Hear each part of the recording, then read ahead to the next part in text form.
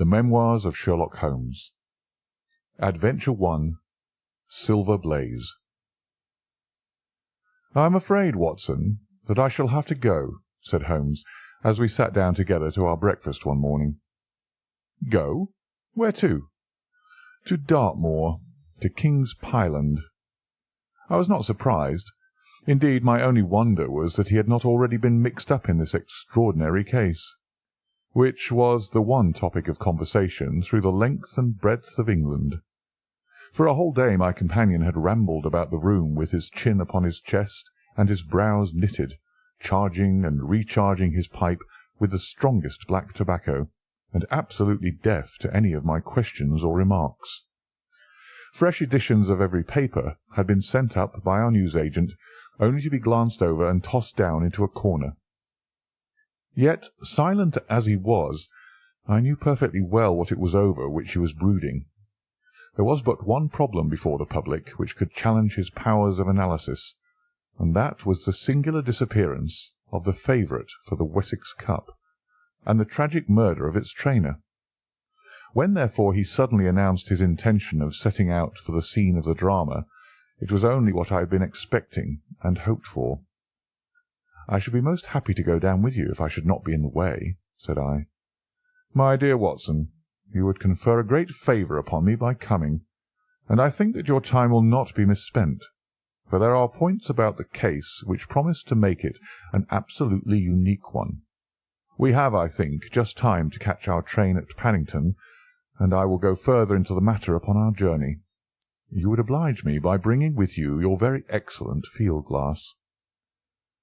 And so it happened that an hour or so later I found myself in the corner of a first-class carriage flying along en route for Exeter, while Sherlock Holmes, with his sharp, eager face framed in his ear-flapping travelling cap, dipped rapidly into the bundle of fresh papers which he had procured at Paddington. We had left Reading far behind us before he thrust the last one of them under the seat, and offered me his cigar-case. "We are going well," said he, looking out the window and glancing at his watch. "Our rate at present is 53½ miles an hour." "I have not observed the quarter-mile posts," said I. "Nor have I, but the telegraph posts upon this line are 60 yards apart, and the calculation is a simple one.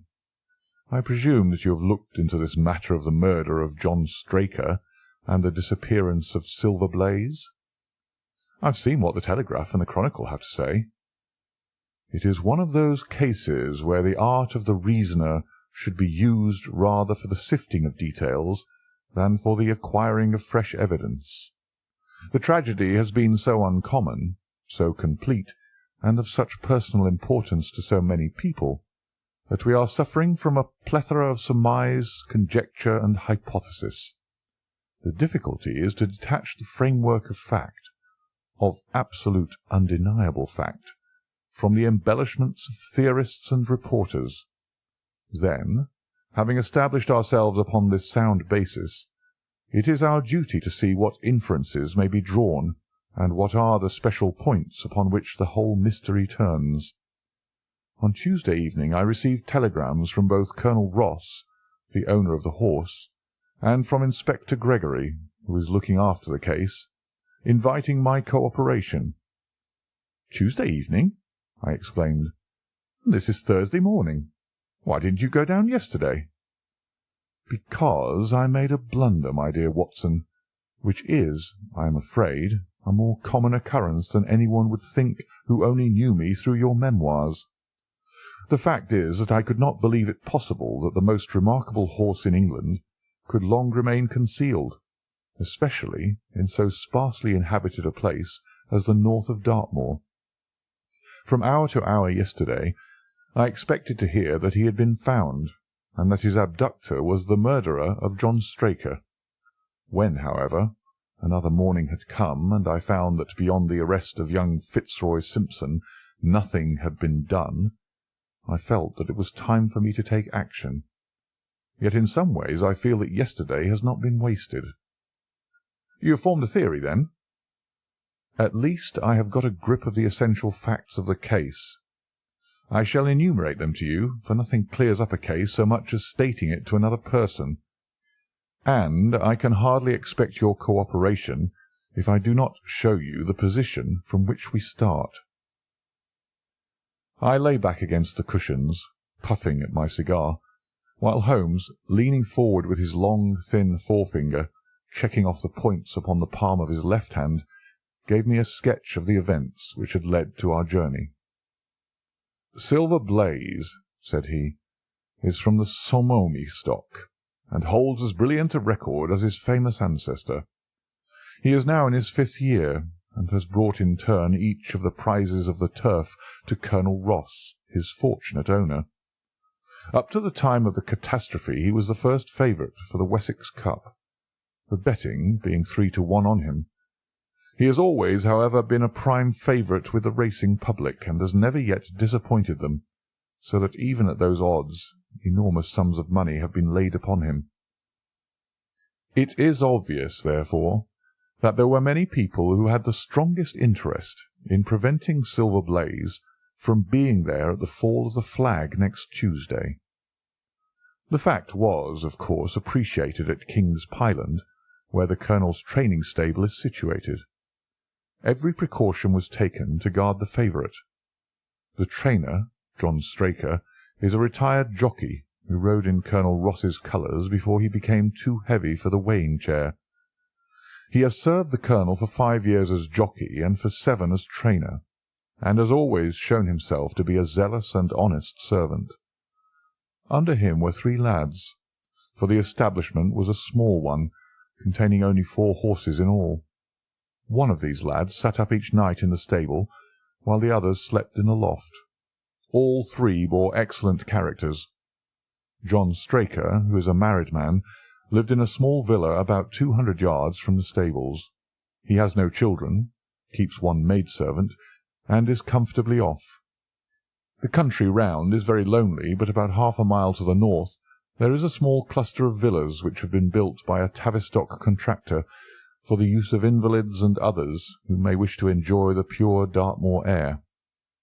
Tavistock itself lies 2 miles to the west, while across the moor, also about 2 miles distant, is the larger training establishment of Mapleton, which belongs to Lord Backwater, and is managed by Silas Brown. In every other direction the moor is a complete wilderness, inhabited only by a few roaming gipsies. Such was the general situation last Monday night, when the catastrophe occurred. On that evening the horses had been exercised and watered as usual, and the stables were locked up at 9 o'clock. 2 of the lads walked up to Trainer's house, where they had supper in the kitchen, while the third, Ned Hunter, remained on guard. At a few minutes after 9, the maid, Edith Baxter, carried down to the stables his supper, which consisted of a dish of curried mutton. She took no liquid, as there was a water tap in the stables, and it was the rule that the lad on duty should drink nothing else. The maid carried a lantern with her, as it was very dark, and the path ran across the open moor. Edith Baxter was within 30 yards of the stables, when a man appeared out of the darkness and called to her to stop.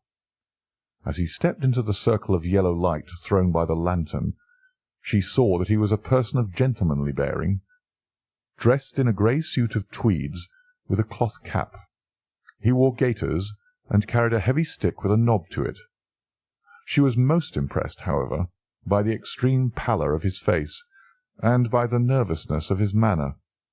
His age, she thought, would be rather over 30 than under it. "Can you tell me where I am?" he asked. "I had almost made up my mind to sleep on the moor, when I saw the light of your lantern." "You are close to the King's Pyland training stables," said she. "Oh, indeed! What a stroke of luck!" he cried. "I understand that a stable boy sleeps there alone every night. Perhaps that is his supper which you are carrying to him. Now I am sure that you would not be too proud to earn the price of a new dress, would you?" He took a piece of white paper folded up out of his waistcoat pocket. "See that the boy has this to-night, and you shall have the prettiest frock that money can buy." She was frightened by the earnestness of his manner, and ran past him to the window through which she was accustomed to hand the meals. It was already opened, and Hunter was seated at the small table inside. She had begun to tell him of what had happened when the stranger came up again. "Good evening," said he, looking through the window. "I wanted to have a word with you." The girl has sworn that as he spoke she noticed the corner of the little paper packet protruding from his closed hand. "What business have you here?" asked the lad. "It's business that may put something into your pocket," said the other. "You've 2 horses in for the Wessex Cup, Silver Blaze and Bayard. Let me have the straight tip, and you won't be a loser. Is it a fact that at the weights Bayard could give the other 100 yards in 5 furlongs, and that the stable have put their money on him?" "So you're one of those damned touts!" cried the lad. "I'll show you how we serve them in King's Pyland." He sprang up and rushed across the stable to unloose the dog. The girl fled away to the house, but as she ran she looked back and saw that the stranger was leaning through the window. A minute later, however, when Hunter rushed out with the hound, he was gone, and though he ran all round the buildings, he failed to find any trace of him. "One moment," I asked. "Did the stable boy, when he ran out with the dog, leave the door unlocked behind him?" "Excellent, Watson, excellent," murmured my companion. The importance of the point struck me so forcibly that I sent a special wire to Dartmoor yesterday to clear the matter up. The boy locked the door before he left it. The window, I may add, was not large enough for a man to get through. Hunter waited until his fellow grooms had returned, when he sent a message to the trainer and told him what had occurred. Straker was excited at hearing the account, although he does not seem to have quite realized its true significance. It left him, however, vaguely uneasy, and Mrs. Straker, waking at 1 in the morning, found that he was dressing. In reply to her inquiries, he said that he could not sleep on account of his anxiety about the horses, and that he intended to walk down to the stables to see that all was well. She begged him to remain at home, as she could hear the rain pattering against the window, but in spite of her entreaties he pulled on his large mackintosh and left the house. Mrs. Straker awoke at 7 in the morning to find that her husband had not yet returned. She dressed herself hastily, called the maid, and set off for the stables. The door was open. Inside, huddled together upon a chair, Hunter was sunk in a state of absolute stupor. The favourite stall was empty, and there were no signs of his trainer. The 2 lads who slept in the chaff-cutting loft above the harness-room were quickly aroused. They had heard nothing during the night, for they are both sound sleepers. Hunter was obviously under the influence of some powerful drug, and as no sense could be got out of him, he was left to sleep it off while the 2 lads and the 2 women ran out in search of the absentees. They still had hopes that the trainer had for some reason taken out the horse for early exercise, but on ascending the knoll near the house, from which all the neighbouring moors were visible, they not only could see no signs of the missing favourite, but they perceived something which warned them that they were in the presence of a tragedy. About a quarter of a mile from the stables, John Straker's overcoat was flapping from a furze bush. Immediately beyond there was a bowl-shaped depression in the moor, and at the bottom of this was found the dead body of the unfortunate trainer. His head had been shattered by a savage blow from some heavy weapon, and he was wounded on the thigh, where there was a long, clean cut, inflicted evidently by some very sharp instrument. It was clear, however, that Straker had defended himself vigorously against his assailants, for in his right hand he held a small knife, which was clotted with blood up to the handle, while in his left he clasped a red and black silk cravat, which was recognized by the maid as having been worn on the preceding evening by the stranger who had visited the stables. Hunter, on recovering from his stupor, was also quite positive as to the ownership of the cravat. He was equally certain that the same stranger had, while standing at the window, drugged his curried mutton, and so deprived the stables of their watchman. As to the missing horse, there were abundant proofs in the mud which lay at the bottom of the fatal hollow that he had been there at the time of the struggle, but from that morning he has disappeared, and although a large reward has been offered, and all the gipsies of Dartmoor are on the alert, no news has come of him. Finally, an analysis has shown that the remains of his supper left by the stable lad contained an appreciable quantity of powdered opium, while the people at the house partook of the same dish on the same night without any ill effect. Those are the main facts of the case, stripped of all surmise, and stated as baldly as possible.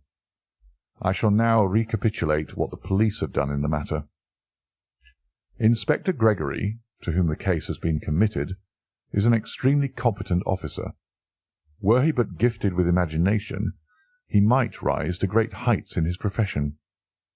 On his arrival he promptly found and arrested the man upon whom suspicion naturally rested. There was little difficulty in finding him, for he inhabited one of those villas which I have mentioned. His name, it appears, was Fitzroy Simpson. He was a man of excellent birth and education, who had squandered a fortune upon the turf, and who lived now by doing a little quiet and genteel bookmaking in the sporting clubs of London. An examination of his betting book shows that bets to the amount of £5,000 had been registered by him against the favourite. On being arrested, he volunteered the statement that he had come down to Dartmoor in the hope of getting some information about the King's Pyland horses, and also about Desborough, the second favourite, which was in charge of Silas Brown at the Mapleton stables. He did not attempt to deny that he had acted as described upon the evening before, but declared that he had no sinister designs, and had simply wished to obtain first-hand information. When confronted with his cravat, he turned very pale, and was utterly unable to account for its presence in the hand of the murdered man. His wet clothing showed that he had been out in the storm of the night before, and his stick, which was a Penang lawyer weighted with lead, was just such a weapon as might, by repeated blows, have inflicted the terrible injuries to which the trainer had succumbed. On the other hand, there was no wound upon his person, while the state of Straker's knife would show that one at least of his assailants must bear his mark upon him. There you have it all in a nutshell, Watson, and if you can give me any light I shall be infinitely obliged to you.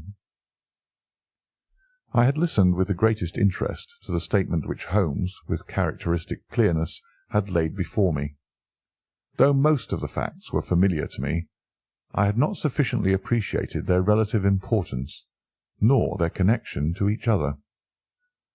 "Is it not possible," I suggested, "that the incised wound upon Straker may have been caused by his own knife in the convulsive struggles which follow any brain injury?" "It is more than possible. It is probable," said Holmes. "In that case one of the main points in favour of the accused disappears." "And yet," said I, "even now I fail to understand what the theory of the police can be." "I am afraid that whatever theory we state has very grave objections to it," returned my companion. "The police imagine, I take it, that this Fitzroy Simpson, having drugged the lad, and having in some way obtained a duplicate key, opened the stable door and took out the horse, with the intention, apparently, of kidnapping him altogether. His bridle is missing, so that Simpson must have put this on. Then, having left the door open behind him, he was leading the horse away over the moor, when he was either met or overtaken by the trainer. A row naturally ensued. Simpson beat out the trainer's brains with his heavy stick without receiving any injury from the small knife which Straker used in self-defence, and then the thief either led the horse on to some secret hiding-place, or else it may have bolted during the struggle, and be now wandering out on the moors. That is the case as it appears to the police, and improbable as it is, all other explanations are more improbable still. However, I shall very quickly test the matter when I am once upon the spot, and until then I cannot really see how we can get much further than our present position. It was evening before we reached the little town of Tavistock, which lies, like the boss of a shield, in the middle of the huge circle of Dartmoor.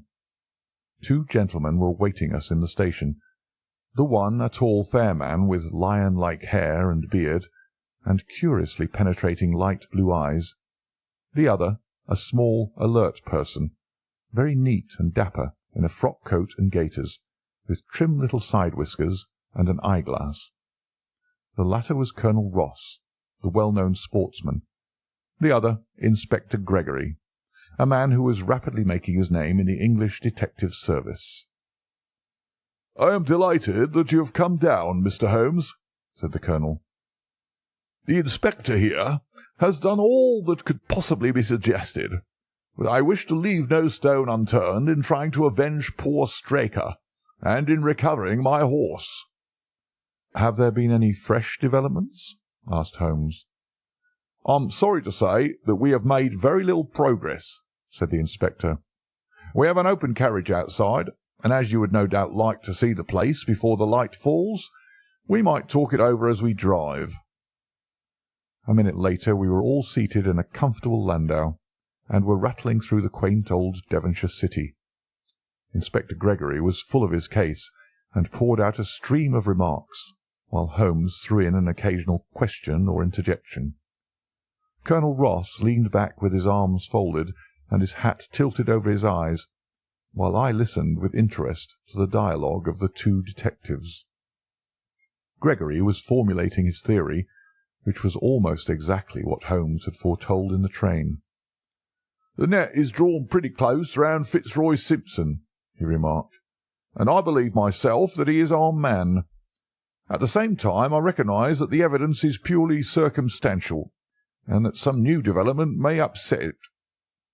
"How about Straker's knife?" "We have quite come to the conclusion that he wounded himself in his fall." "My dear friend Dr. Watson made that suggestion to me as we came down. If so, it would tell against this man Simpson." "Undoubtedly. He has neither a knife nor any sign of a wound. The evidence against him is certainly very strong. He had a great interest in the disappearance of the favourite. He lies under suspicion of having poisoned the stable boy. He was undoubtedly out in the storm. He was armed with a heavy stick, and his cravat was found in the dead man's hand. I really think we have enough to go before a jury." Holmes shook his head. "A clever counsel would tear it all to rags," said he. "Why should he take the horse out of the stable? If he wished to injure it, why could he not do it there? Has a duplicate key been found in his possession? What chemist sold him the powdered opium? Above all, where could he, a stranger to the district, hide a horse, and such a horse as this? What is his own explanation as to the paper which he wished the maid to give to the stable boy?" "He says that it was a £10 note. One was found in his purse. But your other difficulties are not so formidable as they seem. He is not a stranger to the district. He has twice lodged at Tavistock in the summer. The opium was probably brought from London. The key, having served its purpose, will be hurled away. The horse may be at the bottom of one of the pits or old mines upon the moor." "What does he say about the cravat?" "He acknowledges that it is his, and declares that he had lost it. But a new element has been introduced into the case, which may account for his leading the horse from the stable." Holmes pricked up his ears. "We have found traces which show that a party of gipsies encamped on Monday night within a mile of the spot where the murder took place. On Tuesday they were gone.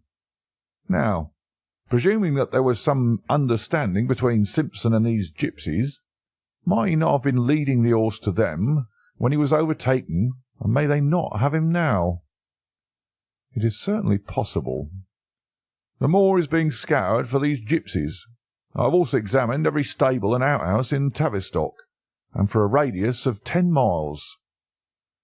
"There is another training stable quite close, I understand." "Yes, and that is a factor which we must certainly not neglect. As Desborough, their horse, was second in the betting, they had an interest in the disappearance of the favourite. Silas Brown, the trainer, is known to have had large bets upon the event, and he was no friend to poor Straker. We have, however, examined the stables, and there is nothing to connect him with the affair." And nothing to connect this man Simpson with the interests of the Mapleton stables?" "Nothing at all." Holmes leaned back in the carriage, and the conversation ceased. A few minutes later our driver pulled up at a neat little red-brick villa with overhanging eaves which stood by the road.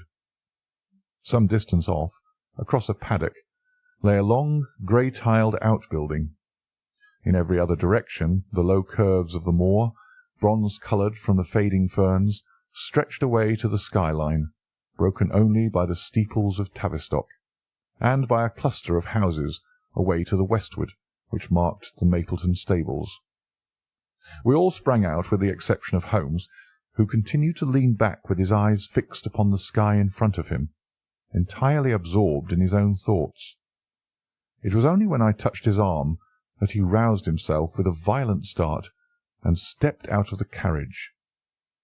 "Excuse me," said he, turning to Colonel Ross, who had looked at him in some surprise. "I was daydreaming."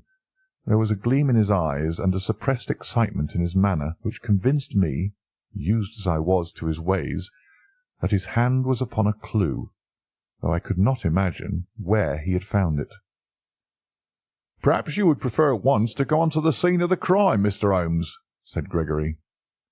"I think that I should prefer to stay here a little, and go into one or two questions of detail. Straker was brought back here, I presume?" "Yes, he lies upstairs. The inquest is to-morrow." "He has been in your service some years, Colonel Ross?" "I have always found him an excellent servant." "I presume that you made an inventory of what he had in his pockets at the time of his death, Inspector?" "I have the things themselves in the sitting-room, if you would care to see them." "I should be very glad."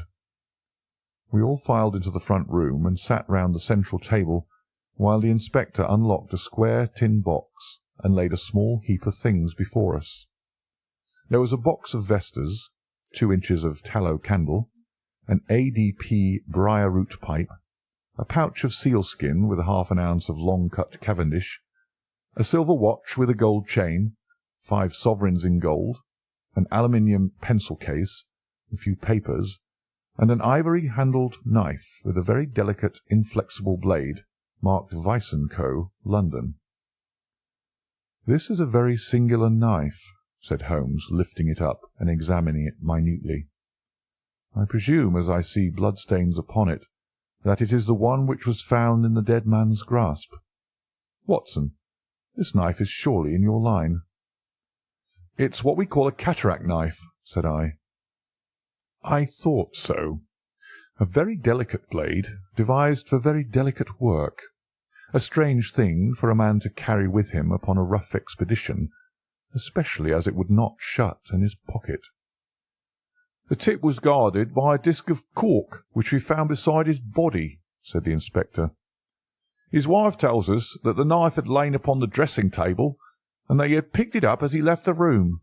It was a poor weapon, but perhaps the best that he could lay his hands on at the moment." "Very possible. How about these papers?" "3 of them are receipted hay dealers' accounts. One of them is a letter of instructions from Colonel Ross. This other is a milliner's account for £37.15, made out by Madame Lesueur of Bond Street to William Derbyshire. Mrs. Straker tells us that Derbyshire was a friend of her husband's, and that occasionally his letters were addressed here." "Madame Derbyshire has somewhat expensive tastes," remarked Holmes, glancing down the account. 22 guineas is rather heavy for a single costume. However, there appears to be nothing more to learn, and we may now go down to the scene of the crime. As we emerged from the sitting-room, a woman, who had been waiting in the passage, took a step forward, and laid her hand upon the inspector's sleeve. Her face was haggard and thin and eager, stamped with the print of a recent horror. "Have you got them? Have you found them?" she panted. "No, Mrs. Straker, but Mr. Holmes here has come from London to help us, and we shall do all that is possible." "Surely I met you in Plymouth at a garden party some little time ago, Mrs. Straker," said Holmes. "No, sir, you are mistaken." "Dear me! Why, I could have sworn to it." You wore a costume of dove-coloured silk with ostrich feather trimming." "I never had such a dress, sir," answered the lady. "Ah, that quite settles it," said Holmes, and with an apology he followed the inspector outside. A short walk across the moor took us to the hollow in which the body had been found. At the brink of it was the furze bush upon which the coat had been hung. "There was no wind that night, I understand," said Holmes. "None, but very heavy rain." "In that case the overcoat was not blown against the furze bush, but placed there." "Yes, it was laid across the bush." "You fill me with interest. I perceive that the ground has been trampled up a good deal. No doubt many feet have been here since Monday night."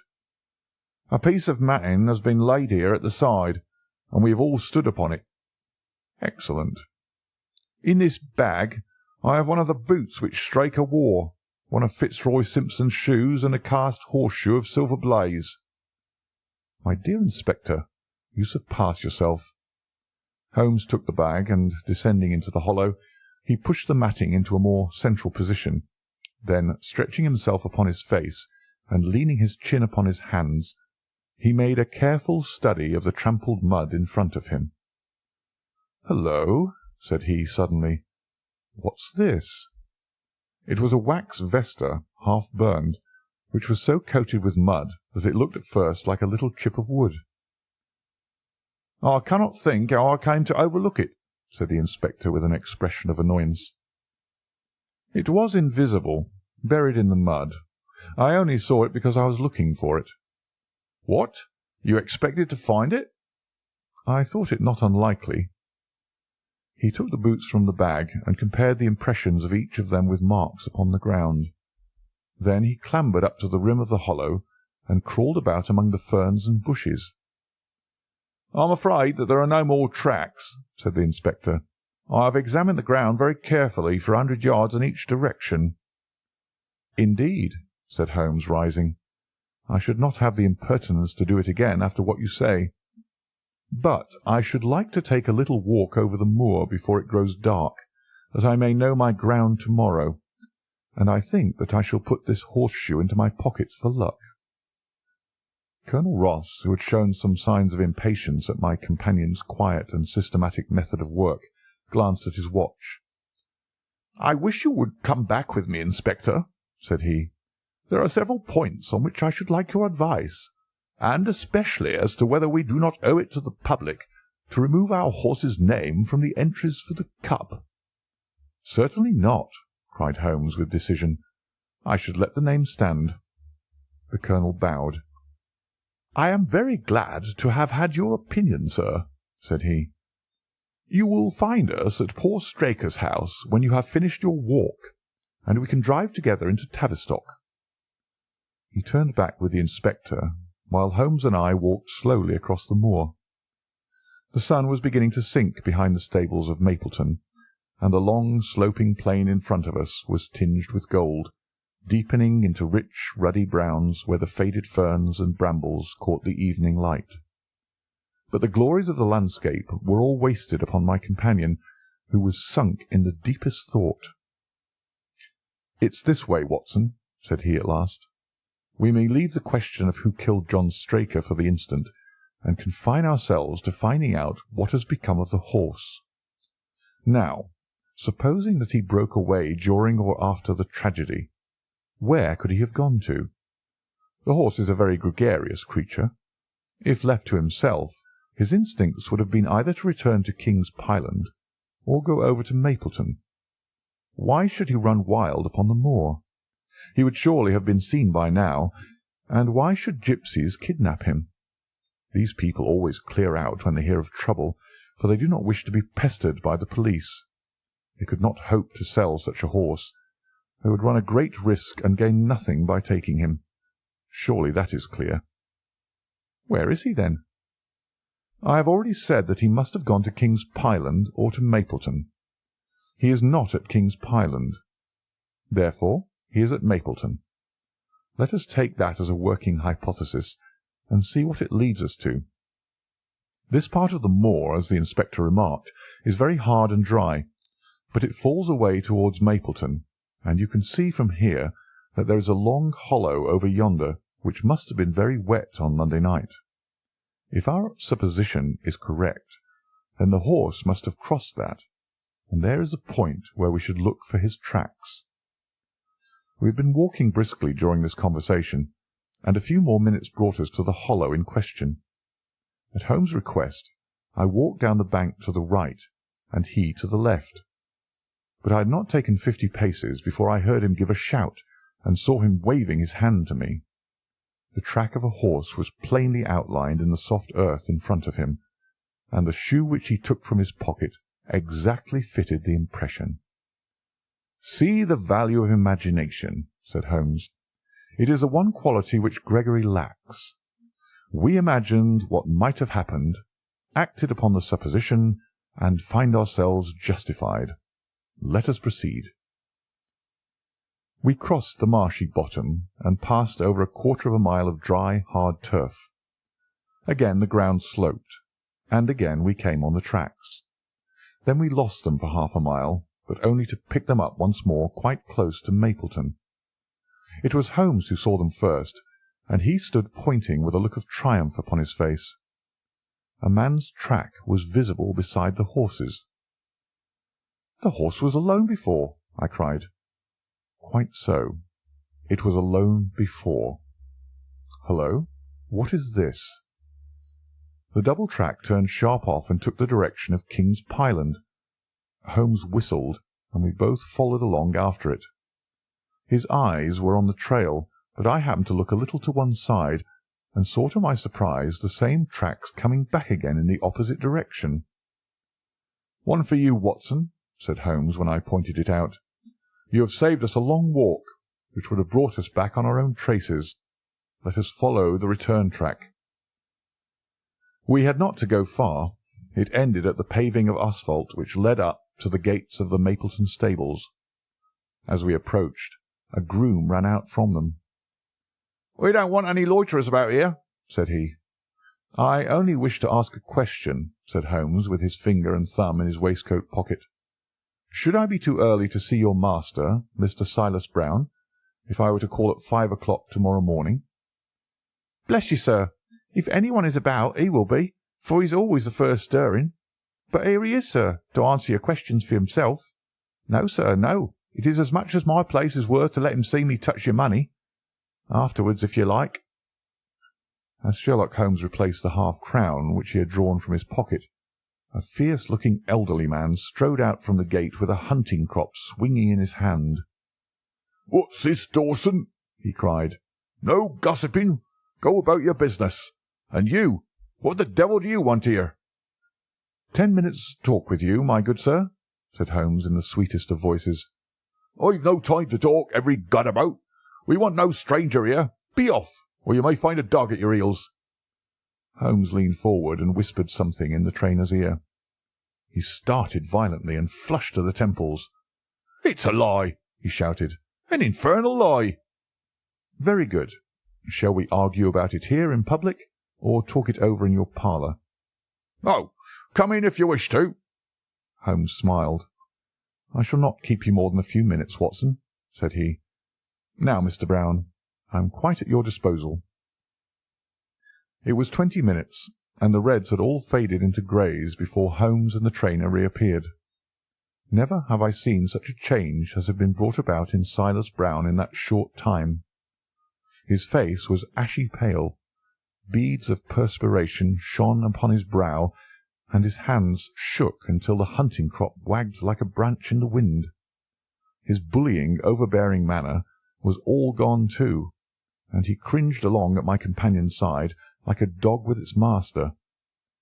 "Your instructions will be done. It shall all be done," said he. "There must be no mistake," said Holmes, looking round at him.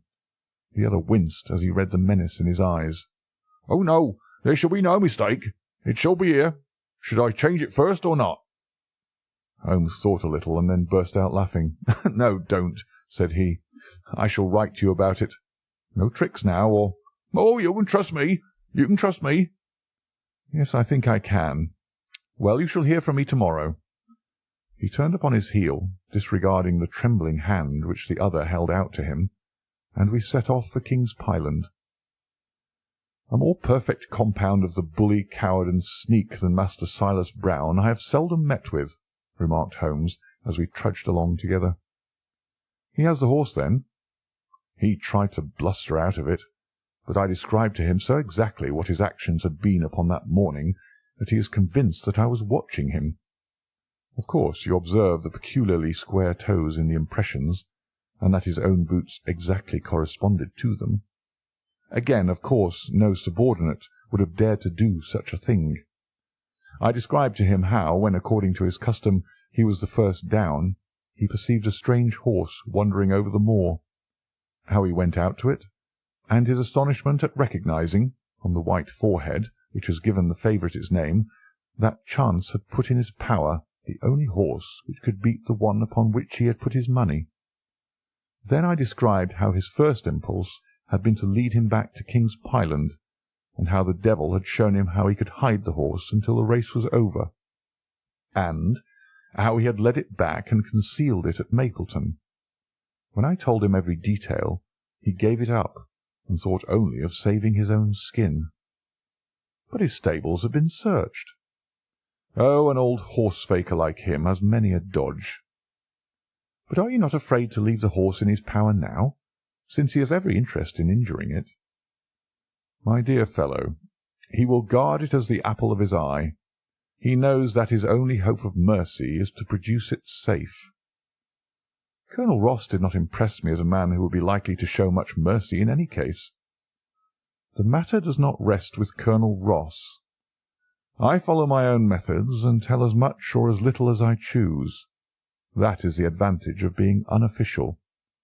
I don't know whether you observed it, Watson, but the Colonel's manner has been just a trifle cavalier to me. I am inclined now to have a little amusement at his expense. Say nothing to him about the horse.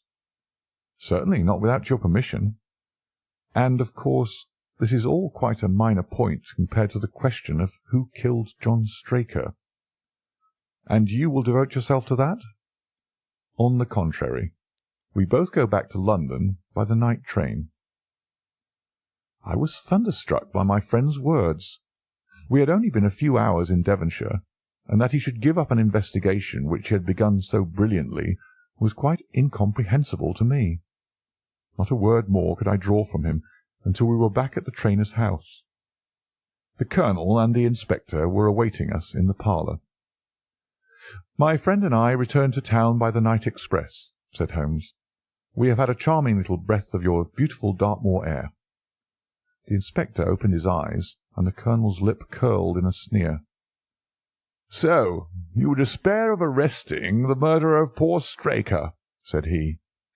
Holmes shrugged his shoulders. "There are certainly grave difficulties in the way," said he. "I have every hope, however, that your horse will start upon Tuesday, and I beg that you will have your jockey in readiness. Might I ask for a photograph of Mr. John Straker?" The Inspector took one from an envelope and handed it to him. "My dear Gregory, you anticipate all my wants. If I might ask you to wait here for an instant, I have a question which I should like to put to the maid." "I must say that I am rather disappointed in our London consultant," said Colonel Ross bluntly, as my friend left the room. "I do not see that we are any further than when he came." "At least you have his assurance that your horse will run," said I. "Yes, I have his assurance," said the Colonel, with a shrug of his shoulders. "I should prefer to have the horse." I was about to make some reply in defence of my friend when he entered the room again. "Now, gentlemen," he said, "I am quite ready for Tavistock." As we stepped into the carriage, one of the stable lads held the door open for us. A sudden idea seemed to occur to Holmes, for he leaned forward and touched the lad upon the sleeve. "You have a few sheep in the paddock," he said. "Who attends to them?" "I do, sir." "Have you noticed anything amiss with them of late?" "Well, sir, not of much account, but 3 of them have gone lame, sir." I could see that Holmes was extremely pleased, for he chuckled and rubbed his hands together. "A long shot, Watson, a very long shot," said he, pinching my arm. "Gregory, let me recommend to your attention this singular epidemic among the sheep. Drive on, coachman." Colonel Ross still wore an expression which showed the poor opinion which he had formed of my companion's ability, but I saw by the inspector's face that his attention had been keenly aroused. "You consider that to be important?" he asked. "Exceedingly so." "Is there any point to which you would wish to draw my attention?" "To the curious incident of the dog in the night time." "The dog did nothing in the night time." "That was the curious incident," remarked Sherlock Holmes. 4 days later Holmes and I were again in the train bound for Winchester to see the race for the Wessex Cup. Colonel Ross met us by appointment outside the station, and we drove in his drag to the course beyond the town. His face was grave, and his manner was cold in the extreme.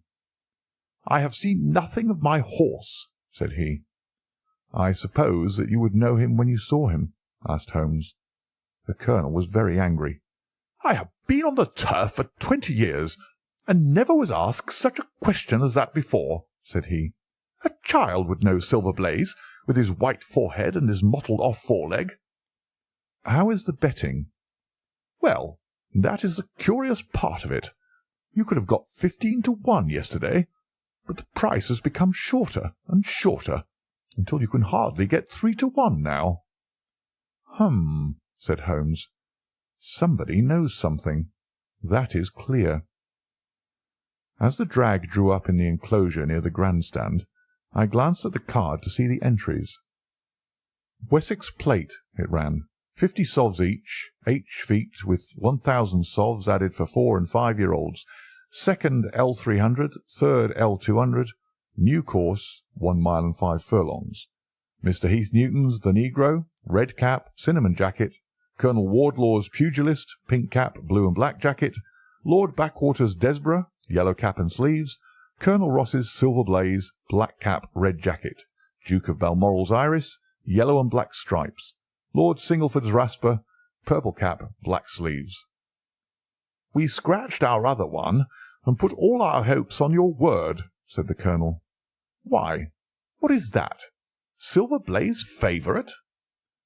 5 to 4 against Silver Blaze, roared the ring. 5 to 4 against Silver Blaze. 5 to 15 against Desborough. 5 to 4 on the field. "There are the numbers up," I cried. "They are all 6 there." "All 6 there? Then my horse is running," cried the colonel in great agitation. "But I don't see him. My colours have not passed." "Only 5 have passed. This must be he." As I spoke, a powerful bay horse swept out from the weighing enclosure and cantered past us, bearing on its back the well-known black and red of the colonel. "That's not my horse," cried the owner. "That beast has not a white hair upon its body. What is this that you have done, Mr. Holmes?" "Well, well, let us see how he gets on," said my friend imperturbably. For a few minutes he gazed through my field-glass. "Capital! An excellent start!" he cried suddenly. "There they are, coming round the curve." From our drag we had a superb view as they came up the straight. The 6 horses were so close together that a carpet could have covered them. But half-way up, the yellow of the Mapleton stable showed to the front. Before they reached us, however, Desborough's bolt was shot, and the colonel's horse, coming away with a rush, passed the post a good 6 lengths before its rival, the Duke of Balmoral's Iris, making a bad third. "It's my race, anyhow," gasped the colonel, passing his hand over his eyes. "I confess that I can make neither head nor tail of it. Don't you think that you have kept up your mystery long enough, Mr. Holmes?" "Certainly, Colonel. You shall know everything. Let us all go round and have a look at the horse together. Here he is," he continued as we made our way into the weighing enclosure, where only owners and their friends find admittance. "You have only to wash his face and his leg in the spirits of wine, and you will find that he is the same old Silver Blaze as ever." "You take my breath away." "I found him in the hands of a faker, and took the liberty of running him just as he was sent over." "My dear sir, you have done wonders. The horse looks very fit and well. It never went better in his life. I owe you 1,000 apologies for having doubted your ability. You have done me a great service by recovering my horse. You would do me a greater still if you could lay your hands on the murderer of John Straker." "I have done so," said Holmes quietly. The Colonel and I stared at him in amazement. "You've got him? Where is he, then?" "He is here." "Here? Where?" "In my company at the present moment." The Colonel flushed angrily.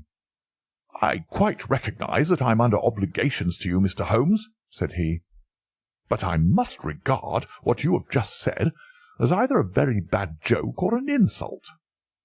Sherlock Holmes laughed. "I assure you that I have not associated you with the crime, Colonel," said he. "The real murderer is standing immediately behind you." He stepped past and laid his hand upon the glossy neck of the thoroughbred. "The horse!" cried both the Colonel and myself. "Yes, the horse. And it may lessen his guilt if I say that it was done in self-defence, and that John Straker was a man who was entirely unworthy of your confidence. But there goes the bell. As I stand to win a little on this next race, I shall defer a lengthy explanation until a more fitting time."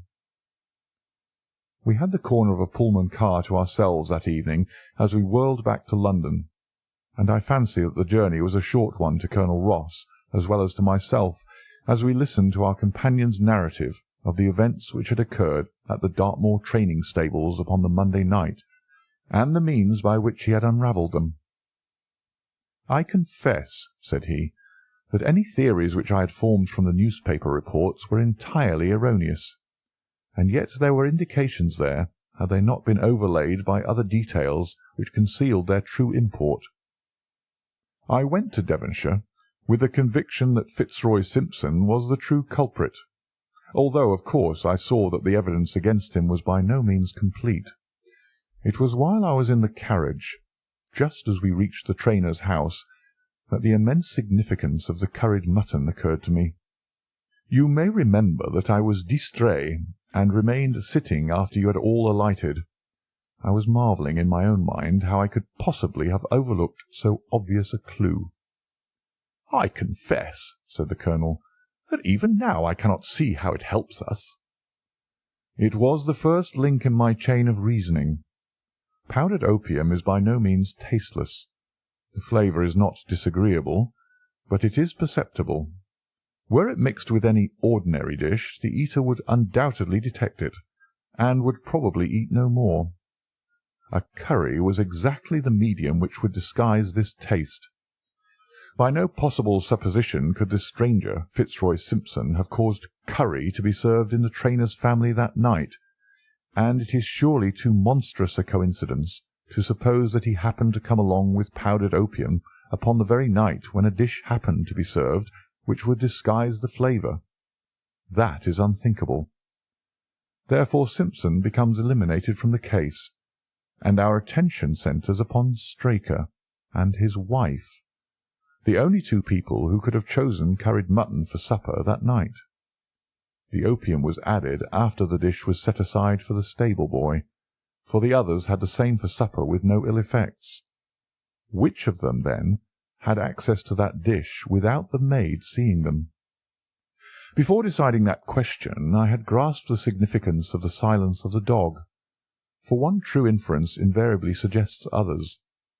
The Simpson incident had shown me that a dog was kept in the stables, and yet, though some one had been in and had fetched out a horse, he had not barked enough to arouse the two lads in the loft.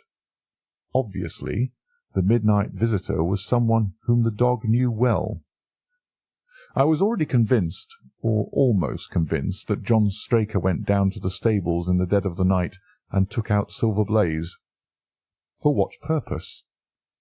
For a dishonest one, obviously, or why should he drug his own stable boy?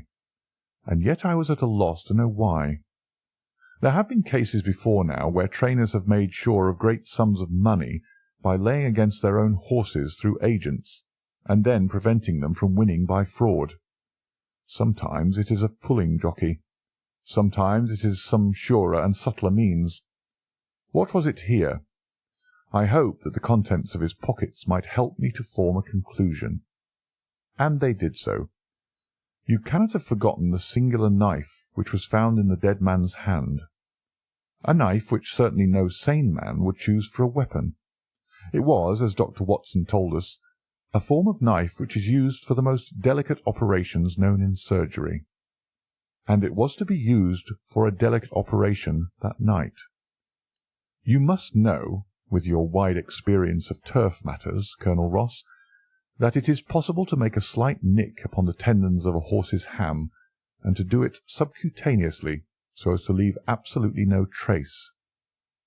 A horse so treated would develop a slight lameness, which would be put down to a strain in exercise or a touch of rheumatism, but never to foul play. "Villain! Scoundrel!" cried the Colonel. We have here the explanation of why John Straker wished to take the horse out onto the moor. So spirited a creature would have certainly roused the soundest of sleepers when it felt the prick of the knife.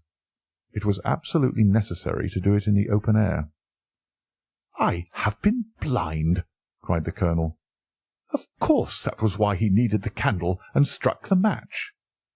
"Undoubtedly. But in examining his belongings I was fortunate enough to discover not only the method of the crime, but even its motives. As a man of the world, Colonel, you know that men do not carry other people's bills about in their pockets. We have, most of us, quite enough to do to settle our own. I at once concluded that Straker was leading a double life, and keeping a second establishment. The nature of the bill showed that there was a lady in the case, and one who had expensive tastes. Liberal as you are with your servants, one can hardly expect that they can buy 20 guineas walking dresses for their ladies. I questioned Mrs. Straker as to the dress without her knowing it, and having satisfied myself that it had never reached her, I made a note of the milliner's address, and felt that by calling there with Straker's photograph I could easily dispose of the mythical Derbyshire. From that time on all was plain. Straker had led out the horse to a hollow, where his light would be invisible. Simpson, in his flight, had dropped his cravat, and Straker had picked it up, with some idea, perhaps, that he might use it in securing the horse's leg.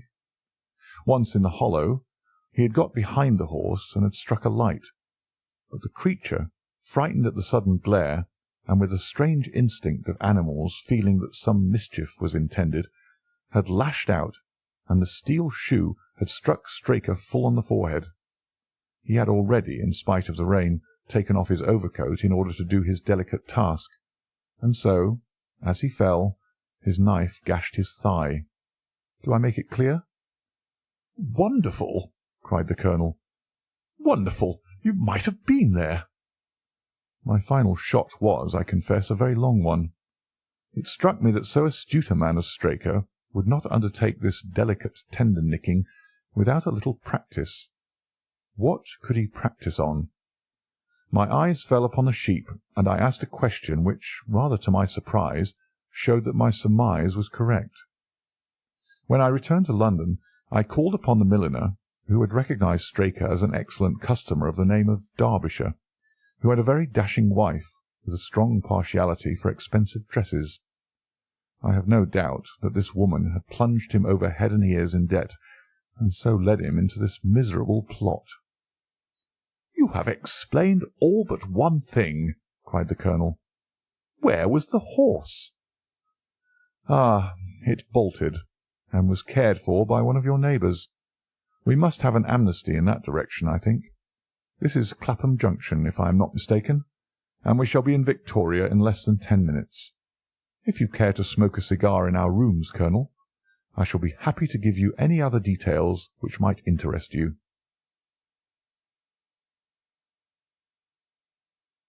Adventure 2. The Yellow Face. In publishing these short sketches based upon the numerous cases in which my companions' singular gifts have made us the listeners to, and eventually the actors in, some strange drama, it is only natural that I should dwell rather upon his successes than upon his failures, and this not so much for the sake of his reputation. For, indeed, it was when he was at his wits' end that his energy and his versatility were most admirable, but because where he failed, it happened too often that no one else succeeded, and that the tale was left forever without a conclusion. Now and again, however, it chanced that even when he erred, the truth was still discovered. I have noted of some half-dozen cases of the kind. The Adventure of the Musgrave Ritual and that which I am about to recount are the two which present the strongest features of interest. Sherlock Holmes was a man who seldom took exercise for exercise's sake. Few men were capable of greater muscular effort, and he was undoubtedly one of the finest boxers of his weight that I have ever seen.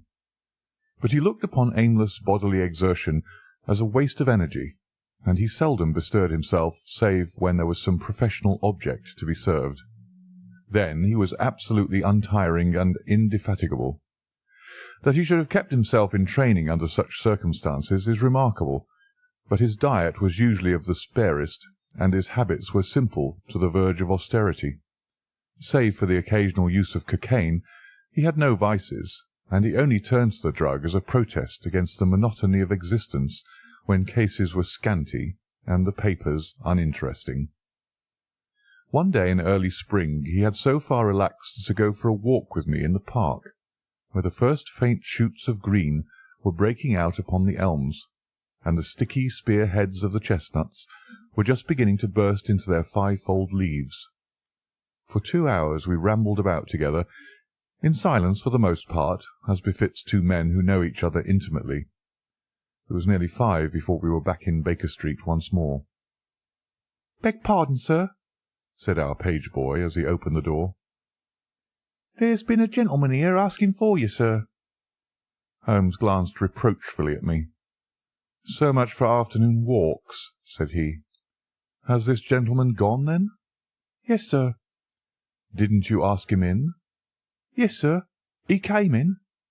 "How long did he wait?" "Half an hour, sir. He was a very restless gentleman, a-walking and a-stamping all the time he was here. I was waiting outside the door, sir, and I could hear him. At last he outs into the passage, and he cries, 'Is that man never going to come?' Those were his very words, sir. 'You only need to wait a little longer,' says I.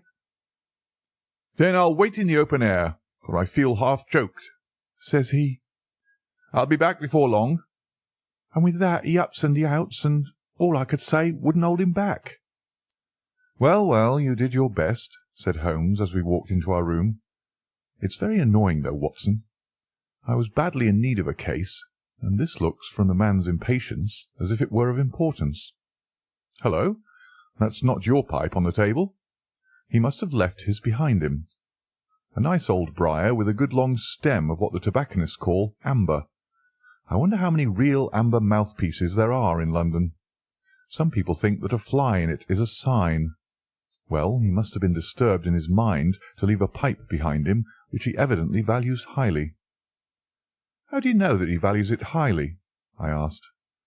"Well, I should put the original cost of the pipe at 7 6d. Now it has, you see, been twice mended, once in the wooden stem and once in the amber. Each of these mends, done, as you observe, with silver brands, must have cost more than the pipe did originally. The man must value the pipe highly when he prefers to patch it up rather than buy a new one with the same money." "Anything else?" I asked, for Holmes was turning the pipe about in his hand and staring at it in his peculiar pensive way.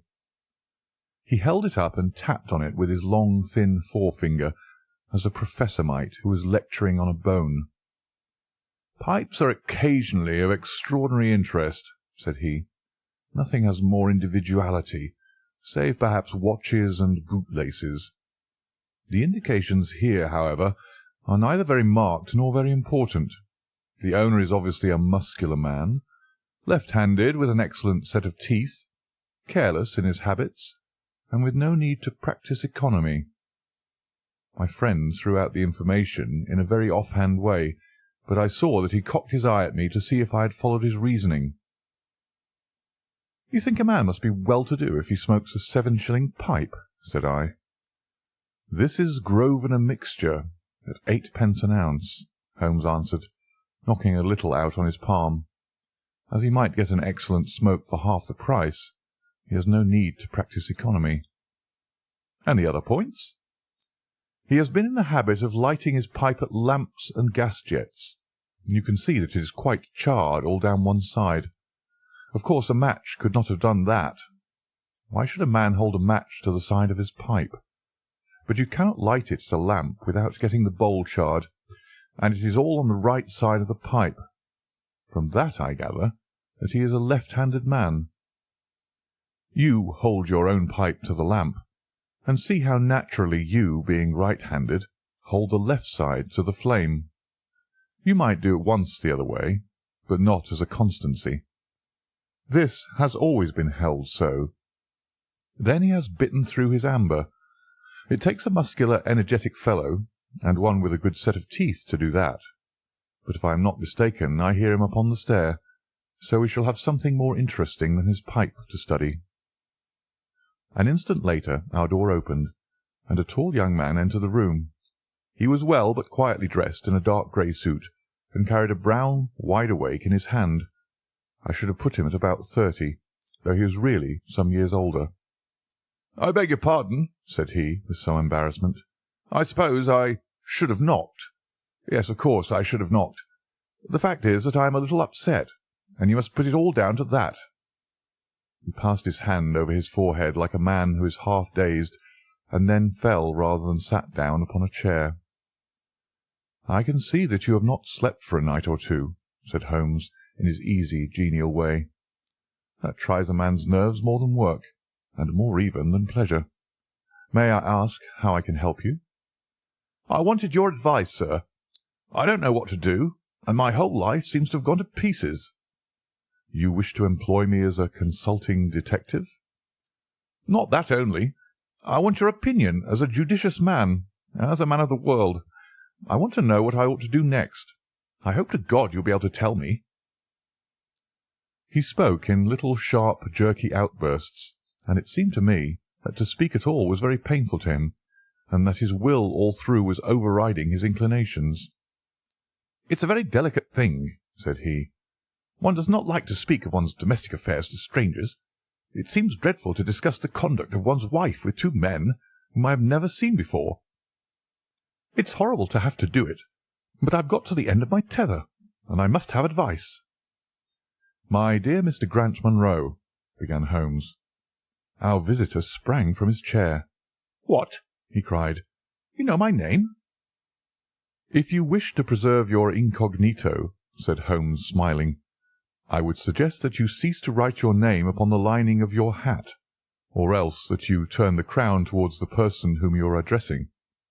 I was about to say that my friend and I have listened to a good many strange secrets in this room, and that we have had the good fortune to bring peace to many troubled souls. I trust that we may do as much for you.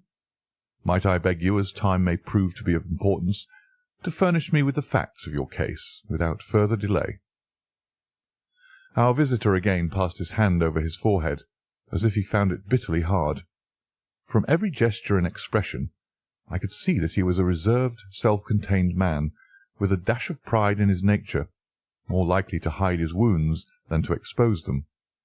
Then suddenly, with a fierce gesture of his closed hand, like one who throws reserve to the winds, he began. "The facts are these," said he. "I am a married man, and have been so for 3 years. During that time my wife and I have loved each other as fondly and lived as happily as any two that ever were joined. We have not had a difference, not one, in thought or word or deed. And now, since last Monday, there has suddenly sprung up a barrier between us, and I find that there is something in her life and in her thought of which I know as little as if she were the woman who brushes by me in the street. We are estranged, and I want to know why. Now, there is one thing that I want to impress upon you before I go any further. Mr. Holmes, Effie loves me. Don't let there be any mistake about that. She loves me with her whole heart and soul, and never more than now. I know it. I feel it. I don't want to argue about that. A man can tell easily enough when a woman loves him. But there's this secret between us, and we can never be the same until it is cleared." "Kindly let me have the facts, Mr. Munro," said Holmes with some impatience. "I'll tell you what I know about Effie's history. She was a widow when I met her first, though quite young, only 25. Her name then was Mrs. Hebron. She went out to America when she was young, and lived in the town of Atlanta, where she married this Hebron, who was a lawyer with a good practice. They had one child, but the yellow fever broke out badly in the place, and both husband and child died of it. I have seen his death certificate. This sickened her of America, and she came back to live with a maiden aunt at Pinner in Middlesex. I may mention that her husband had left her comfortably off, and that she had a capital of about £4,500, which had been so well invested by him that it returned an average of 7%. She had only been 6 months at Pinner when I met her. We fell in love with each other, and we married a few weeks afterwards. I am a hop merchant myself, and as I have an income of 700 or 800, we found ourselves comfortably off, and took a nice £80 a year villa at Norbury. Our little place was very countrified, considering that it is so close to town. We had an inn, and 2 houses a little above us, and a single cottage at the other side of the field which faces us, and except those, there were no houses until you got half-way to the station. My business took me into town at certain seasons, but in summer I had less to do. And then, in our country home, my wife and I were just as happy as could be wished. I tell you that there never was a shadow between us until this accursed affair began. There's one thing I ought to tell you before I go further. When we married, my wife made over all her property to me, rather against my will, for I saw how awkward it would be if my business affairs went wrong. However, she would have it so, and it was done. Well, about 6 weeks ago she came to me. "Jack," said she, "when you took my money, you said that if ever I wanted any, I was to ask you for it." "Certainly," said I. "It's all your own." "Well," said she, "I want £100. I was a bit staggered at this, for I had imagined it was simply a new dress or something of the kind that she was after. "What on earth for?" I asked. "Oh," said she, in her playful way, "you said that you were only my banker, and bankers never ask questions, you know." "If you really mean it, of course you shall have the money," said I. "Oh, yes, I really mean it." "And you won't tell me what you want it for?" "Some day, perhaps, but not just at present, Jack." So I had to be content with that, though it was the first time that there had ever been any secret between us. I gave her a cheque, and never thought any more of the matter. It may have nothing to do with what came afterwards, but I thought it only right to mention it. Well, I told you just now that there is a cottage not far from our house. There is just a field between us, but to reach it you have to go along the road and then turn down a lane. Just beyond it is a nice little grove of Scotch firs, and I used to be very fond of strolling down there, for trees are always a neighbourly kind of thing. The cottage had been standing empty this 8 months, and it was a pity, for it was a pretty 2-storied place, with an old-fashioned porch and honeysuckle about it. I have stood many a time and thought what a neat little homestead it would make. Well, last Monday evening I was taking a stroll down that way when I met an empty van coming up the lane, and saw a pile of carpets and things lying about on the grass plot beside the porch. It was clear that the cottage had at last been let.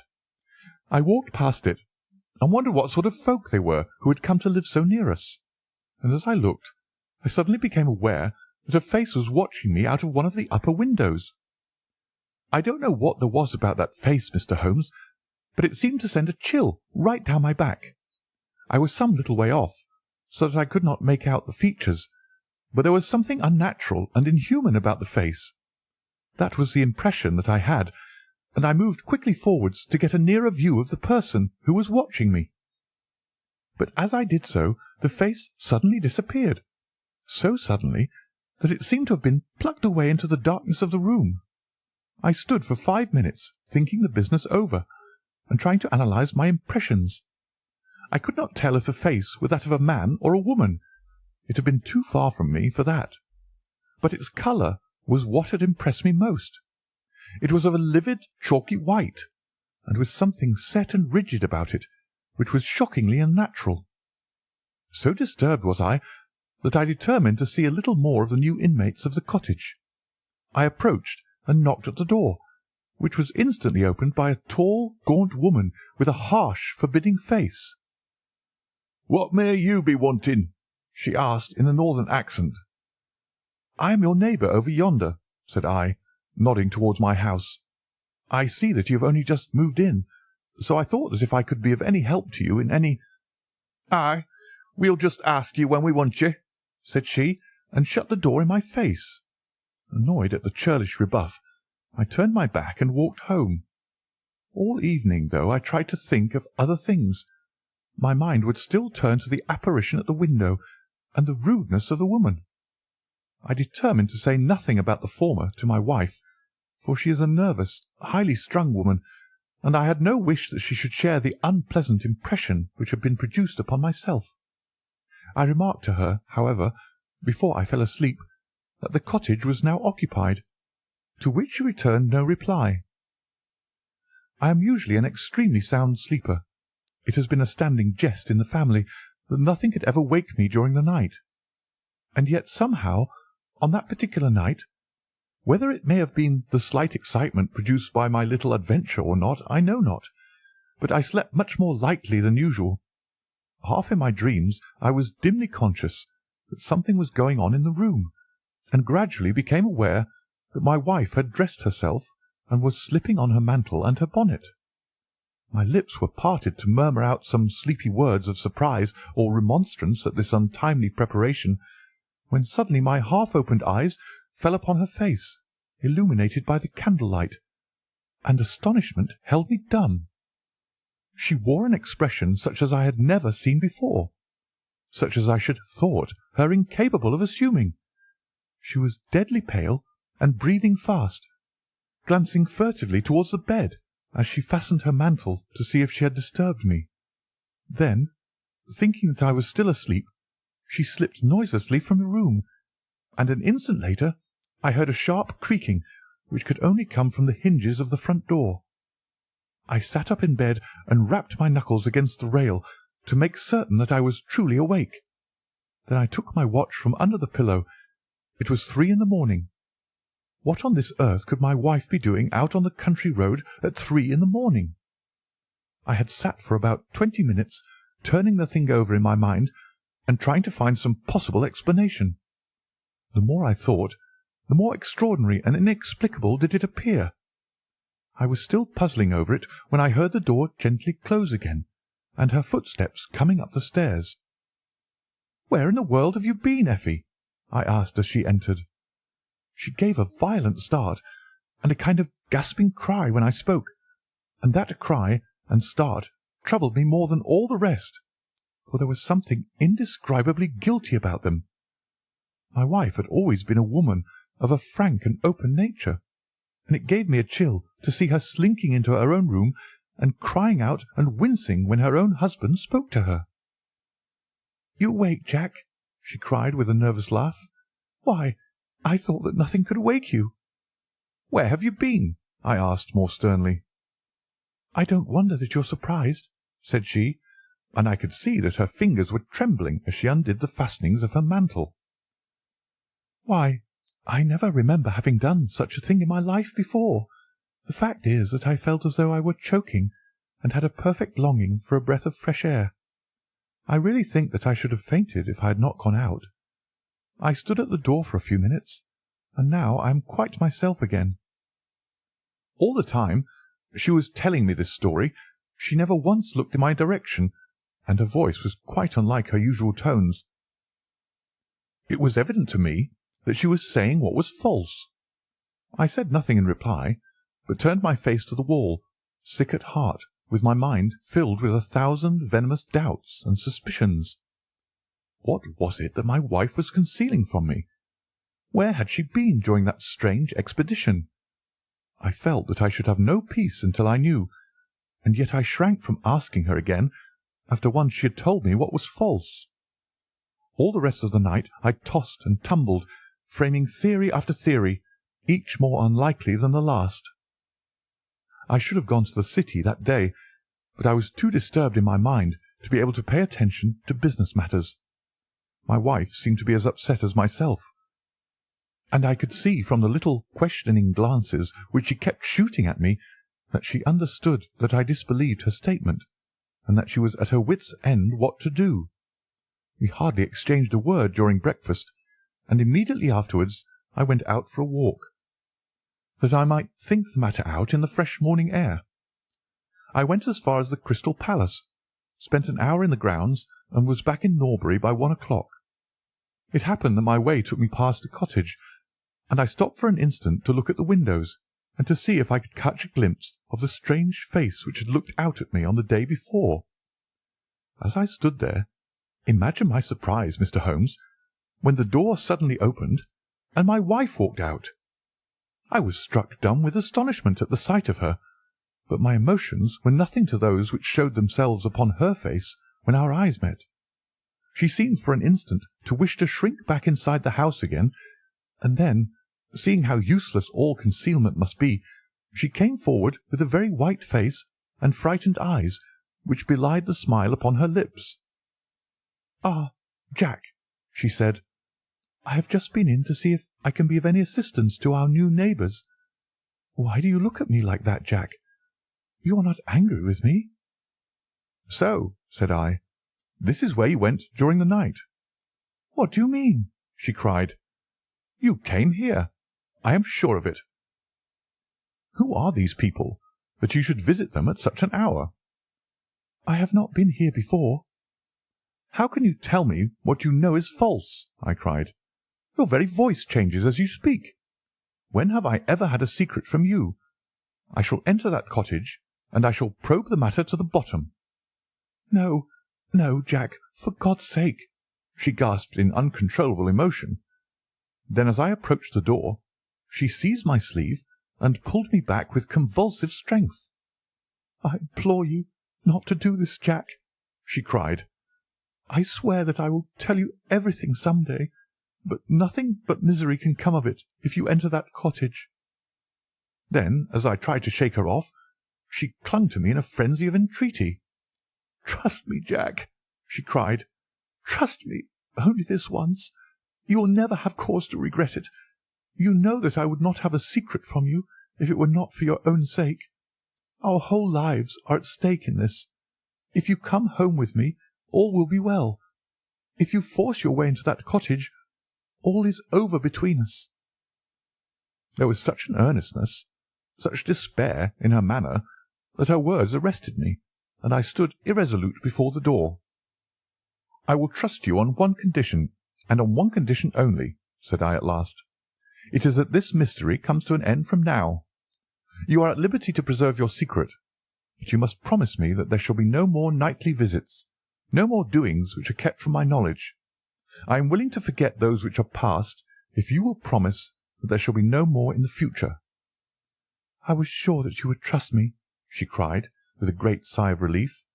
"It shall be just as you wish. Come away. Oh, come away up to the house." Still pulling at my sleeve, she led me away from the cottage. As we went, I glanced back, and there was that yellow, livid face watching us out of the upper window. What link could there be between that creature and my wife? Or how could the coarse, rough woman whom I had seen the day before be connected with her?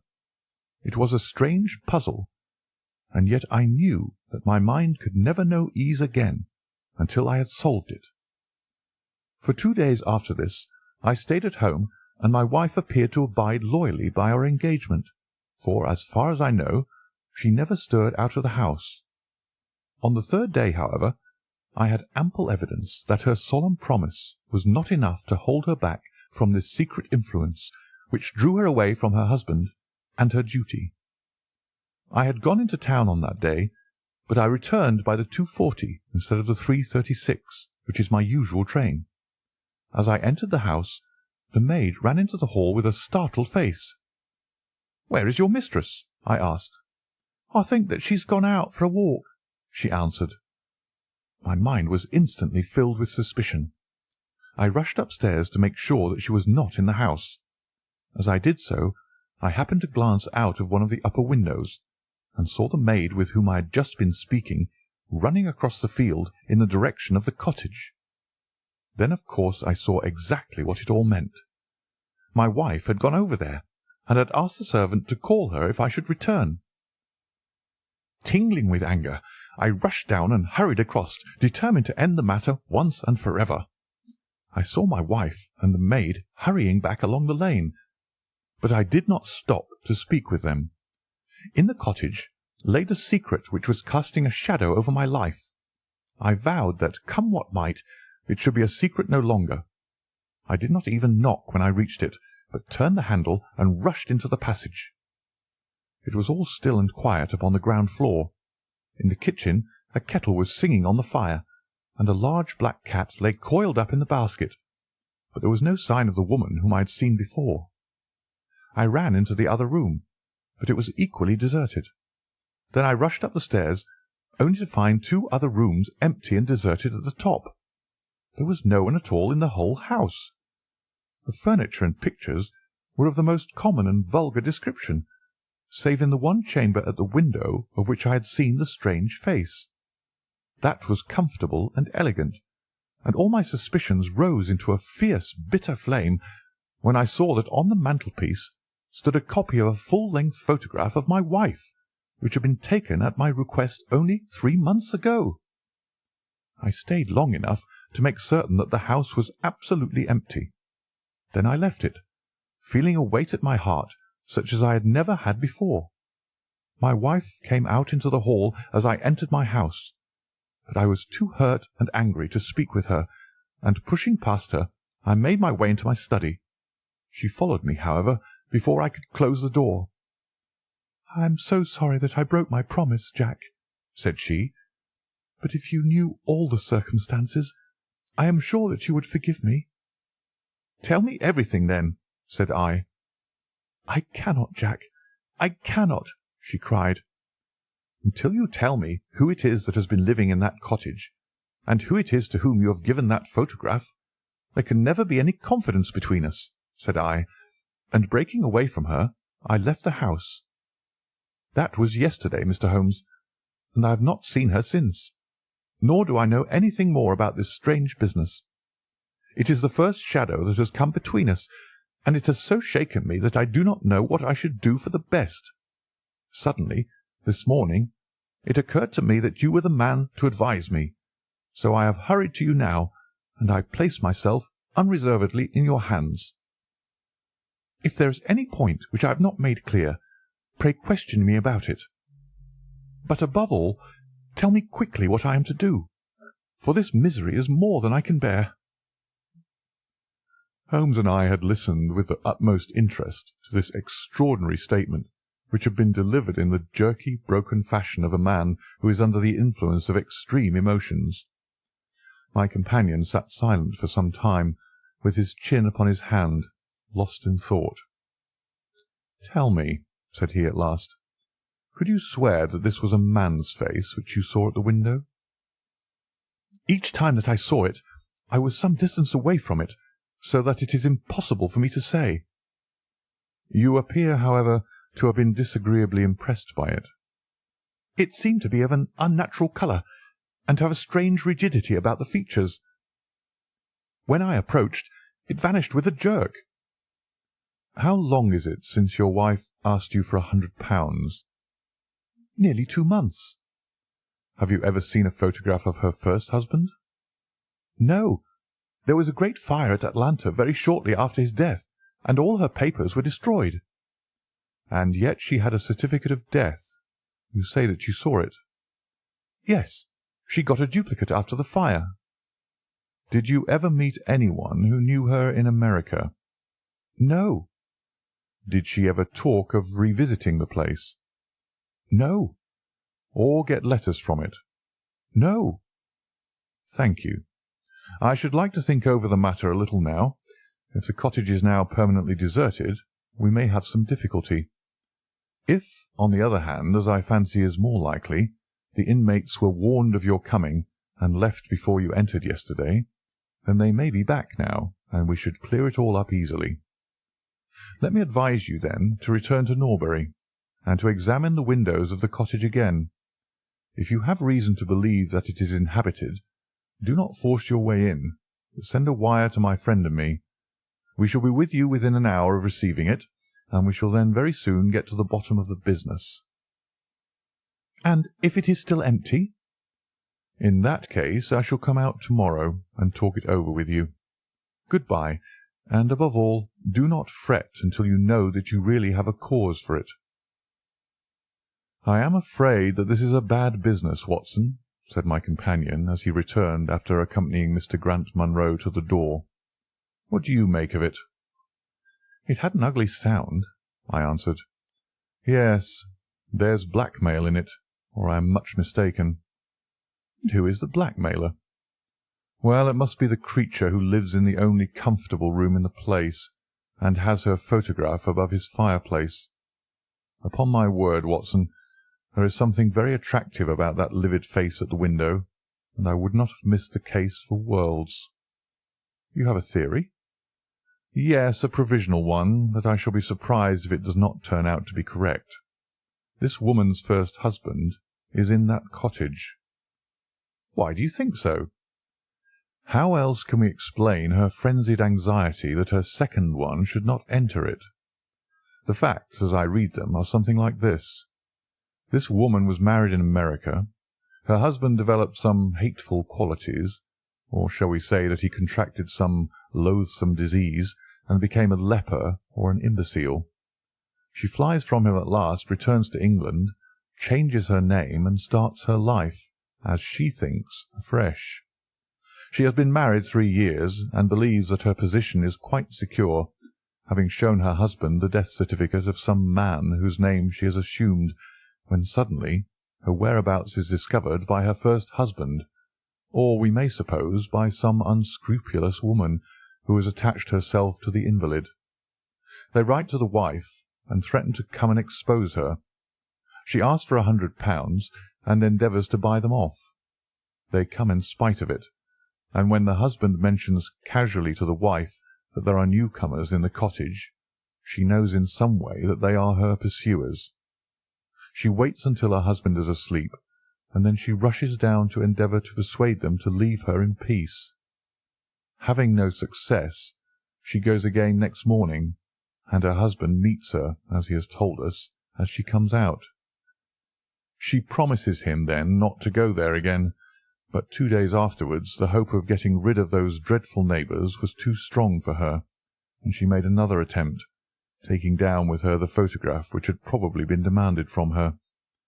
In the midst of this interview the maid rushed in to say that the master had come home, on which the wife, knowing that he would come straight down to the cottage, hurried the inmates out the back door into the grove of fir trees probably, which was mentioned as standing near.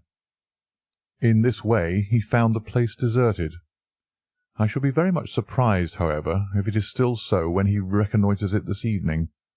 What do you think of my theory?" "It is all surmise." "But at least it covers all the facts. When new facts come to our knowledge which cannot be covered by it, it will be time enough to reconsider it. We can do nothing more until we have a message from our friend at Norbury." But we had not very long time to wait for that. It came just as we had finished our tea. "The cottage is still tenanted," it said. "Have seen the face again at the window. Will meet the 7 o'clock train, and will take no steps until you arrive." He was waiting on the platform when we stepped out, and we could see in the light of the station lamps that he was very pale and quivering with agitation. "They are still there, Mr. Holmes," said he, laying his hand hard upon my friend's sleeve. "I saw lights in the cottage as I came down. We shall settle it now once and for all." "What is your plan, then?" asked Holmes, as he walked down the dark, tree-lined road. "I am going to force my way in and see for myself who is in the house. I wish you both to be there as witnesses." "You are quite determined to do this, in spite of your wife's warning that it is better that you should not solve the mystery?" "Yes, I am determined." "Well, I think that you are in the right. Any truth is better than indefinite doubt. We had better go up at once. Of course, legally, we are putting ourselves hopelessly in the wrong, but I think that it is worth it." It was a very dark night, and a thin rain began to fall as we turned from the high road into a narrow lane, deeply rutted, with hedges on either side. Mr. Grant Munro pushed impatiently forward, however, and we stumbled after him as best we could. "There are the lights of my house," he murmured, pointing to a glimmer among the trees. "And here is the cottage which I am going to enter." We turned a corner in the lane as he spoke, and there was the building close beside us. A yellow bar falling across the black foreground showed that the door was not quite closed, and one window in the upper story was brightly illuminated. As we looked, we saw a dark blur moving across the blind. "There is that creature!" cried Grant Munro. "You can see for yourselves that someone is there. Now follow me, and we shall soon know all." We approached the door, but suddenly a woman appeared out of the shadow and stood in the golden track of the lamplight. I could not see her face in the darkness, but her arms were thrown out in an attitude of entreaty. "For God's sake, don't, Jack!" she cried. "I had a presentiment that you would come this evening. Think better of it, dear. Trust me again, and you will never have cause to regret it." "I have trusted you too long, Effie," he cried sternly. "Leave go of me. I must pass through. My friends and I are going to settle this matter once and for ever." He pushed her to one side, and we followed closely after him. As he threw the door open, an old woman ran out in front of him and tried to bar his passage, but he thrust her back, and an instant afterwards we were all upon the stairs. Grant Munro rushed into the lighted room at the top, and we entered at his heels. It was a cosy, well-furnished apartment, with 2 candles burning upon the table and 2 upon the mantelpiece. In the corner, stooping over a desk, there sat what appeared to be a little girl. Her face was turned away as we entered, but we could see that she was dressed in a red frock and that she had long white gloves on. As she whisked round to us, I gave a cry of surprise and horror. The face which she turned towards us was of the strangest livid tint, and the features were absolutely devoid of any expression. An instant later the mystery was explained. Holmes, with a laugh, passed his hand behind the child's ear. A mask peeled off from her countenance, and there was a little coal-black negress, with all her white teeth flashing in amusement at our amazed faces. I burst out laughing, out of sympathy with her merriment, but Grant Munro stood staring, with his hand clutching his throat. "My God!" he cried, "what can be the meaning of this?" "I will tell you the meaning of it," cried the lady, sweeping into the room with a proud, set face. "You have forced me against my own judgment to tell you, and now we must both make the best of it. My husband died at Atlanta. My child survived." "Your child?" She drew a large silver locket from her bosom. "You have never seen this open." "I understood that it did not open." She touched a spring, and the front hinged back. There was a portrait within of a man strikingly handsome and intelligent-looking, but bearing unmistakable signs upon his features of his African descent. "This is John Hebron, of Atlanta," said the lady, "and a nobler man never walked the earth. I cut myself off from my race in order to wed him, but never once while he lived did I for an instant regret it. It was our misfortune that our only child took after his people rather than mine. It is often so in such matches. And little Lucy is darker far than ever her father was. But dark or fair, she is my own dear little girlie, and her mother's pet." The little creature ran across at the words and nestled up against the lady's dress. "When I left her in America," she continued, "it was only because her health was weak, and the change might have done her harm. She was given to the care of a faithful Scotchwoman who had once been our servant. Never for an instant did I dream of disowning her as my child. But when chance threw you in my way, Jack, and I learned to love you, I feared to tell you about my child. God forgive me, I feared that I should lose you, and I had not the courage to tell you. I had to choose between you, and in my weakness I turned away from my own little girl.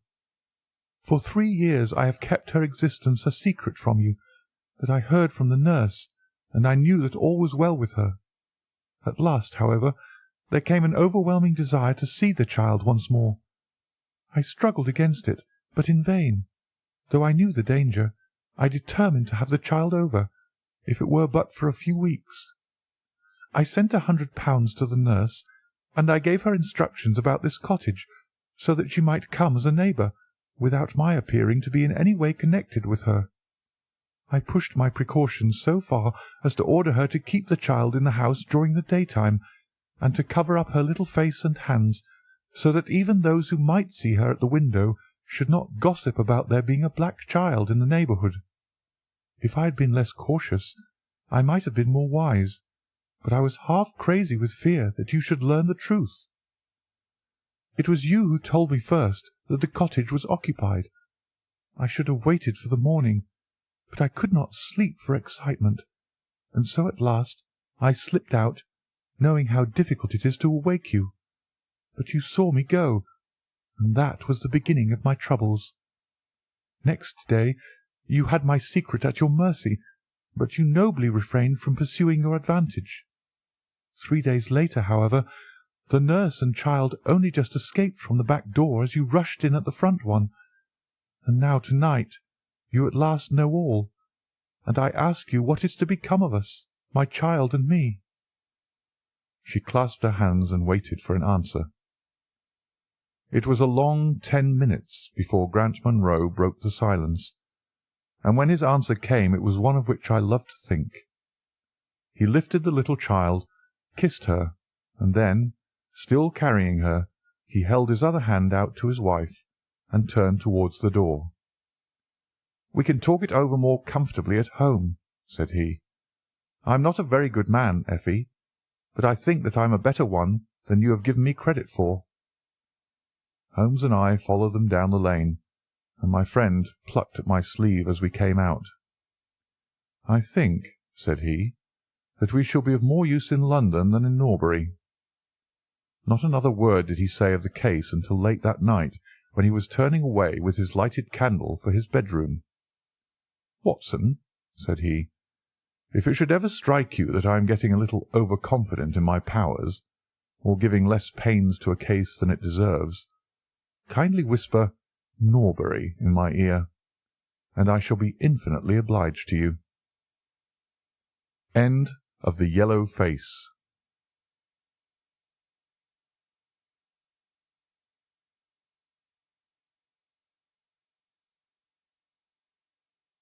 Adventure number 3. The Stockbroker's Clerk.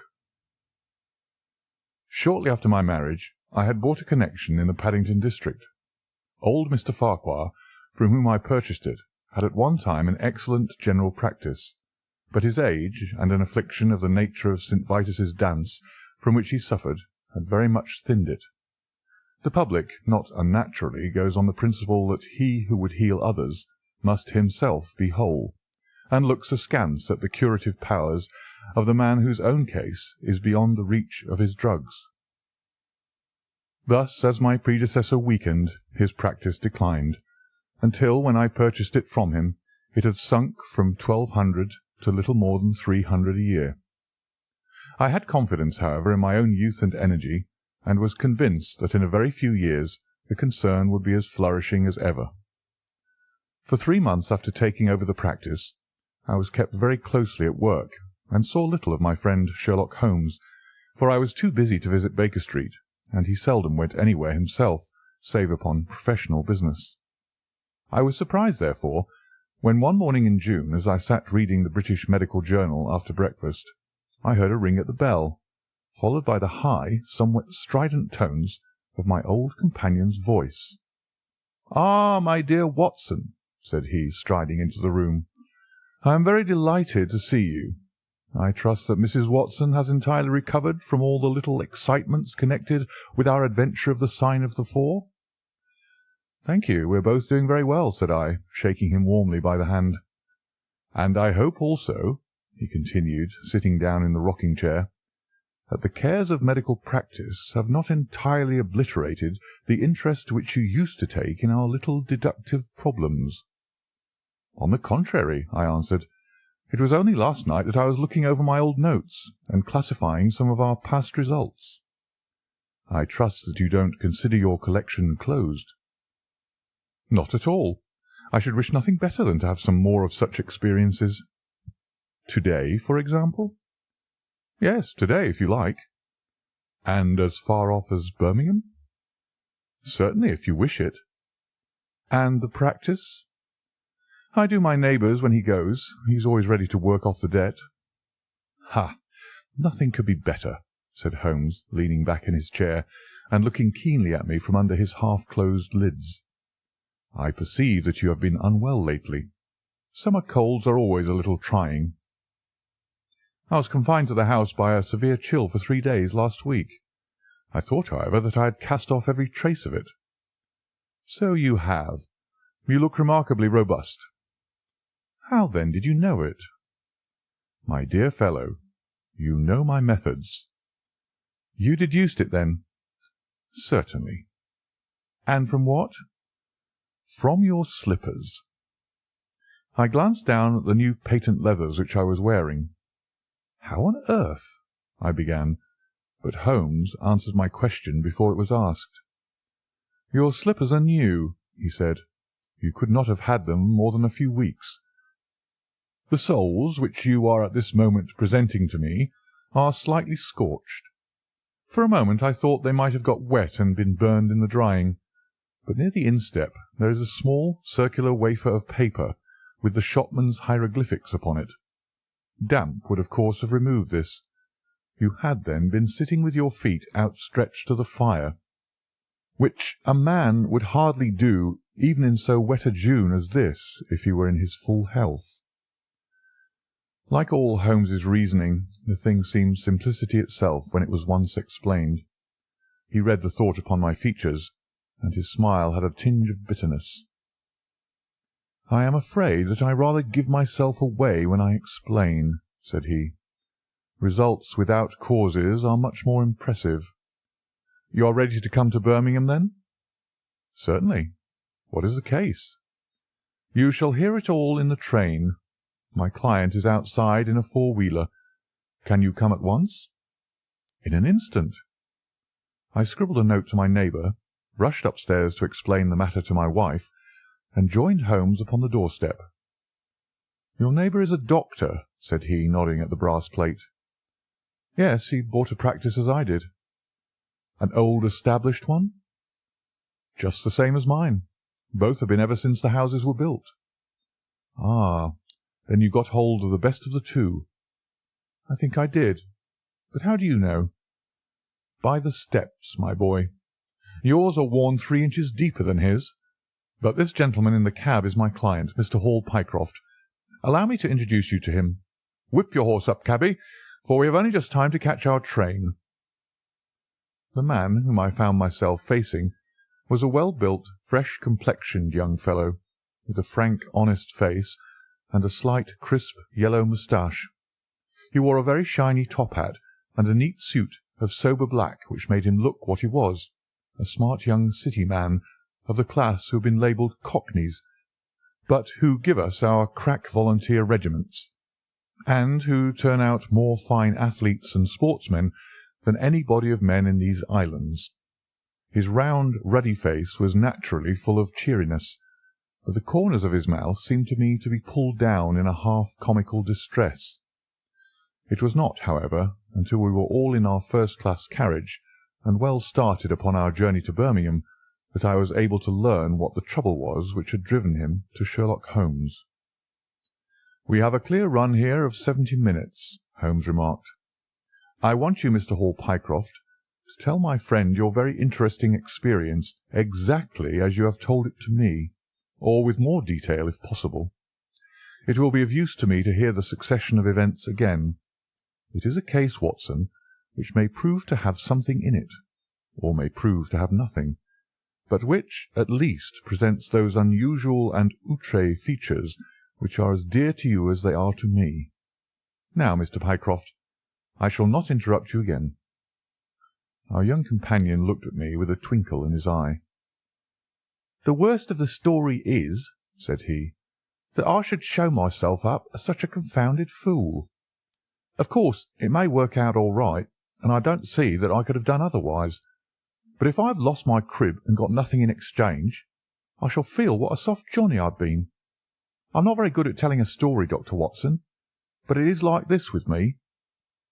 I used to have a billet at Cox and Woodhouse's of Draper's Gardens, but they were let in early in the spring through the Venezuelan loan, as no doubt you remember, and came a nasty cropper. I've been with them 5 years, and old Coxon gave me a ripping good testimonial when the smash came, but of course we clerks were all turned adrift, the 27 of us. I tried here and tried there, but there were lots of other chaps on the same lay as myself, and it was a perfect frost for a long time. I've been taking £3 a week at Coxon's, and I'd saved about 70 of them, but I soon worked my way through that and out the other end. I was fairly at the end of my tether at last, and could hardly find the stamps to answer the advertisements or the envelopes to stick them to. I'd worn out my boots, paddling up office stairs, and I seemed just as far from getting a billet as ever. At last I saw a vacancy at Mawson and Williams, the great stockbroking firm in Lombard Street. I dare say E.C. is not much in your line, but I can tell you that this is about the richest house in London. The advertisement was to be answered by letter only. I sent in my testimonial and application, but without the least hope of getting in. Back came an answer by return saying that if I would appear next Monday, I might take over my new duties at once, provided that my appearance was satisfactory. No one knows how these things are worked. Some people say that the manager just plunges his hand into the heap and takes the first that comes. Anyhow, it was my innings that time, and I don't have a wish to feel better pleased. The screw was £1 a week rise, and the duties just about the same as at Coxon's. And now I come to the queer part of the business. I was in diggings out Hampstead way, 17 Potter's Terrace.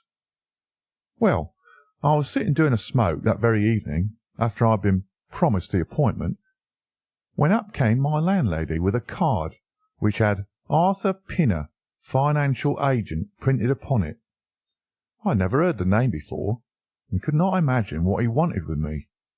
But of course I asked her to show him up. In he walked, a middle-sized, dark-haired, dark-eyed, black-bearded man, with a touch of the sheeny about his nose. He had a brisk kind of way with him, and he spoke sharply like a man who knew the value of time. "Mr. Old Pycraft, I believe," said he. "Yes, sir," I answered, pushing a chair towards him. "Lately engaged at Coxon and Woodhouse's." "Yes, sir." "And now on the staff of Mawson's." "Quite so." "Well," said he, "the fact is that I have heard some really extraordinary stories about your financial ability. You remember Parker, who used to be Coxon's manager? He could never say enough about it." Of course I was pleased to hear this. I had always been pretty sharp in the office, but I never dreamed that I was talked about in the city in this fashion. "You have a good memory," said he. "Pretty fair," I answered modestly. "Have you kept in touch with the market while you've been out of work?" he asked. "Yes, I read the Stock Exchange list every morning."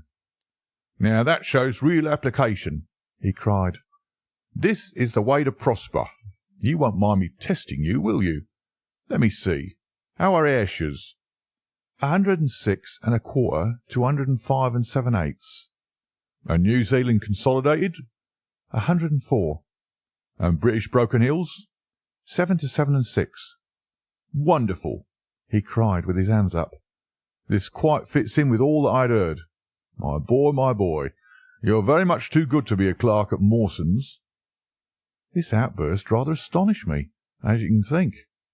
"Well," said I, "other people don't think quite so much of me as you seem to do, Mr. Pinner.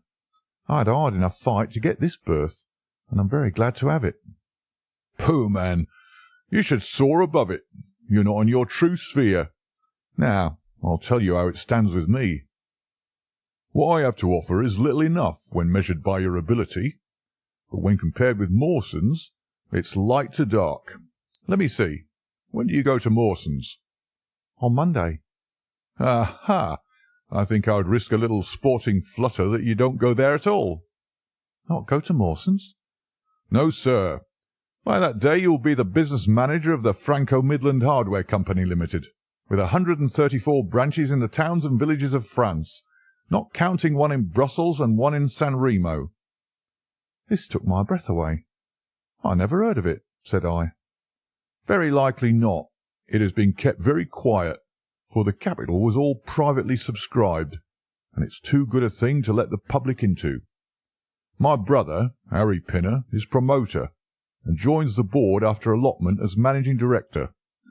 He knew I was in the swim down here, and asked me to pick up a good man cheap, a young pushing man with plenty of snap about him.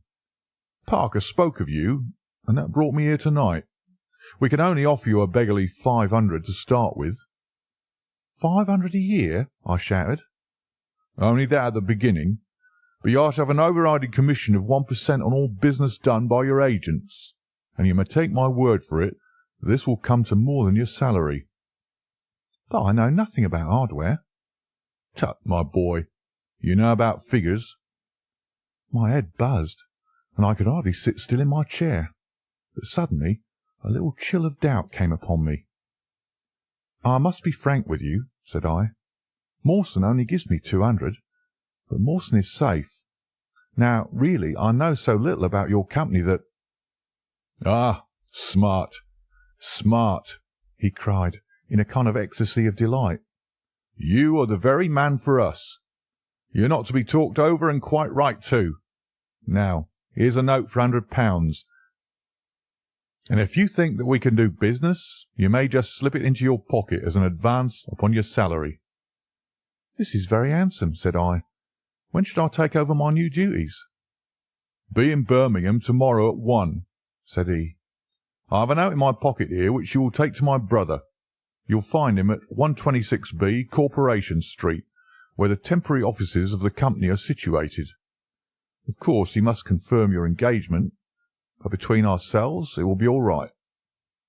"Really, I hardly know how to express my gratitude, Mr. Pinner," said I. "Not at all, my boy. You've only got your deserts. There are one or two small things, mere formalities, which I must arrange with you. You have a bit of paper beside you there. Kindly write upon it, 'I am perfectly willing to act as business manager to the Franco Midland Hardware Company Limited, at a minimum salary of £500. I did as he asked, and he put the paper in his pocket. "There is one other detail," said he. "What do you intend to do about Mawson's?" I had forgotten all about Mawson's in my joy. "I'll write and resign," said I. "Precisely what I don't want you to do. I had a row over you with Mawson's manager. I'd gone up to ask him about you, and he was very offensive, accused me of coaxing you away from the service of the firm, and that sort of thing. At last I fairly lost my temper. 'If you want good men, you should pay them a good price,' said I. "He would rather have our small price than your big one," said he.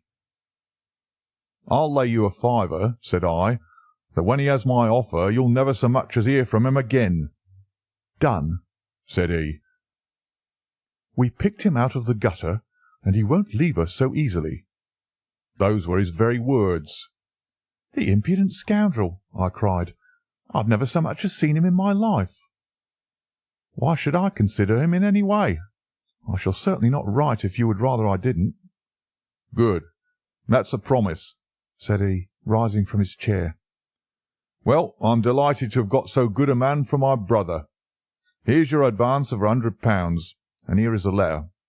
Make a note of the address, 126B, Corporation Street, and remember that 1 o'clock to-morrow is your appointment. Good night, and may you have all the fortune that you deserve." That's just about all that passed between us, as near as I can remember. You can imagine, Dr. Watson, how pleased I was at such an extraordinary bit of good fortune. I sat up half the night, hugging myself over it, and next day I was off to Birmingham in a train that would take me in plenty time for my appointment. I took my things to a hotel in New Street, and then I made my way to the address which had been given me. It was a quarter of an hour before my time, but I thought that would make no difference. 126B was a passage between two large shops, which led to a winding stone stair, from which There were many flats, let as offices to companies or professional men. The names of the occupants were painted at the bottom on the wall, but there was no such name as the Franco Midland Hardware Company. I stood for a few minutes with my heart in my boots, wondering whether the whole thing was an elaborate hoax or not, when up came a man and addressed me. He was very like the chap I had seen the night before, the same figure and voice, but he was clean-shaven and his hair was lighter. "Are you Mr. Hall Pycroft?" he asked. "Yes," said I. "Oh, I was expecting you, but you're a trifle before your time. I had a note from my brother this morning in which he sang your praises very loudly." "I was just looking for the offices when you came." "We have not got our name up yet, for we only secured these temporary premises last week. Come up with me, and we'll talk the matter over." I followed him to the top of a very lofty stair, and there, right under the slates, were a couple of empty, dusty little rooms, uncarpeted and uncurtained, into which he led me. I thought of a great office with shining tables and rows of clerks, such as I was used to, and I dare say I stared rather straight at the two deal chairs and one little table, which, with a ledger and a waste paper basket, made up the whole furniture. "Don't be disheartened, Mr. Pycroft," said my new acquaintance, seeing the length of my face. "Rome was not built in a day, and we have lots of money at our backs, though we don't cut much dash yet in offices. Pray sit down, and let me have your letter." I gave it to him, and he read it over very carefully. "You seem to have made a vast impression upon my brother Arthur," said he, "and I know that he is a pretty shrewd judge. He swears by London, you know, and I by Birmingham, but this time I shall follow his advice. Pray consider yourself definitely engaged." "What are my duties?" I asked. "You will eventually manage the great depot in Paris, which will pour a flood of English crockery into the shops of 134 agents in France. The purchase will be completed in a week, and meanwhile you will remain in Birmingham and make yourself useful." "How?" For answer he took a big red book out of a drawer. "This is a directory of Paris," said he, "with the trades after the names of the people. I want you to take it home with you, and to mark off all the hardware sellers with their addresses. It will be of the greatest use to me to have them." "Surely they are classified lists," I suggested. "Not reliable ones. Their system is different from ours.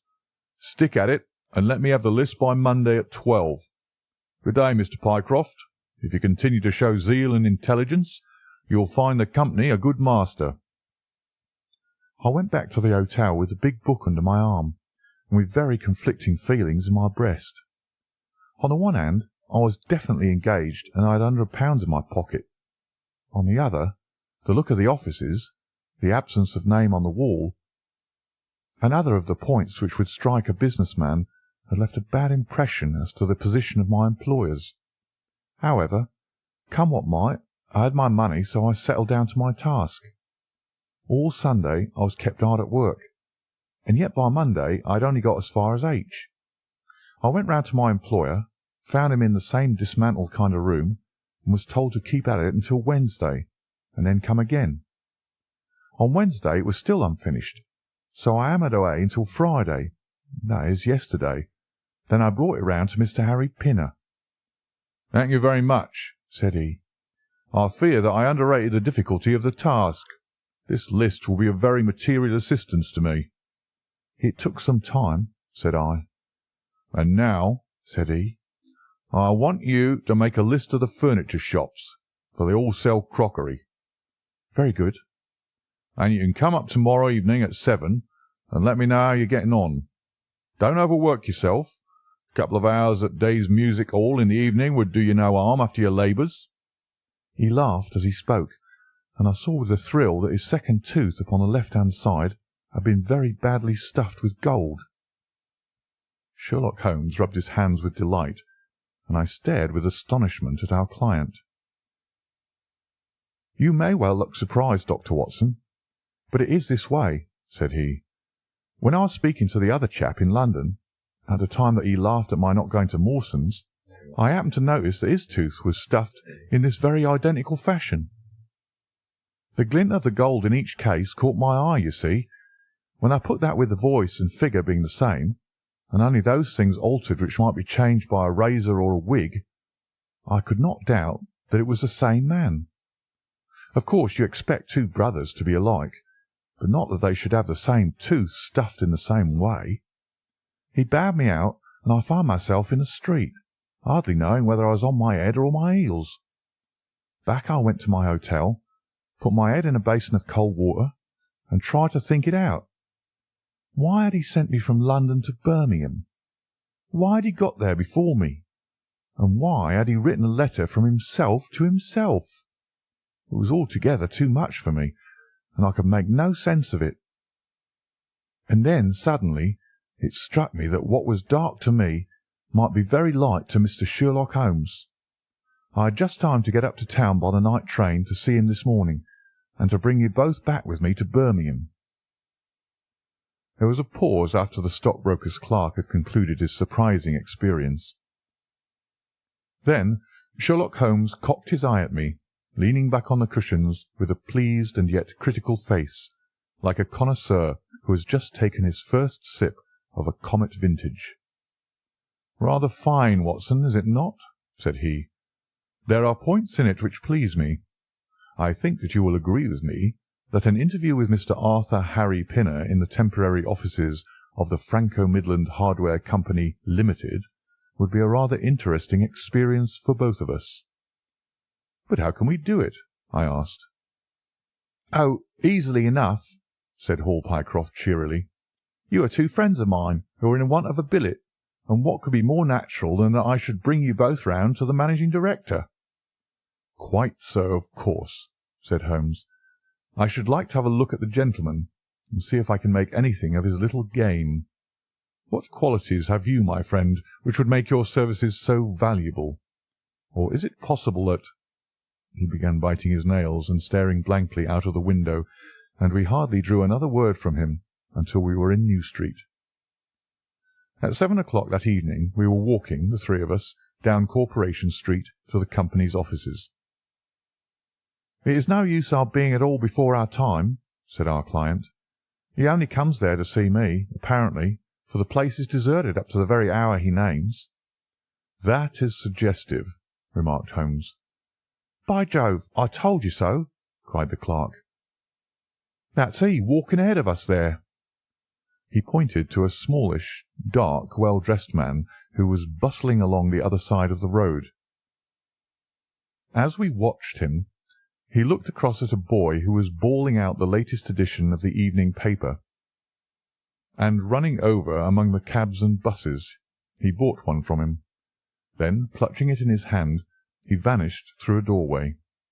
"There he goes!" cried Hall Pycroft. "These are the company's offices into which he has gone. Come with me, and I'll fix it up as easily as possible." Following his lead, we ascended 5 stories, until we found ourselves outside a half-open door, at which our client tapped. A voice within bade us enter, and we entered a bare, unfurnished room such as Hall Pycroft had described. At the single table sat the man whom we had seen in the street, with his evening paper spread out in front of him, and as he looked up at us it seemed to me that I had never looked upon a face which bore such marks of grief, and of something beyond grief, of a horror such as comes to a few men in a lifetime. His brow glistened with perspiration, his cheeks were of the dull, dead white of a fish's belly, and his eyes were wild and staring.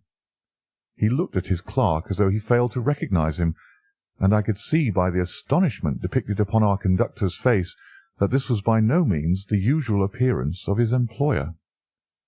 "You look ill, Mr. Pinner," he exclaimed. "Yes, I'm not very well," answered the other, making obvious efforts to pull himself together, and licking his dry lips before he spoke. "Who are these gentlemen whom you've brought with you?" "One is Mr. Harris of Bermondsey, and the other is Mr. Price of this town," said our clerk glibly. "They're friends of mine and gentlemen of experience, but they've been out of a place for some little time, and they hope that perhaps you might find an opening for them in the company's employment." Very possibly, very possibly, cried Mr. Pinner with a ghastly smile. Yes, I have no doubt that we shall be able to do something for you. What is your particular line, Mr. Harris?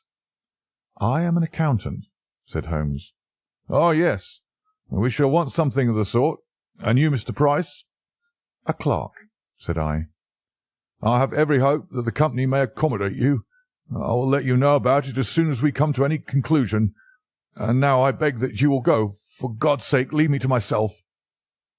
These last words were shot out of him as though the constraint which he was evidently setting upon himself had suddenly and utterly burst asunder.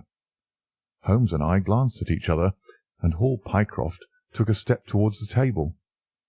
"You forget, Mr. Pinner, that I am here by appointment to receive some directions from you," said he. "Certainly, Mr. Pycroft, certainly," the other resumed in a calmer tone.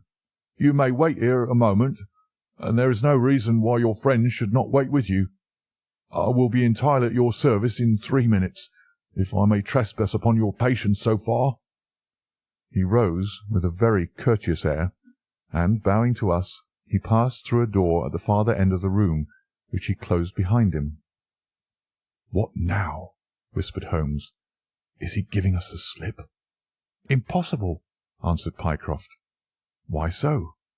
"That door leads into an inner room." "There is no exit?" "None."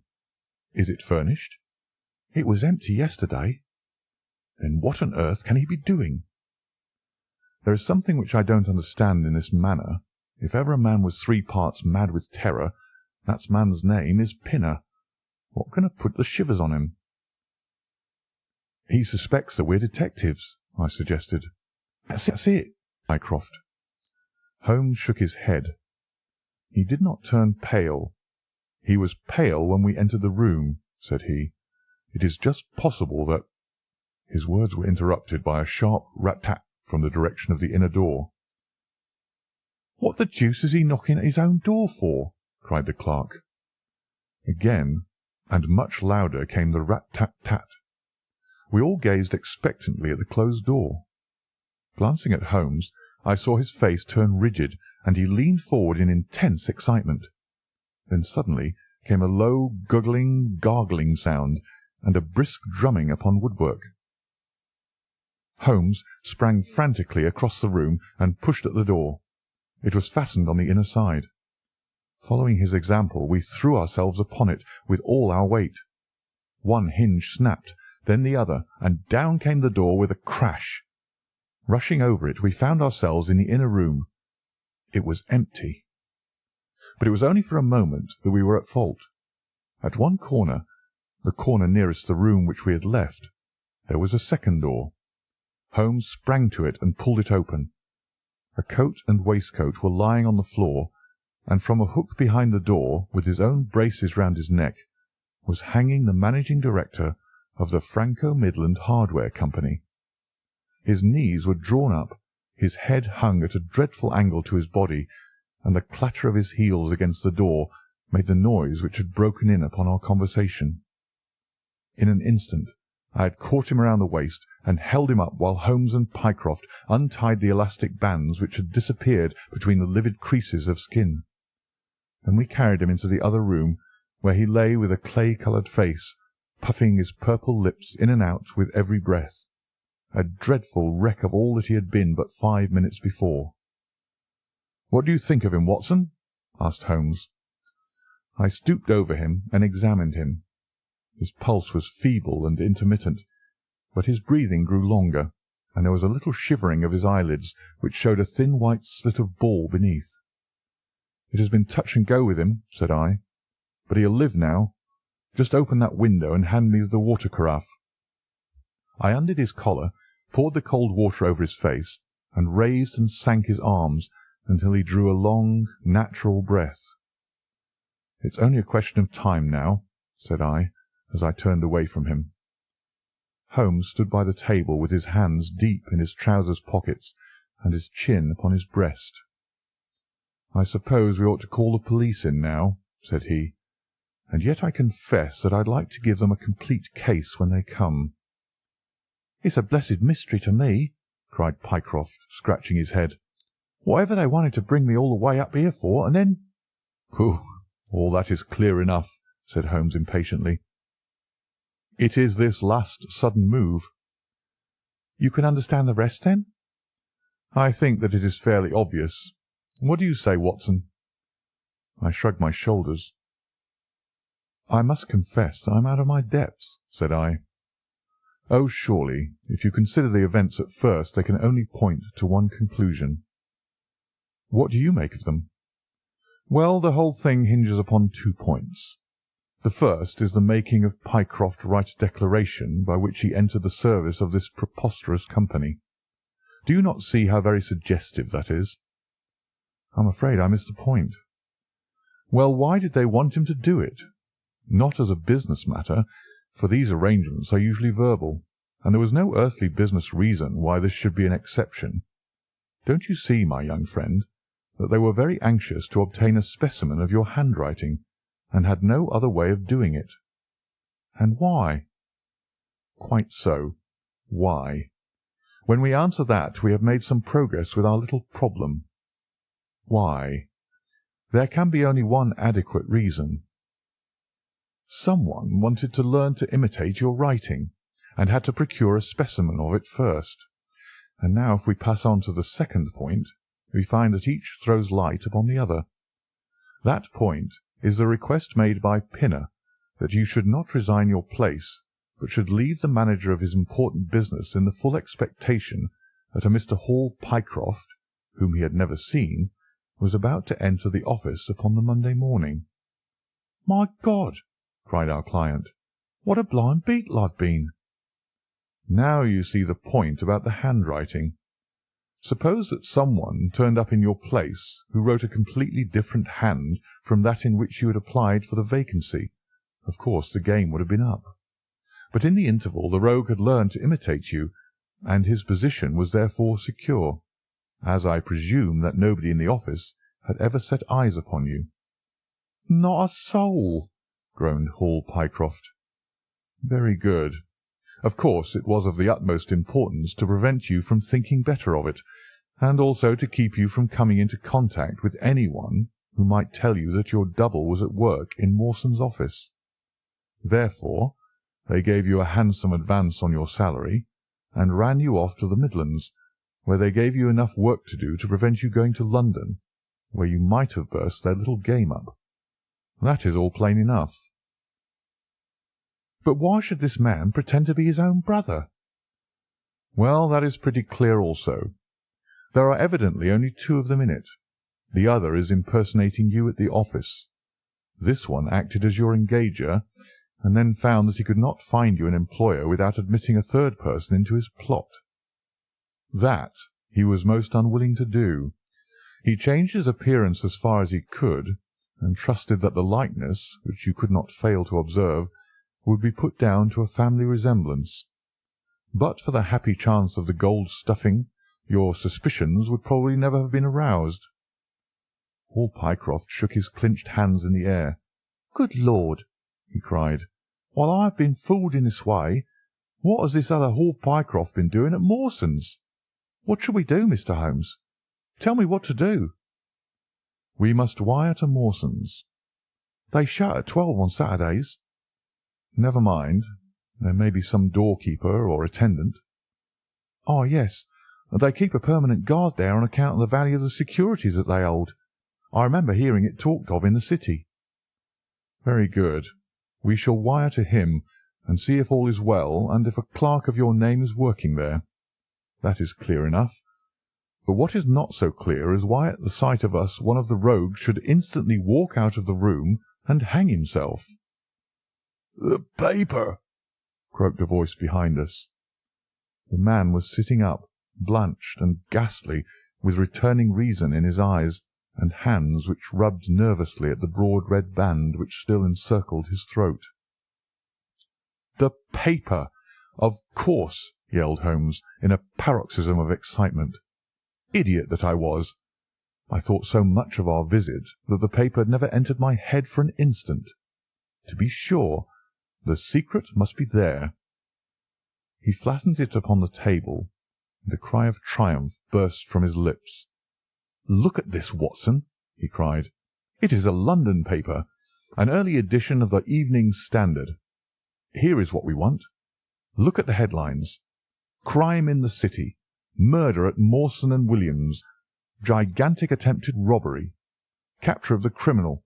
Here, Watson, we are all equally anxious to hear it, so kindly read it aloud to us." It appeared from its position in the paper to have been the one event of importance in town, and the account of it ran in this way. "A desperate attempt at robbery, culminating in the death of one man and the capture of the criminal, occurred this afternoon in the City. For some time back, Mawson and Williams, the famous financial house, have been the guardians of securities which amount, in the aggregate, to a sum of considerably over £1,000,000. So conscious was the manager of the responsibility which devolved upon him in consequence of the great interests at stake, that safes of the very latest construction have been employed, and an armed watchman has been left day and night in the building. It appears that last week a new clerk named Hall Pycroft was engaged by the firm. This person appears to have been none other than Beddington, the famous forger and cracksman, who with his brother had only recently emerged from a 5 years' spell of penal servitude. By some means, which are not yet clear, he succeeded in winning, under a false name, this official position in the office, which he utilized in order to obtain mouldings of various locks and a thorough knowledge of the position of the strong-room and the safes. It is customary at Mawson's for the clerks to leave at midday on Saturday. Sergeant Tewson of the City Police was somewhat surprised, therefore, to see a gentleman with a carpet-bag come down the steps at 1:20 His suspicions being aroused, the sergeant followed the man, and with the aid of Constable Pollock succeeded, after a most desperate resistance, in arresting him. It was at once clear that a daring and gigantic robbery had been committed. Nearly £100,000 worth of American railway bonds, with a large amount of scrip in mines and other companies, was discovered in the bag.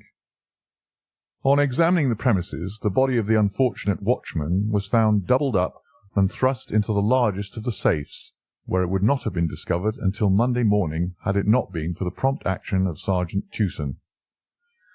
The man's skull had been shattered by a blow from a poker delivered from behind. There could be no doubt that Beddington had obtained entrance by pretending that he had left something behind him, and having murdered the watchman, rapidly rifled the large safe, and then made off with his booty. His brother, who usually works with him, has not appeared in this job as far as can at present be ascertained, although the police are making energetic inquiries as to his whereabouts. "Well, we may save the police some little trouble in that direction," said Holmes, glancing at the haggard figure huddled up by the window. "Human nature is a strange mixture, Watson. You see that even a villain and murderer can inspire such affection that his brother turns to suicide when he learns that his neck is forfeited. However, we have no choice as to our action. The doctor and I will remain on guard, Mr. Pycroft, if you will have the kindness to step out for the police."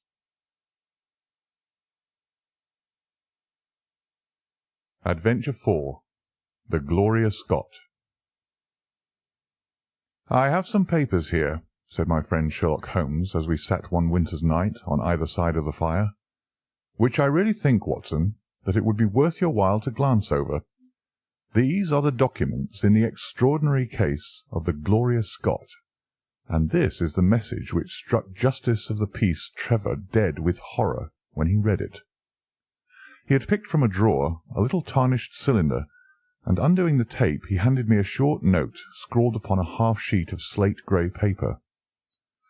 "The supply of game for London is going steadily up," it ran. "Headkeeper Hudson, we believe, has been now told to receive all orders for fly-paper and for preservation of your hen-pheasant's life." As I glanced up from reading this enigmatical message, I saw Holmes chuckling at the expression upon my face. "You look a little bewildered," said he. "I cannot see how such a message as this could inspire horror. It seems to me to be rather grotesque than otherwise." "Very likely. Yet the fact remains that the reader, who was a fine, robust old man, was knocked clean down by it as if it had been the butt end of a pistol." "You arouse my curiosity," said I. But why did you just say now that there were very particular reasons why I should study this case?" "Because it was the first in which I was ever engaged." I had often endeavoured to elicit from my companion what had first turned his mind in the direction of criminal research, but had never caught him before in a communicative humour. Now he sat forward in this arm-chair and spread out the documents upon his knees. Then he lit his pipe and sat for some time smoking and turning them over. "You never heard me talk of Victor Trevor?" he asked. "He was the only friend I made during the 2 years I was at college. I was never a very sociable fellow, Watson, always rather fond of moping in my rooms and working out my own little methods of thought, so that I never mixed much with the men of my year. Bar fencing and boxing, I had few athletic tastes, and then my line of study was quite distinct from that of the other fellows, so that we had no points of contact at all. Trevor was the only man I knew, and that only through the accident of his bull-terrier freezing on to my ankle one morning as I went down to chapel. It was a prosaic way of forming a friendship, but it was effective. I was laid by the heels for 10 days, but Trevor used to come in to inquire after me. At first it was only a minute's chat, but soon his visits lengthened, and before the end of the term we were close friends. He was a hearty, full-blooded fellow, full of spirits and energy, the very opposite to me in most respects, but we had some subjects in common, and it was a bond of union when I found that he was as friendless as I. Finally, he invited me down to his father's place at Donnithorpe in Norfolk, and I accepted his hospitality for a month of the long vacation. Old Trevor was evidently a man of some wealth and consideration, a J.P. and a landed proprietor. Donnithorpe is a little hamlet just to the north of Langmere, in the country of the Broads. The house was an old-fashioned, wide-spread, oak-beamed brick building, with a fine lime-lined avenue leading up to it. There was excellent wild-duck shooting in the fens, remarkably good fishing, a small but select library, taken over, as I understand, from a former occupant, and a tolerable cook, so that he would be a fastidious man who could not put in a pleasant month there. Trevor senior was a widower, and my friend his only son. There had been a daughter, I heard, but she had died of diphtheria while on a visit to Birmingham. The father interested me extremely. He was a man of little culture, but with a considerable amount of rude strength, both physically and mentally. He knew hardly any books, but he had travelled far, had seen much of the world, and had remembered all that he had learned. In person he was a thick-set, burly man with a shock of grizzled hair, a brown, weather-beaten face, and blue eyes which were keen to the verge of fierceness. Yet he had a reputation for kindness and charity on the countryside, and was noted for the leniency of his sentences from the bench. One evening, shortly after my arrival, we were sitting over a glass of port after dinner, when young Trevor began to talk about those habits of observation and inference which I had already formed into a system, although I had not yet appreciated the part which they were to play in my life. The old man evidently thought that his son was exaggerating in his description of 1 or 2 trivial feats which I had performed. "Come now, Mr. Holmes," said he, laughing good-humouredly, "I'm an excellent subject. If you can deduce anything from me—" "I fear there is not very much," I answered. "I might suggest that you have gone about in fear of some personal attack within the last 12 months." The laugh faded from his lips, and he stared at me in great surprise. "Well, that's true enough," said he. "You know, Victor," turning to his son, "when we broke up that poaching gang, they swore to knife us, and Sir Edward Holly has actually been attacked. I've always been on my guard since then, though I have no idea how you know it." "You have a very handsome stick," I answered. "By the inscription I observed that you had not had it more than a year, but you have taken some pains to bore the head of it and pour melted lead into the hole, so as to make it a formidable weapon. I argued that you would not take such precautions unless you had some danger to fear." "Anything else?" he asked, smiling. "You have boxed a good deal in your youth." "Right again. How did you know it?" Is my nose knocked a little out of the straight?" "No," said I. "It is your ears. They have the peculiar flattening and thickening which marks the boxing man." "Anything else?" "You have done a good deal of digging by your callosities." "Made all my money at the goldfields." "You have been in New Zealand?" "Right again." "You have visited Japan?" "Quite true." "And you have been most intimately associated with someone whose initials were J.A., and whom you afterwards were eager to entirely forget?" Mr. Trevor stood slowly up, fixed his large blue eyes upon me with a strange wild stare, and then pitched forward with his face among the nutshells which strewed the cloth in a dead faint. You can imagine, Watson, how shocked both his son and I were. His attack did not last long, however, for when we undid his collar and sprinkled the water from one of the finger-glasses over his face, he gave a gasp or two and sat up. "Ah, boys," said he, forcing a smile, "I hope I haven't frightened you. Strong as I look, there is a weak place in my heart, and it does not take much to knock me over. I don't know how you manage this, Mr. Holmes, but it seems to me that all the detectives of fact and of fancy would be children in your hands. That's your line of life, sir, and you may take the word of a man who has seen something of the world." And that recommendation, with the exaggerated estimate of my ability with which he prefaced it, was, if you will believe me, Watson, the very first thing which ever made me feel that a profession might be made out of what had up to that time been the merest hobby. At the moment, however, I was too much concerned at the sudden illness of my host to think of anything else. "I hope that I've said nothing to pain you," said I. "Well, you certainly touched upon rather a tender point. Might I ask how you know, and how much you know?" He spoke now in a half-jesting fashion, but a look of terror still lurked at the back of his eyes. "It is simplicity itself," said I. "When you bared your arm to draw that fish into the boat, I saw that J.A. had been tattooed in the bend of the elbow. The letters were still legible, but it was perfectly clear from their blurred appearance, and from the staining of the skin around them, that efforts had been made to obliterate them.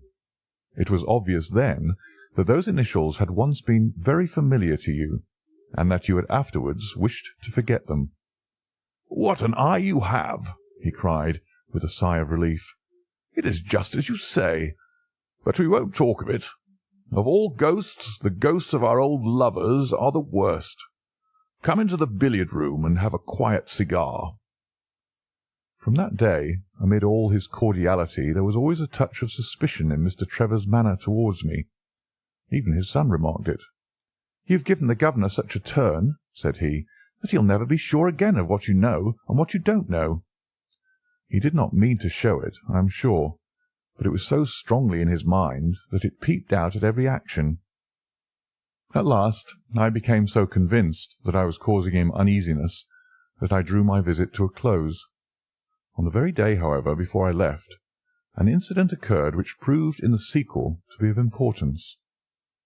We were sitting out upon the lawn on garden chairs, the three of us, basking in the sun and admiring the view across the Broads, when a maid came out to say that there was a man at the door who wanted to see Mr. Trevor. "What is his name?" asked my host. "He would not give any." "What does he want, then?" "He says that you know him, and that he only wants a moment's conversation." "Show him round here." An instant afterwards there appeared a little wizened fellow with a cringing manner and a shambling style of walking. He wore an open jacket with a splotch of tar on the sleeve, a red and black check shirt, dungaree trousers, and heavy boots badly worn. His face was thin and brown and crafty, with a perpetual smile upon it, which showed an irregular line of yellow teeth, and his crinkled hands were half closed in a way that is distinctive of sailors.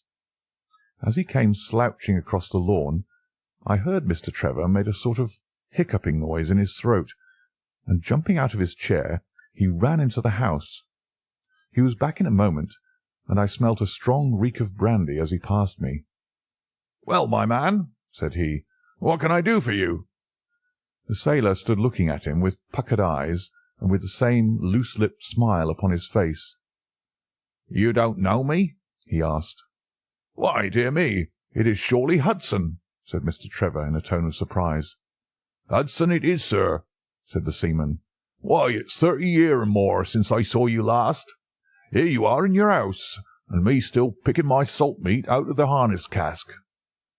"Tut, you will find that I have not forgotten old times," cried Mr. Trevor, and walking towards the sailor, he said something in a low voice. "Go into the kitchen," he continued out loud, "and you will get food and drink. I have no doubt that I shall find you a situation." "Thank you, sir," said the seaman, touching his forelock.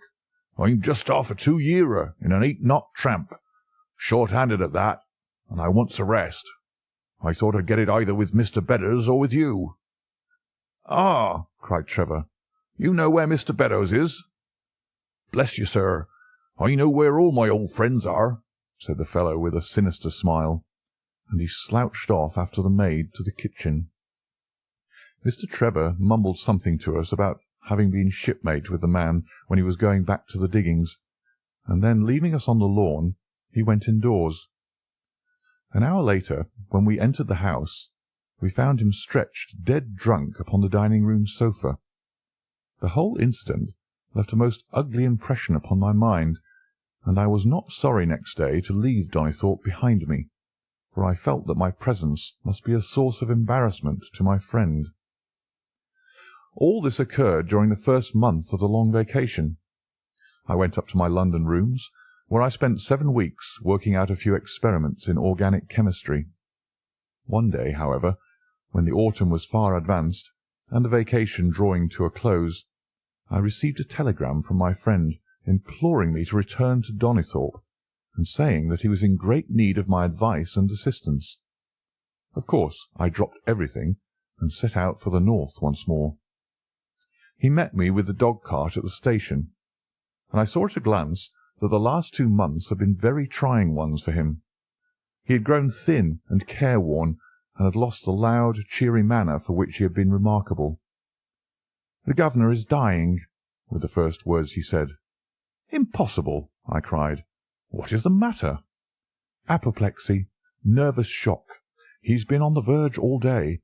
I doubt if we shall find him alive." I was, as you may think, Watson, horrified at this unexpected news. "What has caused it?" I asked. "Ah, that is the point. Jump in, and we can talk it over while we drive. You remember that fellow who came upon the evening before you left us?" "Perfectly." "Do you know who it was that we let into the house that day?" "I have no idea." "It was the devil, Holmes," he cried. I stared at him in astonishment. "Yes, it was the devil himself. We have not had a peaceful hour since, not one. The governor has never held up his head from that evening, and now the life has been crushed out of him and his heart broken, all through this accursed Hudson." "What power had he, then?"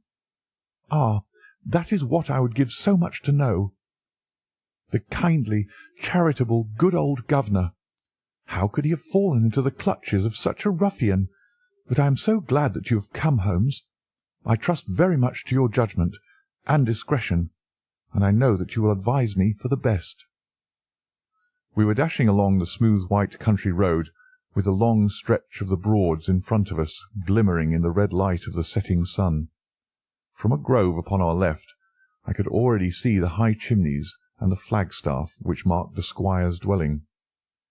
"My father made the fellow gardener," said my companion, "and then, as that did not satisfy him, he was promoted to be butler. The house seemed to be at his mercy, and he wandered about and did what he chose in it.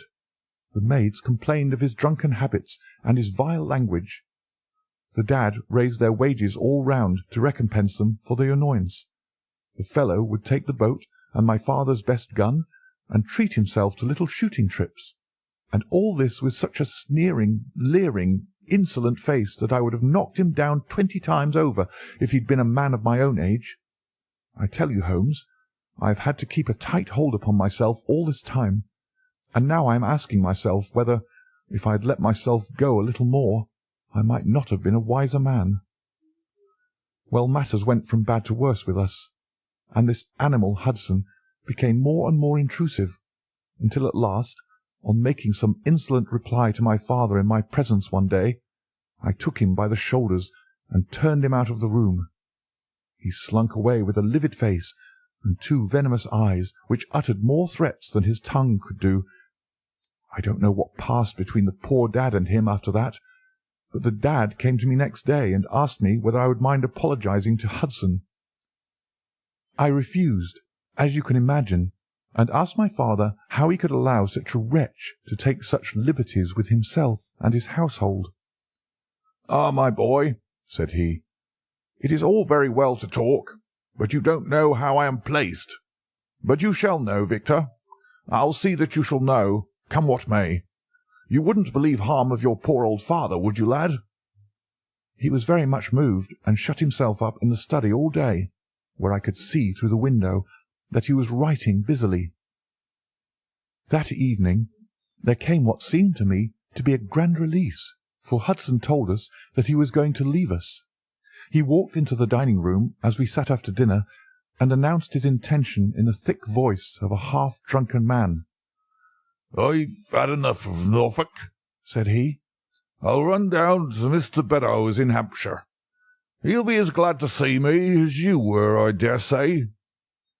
"You're not going away in an unkind spirit, Hudson, I hope?" said my father, with a tameness which made my blood boil. "I've not had my apology," said he, sulkily, glancing in my direction. "Victor, you will acknowledge that you have used this worthy fellow rather roughly," said the dad, turning to me. "On the contrary, I think that we have both shown extraordinary patience towards him," I answered. "Oh, you do you?" he snarls. "Very good, mate. We'll see about that." He slouched out of the room, and half an hour afterwards left the house, leaving my father in a state of pitiable nervousness. Night after night I heard him pacing his room, and it was just as he was recovering his confidence that the blow did at last fall. "And how?" I asked eagerly. "In a most extraordinary fashion. A letter arrived from my father yesterday evening, bearing the Fordingbridge postmark. My father read it, clapped both his hands to his head, and began running around the room in little circles, like a man who has been driven out of his senses. When I at last drew him down onto the sofa, his mouth and eyelids were all puckered on one side, and I saw that he had a stroke. Dr. Fordham came over at once. We put him to bed, but the paralysis has spread. He has shown no sign of returning consciousness, and I think that we shall hardly find him alive." "You horrify me, Trevor," I cried. "What then could have been in this letter to cause so dreadful a result?" "Nothing. There lies the inexplicable part of it. The message was absurd and trivial. Oh, my God! It is as I feared." As he spoke we came round the curve of the avenue, and saw in the fading light that every blind in the house had been drawn down.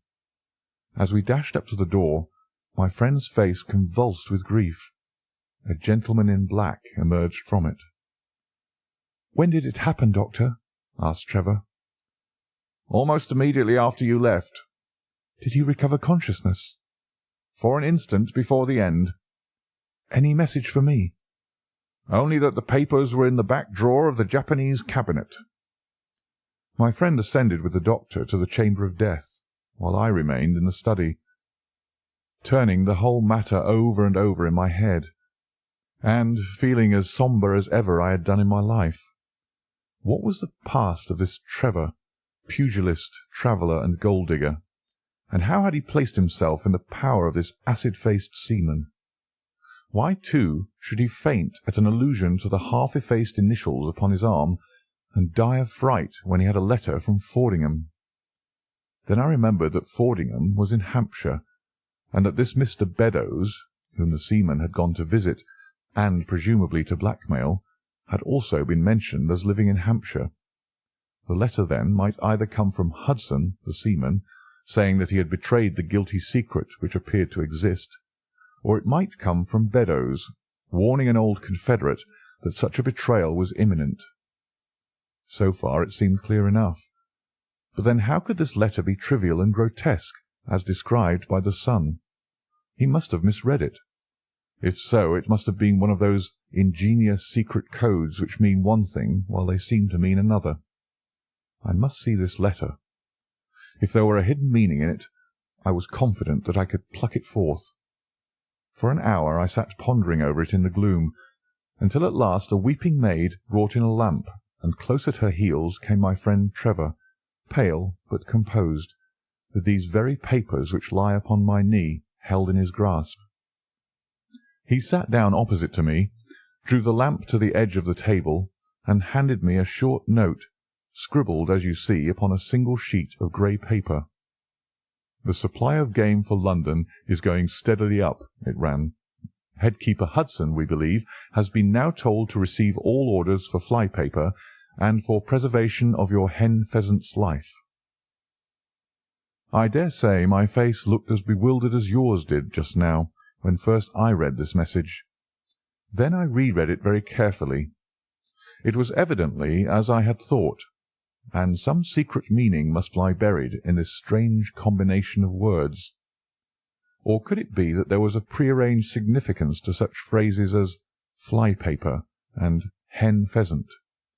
Such a meaning would be arbitrary and could not be deduced in any way. And yet I was loath to believe that this was the case, and the presence of the word Hudson seemed to show that the subject of the message was as I had guessed, and that it was from Beddoes rather than the sailor. I tried it backwards, but the combination life pheasant's hen was not encouraging.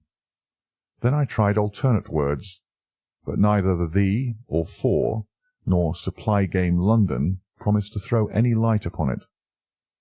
And then, in an instant, the key of the riddle was in my hands, and I saw that every third word, beginning with the first, would give a message which might well drive old Trevor to despair. It was short and terse, the warning as I now read it to my companion. "The game is up. Hudson has told all. Fly for your life." Victor Trevor sank his face into his shaking hands. "It must be that, I suppose," said he. "This is worse than death, for it means disgrace as well. But what is the meaning of these head-keepers and hen pheasants?" "It means nothing to the message, but it might mean a good deal to us if we had no other means of discovering the sender. You see that he has begun by writing the game is, and so on. Afterwards he had, to fulfil the prearranged cipher, to fill in any two words in each space. He would naturally use the first words which came to his mind, and if there were so many which referred to sport among them, you may be tolerably sure that he is either an ardent shot or interested in breeding. Do you know anything of this Beddoes?" "Why, now that you mention it," said he, "I remember that my poor father used to have an invitation from him to shoot over his preserves every autumn." "Then it is undoubtedly from him that the note comes," said I. "It only remains for us to find out what this secret was which the sailor Hudson seems to have held over the heads of these two wealthy and respected men." "Alas, Holmes, I fear that it is one of sin and shame," cried my friend. "But from you I shall have no secrets. Here is the statement which was drawn up by my father when he knew that the danger from Hudson had become imminent. I found it in the Japanese cabinet, as he told the doctor. Take it and read it to me, for I have neither the strength nor the courage to do it myself." These are the very papers, Watson, which he handed to me, and I will read them to you as I read them in the old study that night to him. They are endorsed outside, as you see. Some particulars of the voyage of the barque Gloria Scott, from her leaving Falmouth on the 8th of October, 1855, to her destruction in north latitude 15 degrees 20 west long 25 degrees 14 on November 6th. It is in the form of a letter, and runs in this way: "My dear, dear son, now that approaching disgrace begins to darken the closing years of my life, I can write with all truth and honesty that it is not the terror of the law, it is not the loss of my position in the county, nor is it my fall in the eyes of all who have known me, which cuts me to the heart. But it is the thought that you should come to blush for me. You who love me, and who have seldom, I hope, had reason to do other than respect me. But if the blow falls which is for ever hanging over me, then I should wish you to read this, that you may know straight from me how far I have been to blame. On the other hand, if all should go well, which may kind God Almighty grant, then, if by any chance this paper should be still undestroyed and should fall into your hands, I conjure you by all you hold sacred, by the memory of your dear mother, and by the love which had been between us, to hurl it into the fire, and to never give one thought to it again. If then your eye goes on to read this line, I know that I shall already have been exposed and dragged from my home, or, as is more likely, for you know that my heart is weak, by lying with my tongue sealed for ever in death. In either case, the time for suppression is past, and every word which I tell you is the naked truth, and this I swear, as I hope, for mercy. My name, dear lad, is not Trevor. I was James Armitage in my younger days, and you can understand now the shock that it was to me a few weeks ago, when your college friend addressed me in words which seemed to imply that he had surprised my secret. As Armitage it was that I entered a London banking-house, and as Armitage I was convicted of breaking my country's laws, and was sentenced to transportation.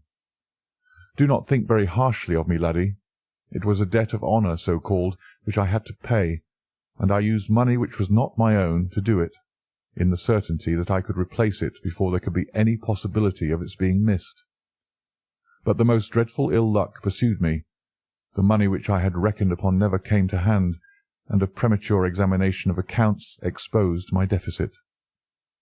The case might have been dealt leniently with, but the laws were more harshly administered 30 years ago than now, and on my 23rd birthday I found myself chained as a felon with 37 other convicts in 'tween decks of the bark Gloria Scott, bound for Australia. It was the year '55, when the Crimean War was at its height, and the old convict ships had been largely used as transports in the Black Sea. The government was compelled, therefore, to use smaller and less suitable vessels for sending out their prisoners. The Gloria Scott had been in the Chinese tea trade, but she was an old-fashioned, heavy-bowed, broad-beamed craft, and the new clippers had cut her out. She was a 500-ton boat, and besides her 38 jailbirds, she carried 26 of a crew, 18 soldiers, a captain, 3 mates, a doctor, a chaplain, and 4 warders. Nearly 100 souls were in her, all told, when we set sail from Falmouth. The partitions between the cells of the convicts, instead of being of thick oak, as is usual in convict ships, were quite thin and frail. The man next to me, upon the aft side, was one whom I had particularly noticed when we were led down the quay. He was a young man with a clear, hairless face, a long, thin nose, and rather nut-cracker jaws. He carried his head very jauntily in the air, had a swaggering style of walking, and was, above all else, remarkable for his extraordinary height. I don't think any of our heads would have come up to his shoulder, and I am sure that he could not have measured less than 6½ feet. It was strange among so many sad and weary faces to see one which was full of energy and resolution. The sight of it was to me like a fire in a snowstorm. I was glad, then, to find that he was my neighbour, and gladder still when, in the dead of night, I heard a whisper close to my ear, and found that he had managed to cut an opening in the board which separated us. "Hello, chummy," said he. "What's your name, and what are you here for?" I answered him, and asked in turn who I was talking with. "I'm Jack Prendergast," said he, "and by God, you'll learn to bless my name before you've done with me."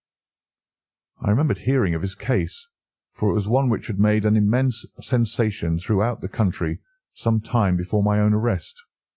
He was a man of good family and of great ability, but of incurably vicious habits, who had by an ingenious system of fraud obtained huge sums of money from the leading London merchants. "Ha, ha! You remember my case," said he proudly. "Very well indeed." "Then maybe you remember something queer about it." "What was that, then?" "I'd had nearly $250,000, hadn't I?" "So it was said." "But none was recovered, eh?" "No." "Well, where do you suppose the balance is?" he asked. "I have no idea," said I. "Right between my finger and thumb," he cried.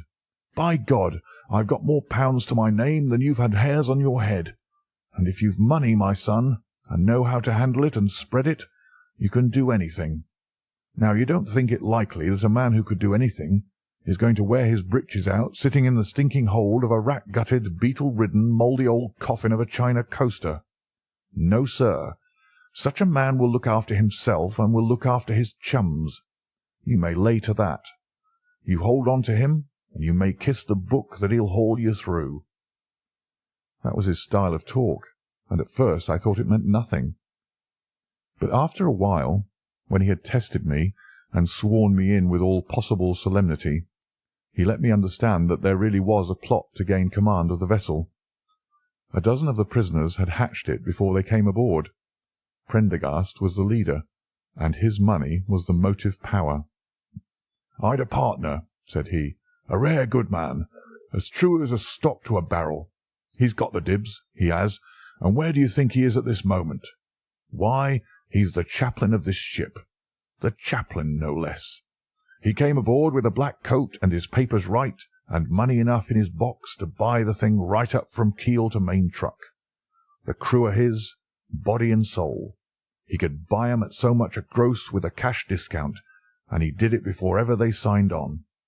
He's got 2 of the warders and Maria, the second mate, and he'd get the captain himself if he thought him worth it." "What are we to do, then?" I asked. "What do you think?" said he. "We'll make the coats of some of these soldiers redder than ever the tailor did." "But they are armed," said I. "And so shall we be, my boy.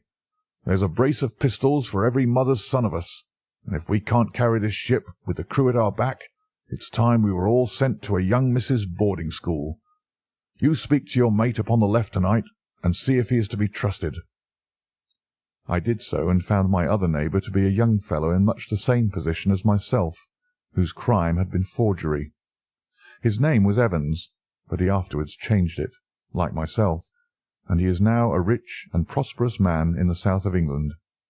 He was ready enough to join the conspiracy as the only means of saving ourselves, and before we had crossed the bay there were only 2 of the prisoners who were not in the secret. One of these was of weak mind, and we did not dare to trust him, and the other was suffering from jaundice, and could not be of any use to us. From the beginning there was really nothing to prevent us from taking possession of the ship. The crew were a set of ruffians specially picked for the job. The sham chaplain came into our cells to exhort us, carrying a black bag supposed to be full of tracts.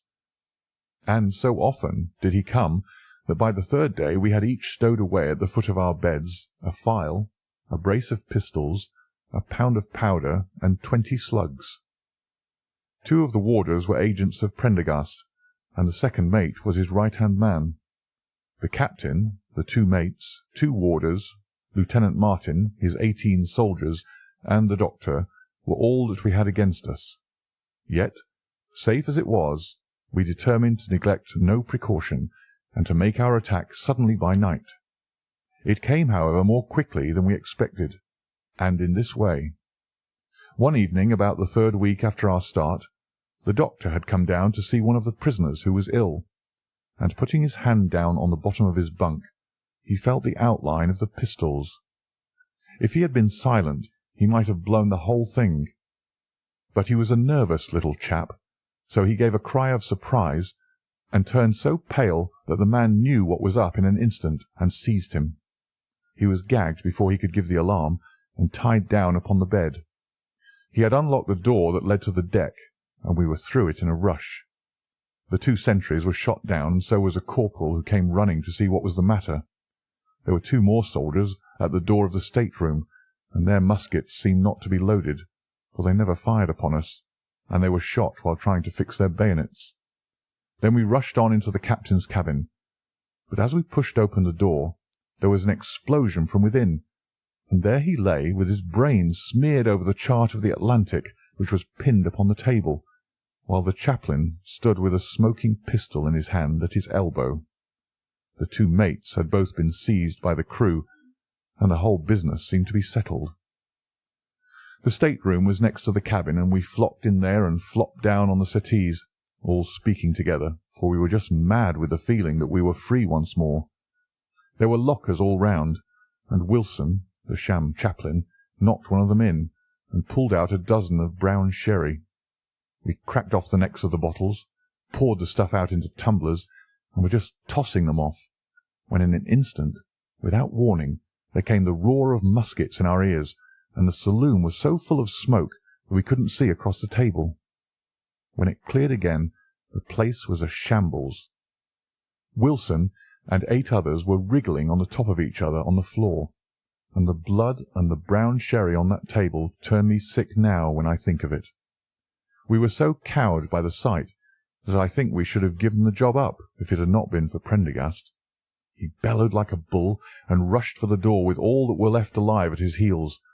Out we ran, and there on the poop were the lieutenant and 10 of his men. The swing skylights above the saloon table had been a bit open, and they had fired on us through the slit. We got on them before they could load, and they stood to it like men, but we had the upper hand of them, and in 5 minutes it was all over. My God, was there ever a slaughter-house like that ship? Prendergast was like a raging devil, and he picked the soldiers up as if they had been children and threw them overboard alive or dead. There was one sergeant who was horribly wounded, and yet kept on swimming for a surprising time, until someone in mercy blew out his brains. When the fighting was over, there was no one left of our enemies except just the warders, the mates, and the doctor. It was over them that the great quarrel arose.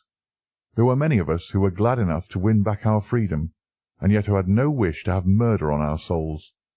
It was one thing to knock the soldiers over with their muskets in their hands, and it was another to stand by while men were being killed in cold blood. 8 of us, 5 convicts and 3 sailors, said that we would not see it done. But there was no moving Prendergast and those who were with him. Our only chance of safety lay in making a clean job of it, said he, and he would not leave a tongue with power to wag in a witness-box. It nearly came to our sharing the fate of the prisoners, but at last he said that if we wished we might take a boat and go. He jumped at the offer, for we were already sick of these bloodthirsty doings, and we saw that there would be worse before it was done. We were given a suit of sailor togs each, a barrel of water, 2 casks, one of junk and one of biscuits, and a compass. Prendergast threw us over a chart, told us that we were shipwrecked mariners whose ship had foundered in latitude 15 degrees and long 25 degrees west, and then cut the painter and let us go. And now I come to the most surprising part of my story, my dear son. The seamen had hauled the foreyard aback during the rising, but now, as we left them, they brought it square again, and as there was a light wind from the north and east, the bark began to draw slowly away from us. Our boat lay rising and falling upon the long, smooth rollers, and Evans and I, who were the most educated of the party, were sitting in the sheets working out our position and planning what coast we should make for. It was a nice question, for the Cape de Verdes were about 500 miles to the north of us, and the African coast about 700 to the east. On the whole, as the wind was coming round to the north, we thought that Sierra Leone might be best, and turned our head in that direction, the bark being at that time nearly hull down on our starboard quarter. Suddenly, as we looked at her, we saw a dense black cloud of smoke shoot up from her, which hung like a monstrous tree upon the skyline. A few seconds later, a roar like thunder burst upon our ears, and as the smoke thinned away, there was no sign left of the Gloria Scott. In an instant we swept the boat's head round again, and pulled with all our strength for the place where the haze still trailing over the water marked the scene of this catastrophe. It was a long hour before we reached it, and at first we feared that we had come too late to save anyone. A splintered boat and a number of crates and fragments of spars rising and falling on the waves showed us where the vessel had foundered, but there was no sign of life, and we had turned away in despair, when we heard a cry for help, and saw at some distance a piece of wreckage with a man lying stretched across it. When we pulled him aboard the boat, he proved to be a young seaman of the name of Hudson, who was so burned and exhausted that he could give us no account of what had happened until the following morning. It seemed that after we had left, Prendergast and his gang had proceeded to put to death the 5 remaining prisoners. The 2 warders had been shot and thrown overboard, and so also had the 3rd mate. Prendergast then descended into the 'tween-decks, and with his own hands cut the throat of the unfortunate surgeon. There only remained the 1st mate, who was a bold and active man. When he saw the convict approaching him with the bloody knife in his hand, he kicked off his bonds, which he had somehow contrived to loosen, and rushing down the deck, he plunged into the afterhold. A dozen convicts, who descended with their pistols in search of him, found him with a matchbox in his hand, seated beside an open powder barrel, which was one of 100 carried on board, and swearing that he would blow all hands up if he were in any way molested. An instant later the explosion occurred, though Hudson thought it was caused by the misdirected bullet of one of the convicts rather than the mate's match. Be the cause what it may, it was the end of the Gloria Scott, and of the rabble who held command of her. Such, in a few words, my dear boy, is the history of this terrible business in which I was involved. Next day we were picked up by the brig Hotspur, bound for Australia, whose captain found no difficulty in believing that we were the survivors of a passenger ship which had foundered. The transport ship Gloria Scott was set down by the Admiralty as being lost at sea, and no word has ever leaked out as to her true fate. After an excellent voyage, the Hotspur landed us at Sydney, where Evans and I changed our names and made our way to the diggings, where among the crowds who were gathered from all nations we had no difficulty in losing our former identities. The rest I need not relate. We prospered, we travelled, we came back as rich colonials to England, and we bought country estates. For more than 20 years we have led peaceful and useful lives, and we hoped that our past was forever buried. Imagine then my feelings, when in the seaman who came to us I recognized instantly the man who had been picked off the wreck. He had tracked us down somehow, and had set himself to live upon our fears. You will understand now how it was that I strove to keep the peace with him, and you will in some measure sympathize with me in the fears which fill me, now that he has gone from me to his other victim with threats upon his tongue. Underneath is written in a hand so shaky as to be hardly legible. Beddoes writes in cipher to say H has told all. Sweet Lord, have mercy on our souls. That was the narrative which I read that night to young Trevor, and I think, Watson, that under the circumstances it was a dramatic one. The good fellow was heartbroken at it, and went out to the Terai tea planting, where I hear that he is doing well. As to the sailor and Beddoes, neither of them was ever heard of again after that day on which the letter of warning was written. They both disappeared utterly and completely. No complaint had been lodged with the police, so that Beddoes had mistaken a threat for a deed. Hudson had been seen lurking about, and it was believed by the police that he had done away with Beddoes and had fled. For myself, I believe that the truth was exactly the opposite. I think that it is most probable that Beddoes, pushed to desperation, and believing himself to have been already betrayed, had revenged himself upon Hudson, and had fled from the country with as much money as he could lay his hands on. Those are the facts of the case, Doctor, and if they are of any use to your collection, I am sure that they are very heartily at your service.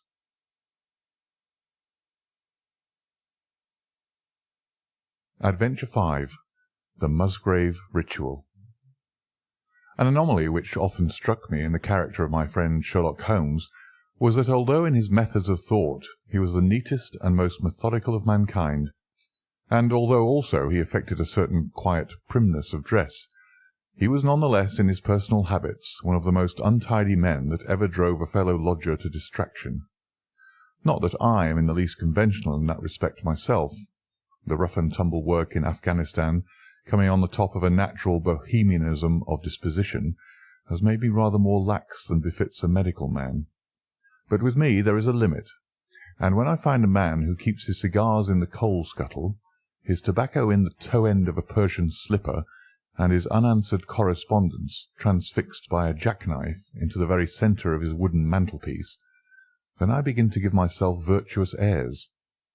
I have always held, too, that pistol practice should be distinctly an open-air pastime, and when Holmes, in one of his queer humours, would sit in an arm-chair with his hair-trigger and 100 Boxer cartridges, and proceed to adorn the opposite wall with a patriotic V.R. done in bullet-pocks, I felt strongly that neither the atmosphere nor the appearance of our room was improved by it. Our chambers were always full of chemicals and of criminal relics which had a way of wandering into unlikely positions and of turning up in the butter-dish or in even less desirable places. But his papers were my great crux. He had a horror of destroying documents, especially those which were connected with his past cases, and yet it was only once in every year or two that he would muster energy to docket and arrange them, for, as I have mentioned somewhere in these incoherent memoirs, the outbursts of passionate energy when he performed the remarkable feats with which his name is associated were followed by reactions of lethargy, during which he would lie about with his violin and his books, hardly moving save from the sofa to the table. Thus, month after month, his papers accumulated, until every corner of the room was stacked with bundles of manuscript which were on no account to be burned, and which could not be put away save by their owner. One winter's night, as we sat together by the fire, I ventured to suggest to him that as he had finished pasting extracts into his commonplace book, he might employ the next 2 hours in making our room a little more habitable. He could not deny the justice of my request, so with a rather rueful face he went off to his bedroom, from which he returned presently, pulling a large tin box behind him. This he placed in the middle of the floor, and, squatting down upon a stool in front of it, he threw back the lid. I could see that it was already a third full of bundles of paper tied up with red tape into separate packages. "There are cases enough here, Watson," said he, looking at me with mischievous eyes. "I think that if you knew all that I had in this box, you would ask me to pull some out instead of putting others in." "These are the records of your early work, then?" I asked. "I have often wished that I had notes of those cases." "Yes, my boy. These were all done prematurely before my biographer had come to glorify me." He lifted bundle after bundle in a tender, caressing sort of way. "They are not all successes, Watson," said he, "but there are some pretty little problems among them. Here's the record of the Tarleton murders, and the case of Vanbury, the wine merchant, and the adventure of the old Russian woman, and the singular affair of the aluminium crutch, as well as a full account of Ricoletti of the club foot and his abominable wife. And here, now, this really is something a little recherché." He dived his arm down to the bottom of the chest and brought up a small wooden box with a sliding lid, such as children's toys are kept in. From within he produced a crumpled piece of paper, an old-fashioned brass key, a peg of wood with a ball of string attached to it, and 3 rusty old discs of metal. "Well, my boy, what do you make of this lot?" he asked, smiling at my expression. "It is a curious collection." "Very curious, and the story that hangs around it will strike you as being more curious still." "These relics have a history, then?" "So much so that they are history." "What do you mean by that?" Sherlock Holmes picked them up one by one and laid them along the edge of the table. Then he reseated himself in his chair and looked them over with a gleam of satisfaction in his eyes. "These," said he, "are all that I have left to remind me of the adventure of the Musgrave Ritual." I had heard him mention the case more than once, though I had never been able to gather the details. "I should be so glad," said I, "if you would give me an account of it." "And leave the litter as it is?" he cried mischievously. "Your tidiness won't bear much strain after all, Watson." But I should be glad that you should add this case to your annals, for there are points in it which make it quite unique in the criminal records of this, or, I believe, of any other country. A collection of my trifling achievements would certainly be incomplete which contained no account of this very singular business. You may remember how the affair of the Gloria Scott and my conversation with the unhappy man whose fate I told you of first turned my attention in the direction of the profession which had become my life's work. You see me now when my name has become known far and wide, and when I am generally recognized both by the public and by the official force as being a final court of appeal in doubtful cases. Even when you knew me first, at the time of the affair which you have commemorated in A Study in Scarlet, I had already established a considerable, though not a very lucrative, connection. You can hardly realize, then, how difficult I found it at first, and how long I had to wait before I succeeded in making any headway.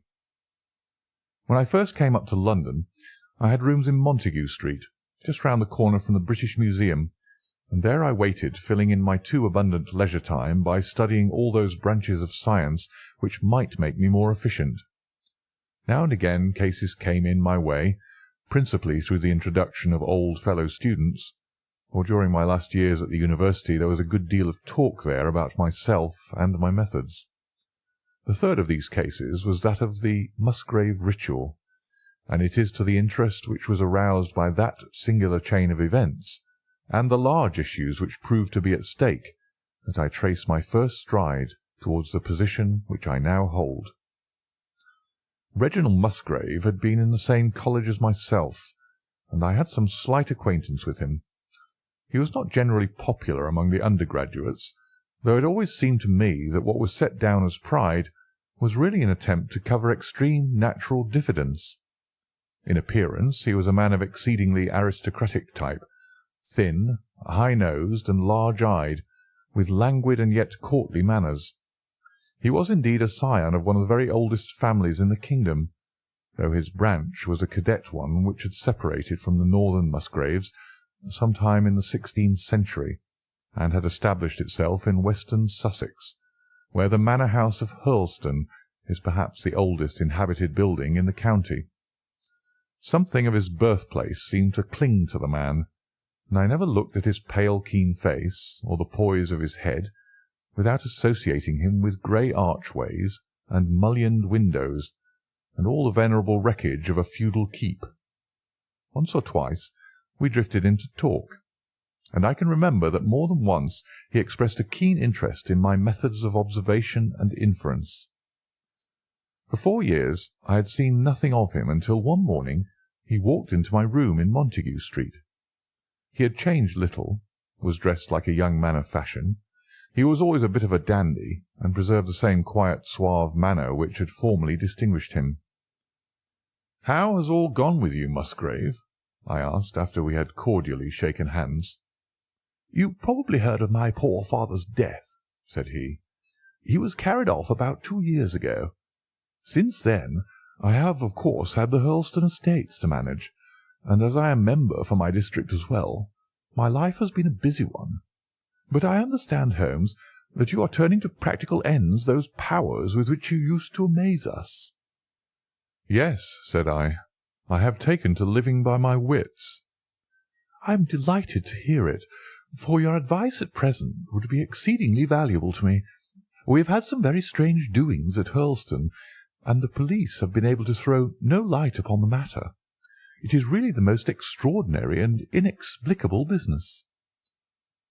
You can imagine with what eagerness I listened to him, Watson, for the very chance for which I had been panting during all those months of inaction seemed to have come within my reach. In my inmost heart I believed that I could succeed where others failed, and now I had the opportunity to test myself. "Pray let me have the details," I cried. Reginald Musgrave sat down opposite to me and lit the cigarette which I had pushed towards him. "You must know," said he, "that though I am a bachelor, I have to keep up a considerable staff of servants at Hurlstone, for it is a rambling old place and takes a good deal of looking after. I preserve, too, and in the pheasant months I usually have a house party, so that it would not do to be short-handed. Altogether there are 8 maids, the cook, the butler, 2 footmen, and the boy. The garden and the stables, of course, have a separate staff.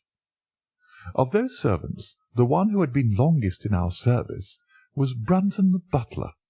He was a young schoolmaster out of place when he first taken up by my father, but he was a man of great energy and character, and he soon became quite invaluable in the household.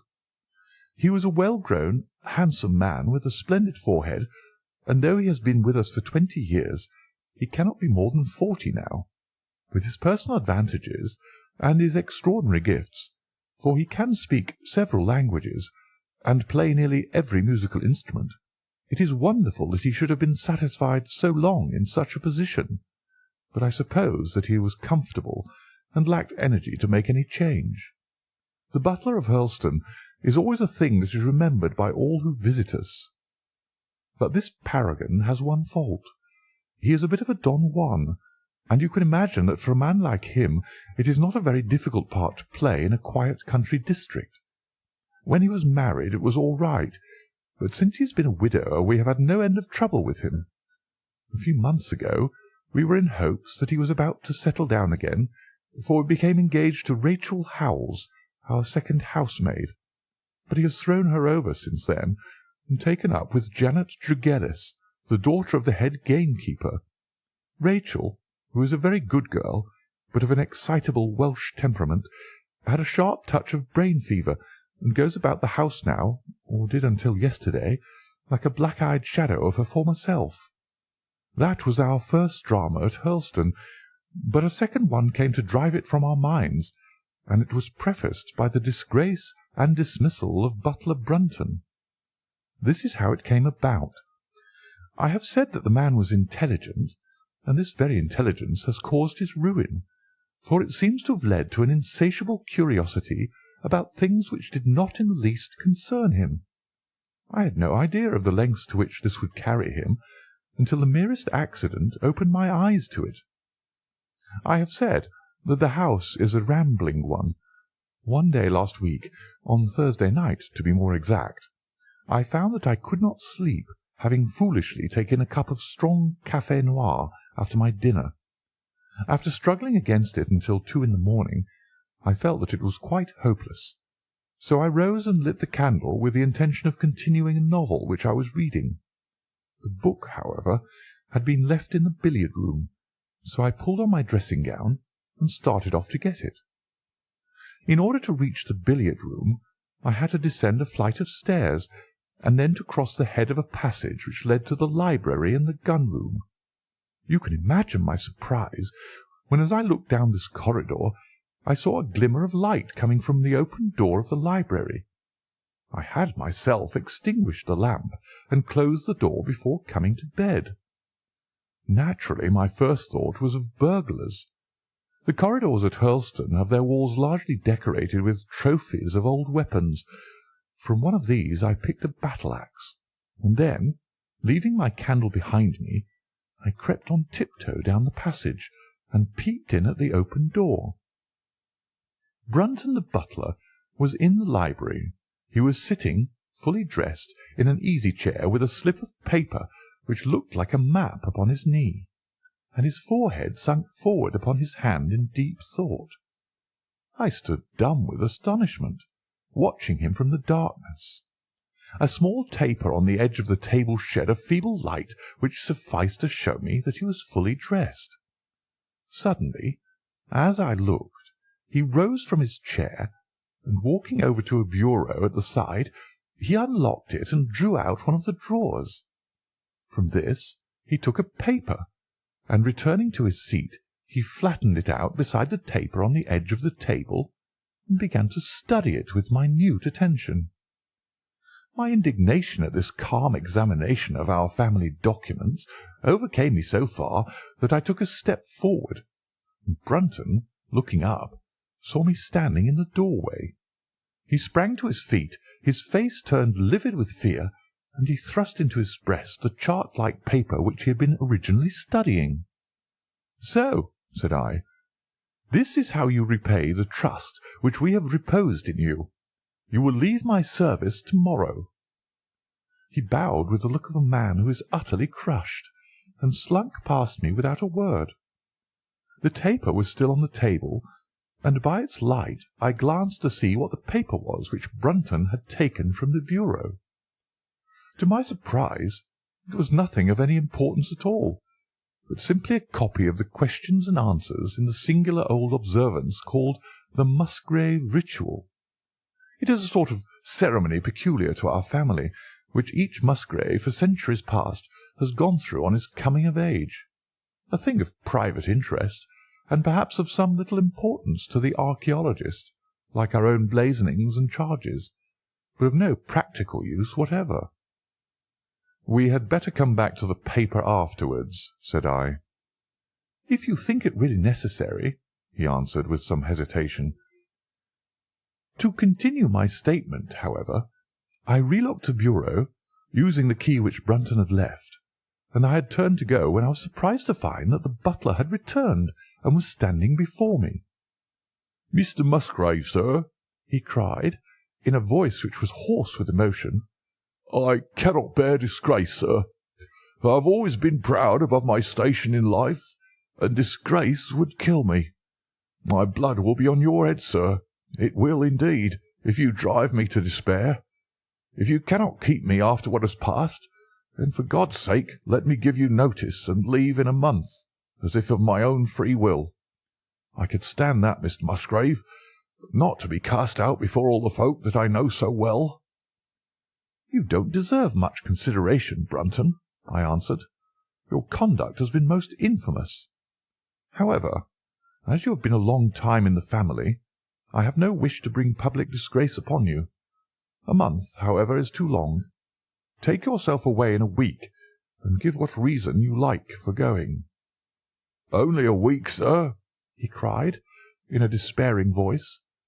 "A fortnight, say at least a fortnight." "A week," I repeated, "and you may consider yourself to have been very leniently dealt with." He crept away, his face sunk upon his breast like a broken man, while I put out the light and returned to my room. For 2 days after this, Brunton was most assiduous in his attention to his duties. I made no allusion to what had passed, and waited with some curiosity to see how he would cover his disgrace.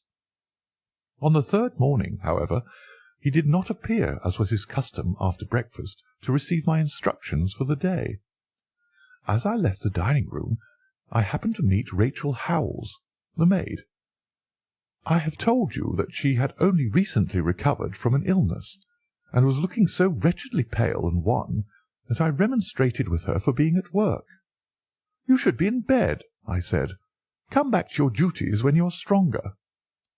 She looked at me with so strange an expression that I began to suspect that her brain was affected. "I am strong enough, Mr. Musgrave," said she. "We will see what the doctor says," I answered. "You must stop work now, and when you go downstairs, just say that I wish to see Brunton." "The butler is gone," said she. "Gone? Gone where?" "He is gone. No one has seen him. He's not in his room. Oh, yes, he's gone. He's gone." She fell back against the wall with shriek after shriek of laughter, while I, horrified at this sudden hysterical attack, rushed to the bell to summon help. The girl was taken to her room, still screaming and sobbing, while I made inquiries about Brunton. There was no doubt about it that he had disappeared. His bed had not been slept in. He had been seen by no one since he had retired to his room the night before, and yet it was difficult to see how he could have left the house, as both windows and doors were found to be fastened in the morning. His clothes, his watch, and even his money were in his room, but the black suit which he usually wore was missing. His slippers, too, were gone, but his boots were left behind. Where, then, could butler Brunton have gone in the night, and what could have become of him now? Of course we searched the house from cellar to garret, but there was no trace of him.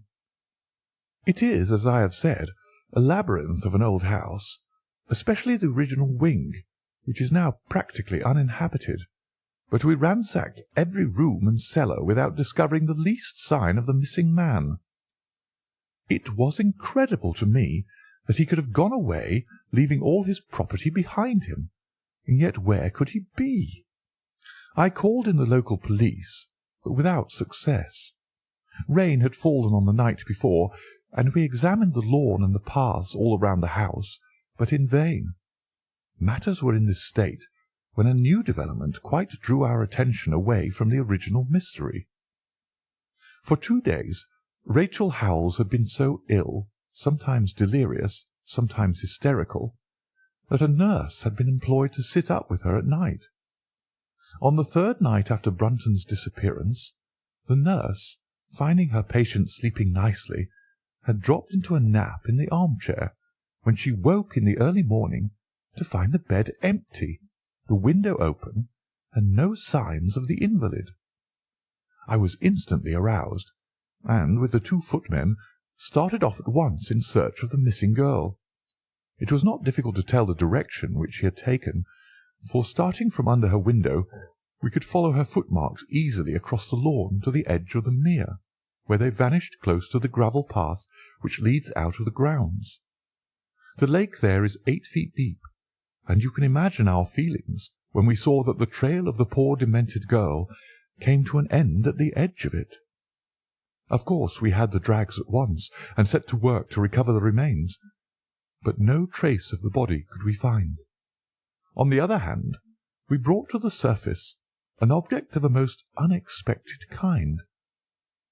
It was a linen bag, which contained within it a mass of old rusted and discoloured metal and several dull-coloured pieces of pebble or glass. This strange find was all that we could get from the mere, and although we made every possible search and inquiry yesterday, we know nothing of the fate either of Rachel Howells or of Richard Brunton. The county police are at their wits' end, and I have come up to you as a last resource." You can imagine, Watson, with what eagerness I listened to this extraordinary sequence of events, and endeavoured to piece them together and to devise some common thread upon which they might all hang. The butler was gone, the maid was gone. The maid had loved the butler, but had afterwards had cause to hate him. She was of Welsh blood, fiery and passionate. She had been terribly excited immediately after his disappearance. She had flung into the lake a bag containing some curious contents. These were all factors which had to be taken into consideration, and yet none of them got quite to the heart of the matter. What was the starting point of this chain of events? There lay the end of this tangled line. "I must see that paper, Musgrave," said I, "which this butler of yours thought it was worth his while to consult, even at the risk of the loss of his place." "It is rather an absurd business, this ritual of ours," he answered, "but it has at least the saving grace of antiquity to excuse it. I have a copy of the questions and answers here, if you care to run your eye over them." He handed me the very paper which I have here, Watson, and this is the strange catechism to which each Musgrave had to submit when he came to man's estate. I will read you the questions and answers as they stand. Whose was it? His who is gone. Who shall have it? He who will come. Where was the sun? Over the oak. Where was the shadow? Under the elm. How was it stepped? North by 10 and by 10, east by 5 and by 5, south by 2 and by 2, west by 1 and by 1, and so under. What shall we give for it? All that is ours. Why should we give it? For the sake of the trust. The original has no date, but is in the spelling of the middle of the 17th century, remarked Musgrave. I am afraid, however, that it can be of little help to you in solving this mystery. At least, said I, it gives us another mystery, and one which is even more interesting than the first. It may be that the solution of the one may prove to be the solution of the other. You will excuse me, Musgrave, if I say that your butler appears to me to have been a very clever man, and to have had a clearer insight than 10 generations of his masters. I hardly follow you. said Musgrave. "Paper seems to me to be of no practical importance." "But to me it seems immensely practical, and I fancy that Brunton took the same view. He had probably seen it before that night on which you caught him." "It is very possible. We took no pains to hide it." "He simply wished, I should imagine, to refresh his memory upon that last occasion. He had, as I understand, some sort of map or chart which he was comparing with the manuscript, and which he thrust into his pocket when you appeared." "That is true. But what could he have to do with this old family custom of ours, and what does this rigmarole mean?" "I don't think that we should have much difficulty in determining that," said I. "With your permission we will take the first train down to Sussex, and go a little more deeply into the matter upon the spot." The same afternoon saw us both at Hurlstone. Possibly you have seen pictures and read descriptions of the famous old building. So I will confine my account of it to saying that it is built in the shape of an L, the long arm being the more modern portion, and the shorter the ancient nucleus from which the other had developed. Over the low, heavily linteled door in the centre of this old part is chiselled the date 1607, but experts are agreed that the beams and stonework are really much older than this. The enormously thick walls and tiny windows of this part had in the last century driven the family into building the new wing, and the old one was used now as a storehouse and a cellar, when it was used at all. A splendid park with fine old timber surrounds the house, and the lake to which my client had referred lay close to the avenue about 200 yards from the building. I was already firmly convinced, Watson, that there were not 3 separate mysteries here, but only one, and that if I could read the Musgrave ritual aright, I should hold in my hand the clue which would lead me to the truth concerning both the butler Brunton and the maid Howells. To that, then, I turned all my energies. Why should this servant be so anxious to master this old formula? Evidently because he saw something in it which had escaped all those generations of country squires, and from which he expected some personal advantage. What was it, then, and how had it affected his fate? It was perfectly obvious to me, on reading the ritual, that the measurements must refer to some spot to which the rest of the document alluded, and that if we could find that spot, we should be in a fair way towards finding what the secret was which the old Musgraves had thought it necessary to embalm in so curious a fashion. There were 2 guides given us to start with, an oak and an elm. As to the oak there could be no question at all.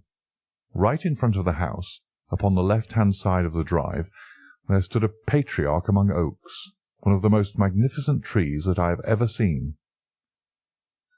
"That was there when your ritual was drawn up," said I, as we drove past it.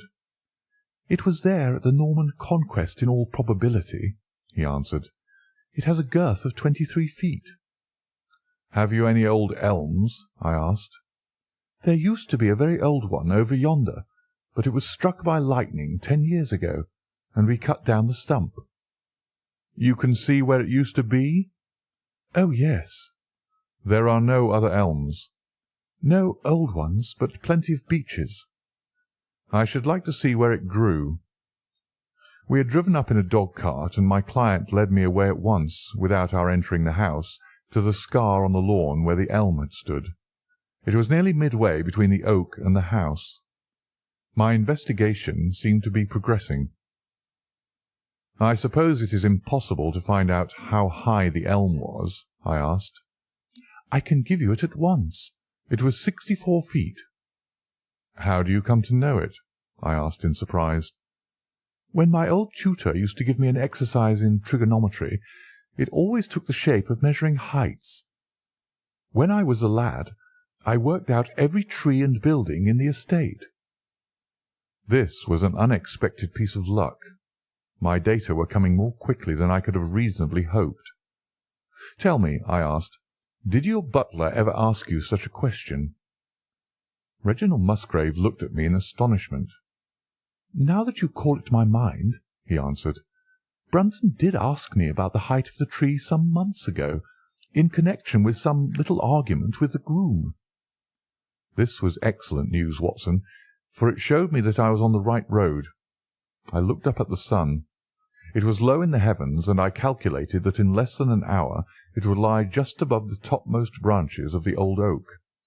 One condition mentioned in the ritual would then be fulfilled, and the shadow of the elm must mean the farther end of the shadow. Otherwise the trunk would have been chosen as the guide. I had then to find out where the far end of the shadow would fall when the sun was just clear of the oak. That must have been difficult, Holmes, when the elm was no longer there. Well, at least I knew that if Brunton could do it, I could also. Besides, there was no real difficulty. I went with Musgrave to his study and whittled myself this peg, to which I tied this long string with a knot at each yard. Then I took 2 lengths of a fishing rod, which came to just 6 feet, and I went back with my client to where the elm had been. The sun was just grazing the top of the oak. I fastened the rod on end, marked out the direction of the shadow, and measured it. It was 9 feet in length. Of course, the calculation now was a simple one. If a rod of 6 feet threw a shadow of 9, a tree of 64 feet would throw one of 96, and the line of the one would of course be the line of the other. I measured out the distance, which brought me almost to the wall of the house, and I thrust a peg into the spot. You can imagine my exultation, Watson, when within 2 inches of my peg I saw a conical depression in the ground. I knew that it was the mark made by Brunton in his measurements, and that I was still upon his trail. From this starting point I proceeded to step, having first taken the cardinal points of my pocket compass. 10 steps with each foot took me along parallel with the wall of the house, and again I marked my spot with a peg. Then I carefully paced off 5 to the east and 2 to the south. It brought me to the very threshold of the old door. 2 steps to the west meant now that I was to go 2 paces down the stone-flagged passage, and this was the place indicated by the ritual. Never have I felt such a cold chill of disappointment, Watson. For a moment it seemed to me that there must be some radical mistake in my calculations. The setting sun shone full upon the passage floor, and I could see that the old foot-worn grey stones with which it was paved were firmly cemented together, and had certainly not been moved for many a long year. Brunton had not been at work here. I tapped upon the floor, but it sounded the same all over, and there was no sign of any crack or crevice. But fortunately Musgrave, who had begun to appreciate the meaning of my proceedings, and who was now as excited as myself, took out his manuscript to check my calculation. "And under!" he cried. "You have omitted the 'and under.'" I had thought that it meant that we were to dig, but now of course I saw at once that I was wrong. "There is a cellar under this, then?" I cried. "Yes, and as old as the house. Down here, through this door." We went down a winding stone stair, and my companion, striking a match, lit a large lantern which stood on a barrel in the corner. In an instant it was obvious that we had at last come upon the true place, and that we had not been the only people to visit the spot recently. It had been used for the storage of wood, but the billets, which had evidently been littered over the floor, were now piled at the sides, so as to leave a clear space in the middle. In this space lay a large and heavy flagstone with a rusted iron ring in the centre, to which a thick shepherd's check muffler was attached. "By Jove!" cried my client, "that's Brunton's muffler. I've seen it on him, and could swear to it. What has the villain been doing here?" At my suggestion a couple of the county police were summoned to be present, and I then endeavoured to raise the stone by pulling on the cravat. I could only move it slightly, and it was with the aid of one of the constables that I succeeded at last in carrying it to one side. A black hole yawned beneath, into which we all peered, while Musgrave, kneeling at the side, pushed down the lantern. A small chamber about 7 feet deep and 4 feet square lay open to us. At one side of this was a squat, brass-bound wooden box, the lid of which was hinged upwards, with this curious old-fashioned key projecting from the lock. It was furred outside by a thick layer of dust, and damp and worms had eaten through the wood, so that a crop of livid fungi was growing on the inside of it. Several discs of metal, old coins apparently, such as I hold here, were scattered over the bottom of the box, but it contained nothing else. At the moment, however, we had no thought for the old chest, for our eyes were riveted upon that which crouched beside it. It was the figure of a man clad in a suit of black, who squatted down upon his hams with his forehead sunk upon the edge of the box, and his two arms thrown out on each side of it. The attitude had drawn all the stagnant blood to the face, and no man could have recognized that distorted, liver-coloured countenance, but his height, his dress, and his hair were all sufficient to show my client, when we had drawn the body up, that it was indeed his missing butler. He had been dead some days, but there was no wound or bruise upon his person to show how he had met his dreadful end. When his body had been carried from the cellar, we found ourselves still confronted with a problem which was almost as formidable as that which we had started. I confess that so far, Watson, I had been disappointed in my investigation. I had reckoned upon solving the matter when once I had found the place referred to in the ritual. But now I was there, and was apparently as far as ever from knowing what it was which the family had concealed with such elaborate precautions. It is true that I had thrown a light upon the fate of Brunton, but now I had to ascertain how that fate had come upon him, and what part had been played in the matter by the woman who had disappeared. I sat down upon a keg in the corner, and thought the whole matter carefully over. You know my methods in such cases, Watson. I put myself in the man's place, and, having first gauged his intelligence, I try to imagine how I should myself have proceeded under the same circumstances. In this case the matter was simplified by Brunton's intelligence being quite first-rate, so that it was unnecessary to make any allowance for the personal equation, as the astronomers have dubbed it. He knew that something valuable was concealed. He had spotted the place. He found that the stone which covered it was just too heavy for a man to move unaided. What would he do next? He could not get help from outside, even if he had someone whom he could trust, without the unbarring of doors and considerable risk of detection. It was better, if he could, to have his helpmate inside the house. But whom could he ask? This girl had been devoted to him. A man always finds it hard to realize that he may have finally lost a woman's love, however badly he may have treated her. He would try by a few attentions to make his peace with the girl Howells, and then would engage her as his accomplice. Together they would come at night to the cellar, and their united force would suffice to raise the stone. So far I could follow their actions as if I had actually seen them. But for two of them, and one a woman, it must have been heavy work, the raising of that stone. A burly Sussex policeman and I had found it no light job. What would they do to assist them? Probably what I should have done myself. I rose and examined carefully the different billets of wood which were scattered round the floor. Almost at once I came upon what I expected.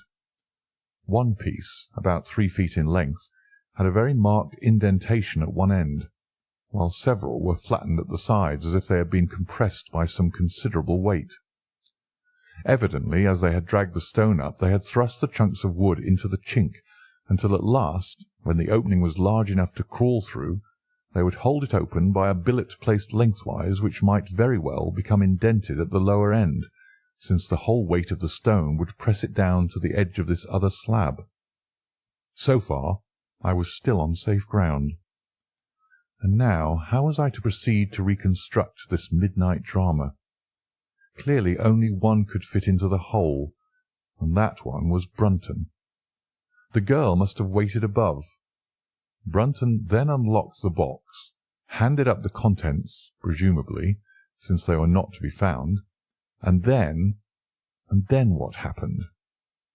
What smouldering fire of vengeance had suddenly sprung into flame in this passionate Celtic woman's soul when she saw the man who had wronged her perhaps far more than we suspected, in her power? Was it a chance that the wood had slipped, and that the stone had shut Brunton into what had become his sepulchre? Had she only been guilty of silence as to his fate? Or had some sudden blow from her hand dashed the support away, and sent the slab crashing down into its place. Be that as it might, I seemed to see that woman's figure still clutching at her treasure trove and flying wildly up the winding stair, with her ears ringing perhaps with the muffled screams from behind her, and with the drumming of frenzied hands against the slab of stone which was choking her faithless lover's life out. Here was the secret of her blanched face, her shaken nerves, her peals of hysterical laughter on the next morning. But what had been in the box? What had she done with that? Of course, it must have been the old metal and pebbles which my client had dragged from the mere. She had thrown them in there at the first opportunity to remove the last trace of her crime. For 20 minutes I had sat motionless, thinking the matter out. Musgrave still stood with a very pale face, swinging his lantern and peering down into the hole. "These are the coins of Charles I," said he, holding out the few which had been in the box. "You see we were right in fixing our date for the ritual." "We may find something else of Charles I," I cried, as the probable meaning of the first two questions of the ritual broke suddenly upon me. "Let me see the contents of the bag which you fished from the mere." We ascended to his study, and he laid the débris before me. I could understand his regarding it as of small importance when I looked at it, for the metal was almost black and the stones lustreless and dull. I rubbed one of them on my sleeve, however, and it glowed afterwards like a spark in the dark hollow of my hand. The metalwork was in the form of a double ring, but it had been bent and twisted out of its original shape.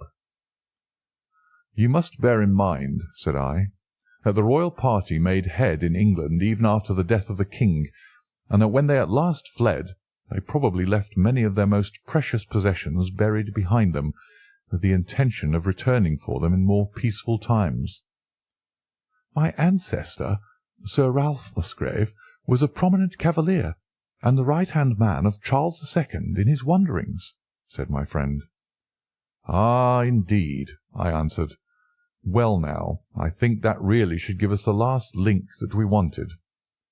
I must congratulate you on coming into the possession, though in rather a tragic manner, of a relic which is of great intrinsic value, but of even greater importance as an historical curiosity." "What is it, then?" he gasped in astonishment. "It is nothing less than the ancient crown of the kings of England." "The crown?" "Precisely. Consider what the ritual says. How does it run? Whose was it? His who is gone.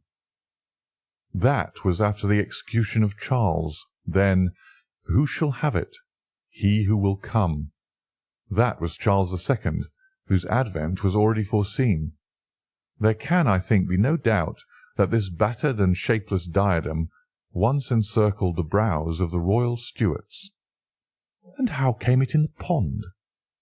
"Ah, that is a question that will take some time to answer." And with that I sketched out to him the whole long chain of surmise and of proof which I had constructed. The twilight had closed in, and the moon was shining brightly in the sky before my narrative was finished. "And how was it, then, that Charles did not get his crown when he returned?" asked Musgrave, pushing back the relic into its linen bag. "Ah, there you lay your finger upon the one point which we shall probably never be able to clear up. It is likely that the Musgrave who held the secret died in the interval, and by some oversight left this guide to his descendant without explaining the meaning of it. From that day to this it has been handed down from father to son, until at last it came within reach of a man who tore its secret out of it and lost his life in the venture." "And that's the story of the Musgrave ritual, Watson. They have the crown down at Hurlstone, though they had some legal bother and a considerable sum to pay before they were allowed to retain it. I am sure that if you mentioned my name they would be happy to show it to you. Of the woman nothing was ever heard, and the probability is that she got away out of England and carried herself and the memory of her crime to some land beyond the seas.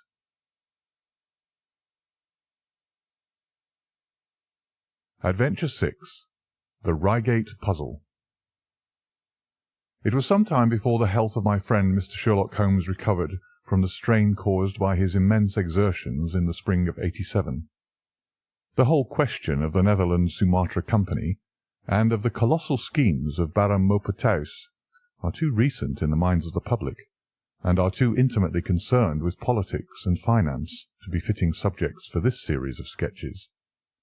They led, however, in an indirect fashion to a singular and complex problem which gave my friend an opportunity of demonstrating the value of a fresh weapon among the many with which he waged his lifelong battle against crime.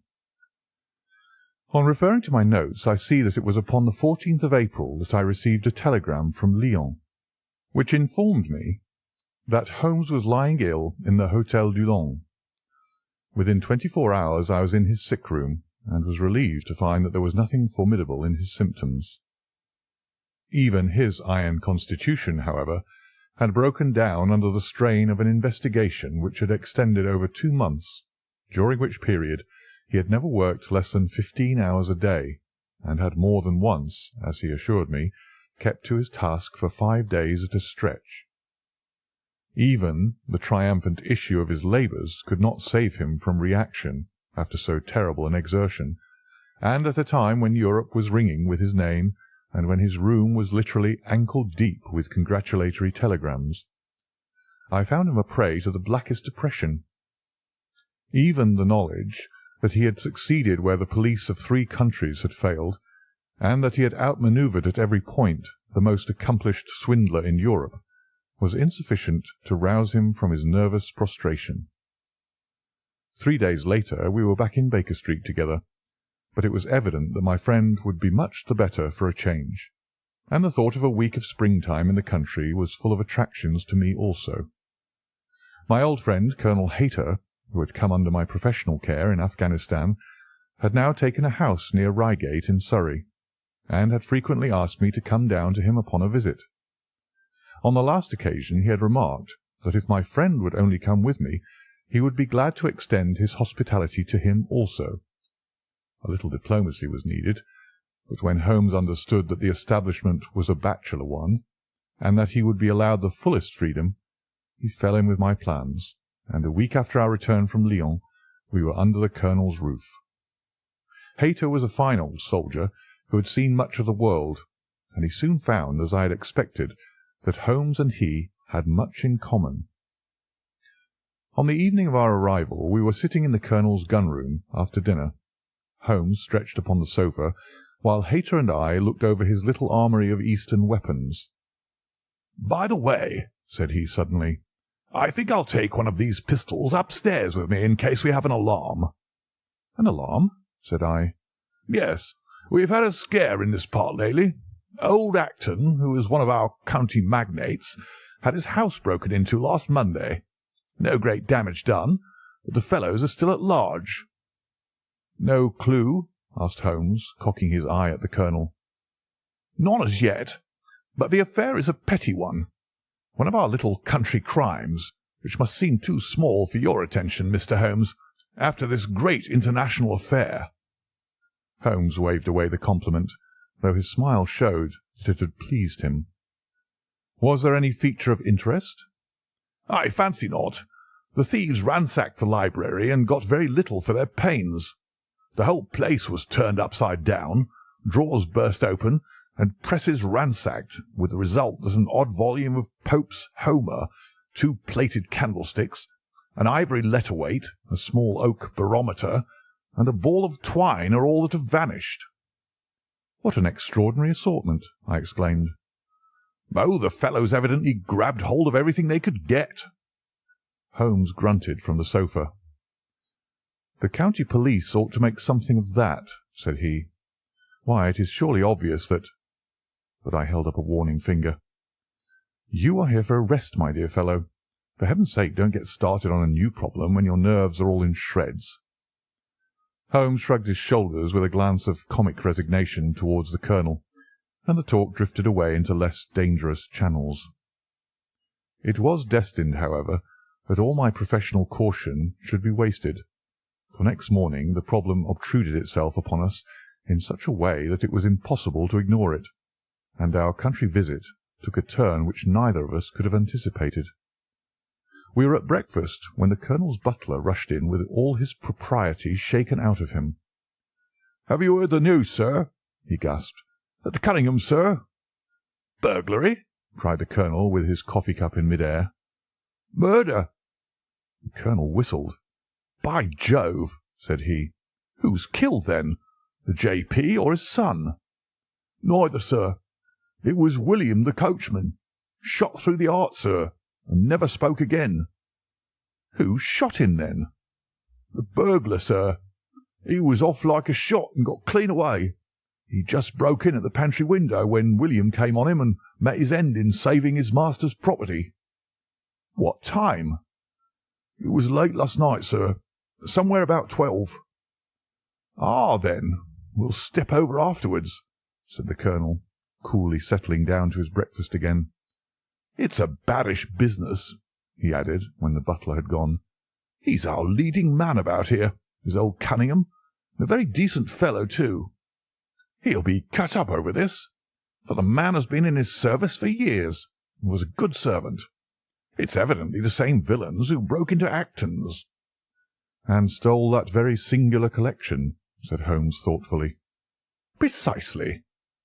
It may prove the simplest matter in the world, but all the same, at first glance, this is just a little curious, is it not? A gang of burglars acting in the country might be expected to vary the scene of their operations, and not to crack 2 cribs in the same district within a few days. When you spoke last night of taking precautions, I remember that it passed through my mind that this was probably the last parish in England to which the thief or thieves would be likely to turn their attention, which shows that I have still much to learn. "I fancy it's some local practitioner," said the Colonel. "In that case, of course, Acton's and Cunningham's are just the places he would go for, since they are far the largest about here." "And richest?" "Well, they ought to be, but they've had a lawsuit for some years, which has sucked the blood out of both of them, I fancy.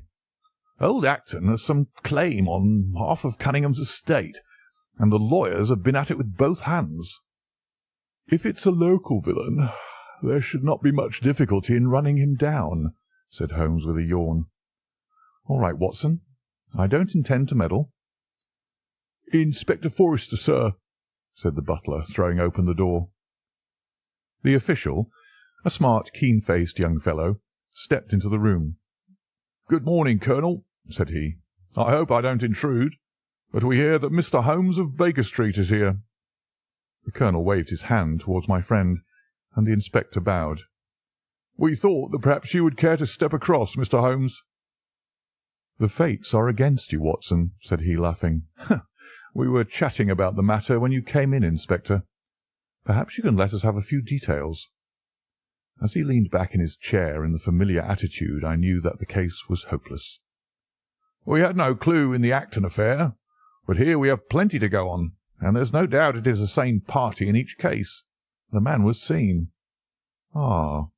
"Yes, sir, but he was off like a deer after the shot that killed poor William Kirwan was fired. Mr. Cunningham saw him from the bedroom window, and Mr. Alec Cunningham saw him from the back passage. It was 11:45 when the alarm broke out. Mr. Cunningham had just got into bed, and Mr. Alec was smoking a pipe in his dressing-gown. They both heard William, the coachman, calling for help, and Mr. Alec ran down to see what was the matter. The back door was open, and as he came to the foot of the stairs he saw 2 men wrestling together outside. One of them fired a shot. The other dropped, and the murderer rushed across the garden and over the hedge. Mr. Cunningham, looking out of his bedroom, saw the fellow as he gained the road, but lost sight of him at once. Mr. Alec stopped to see if he could help the dying man, and so the villain got clean away. Beyond the fact that he was a middle-sized man, and dressed in some dark stuff, we have no personal clue, but we're making energetic inquiries, and if he is a stranger we shall soon find him out." "What was this William doing there? Did he say anything before he died?" "Not a word. He lives at the lodge with his mother, and as he was a very faithful fellow, We imagine that he walked up to the house with the intention of seeing that all was right there. Of course, this Acton business has put everyone on their guard. The robber must have just burst open the door. The lock has been forced when William came upon him." "Did William say anything to his mother before going out?" "She's very old and deaf, and we can get no information from her. The shock has made her half-witted, but I understand that she was never very bright. There is one very important circumstance, however. Look at this." He took a small piece of torn paper from a notebook and spread it out upon his knee. "This was found between the finger and thumb of the dead man. It appears to be a fragment torn from a larger sheet. You will observe that the hour mentioned upon it is the very time at which the poor fellow met his fate. You see that his murderer might have torn the rest of the sheet from him, or he might have taken this fragment from the murderer. It reads almost as though it were an appointment." Holmes took up the scrap of paper, a facsimile of which is here produced. "D. At 11:45, learn what may be." "Presuming that is an appointment," continued the inspector, "it is of course a conceivable theory that this William Kirwan, though he had the reputation of being an honest man, may have been in league with the thief. He may have met him there, may even have helped him to break in the door, and then they may have fallen out between themselves." "This writing is of extraordinary interest," said Holmes, who had been examining it with intense concentration. "These are much deeper waters than I had thought." He sank his head upon his hands, while the inspector smiled at the effect which his case had had upon the famous London specialist. "Your last remark," said Holmes presently, "as to the possibility of there being an understanding between the burglar and the servant, and this being a note of appointment from one to the other, is an ingenious and not entirely impossible supposition. But this writing opens up—" He sank his head into his hands again, and remained for some minutes in the deepest thought. When he raised his face again, I was surprised to see that his cheek was tinged with colour, and his eyes as bright as before his illness. He sprang to his feet with all his old energy. "I'll tell you what," said he. "I should like to have a quiet little glance into the details of this case. There is something in it which fascinates me extremely. If you will permit me, Colonel, I will leave my friend Watson and you, and I will step around with the inspector to test the truth of one or two little fancies of mine. I will be with you again in half an hour." An hour and a half had elapsed before the inspector returned alone. "Mr. Holmes is walking up and down in the field outside," said he. "He wants us all four to go up to the house together." "To Mr. Cunningham's?" "Yes, sir." "What for?" The inspector shrugged his shoulders. "I don't quite know, sir. Between ourselves, I think Mr. Holmes had not quite got over his illness yet. He's been behaving very queerly, and is very much excited." "I don't think you need alarm yourself," said I. "I have usually found that there was method in his madness." "Some folks might say there was madness in his method," muttered the inspector. "But he's all on fire to start, Colonel, so we'd best go out if you're ready." We found Holmes pacing up and down in the field, his chin sunk upon his breast and his hands thrust into his trousers pockets. "The matter grows in interest," said he. "Watson, your country trip has been a distinct success. I have had a charming morning." "You've been up to the scene of the crime, I understand," said the Colonel. "Yes. The inspector and I have made quite a little reconnaissance together." "Any success?" "Well, we've seen some very interesting things. I'll tell you what we did as we walked. First of all, we saw the body of this unfortunate man. He certainly died from a revolver wound, as reported." "Had you doubted it, then?" "Oh, it is as well to test everything. Our inspection was not wasted. We then had an interview with Mr. Cunningham and his son, who were able to point out the exact spot where the murderer had broken through the garden hedge in his flight. That was of great interest." "Naturally." Then we had a look at this poor fellow's mother. We could get no information from her, however, as she is very old and feeble." "And what is the result of your investigations?" The conviction that the crime is a very peculiar one. Perhaps our visit now may do something to make it less obscure. I think that we are both agreed, Inspector, that the fragment of paper in the dead man's hand, bearing as it does the very hour of his death written upon it, is of extreme importance." "It should give a clue, Mr. Holmes." "It does give a clue. Whoever wrote that note was the man who brought William Kirwan out of his bed at that hour. But where is the rest of that sheet of paper?" "I examined the ground carefully in the hope of finding it," said the inspector. "It was torn out of the dead man's hand. Why was someone so anxious to get possession of it? Because it incriminated him? And what would he do with it? Thrust it into his pocket, most likely, never noticing that a corner of it had been left in the grip of the corpse. If we could get the rest of that sheet, it is obvious that we should have gone a long way towards solving the mystery." "Yes, but how can we get at the criminal's pocket before we catch the criminal?" "Well, well, it was worth thinking over. Then there is another obvious point. The note was sent to William. The man who wrote it could not have taken it. Otherwise, of course, he might have delivered his own message by word of mouth. Who brought the note, then? Or did it come through the post?" "I have made inquiries," said the inspector. "William received a letter by the afternoon post yesterday. The envelope was destroyed by him." "Excellent!" cried Holmes, clapping the inspector on the back. "You've seen the postman. It is a pleasure to work with you. Well, here is the lodge, and if you will come up, Colonel, I will show you the scene of the crime." We passed the pretty cottage where the murdered man had lived, and walked up an oak-lined avenue to the fine old Queen Anne house, which bears the date of Malplaquet upon the lintel of the door. Holmes and the inspector led us round it until we came to the side gate, which is separated by a stretch of garden from the hedge which lines the road. A constable was standing at the kitchen door. "Throw the door open, officer," said Holmes. Now it was on these stairs that young Mr. Cunningham stood and saw the two men struggling just where we are. Old Mr. Cunningham was at that window, the second on the left, and he saw the fellow get away just to the left of that bush. Then Mr. Alec ran out and knelt beside the wounded man. The ground is very hard, you see, and there are no marks to guide us.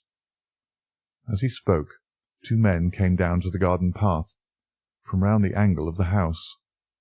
The one was an elderly man with a strong, deep-lined, heavy-eyed face, the other a dashing young fellow, whose bright, smiling expression and showy dress were in strange contrast with the business which had brought us there. "Still at it, then?" said he to Holmes.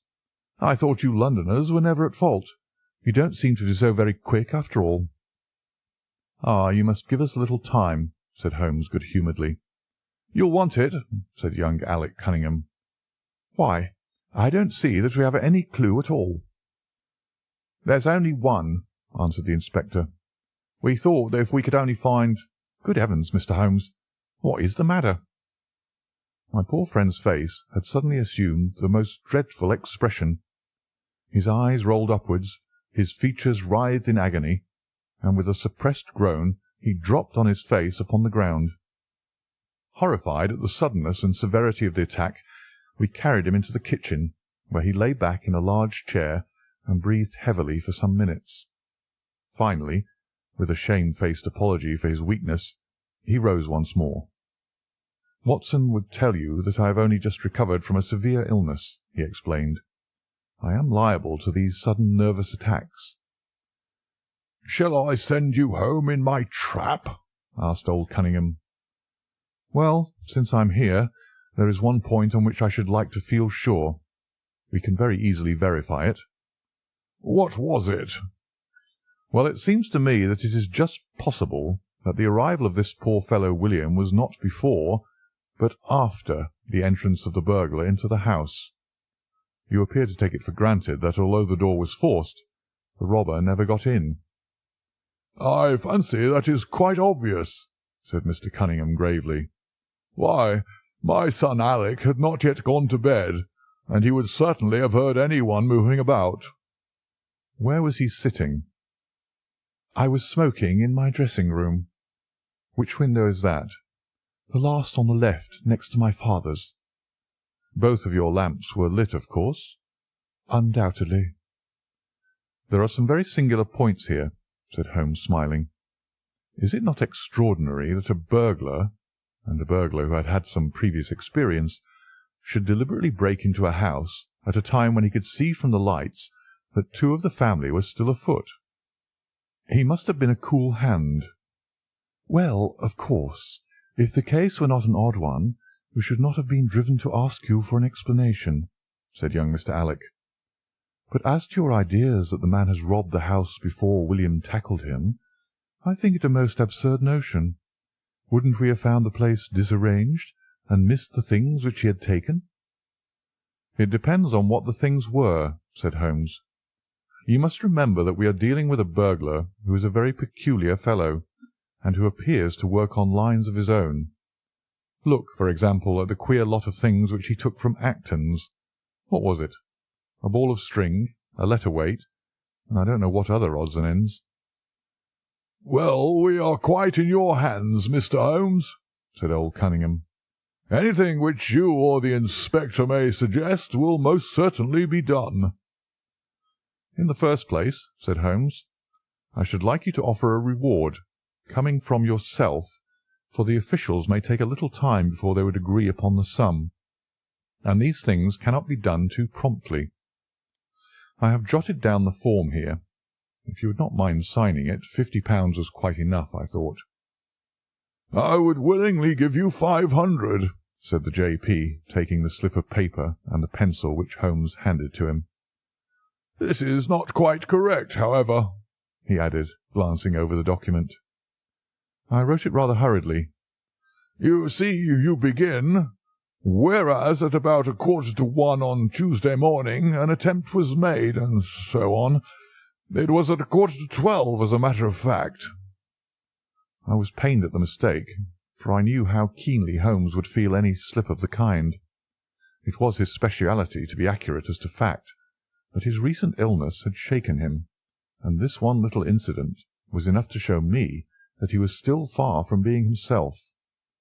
He was obviously embarrassed for an instant, while the inspector raised his eyebrows, and Alec Cunningham burst into a laugh.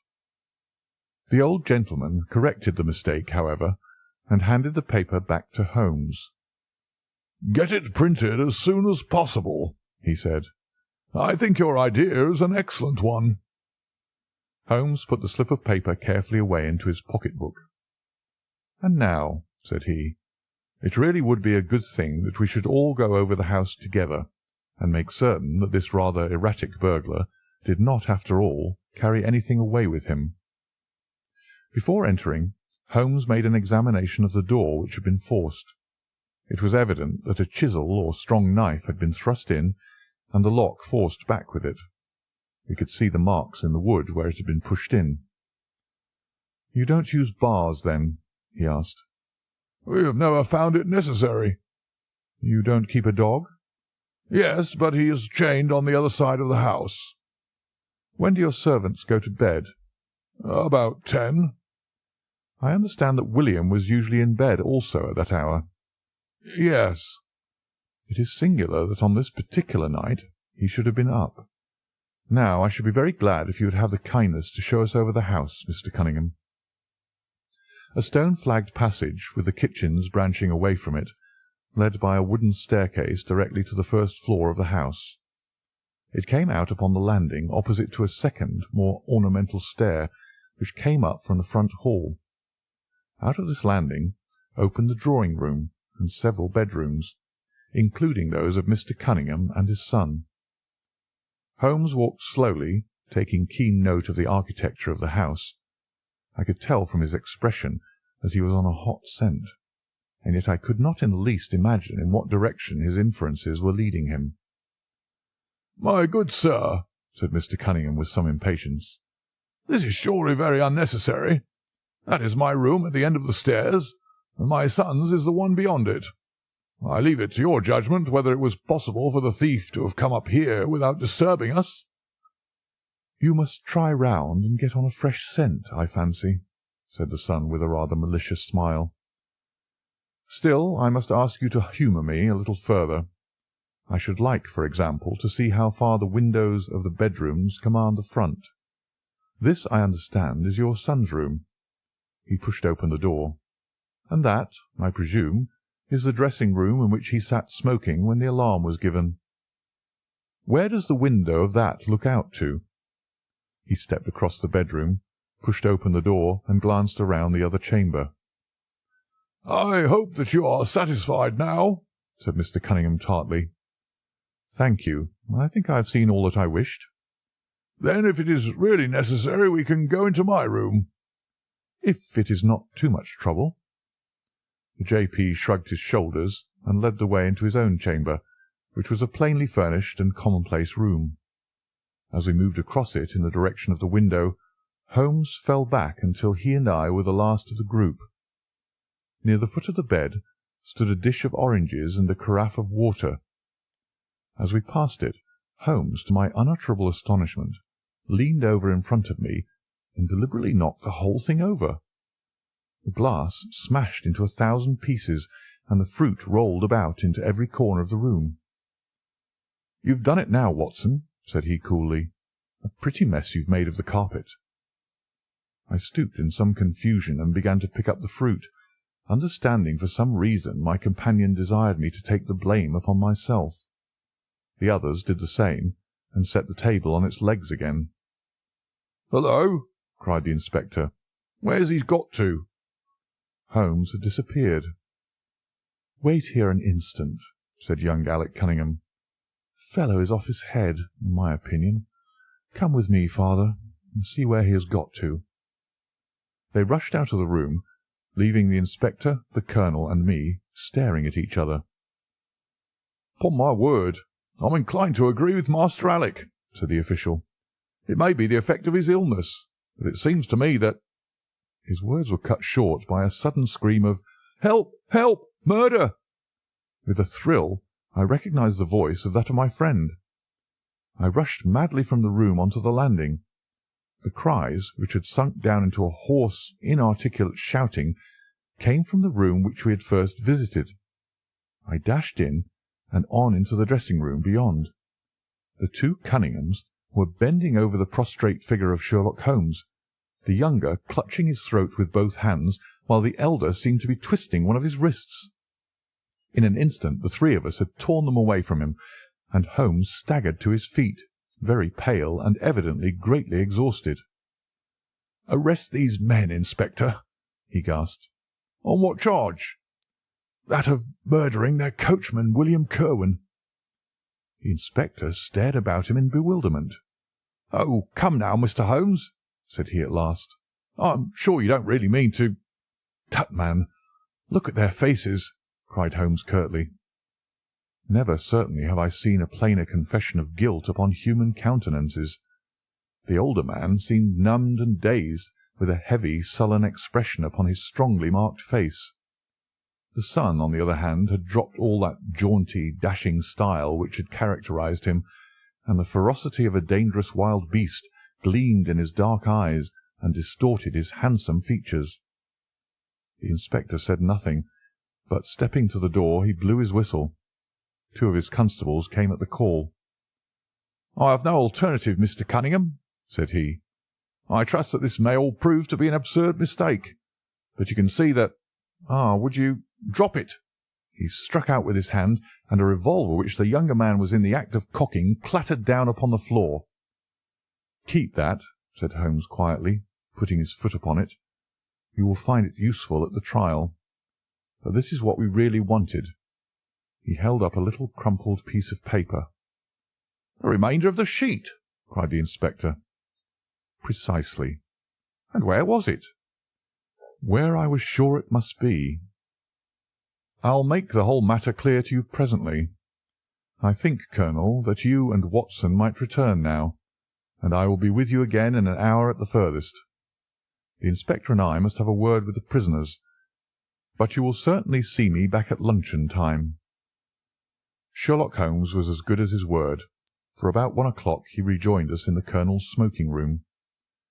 He was accompanied by a little elderly gentleman, who was introduced to me as the Mr. Acton whose house had been the scene of the original burglary.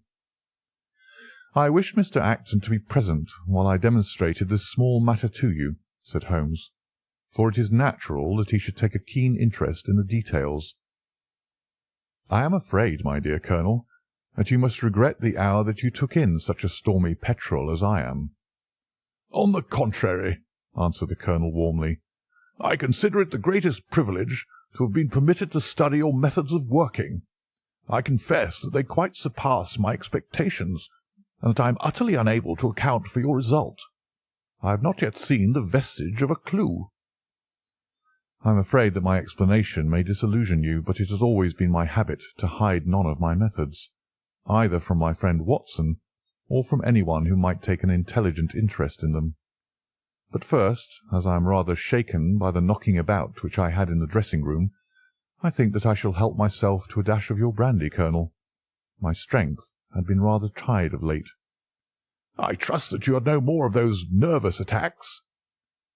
Sherlock Holmes laughed heartily. "We will come to that in its turn," said he.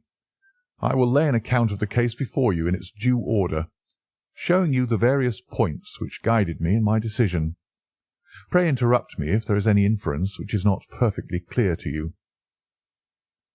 It is of the highest importance in the art of detection to be able to recognize, out of a number of facts, which are incidental and which vital. Otherwise your energy and attention must be dissipated instead of being concentrated. Now, in this case, there was not the slightest doubt in my mind from the first that the key of the whole matter must be looked for in the scrap of paper in the dead man's hand. Before going into this, I would draw your attention to the fact that, if Alec Cunningham's narrative was correct, and if the assailant, after shooting William Kirwan, had instantly fled, then it obviously could not be he who tore the paper from the dead man's hand. But if it was not he, it must have been Alec Cunningham himself, for by the time that the old man had descended, several servants were upon the scene. The point is a simple one, but the inspector had overlooked it because he had started with the supposition that these county magnates had had nothing to do with the matter. Now, I make a point of never having any prejudices, and of following docilely wherever fact may lead me, and so, in the very first stage of the investigation, I found myself looking a little askance at the part which had been played by Mr. Alec Cunningham. And now I made a very careful examination of the corner of paper which the inspector had submitted to us. It was at once clear to me that it formed part of a very remarkable document. Here it is. Do you not now observe something very suggestive about it? "It has a very irregular look," said the Colonel. "My dear sir," cried Holmes, "there cannot be the least doubt in the world that it has been written by two persons doing alternate words. When I draw your attention to the strong T's of at and to, and ask you to compare them with the weak ones of quarter and 12, you will instantly recognize the fact.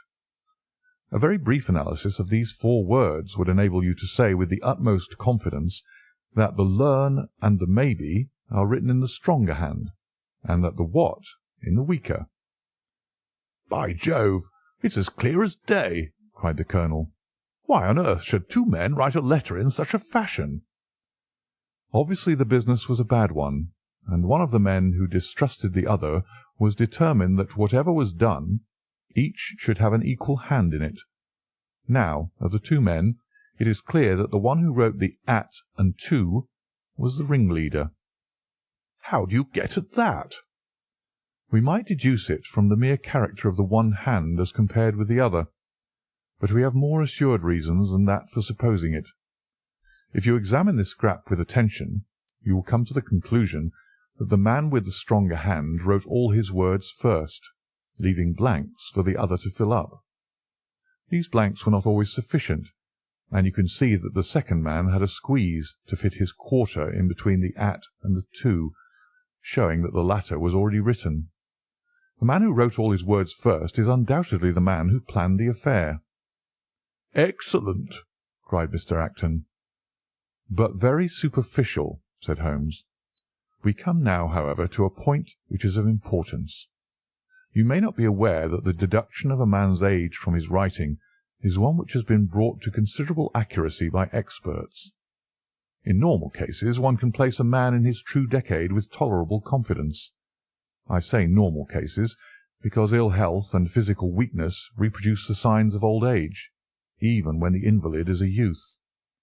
In this case, looking at the bold, strong hand of the one, and the rather broken-backed appearance of the other, which still retains its legibility although the T's have begun to lose their crossing, we can say that the one was a young man and the other was advanced in years without being positively decrepit. "Excellent!" cried Mr. Acton again. There is a further point, however, which is subtler and of greater interest. There is something in common between these hands. They belong to men who are blood relatives. It may be most obvious to you in the Greek E's, but to me there are many small points which indicate the same thing. I have no doubt at all that a family mannerism can be traced in these two specimens of writing. I am only, of course, giving you the leading results now of my examination of the paper. There were 23 other deductions which would be of more interest to experts than to you. They all tend to deepen the impression upon my mind that the Cunninghams, father and son, had written this letter. Having got so far, my next step was, of course, to examine into the details of the crime, and to see how far they would help us. I went up to the house with the inspector, and saw all that was to be seen. The wound upon the dead man was, as I was able to determine with absolute confidence, fired from a revolver at the distance of something over 4 yards. There was no powder blackening on the clothes. Evidently, therefore, Alec Cunningham had lied when he said that the two men were struggling when the shot was fired. Again, both father and son agreed as to the place where the man escaped into the road. At that point, however, as it happens, there is a broadish ditch, moist at the bottom. As there were no indications of boot marks about this ditch, I was absolutely sure not only that the Cunninghams had again lied, but that there had never been any unknown man upon the scene at all. Now I have to consider the motive of this singular crime. To get at this, I endeavoured first of all to solve the reason of the original burglary at Mr. Acton's. I understood from something which the Colonel told us that a lawsuit had been going on between you, Mr. Acton, and the Cunninghams. Of course, it instantly occurred to me that they had broken into your library with the intention of getting at some document which might be of importance in the case. "Precisely so," said Mr. Acton. "There can be no possible doubt as to their intentions. I have the clearest claim upon half of their present estate, and if they could have found a single paper, which fortunately was in the strong box of my solicitors, they would undoubtedly have crippled our case." "There you are," said Holmes, smiling. "It was a dangerous, reckless attempt, in which I seemed to trace the influence of young Alec. Having found nothing, they tried to divert suspicion by making it appear to be an ordinary burglary, to which end they carried off whatever they could lay their hands upon. That is all clear enough, but there was much that was still obscure. What I wanted above all was to get the missing part of that note. I was certain that Alec had torn it out of the dead man's hand, and almost certain that he must have thrust it into the pocket of his dressing-gown. Where else could he have put it? The only question was whether it was still there. It was worth an effort to find out, and for that object we all went up to the house. The Cunninghams joined us, as you doubtless remember, outside the kitchen door. It was, of course, of the very first importance that they should not be reminded of the existence of this paper, otherwise they would naturally destroy it without delay. The inspector was about to tell them the importance which we attached to it, when by the luckiest chance in the world I tumbled down in a sort of fit, and so changed the conversation. "Good heavens!" cried the Colonel, laughing. "Do you mean to say all our sympathy was wasted, and your fit an imposture?" "Speaking professionally, it was admirably done," cried I, looking in amazement at this man who was forever confounding me with some new phase of his astuteness. "It is an art which is often useful," said he. "When I recovered I managed, by a device which had perhaps some little merit of ingenuity, to get old Cunningham to write the word 12, so that I might compare it with the 12 upon the paper." "Oh, what an ass I have been!" I exclaimed. "I could see that you were commiserating me over my weakness," said Holmes, laughing. "I was sorry to cause you the sympathetic pain which I know that you felt." We then went upstairs together, and having entered the room and seen the dressing-gown hanging up behind the door, I contrived by upsetting a table to engage their attention for the moment, and slipped back to examine the pockets. I had hardly got the paper, however, which was, as I had expected, in one of them, when the two Cunninghams were on me, and would, I verily believe, have murdered me then and there, but for your prompt and friendly aid. As it is, I feel that young man's grip on my throat now, and the father has twisted my wrist round in the effort to get the paper out of my hand. They saw that I must know all about it, you see, and the sudden change from absolute security to complete despair made them perfectly desperate. I had a little talk with old Cunningham afterwards as to the motive of the crime. He was tractable enough, though his son was a perfect demon, ready to blow out his own or anybody else's brains if he could have got to his revolver. When Cunningham saw that the case against him was so strong, he lost all heart, and made a clean breast of everything. It seems that William had secretly followed his two masters on the night when they made their raid upon Mr. Acton's, and having thus got them into his power, proceeded under threats of exposure to levy blackmail upon them. Mr. Alec, however, was a dangerous man to play games of that sort with. It was a stroke of positive genius on his part to see in the burglary scare which was convulsing the countryside an opportunity of plausibly getting rid of the man whom he feared. William was decoyed up and shot, and had they only got the whole of the note, and paid a little more attention to detail in the accessories, it is very possible that suspicion might never have been aroused. "And the note?" I asked. Sherlock Holmes placed the subjoined paper before us. "If you will only come around to the east gate, it will very much surprise you and be of the greatest service to you, and also to Annie Morrison, but say nothing to anyone upon the matter." "It is very much the sort of thing that I expected," said he. "Of course, we do not yet know what the relations may have been between Alec Cunningham, William Kirwan, and Annie Morrison. The result shows that the trap was skilfully baited. I am sure that you cannot fail to be delighted with the traces of heredity shown in the P's and in the tails of the G's. The absence of the I dots in the old man's writing is also more characteristic. Watson, I think our quiet rest in the country has been a distinct success, and I shall certainly return much invigorated to Baker Street to-morrow."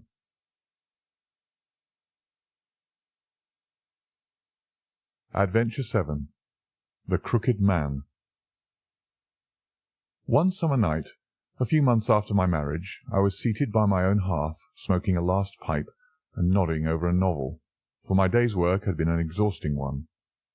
My wife had already gone upstairs, and the sound of the locking of the hall door some time before told me that the servants had also retired. I had risen from my seat and was knocking out the ashes of my pipe, when I suddenly heard the clang of the bell. I looked at the clock. It was 11:45. This could not be a visitor at so late an hour. A patient, evidently, and possibly an all-night sitting. With a wry face I went out into the hall and opened the door. To my astonishment it was Sherlock Holmes who stood upon my step. "Ah, Watson," said he, "I hoped that I might not be too late to catch you." "My dear fellow, pray come in." "You look surprised, and no wonder. Relieved, too, I fancy. You still smoke the Arcadia mixture of your bachelor days, then. There's no mistaking that fluffy ash upon your coat. It's easy to tell that you have been accustomed to wear a uniform, Watson. You'll never pass as a pure-bred civilian as long as you keep that habit of carrying your handkerchief in your sleeve. Could you put me up to-night?" "With pleasure." "You told me that you had bachelor quarters for one, and I see that you have no gentleman visitor at present. Your hat-stand proclaims as much." "I shall be delighted if you will stay." "Thank you. I'll fill the vacant peg, then. Sorry to see that you've had the British workman in the house. He's a token of evil. Not the drains, I hope." "No, the gas." "Ah, he has left 2 nail marks from his boot upon your linoleum, just where the light strikes it. No, thank you. I had some supper at Waterloo, but I'll smoke a pipe with you with pleasure." I handed him my pouch, and he seated himself opposite to me and smoked for some time in silence. I was well aware that nothing but business of importance would have brought him to me at such an hour, so I waited patiently until he should come round to it. "I see that you are professionally rather busy just now," said he, glancing very keenly across at me. "Yes, I've had a busy day," I answered. "It may seem very foolish in your eyes," I added, "but really I don't know how you deduced it." Holmes chuckled to himself. "I have the advantage of knowing your habits, my dear Watson," said he. "When your round is a short one you walk, and when it is a long one you use a hansom. As I perceive that your boots, although used, are by no means dirty, I cannot doubt that you are at present busy enough to justify the hansom." "Excellent!" I cried. "Elementary," said he. "It is one of those instances where the reasoner can produce an effect which seems remarkable to his neighbour, because the latter has missed the one little point which is the basis of the deduction. The same may be said, my dear fellow, for the effect of some of these little sketches of yours, which is entirely meretricious, depending as it does upon your retaining in your own hands some factors in the problem which are never imparted to the reader. Now, at present, I am in the position of these same readers, for I hold in this hand several threads of one of the strangest cases which ever perplexed a man's brain, and yet I lack the 1 or 2 which are needful to complete my theory. But I'll have them, Watson. I'll have them." His eyes kindled, and a slight flush sprang into his thin cheeks. For an instant only. When I glanced again his face had resumed that Red Indian composure which had made so many regard him as a machine rather than a man. "The problem presents features of interest," said he. "I may even say exceptional features of interest. I have already looked into the matter, and have come, as I think, within sight of my solution. If you could accompany me in the last step, you might be of considerable service to me." "I should be delighted." "Could you go as far as Aldershot to-morrow?" "I have no doubt Jackson would take my practice." "Very good. I want to start by the 11:10 from Waterloo." "That would give me time." "Then, if you are not too sleepy, I will give you a sketch of what has happened, and of what remains to be done." "I was sleepy before you came. I am quite wakeful now." "I will compress the story as far as may be done without omitting anything vital to the case. It is conceivable that you may even have read some account of the matter. It is the supposed murder of Colonel Berkeley of the Royal Mallows at Aldershot which I am investigating." "I have heard nothing of it." "It has not excited much attention yet, except locally. The facts are only 2 days old. Briefly, they are these. The Royal Mallows is, as you know, one of the most famous Irish regiments in the British Army. It did wonders both in the Crimea and the Mutiny, and has since that time distinguished itself upon every possible occasion. It was commanded up to Monday night by James Berkeley, a gallant veteran who started as a full private, was raised to commissioned rank for his bravery at the time of the Mutiny, and so lived to command the regiment in which he had once carried a musket. Colonel Berkeley had married at the time when he was a sergeant, and his wife, whose maiden name was Miss Nancy Devoy, was the daughter of a former colour sergeant in the same corps. There was, therefore, as can be imagined, some little social friction when the young couple, for they were still young, found themselves in their new surroundings. They appear, however, to have quickly adapted themselves, and Mrs. Berkeley has always, I understand, been as popular with the ladies of the regiment as her husband was with his brother officers. I may add that she was a woman of great beauty, and that even now, when she has been married for upwards of 30 years, she is still of a striking and queenly appearance. Colonel Berkeley's family life appears to have been a uniformly happy one. Major Murphy, to whom I owe most of my facts, assures me that he has never heard of any misunderstanding between the pair. On the whole, he thinks that Berkeley's devotion to his wife was greater than his wife's to Berkeley.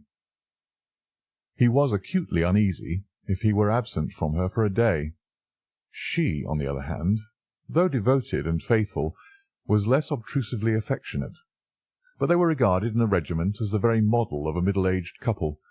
There was absolutely nothing in their mutual relations to prepare people for the tragedy which was to follow. Colonel Berkeley himself seems to have had some singular traits in his character. He was a dashing, jovial old soldier in his usual mood, but there were occasions on which he seemed to show himself capable of considerable violence and vindictiveness. This side of his nature, however, appears never to have been turned towards his wife. Another fact which had struck Major Murphy and 3 out of 5 of the other officers with whom I conversed was the singular sort of depression which came upon him at times. As the Major expressed it, the smile had often been struck from his mouth, as if by some invisible hand, when he has been joining the gaieties and chaff of the mess-table. For days on end, when the mood was on him, he has been sunk in the deepest gloom. This, and a certain tinge of superstition, were the only unusual traits in his character which his brother officers had observed. The latter peculiarity took the form of a dislike to being left alone, especially after dark.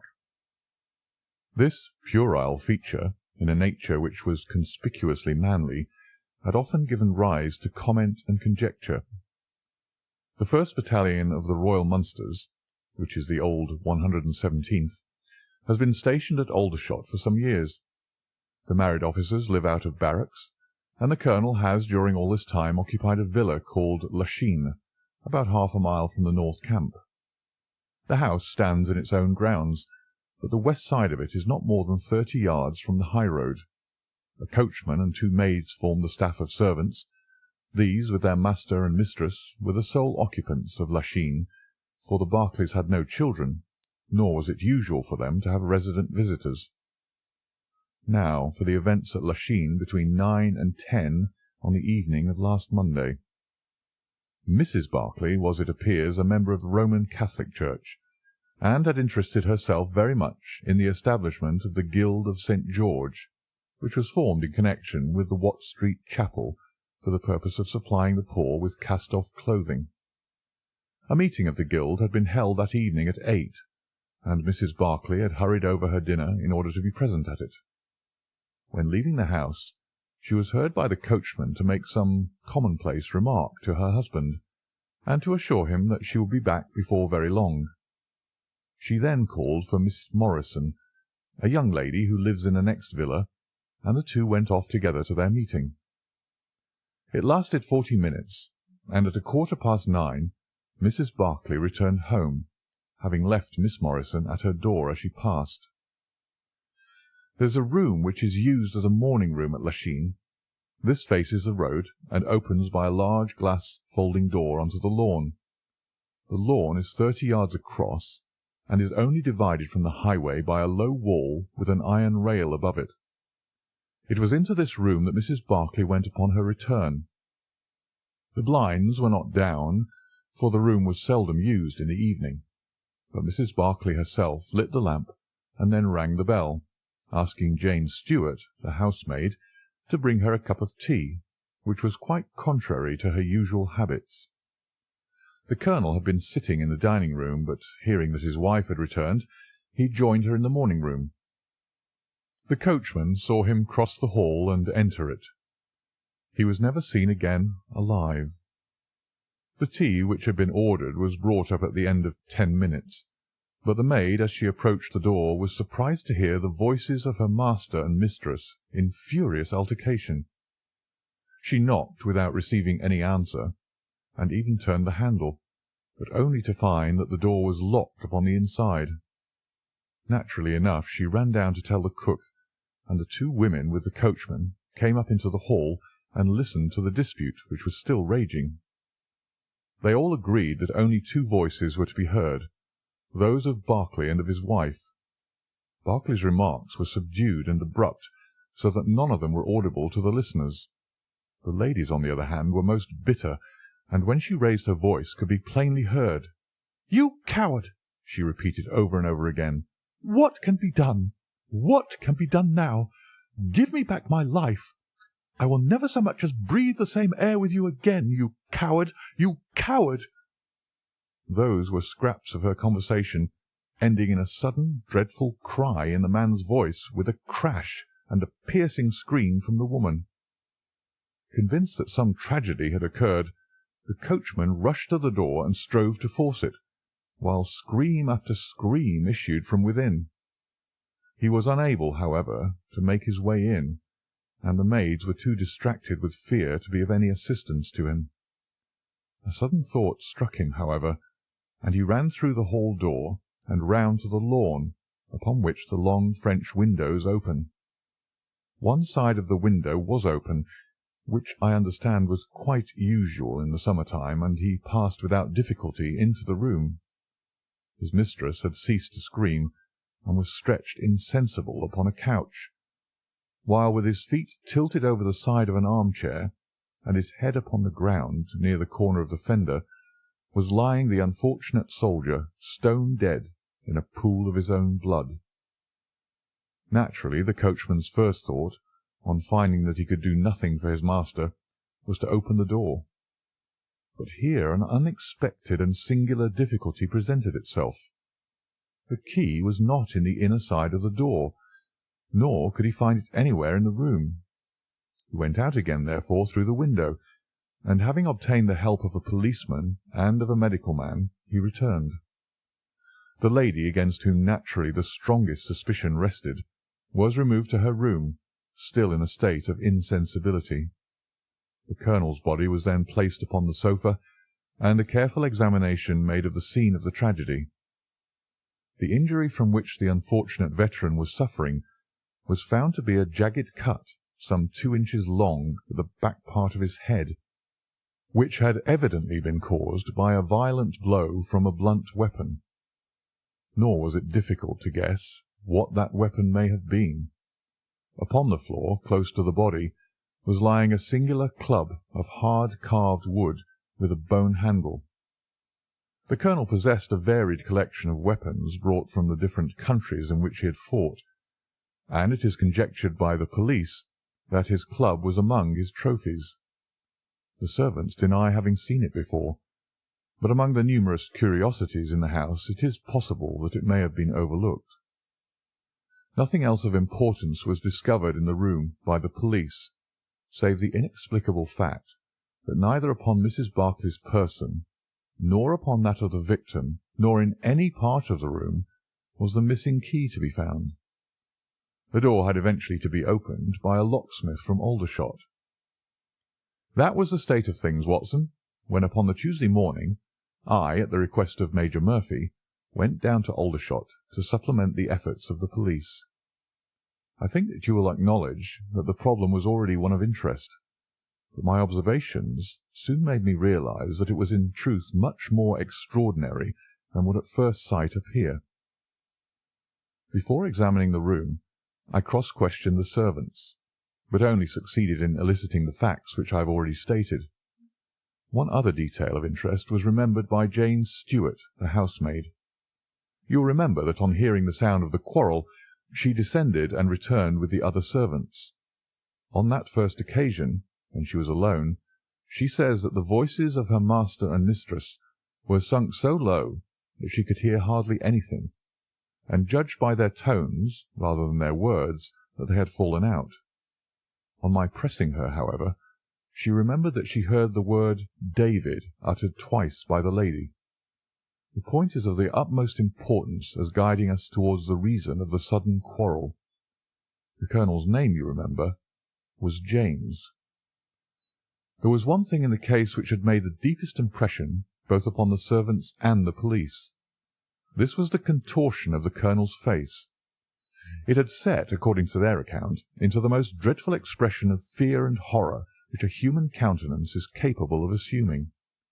More than one person fainted at the mere sight of him, so terrible was the effect. It was quite certain that he had foreseen his fate, and that it had caused him the utmost horror. This, of course, fitted in well enough with the police theory. If the colonel could have seen his wife making a murderous attack upon him. Nor was the fact of the wound being on the back of his head a fatal objection to this, as he might have turned to avoid the blow. No information could be got from the lady herself, who was temporarily insane from an acute attack of brain fever. From the police I learned that Miss Morrison, who you remember went out that evening with Mrs. Barclay, denied having any knowledge of what it was which had caused the ill humour in which her companion had returned. Having gathered these facts, Watson, I smoked several pipes over them, trying to separate those which were crucial from others which were merely incidental. There could be no question that the most distinctive and suggestive point in the case was the singular disappearance of the door-key. A most careful search had failed to discover it in the room. Therefore, it must have been taken from it. But neither the colonel nor the colonel's wife could have taken it. That was perfectly clear. Therefore, a third person must have entered the room, and that third person could only have come in through the window. It seemed to me that a careful examination of the room and the lawn might possibly reveal some traces of this mysterious individual. You know my methods, Watson. There was not one of them which I did not apply to the inquiry, and it ended by my discovering traces, but very different ones from those which I had expected.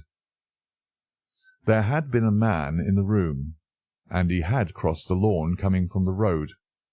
I was able to obtain 5 very clear impressions of his footmarks, one in the roadway itself, at the point where he had climbed the low wall, 2 on the lawn, and 2 very faint ones upon the stained boards near the window where he had entered. He had apparently rushed across the lawn, for his toe marks were much deeper than his heels. But it was not the man who surprised me. It was his companion. His companion? Holmes pulled a large sheet of tissue paper out of his pocket and carefully unfolded it upon his knee. "What do you make of that?" he asked. The paper was covered with the tracings of the footmarks of some small animal. It had 5 well-marked footpads, an indication of long nails, and the whole print might be nearly as large as a dessert spoon. "It's a dog," said I. "Did you ever hear of a dog running up a curtain?" I found distinct traces that this creature had done so. "A monkey, then?" "But it is not the print of a monkey." "What can it be, then?" "Neither dog nor cat nor monkey nor any creature that we are familiar with. I have tried to reconstruct it from the measurements. Here are 4 prints where the beast has been standing motionless. You see that it is no less than 15 inches from forefoot to hind. Add to that the length of neck and head, and you get a creature not much less than 2 feet long, probably more if there is any tail. But now observe this other measurement. The animal has been moving, and we have the length of its stride. In each case it is only about 3 inches. You have an indication, you see, of a long body with very short legs attached to it. It has not been considerate enough to leave any of its hair behind it, but its general shape must be what I have indicated, and it can run up a curtain, and it is carnivorous." "How do you deduce that?" "Because it ran up the curtain. A canary's cage was hanging in the window, and its aim seems to have been to get at the bird." "Then what was the beast?" "Ah, if I could give it a name it might go a long way towards solving the case. On the whole, it was probably some creature of the weasel and stoat tribe, and yet it is larger than any of these that I have seen." "But what had it to do with the crime?" "That also is still obscure, but we have learned a good deal, you perceive. We know that a man stood in the road looking at the quarrel between the Barclays. The blinds were up and the room lighted.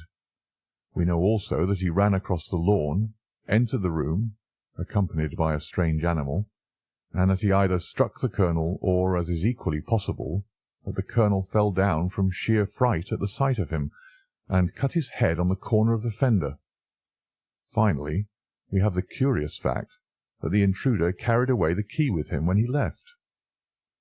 "Your discoveries seem to have left the business more obscure than it was before," said I. "Quite so. They undoubtedly showed that the affair was much deeper than was at first conjectured. I thought the matter over, and I came to the conclusion that I must approach the case from another aspect. But really, Watson, I am keeping you up, and I might just as well tell you all this on our way to Aldershot to-morrow." "Thank you. You have gone rather too far to stop." It is quite certain that when Mrs. Barclay left the house at 7:30, she was on good terms with her husband.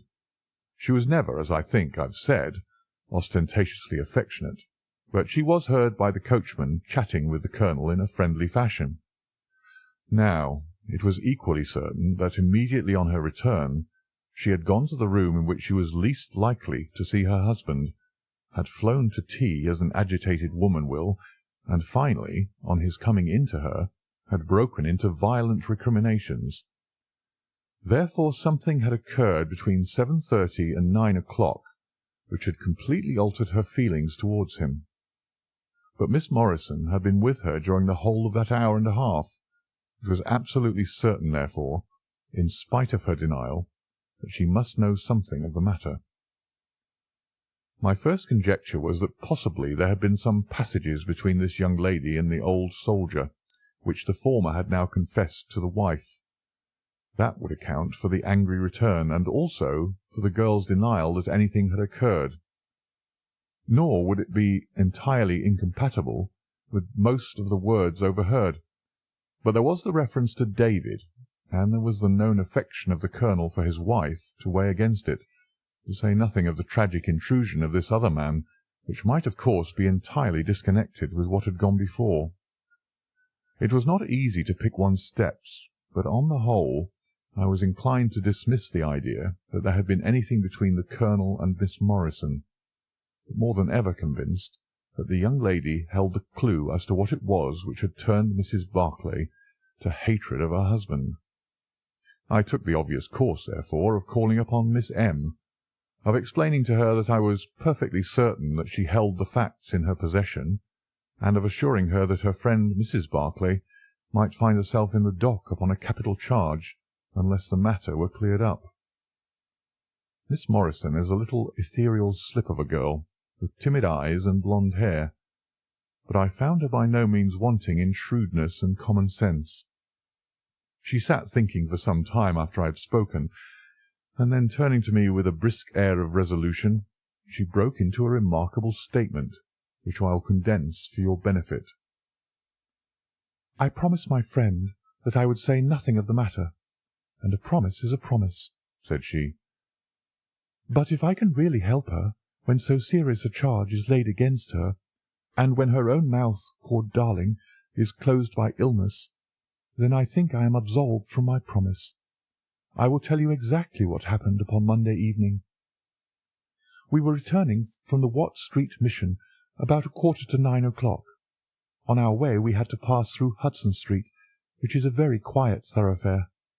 There is only one lamp in it, upon the left-hand side, and as we approached this lamp, I saw a man coming towards us, with his back very bent, and something like a box slung over one of his shoulders.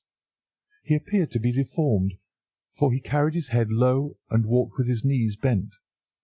We were passing him when he raised his face to look at us in the circle of light thrown by the lamp, and as he did so he stopped and screamed out in a dreadful voice, 'My God, it's Nancy!' Mrs. Barclay turned as white as death, and would have fallen down had the dreadful-looking creature not caught hold of her. I was going to call for the police, but she, to my surprise, spoke quite civilly to the fellow. 'I thought you had been dead this 30 years, Henry,' said she, in a shaking voice. 'So I have,' said he, and it was awful to hear the tones that he said it in. He had a very dark, fearsome face, and a gleam in his eyes that comes back to me in my dreams. His hair and whiskers were shot with grey, and his face was all crinkled and puckered like a withered apple. 'Just walk on a little way, dear,' said Mrs. Barclay. 'I want to have a word with this man. There's nothing to be afraid of.' She tried to speak boldly, but she was still deadly pale, and could hardly get her words out for the trembling of her lips. I did as she asked me, and they talked together for a few minutes. Then she came down the street with her eyes blazing, and I saw the crippled wretch standing by the lamp-post and shaking his clenched fists in the air as if he were mad with rage. She never said a word until we were at the door again, when she took me by the hand and begged me to tell no one what had happened. "It's an old acquaintance of mine who has come down in the world," said she. When I promised her I would say nothing, she kissed me, and I have never seen her since. I've told you now the whole truth, and if I withheld it from the police, it is because I did not realize then the danger in which my dear friend stood. I know that it can only be to her advantage that everything should be known." There was her statement, Watson, and to me, as you can imagine, it was like a light on a dark night. Everything which had been disconnected before began at once to assume its true place, and I had a shadowy presentiment of the whole sequence of events. My next step, obviously, was to find the man who had produced such a remarkable impression upon Mrs. Barclay. If he was still in Aldershot, it should not be a very difficult matter. There are not such a very great number of civilians, and the deformed man was sure to have attracted attention. I spent a day in the search, and by evening, this very evening, Watson, I had run him down. The man's name is Henry Wood, and he lives in lodgings in this same street in which the ladies met him. He has only been 5 days in the place. In the character of a registration agent, I had a most interesting gossip with his landlady. The man is by trade a conjurer and performer, going round the canteens after nightfall and giving a little entertainment at each. He carries some creature about with him in that box, about which the landlady seemed to be in considerable trepidation, for she had never seen an animal like it. He uses it in some of his tricks, according to her account. So much the woman was able to tell me, and also that it was a wonder the man lived, seeing how twisted he was, and that he spoke in a strange tongue sometimes, and that for the last 2 nights she had heard him groaning and weeping in his bedroom. He was all right as far as money went, but in his deposit he had given her what looked like a bad florin.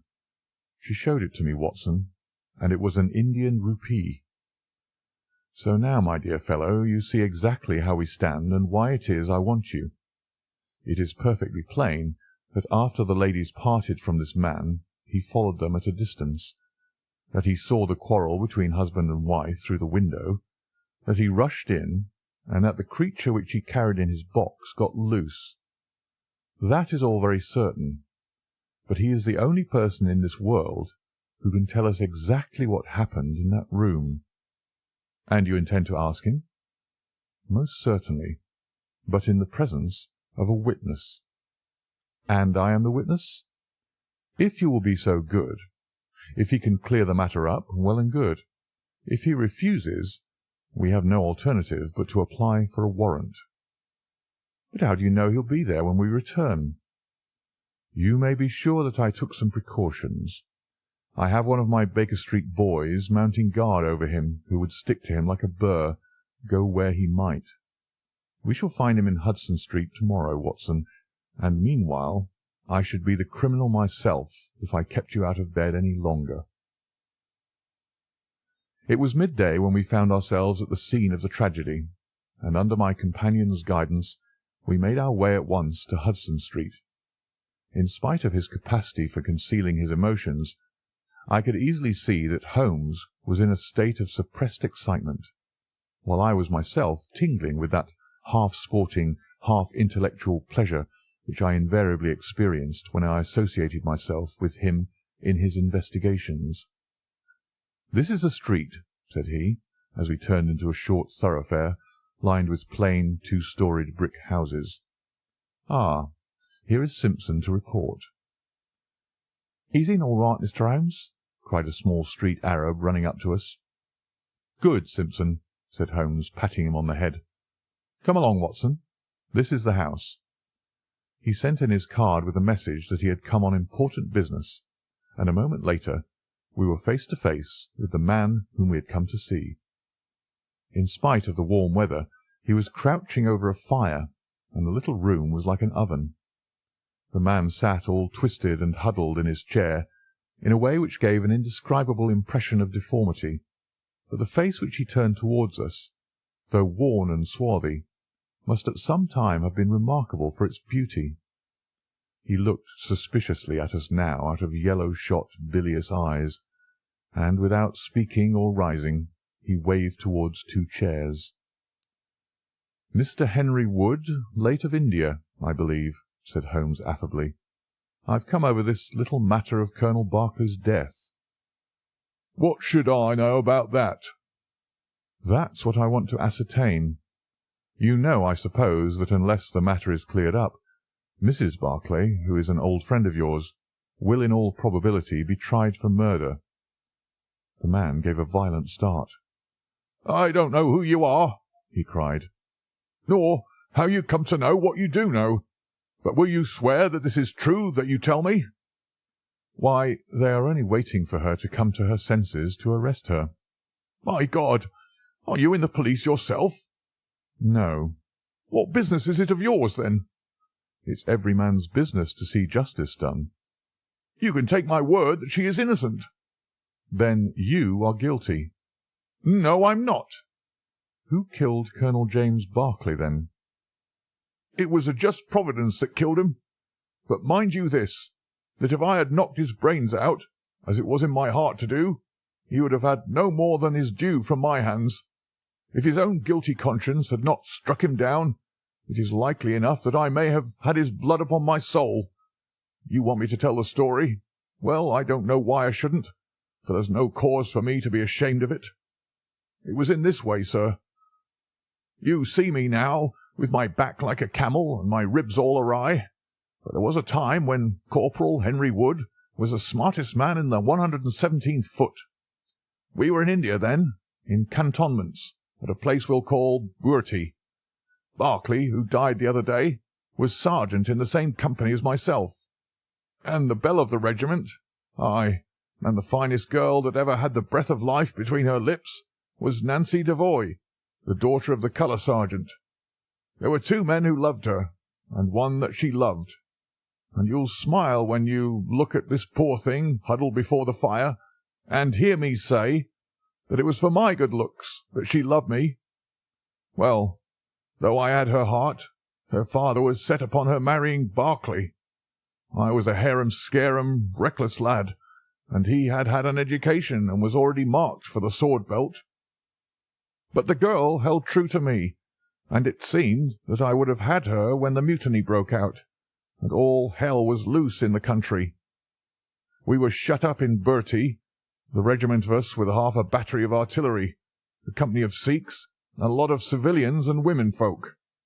There were 10,000 rebels around us, and they were as keen as a set of terriers round a rat cage. About the second week of it our water gave out, and it was a question whether we could communicate with General Neill's column, which was moving up country. It was our only chance, for we could not hope to fight our way out with all the women and children, so I volunteered to go out and to warn General Neill of our danger. My offer was accepted, and I talked it over with Sergeant Berkeley, who was supposed to know the ground better than any other man, and who drew up a route by which I might get through the rebel lines. At 10 o'clock the same night I started off upon my journey. There were 1,000 lives to save, but it was of only one that I was thinking when I dropped over the wall that night. My way ran down a dried-up watercourse, which we hoped would screen me from the enemy's sentries. But as I crept round the corner of it, I walked right into 6 of them, who were crouching down in the dark, waiting for me. In an instant I was stunned with a blow and bound hand and foot. But the real blow was to my heart and not to my head. For as I came to and listened to as much as I could understand of their talk, I heard enough to tell me that my comrade, the very man who had arranged the way that I was to take, had betrayed me by means of a native servant into the hands of the enemy. Well, there's no need for me to dwell on that part of it. You know now what James Berkeley was capable of. Bertie was relieved by Neil next day, but the rebels took me away with them in their retreat, and it was many a long year before ever I saw a white face again. I was tortured and tried to get away, and was captured and tortured again. You can see for yourselves the state in which I was left. Some of them that fled into Nepal took me with them, and then afterwards I was up past Darjeeling. The hill folk up there murdered the rebels who had me, and I became their slave for a time until I escaped. But instead of going south, I had to go north until I found myself among the Afghans. There I wandered about for many a year, and at last came back to the Punjab, where I lived mostly among the natives, and picked up a living by the conjuring tricks that I had learned. What use was it for me, a wretched cripple, to go back to England, or to make myself known to my old comrades? Even my wish for revenge would not make me do that. I had rather that Nancy and my old pals should think of Harry Wood as having died with a straight back, than see him living and crawling with a stick like a chimpanzee. They never doubted that I was dead, and I meant that they never should. I heard that Barclay had married Nancy, and that he was rising rapidly in the regiment, but even that did not make me speak. But when one gets old, one has a longing for home. For years I've been dreaming of the bright green fields and the hedges of England. At last I determined to see them before I died. I saved enough to bring me across, and then I came here where the soldiers are, for I know their ways, and how to amuse them, and so earn enough to keep me." "Your narrative is most interesting," said Sherlock Holmes. "I have already heard of your meeting with Mrs. Barclay and your mutual recognition. You then, as I understand, followed her home and saw through the window an altercation between her husband and her, in which she doubtless cast his conduct to you in his teeth. Your own feelings overcame you, and you ran across the lawn and broke in upon them."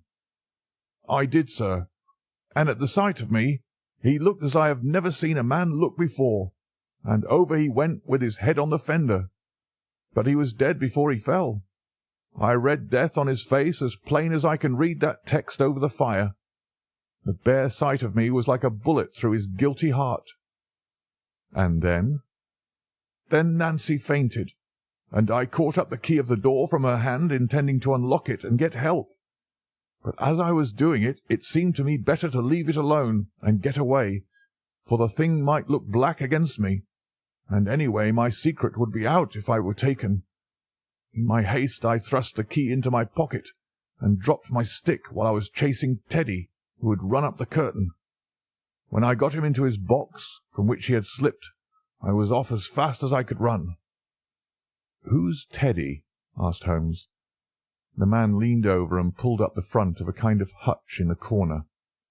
In an instant out there slipped a beautiful reddish-brown creature, thin and lithe, with the legs of a stoat, a long thin nose, and a pair of the finest red eyes that ever I saw in an animal's head.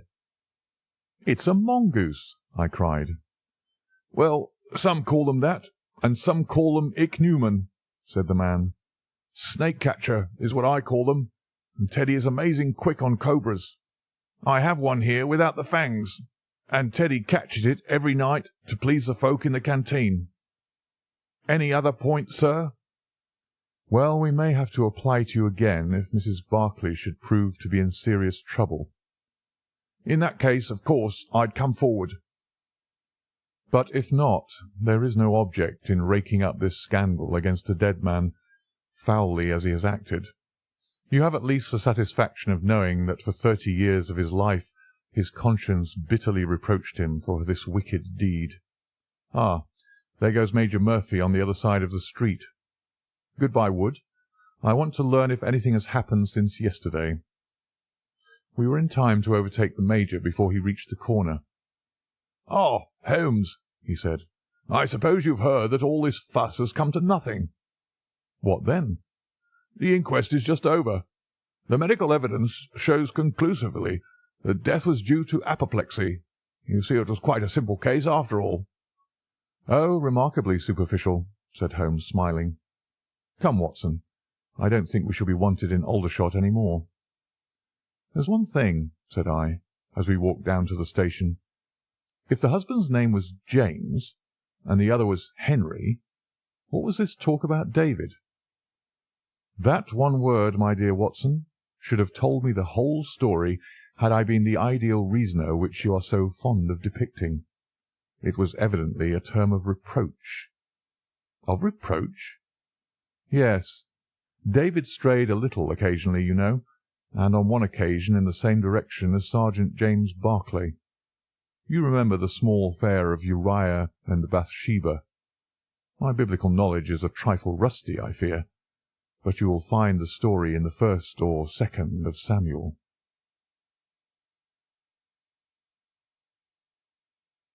Adventure 8. The Resident Patient.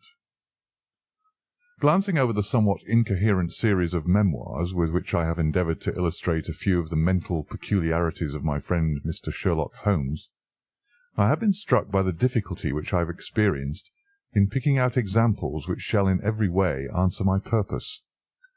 For in those cases in which Holmes has performed some tour de force of analytical reasoning, and has demonstrated the value of his peculiar methods of investigation, the facts themselves have often been so slight or so commonplace that I could not feel justified in laying them before the public. On the other hand, it has frequently happened that he has been concerned in some research where the facts have been of the most remarkable and dramatic character, but where the share which he has himself taken in determining their causes has been less pronounced than I, as his biographer, could wish. The small matter which I have chronicled under the heading of A Study in Scarlet, and that other later one connected with the loss of the Glorious Scott, may serve as examples of this Scylla and Charybdis which are forever threatening the historian. It may be that in the business of which I am now about to write the part which my friend played is not sufficiently accentuated, and yet the whole train of circumstances is so remarkable that I cannot bring myself to omit it entirely from this series. It had been a close, rainy day in October. Our blinds were half drawn, and Holmes lay curled upon the sofa, reading and re-reading a letter which he had received by the morning post. For myself, my term of service in India had trained me to stand heat better than cold, and a thermometer of 90 was no hardship. But the paper was uninteresting. Parliament had risen, everybody was out of town, and I yearned for the glades of the New Forest or the shingle of Southsea.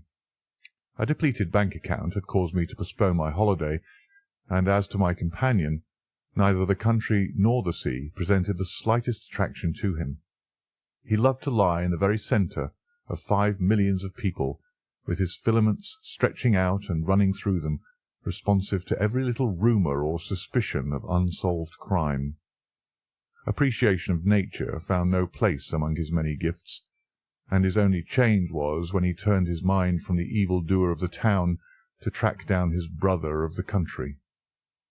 Finding that Holmes was too absorbed for conversation, I had tossed aside the barren paper, and leaning back in my chair, I fell into a brown study. Suddenly my companion's voice broke in upon my thoughts. "You are right, Watson," said he. "It does seem a very preposterous way of settling a dispute." "Most preposterous!" I exclaimed, and then, suddenly realizing how he had echoed the inmost thought of my soul, I sat up in my chair and stared at him in blank amazement. "What is this, Holmes?" I cried. "This is beyond anything which I could have imagined." He laughed heartily at my perplexity. "You remember," said he, "that some little time ago, when I read you the passage in one of Poe's sketches, in which a close reasoner follows the unspoken thought of his companion, you were inclined to treat the matter as a mere tour de force of the author. On my remarking that I was constantly in the habit of doing the same thing, you expressed incredulity." "Oh, no." "Perhaps not with your tongue, my dear Watson, but certainly with your eyebrows.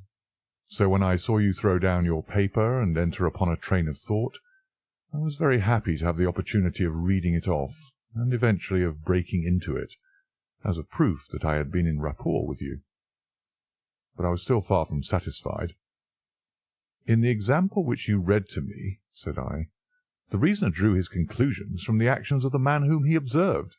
If I remember right, he stumbled over a heap of stones, looked up at the stars, and so on. But I have been seated quietly in my chair, and what clues can I have given you?" "You do yourself an injustice. The features are given to man as the means by which he shall express his emotions, and yours are faithful servants." "Do you mean to say that you read my train of thoughts from my features?" "Your features, and especially your eyes. Perhaps you cannot yourself recall how your reverie commenced?" "No, I cannot." "Then I will tell you. After throwing down your paper, which was the action which drew my attention to you, you sat for half a minute with a vacant expression. Then your eyes fixed themselves upon your newly framed picture of General Gordon, and I saw by the alteration in your face that a train of thought had been started. But it did not lead very far. Your eyes turned across to the unframed portrait of Henry Ward Beecher, which stands upon the top of your books. You then glanced up at the wall, and of course your meaning was obvious. You were thinking that if the portrait were framed, it would just cover that bare space and correspond with Gordon's picture over there." "You followed me wonderfully," I exclaimed. "So far I could hardly have gone astray. But now your thoughts went back to Beecher, and you looked hard across as if you were studying the character in his features. Then your eyes ceased to pucker, but you continued to look across, and your face was thoughtful. You were recalling the incidents of Beecher's career. I was well aware that you could not do this without thinking of the mission which he undertook on behalf of the North at the time of the Civil War, for I remember you expressing your passionate indignation at the way in which he was received by the more turbulent of our people. You felt so strongly about it that I knew you could not think of Beecher without thinking of that also. When a moment later I saw your eyes wander away from the picture, I suspected that your mind had now turned to the Civil War, and when I observed that your lips set, your eyes sparkled, and your hands clinched, I was positive that you were indeed thinking of the gallantry which was shown by both sides in that desperate struggle. But then again your face grew sadder. You shook your head. You were dwelling upon the sadness and horror and useless waste of life. Your hand stole towards your own old wound, and a smile quivered on your lips, which showed me that the ridiculous side of this method of settling international questions had forced itself upon your mind. At this point I agreed with you that it was preposterous, and was glad to find that all my deductions had been correct." "Absolutely," said I. "And now that you have explained it, I confess that I am as amazed as before." "It was very superficial, my dear Watson, I assure you.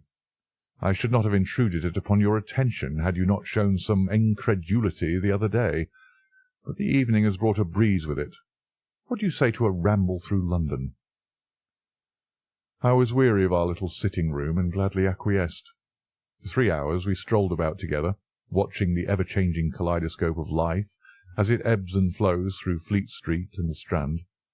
His characteristic talk, with its keen observance of detail and subtle power of inference, held me amused and enthralled. It was 10 o'clock before we reached Baker Street again. A brougham was waiting at our door. A doctor's, general practitioner, I perceive," said Holmes. "Not been long in practice, but has a good deal to do. Come to consult us, I fancy. Lucky we came back."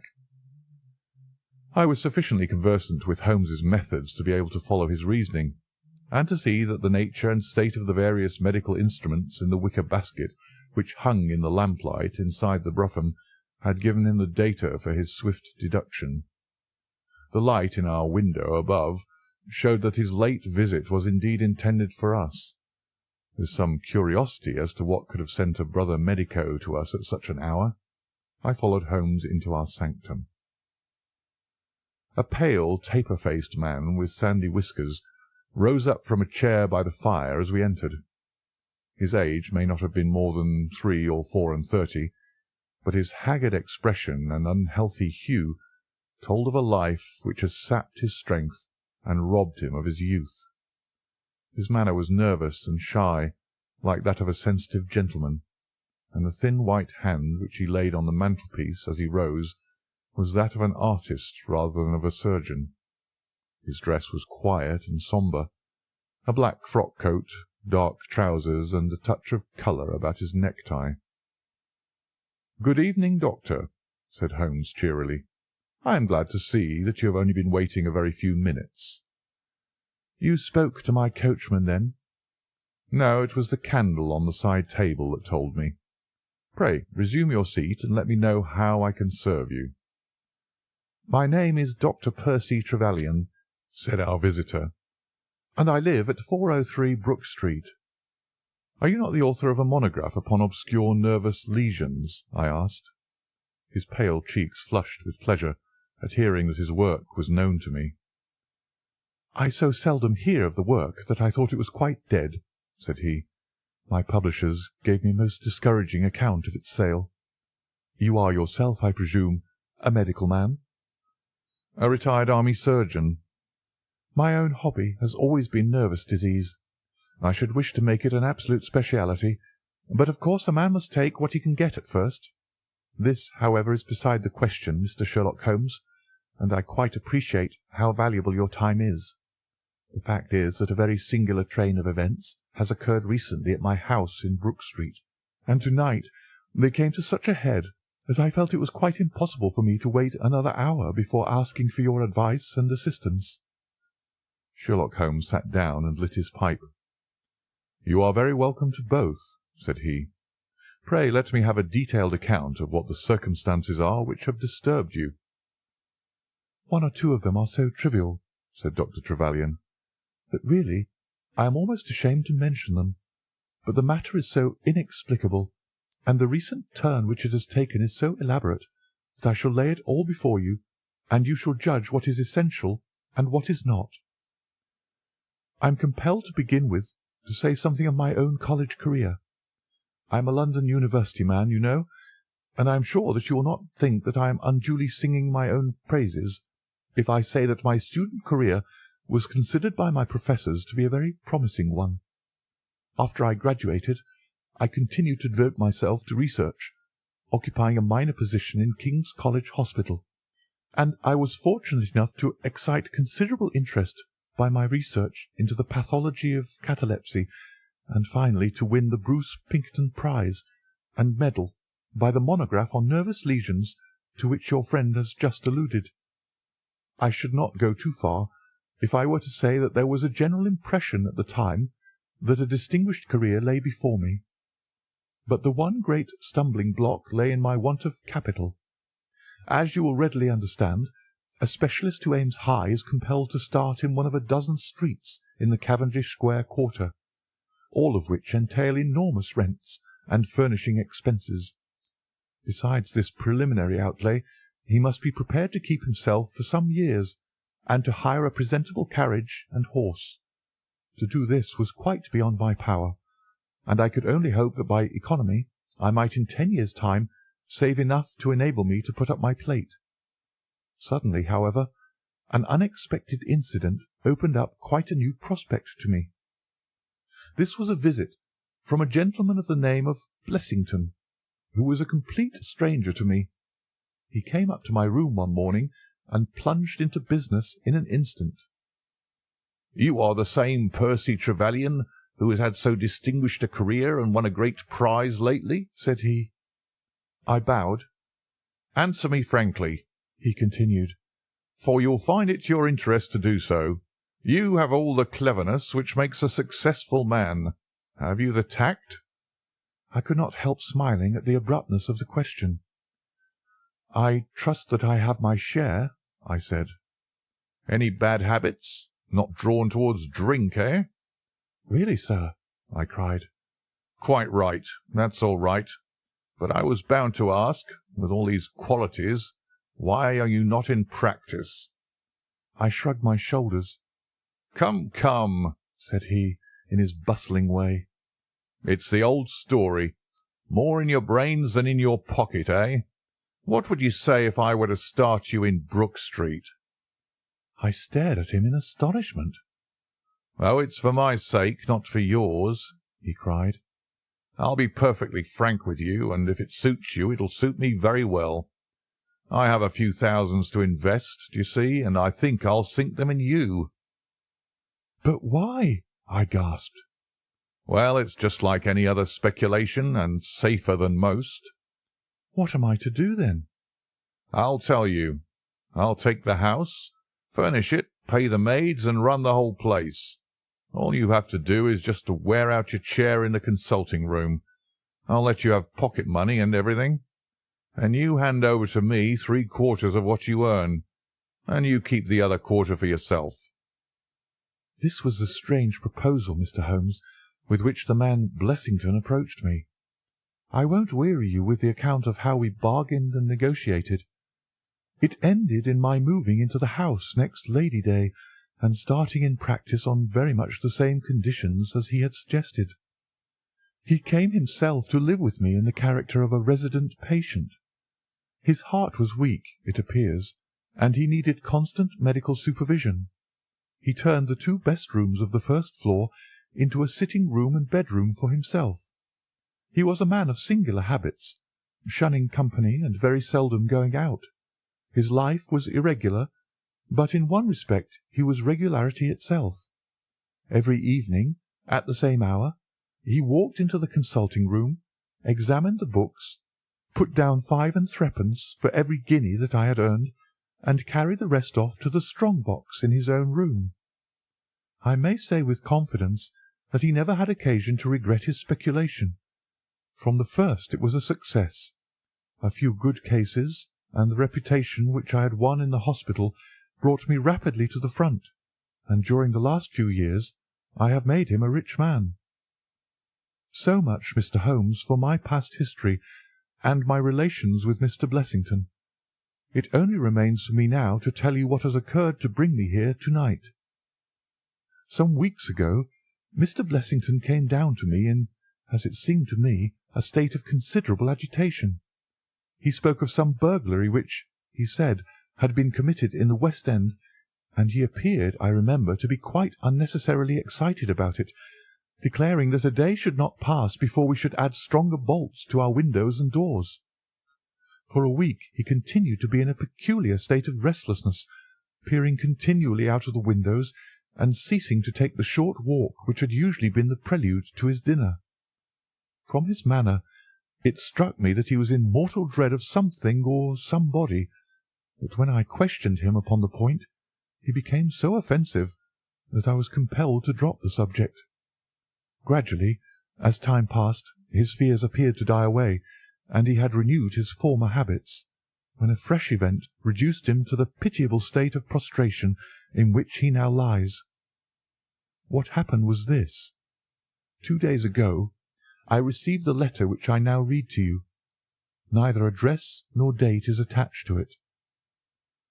"A Russian nobleman who is now resident in England," it runs, "would be glad to avail himself of the professional assistance of Dr. Percy Trevelyan.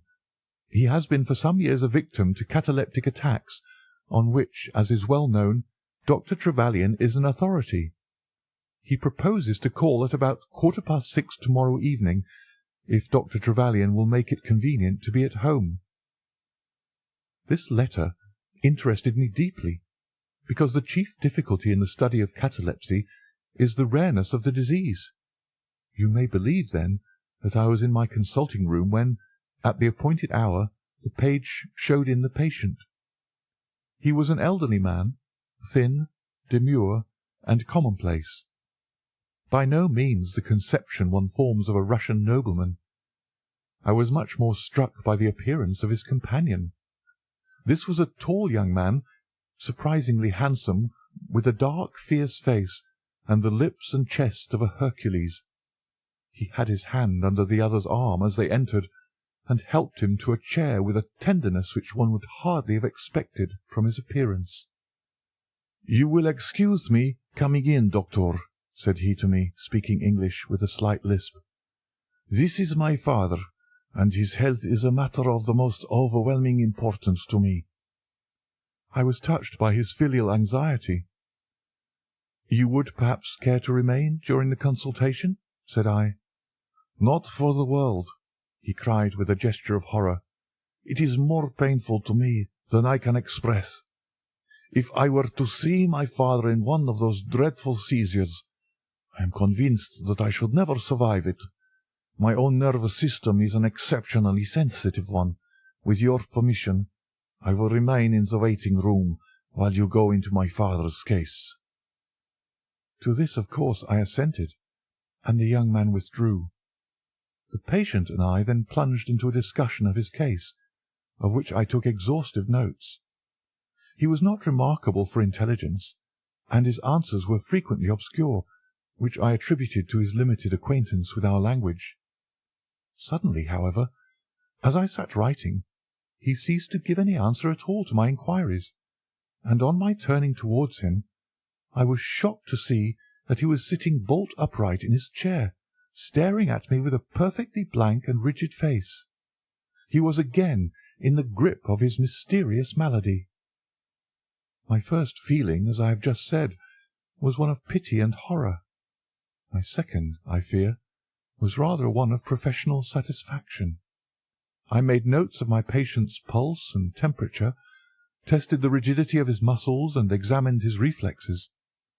There was nothing markedly abnormal in any of these conditions, which harmonized with my former experiences. I had obtained good results in such cases by the inhalation of nitrite of amyl, and the present seemed an admirable opportunity of testing its virtues. The bottle was downstairs in my laboratory, so leaving my patient seated in his chair, I ran down to get it.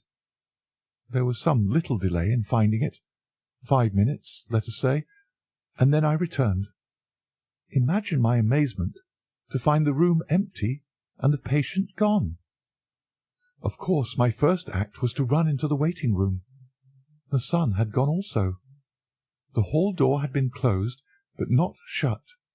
My page, who admits patients, is a new boy, and by no means quick. He waits downstairs and runs up to show patients out when I ring the consulting-room bell. He had heard nothing, and the affair remained a complete mystery.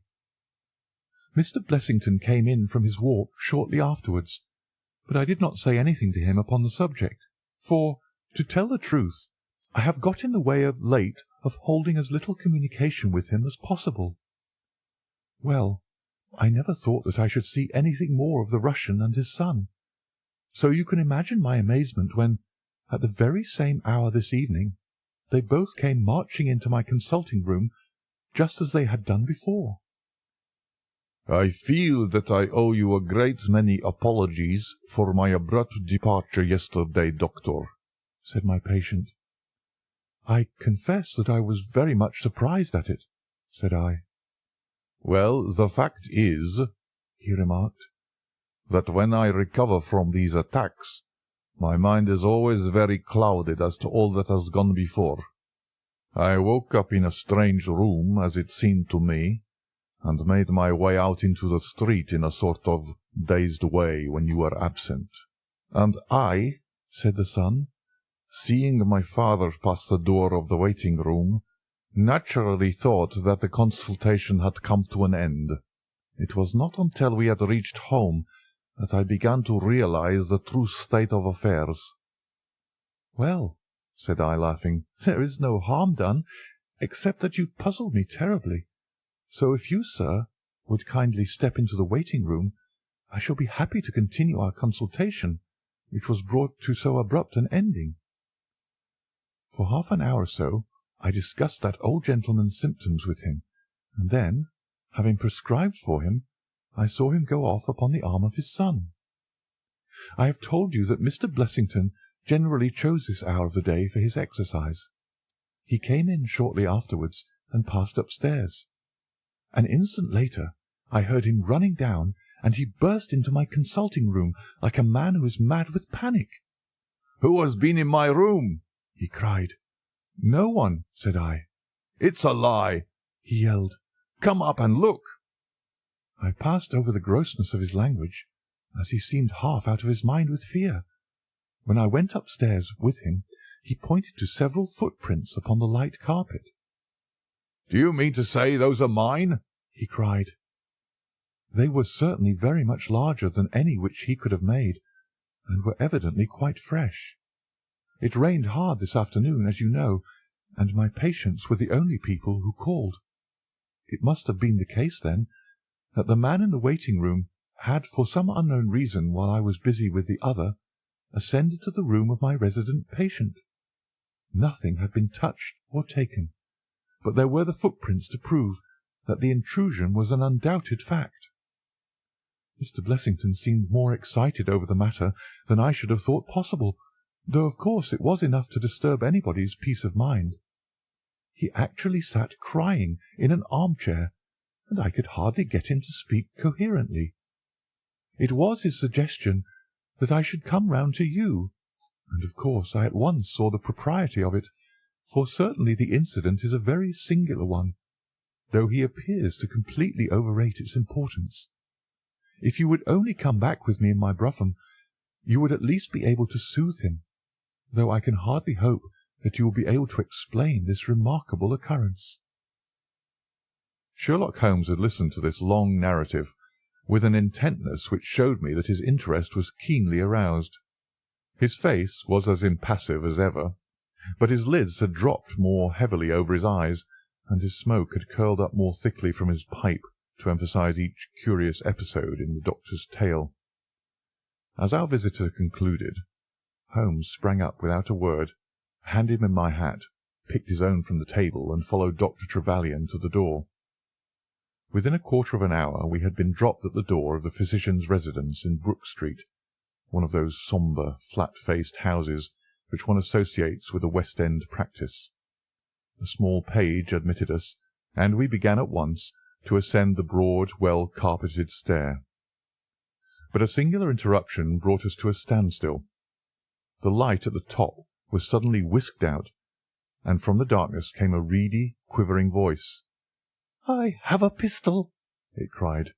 "I give you my word that I'll fire if you come any nearer." "This really grows outrageous, Mr. Blessington," cried Dr. Trevelyan. "Oh, then it is you, Doctor," said the voice with a great heave of relief. "But those other gentlemen, are they what they pretend to be?" We were conscious of a long scrutiny out of the darkness. "Yes, yes, it's all right," said the voice at last. "You can come up, and I am sorry if my precautions have annoyed you." He relit the stair-gas as he spoke, and we saw before us a singular-looking man, whose appearance as well as his voice testified to his jangled nerves. He was very fat, but had apparently at some time been much fatter, so that the skin hung about his face in loose pouches, like the cheeks of a bloodhound. He was of a sickly colour, and his thin, sandy hair seemed to bristle up with the intensity of his emotion. In his hand he held a pistol, but he thrust it into his pocket as we advanced. "Good evening, Mr. Holmes," said he. "I am sure I am very much obliged to you for coming round. No one ever needed your advice more than I do. I suppose that Dr. Trevelyan has told you of this most unwarrantable intrusion into my rooms?" "Quite so," said Holmes. "Who are these two men, Mr. Blessington, and why do they wish to molest you?" "Well, well," said the resident patient in a nervous fashion. "Of course it is hard to say that. You can hardly expect me to answer that, Mr. Holmes." "Do you mean that you don't know?" "Come in here, if you please. Just have the kindness to step in here." He led the way into his bedroom, which was large and comfortably furnished. "You see that?" said he, pointing to a big black box at the end of his bed. "I have never been a very rich man, Mr. Holmes. Never made but one investment in my life, as Dr. Trevelyan would tell you. But I don't believe in bankers. I would never trust a banker, Mr. Holmes. Between ourselves, what little I have is in that box. So you can understand what it means to me when unknown people force themselves into my rooms." Holmes looked at Blessington in his questioning way and shook his head. "I cannot possibly advise you if you try to deceive me," said he. "But I have told you everything." Holmes turned on his heel with a gesture of disgust. "Good night, Dr. Trevelyan," said he. "No advice for me?" cried Blessington in a breaking voice. "My advice to you, sir, is to speak the truth." A minute later we were in the street and walking for home. We had crossed Oxford Street and were half-way down Harley Street before I could get a word from my companion. "Sorry to bring you out on such a fool's errand, Watson," he said at last. "It is an interesting case, too, at the bottom of it." "I can make little of it," I confessed. "Well, it is quite evident that there are two men, more perhaps, but at least two, who are determined for some reason to get at this fellow Blessington. I have no doubt in my mind that both on the first and on the second occasion that young man penetrated to Blessington's room, while his confederate, by an ingenious device, kept the doctor from interfering." "And the catalepsy?" "A fraudulent imitation, Watson, though I should hardly dare to hint as much to our specialist. It is a very easy complaint to imitate. I have done it myself." "And then?" "By the purest chance Blessington was out on each occasion. Their reason for choosing so unusual an hour for a consultation was obviously to ensure that there should be no other patient in the waiting-room. It just happened, however, that this hour coincided with Blessington's constitutional, which seems to show that they were not very well acquainted with his daily routine. Of course, if they had been merely after plunder, they would at least have made some attempt to search for it. Besides, I can read in a man's eye when it is his own skin that he is frightened for. It is inconceivable that this fellow could have made two such vindictive enemies as these appear to be without knowing of it. I hold it, therefore, to be certain that he does know who these men are, and that for reasons of his own he suppresses it. It is just possible that to-morrow may find him in a more communicative mood." "Is there not one alternative?" I suggested. "Grotesquely improbable, no doubt, but still just conceivable. Might the whole story of the cataleptic Russian and his son be a concoction of Dr. Trevelyan's, who has, for his own purposes, been in Blessington's rooms?" I saw in the gaslight that Holmes wore an amused smile at this brilliant departure of mine. "My dear fellow," said he, "it was one of the first solutions which occurred to me, but I was soon able to corroborate the doctor's tale.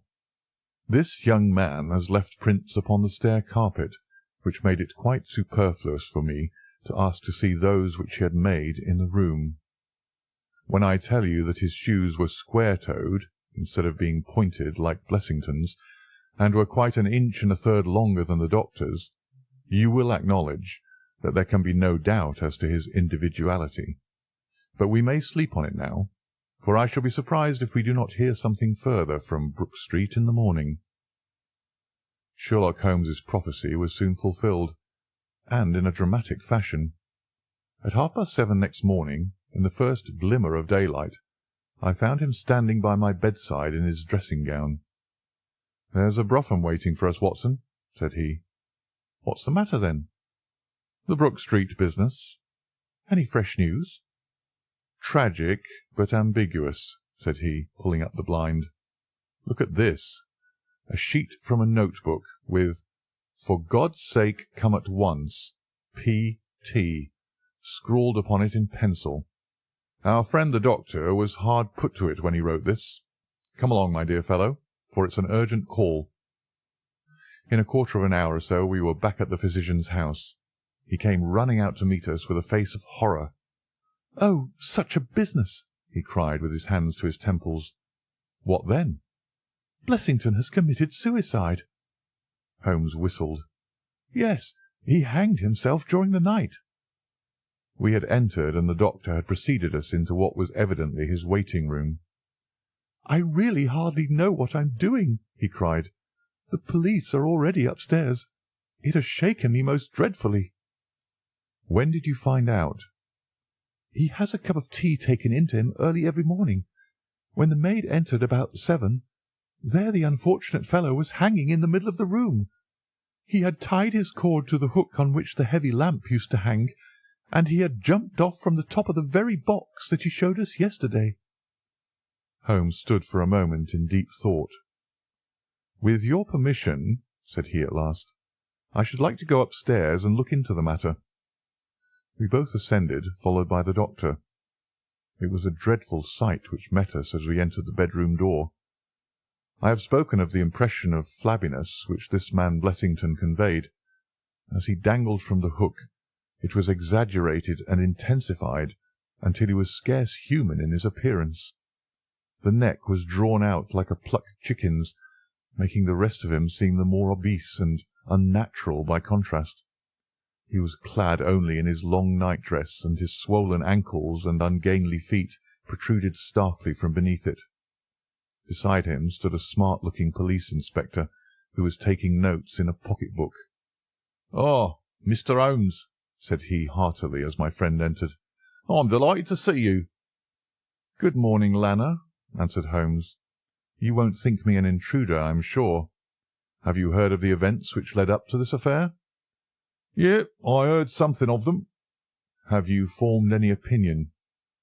"As far as I can see, the man has been driven out of his senses by fright. The bed has been well slept in, you see. There's his impression deep enough. It's about 5 in the morning, you know, that suicides are most common. That would be about his time for hanging himself. It seems to have been a very deliberate affair." "I should say that he has been dead about 3 hours, judging by the rigidity of the muscles," said I. "Noticed anything peculiar about the room?" asked Holmes. "Found a screwdriver and some screws on the wash-hand stand. Seems to have smoked heavily during the night, too. Here are 4 cigar ends that I picked out of the fireplace." Said Holmes. "Have you got his cigar holder?" "No, I've seen none." "His cigar case, then?" "Yes, it was in his coat pocket." Holmes opened it and smelled the single cigar which it contained. "Oh, this is an Havana, and these others are cigars of the peculiar sort which are imported by the Dutch from their East Indian colonies. They're usually wrapped in straw, you know, and are thinner for their length than any other brand." He picked up the 4 ends and examined them with his pocket lens. "2 of these have been smoked from a holder and 2 without," said he. "2 have been cut by a not very sharp knife, and 2 have had the ends bitten off by a set of excellent teeth. This is no suicide, Mr. Lanner. It is a very deeply planned and cold-blooded murder." "Impossible!" cried the inspector. "And why?" "Why should anyone murder a man in so clumsy a fashion as by hanging him?" "That is what we have to find out." "How could they get in?" "Through the front door." "It was barred in the morning." "Then it was barred after them." "How do you know?" "I saw their traces.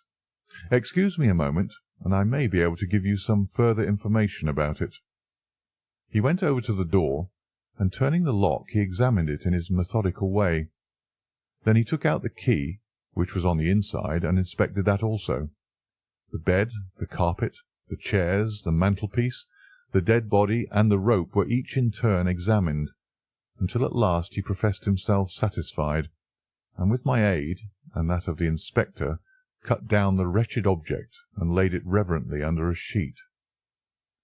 "How about this rope?" he asked. "It is cut off this," said Dr. Trevelyan, drawing a large coil from under the bed. "He was morbidly nervous of fire, and always kept this beside him, so that he might escape by the window in case the stairs were burning." "That must have saved them trouble," said Holmes thoughtfully. "Yes, the actual facts are very plain, and I shall be surprised if by the afternoon I cannot give you the reasons for them as well. I will take this photograph of Blessington, which I see upon the mantelpiece, as it may help me in my inquiries." "But you have told us nothing," cried the doctor. "Oh, there can be no doubt as to the sequence of events," said Holmes. "There were 3 of them in it, the young man, the old man, and a third, to whose identity I have no clue. The first 2, I need hardly remark, are the same who masqueraded as the Russian count and his son, so we can give a very full description of them. They were admitted by a confederate inside the house. If I might offer you a word of advice, Inspector, it would be to arrest the page who, as I understand, has only recently come into your service, Doctor." "The young imp cannot be found," said Dr. Trevelyan. "The maid and the cook have just been searching for him." Holmes shrugged his shoulders. "He has played a not unimportant part in this drama," said he. "The three men having ascended the stairs, which they did on tiptoe, the elder man first, the younger man second, and the unknown man in the rear." "My dear Holmes!" I ejaculated. "Oh, there could be no question as to the superimposing of the footmarks. I had the advantage of learning which was which last night. They ascended, then, to Mr. Blessington's room, the door of which they found to be locked. With the help of a wire, however, they forced round the key, even without the lens you will perceive by the scratches on this ward, where the pressure was applied. On entering the room, their first proceeding must have been to gag Mr. Blessington. He may have been asleep, or he may have been so paralysed with terror as to have been unable to cry out. These walls are thick, and it is conceivable that his shriek, if he had time to utter one, was unheard. Having secured him, it is evident to me that a consultation of some sort was held.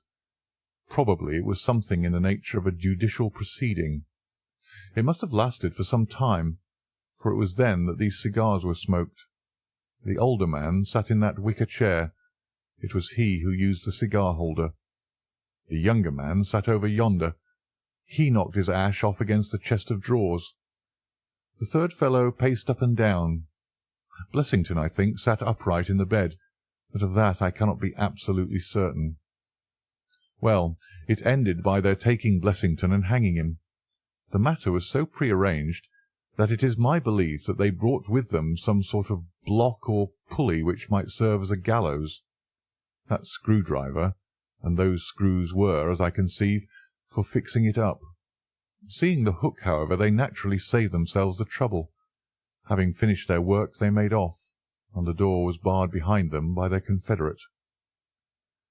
We had all listened with the deepest interest to this sketch of the night's doings, which Holmes had deduced from signs so subtle and minute that even when he had pointed them out to us, we could scarcely follow him in his reasoning. The inspector hurried away on the instant to make inquiries about the page, while Holmes and I returned to Baker Street for breakfast. "I'll be back by 3, said he, when we had finished our meal. "Both the inspector and the doctor will meet me here at that hour, and I hope by that time to have cleared up any little obscurity which the case may still present." Our visitors arrived at the appointed time, but it was 3:15 before my friend put in an appearance. From his expression as he entered, however, I could see that all had gone well with him. "Any news, Inspector?" "We've got the boys, sir." "Excellent. And I have got the men." "You have got them?" we cried all three. "Well, at least I have got their identity. This so-called Blessington is, as I expected, well known at headquarters, and so are his assailants. Their names are Biddle, Hayward, and Moffat." "The Worthington Bank gang!" cried the inspector. "Precisely," said Holmes. "Then Blessington must have been Sutton." "Exactly," said Holmes. "Why, that makes it as clear as crystal," said the inspector. But Trevelyan and I looked at each other in bewilderment. "You must surely remember the great Worthington Bank business," said Holmes. "5 men were in it, these 4, and a fifth called Cartwright. Tobin, the caretaker, was murdered, and the thieves got away with £7,000. This was in 1875. They were all 5 arrested, but the evidence against them was by no means conclusive. This Blessington, or Sutton, who was the worst of the gang, turned informer. On his evidence Cartwright was hanged, and the other 3 got 15 years apiece. When they got out the other day, which was some years before their full term, they set themselves, as you perceive, to hunt down the traitor and to avenge the death of their comrade upon him. Twice they tried to get at him, and failed. A third time, you see, it came off. Is there anything further which I can explain, Dr. Trevelyan?" "I think you've made it all remarkably clear," said the doctor. No doubt the day on which he was perturbed was the day when he had seen of their release in the newspapers." "Quite so. His talk about a burglary was the merest blind." "But why could he not tell you this?" "Well, my dear sir, knowing the vindictive character of his old associates, he was trying to hide his own identity from everybody as long as he could. His secret was a shameful one, and he could not bring himself to divulge it.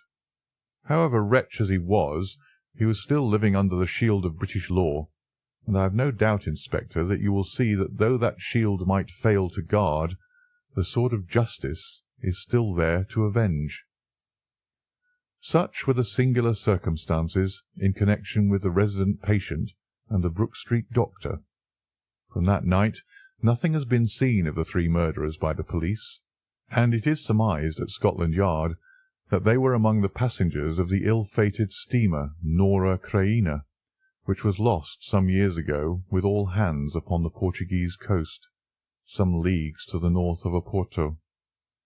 The proceedings against the page broke down for want of evidence, and the Brook Street mystery, as it was called, has never until now been fully dealt with in any public print.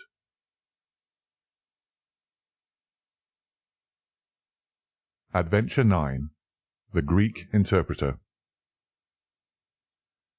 During my long and intimate acquaintance with Mr. Sherlock Holmes, I had never heard him refer to his relations, and hardly ever to his own early life. This reticence upon his part had increased the somewhat inhuman effect which he produced upon me, until sometimes I found myself regarding him as an isolated phenomenon, a brain without a heart, as deficient in human sympathy as he was pre-eminent in intelligence. His aversion to women and his disinclination to form new friendships were both typical of his unemotional character, but not more so than his complete suppression of every reference to his own people. I had come to believe that he was an orphan with no relatives living, but one day, to my very great surprise, he began to talk to me about his brother. It was after tea on a summer evening, and the conversation, which had roamed in a desultory, spasmodic fashion from golf-clubs to the causes of the change in the obliquity of the ecliptic, came round at last to the question of atavism and hereditary aptitudes. The point under discussion was how far any singular gift in an individual was due to his ancestry, and how far to his own early training. "In your own case," said I, "from all that you have told me, it seems obvious that your faculty of observation and your peculiar facility for deduction are due to your own systematic training." "To some extent," he answered thoughtfully.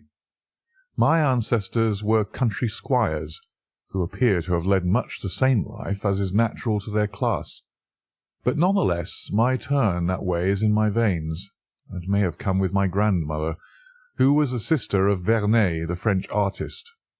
Art in the blood is liable to take the strangest forms." "But how do you know that it's hereditary?" "Because my brother Mycroft possesses it in a larger degree than I do." This was news to me indeed. If there were another man with such singular powers in England, how was it that neither police nor public had heard of him? I put the question, with a hint that it was my companion's modesty which made him acknowledge his brother as his superior. Holmes laughed at my suggestion. "My dear Watson," said he, "I cannot agree with those who rank modesty among the virtues. To the logician all things should be seen exactly as they are, and to underestimate oneself is as much a departure from truth as to exaggerate one's own powers. When I say, therefore, that Mycroft has better powers of observation than I, you may take it that I am speaking the exact and literal truth." "Is he your junior?" "7 years my senior." "How comes it that he is unknown?" "Oh, he is very well known in his own circle." "Where, then?" "Well, in the Diogenes Club, for example." I had never heard of the institution, and my face must have proclaimed as much, for Sherlock Holmes pulled out his watch. "The Diogenes Club is the queerest club in London, and Mycroft one of the queerest men. He's always there from 4:45 to 8:20. It's 6 now, so if you care for a stroll this beautiful evening, I shall be very happy to introduce you to two curiosities." 5 minutes later we were in the street, walking towards Regent Circus. "You wonder," said my companion, "why it is that Mycroft does not use his powers for detective work. He is incapable of it." "But I thought you said—" "I said that he was my superior in observation and deduction. If the art of the detective began and ended in reasoning from an armchair, my brother would be the greatest criminal agent that ever lived. But he has no ambition and no energy. He will not even go out of his way to verify his own solutions, and would rather be considered wrong than take the trouble to prove himself right. Again and again I have taken a problem to him, and have received an explanation which has afterwards proved to be the correct one. And yet he was absolutely incapable of working out the practical points which must be gone into before a case could be laid before a judge or jury." "It is not his profession, then?" "By no means. What is to me a means of livelihood is to him the merest hobby of a dilettante. He has an extraordinary faculty for figures, and audits the books in some of the government departments. Mycroft lodges in Pall Mall, and he walks round the corner into Whitehall every morning and back every evening. From year's end to year's end he takes no other exercise, and is seen nowhere else, except only in the Diogenes Club, which is just opposite his rooms." "I cannot recall the name." "Very likely not. There are many men in London, you know, who, some from shyness, some from misanthropy, have no wish for the company of their fellows, yet they are not averse to comfortable chairs and the latest periodicals. It is for the convenience of these that the Diogenes Club was started, and it now contains the most unsociable and unclubbable men in town. No member is permitted to take the least notice of any other one. Save in the strangers' room, no talking is, under any circumstances, allowed, and 3 offences, if brought to the notice of the committee, render the talker liable to expulsion. My brother was one of the founders, and I have myself found it a very soothing atmosphere." We had reached Pall Mall as we talked, and were walking down it from the St. James's end. Sherlock Holmes stopped at a door some little distance from the Carlton, and, cautioning me not to speak, he led the way into the hall. Through the glass panelling I caught a glimpse of a large and luxurious room, in which a considerable number of men were sitting about and reading papers, each in his own little nook. Holmes showed me into a small chamber which looked out into Pall Mall, and then, leaving me for a minute, he came back with a companion, whom I knew could only be his brother. Mycroft Holmes was a much larger and stouter man than Sherlock. His body was absolutely corpulent, but his face, though massive, had preserved something of the sharpness of expression which was so remarkable in that of his brother. His eyes, which were of a peculiarly light watery grey, seemed to have always retained that far-away introspective look which I had only observed in Sherlock's when he was exerting his full powers. "I am glad to meet you, sir," said he, putting out a broad, fat hand like the flipper of a seal. "I hear of Sherlock everywhere since you became his chronicler. By the way, Sherlock, I expected to see you round last week to consult me over that Manor House case. I thought you might be a little out of your depth." "No, I solved it," said my friend, smiling. "It was Adams, of course?" "Yes, it was Adams." "I was sure of it from the first." The two sat down together in the bow window of the club. "To anyone who wishes to study mankind, this is the spot," said Mycroft. "Look at the magnificent types. Look at those 2 men who are coming towards us, for example." "The billiard-marker and the other?" "Precisely. What do you make of the other?" The 2 men had stopped opposite the window. Some chalk marks over the waistcoat pocket were the only signs of billiards which I could see in one of them. The other was a very small, dark fellow, with his hat pushed back and several packages under his arm.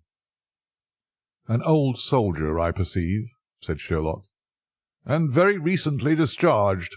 remarked the brother. "Served in India, I see." "And a non-commissioned officer?" "Royal Artillery, I fancy," said Sherlock. "And a widower?" "But with a child." "Children, my dear boy, children." "Come," said I, laughing, "this is a little too much." "Surely," answered Holmes, "it is not hard to say that a man with that bearing, expression of authority, and sun-baked skin is a soldier, is more than a private, and is not long from India." "That he has not left the service long is shown by his still wearing his ammunition boots, as they are called," observed Mycroft. "He had not the cavalry stride, yet he wore his hat on one side, as is shown by the lighter skin of that side of his brow. His weight is against his being a sapper. He's in the artillery." "Then, of course, his complete mourning shows that he has lost someone very dear. The fact that he is doing his own shopping looks as though it were his wife. He has been buying things for children, you perceive. There's a rattle, which shows that one of them is very young. The wife probably died in childbed. The fact that he has a picture book under his arm shows that there is another child to be thought of." I began to understand what my friend meant when he said that his brother possessed even keener faculties than he did himself. He glanced across at me and smiled. Mycroft took snuff from a tortoise-shell box and brushed away the wandering grains from his coat front with a large red silk handkerchief. "By the way, Sherlock," said he, "I have had something quite after your own heart. A most singular problem, submitted to my judgment. I really had not the energy to follow it up, save in a very incomplete fashion, but it gave me a basis for some pleasing speculation. If you would care to hear the facts—" "My dear Mycroft, I should be delighted." The brother scribbled a note upon a leaf of his pocket-book, and ringing the bell he handed it to the waiter. "I have asked Mr. Melas to step across," said he. "He lodges on the floor above me, and I have some slight acquaintance with him, which led him to come to me in his perplexity. Mr. Melas is a Greek by extraction, as I understand, and he is a remarkable linguist. He earns his living partly as interpreter in the law courts, and partly by acting as guide to any wealthy Orientals who may visit the Northumberland Avenue hotels. I think I will leave him to tell his very remarkable experience in his own fashion." A few minutes later we were joined by a short, stout man, whose olive face and coal-black hair proclaimed his southern origin, though his speech was that of an educated Englishman.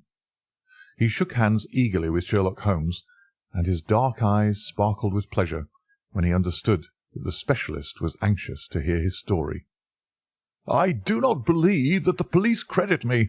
On my word, I do not," said he in a wailing voice. "Just because they have never heard of it before, they think that such a thing cannot be. But I know that I shall never be easy in my mind until I know what has become of my poor man with the sticking plaster upon his face."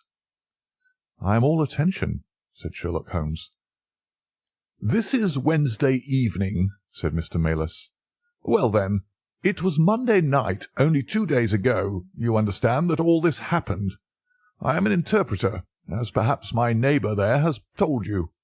I interpret all languages, or nearly all, but as I am a Greek by birth and with a Grecian name, it is with that particular tongue that I am principally associated. For many years I have been the chief Greek interpreter in London, and my name is very well known in the hotels. It happens not unfrequently that I am sent for at strange hours by foreigners who get into difficulties, or by travellers who arrive late and wish my services. I was not surprised, therefore, on Monday night, when a Mr. Latimer, a very fashionably dressed young man, came up to my rooms and asked me to accompany him in a cab which was waiting at the door. A Greek friend had come to see him upon business, he said, and as he could speak nothing but his own tongue, the services of an interpreter were indispensable. He gave me to understand that his house was some little distance off in Kensington, and he seemed to be in a great hurry, bustling me rapidly into the cab when we had descended to the street. I say into the cab, but I soon became doubtful as to whether it was not a carriage in which I found myself. It was certainly more roomy than the ordinary four-wheel disgrace to London, and the fittings, though frayed, were of rich quality. Mr. Latimer seated himself opposite to me, and we started off through Charing Cross and up the Shaftesbury Avenue. We had come out upon Oxford Street, and I had ventured some remark as to this being a roundabout way to Kensington, when my words were arrested by the extraordinary conduct of my companion. He began by drawing a most formidable-looking bludgeon loaded with lead from his pocket, and switching it backward and forward several times, as if to test its weight and strength. Then he placed it without a word upon the seat beside him. Having done this, he drew up the windows on each side, and I found to my astonishment that they were covered with paper, so as to prevent my seeing through them. "I am sorry to cut off your view, Mr. Melas," said he. "The fact is that I have no intention that you should see what the place is to which we are driving. It might possibly be inconvenient to me if you could find your way there again." As you can imagine, I was utterly taken aback by such an address. My companion was a powerful, broad-shouldered young fellow, and apart from the weapon, I should not have had the slightest chance in a struggle with him. "This is a very extraordinary conduct, Mr. Latimer," I stammered. "You must be aware that what you are doing is quite illegal."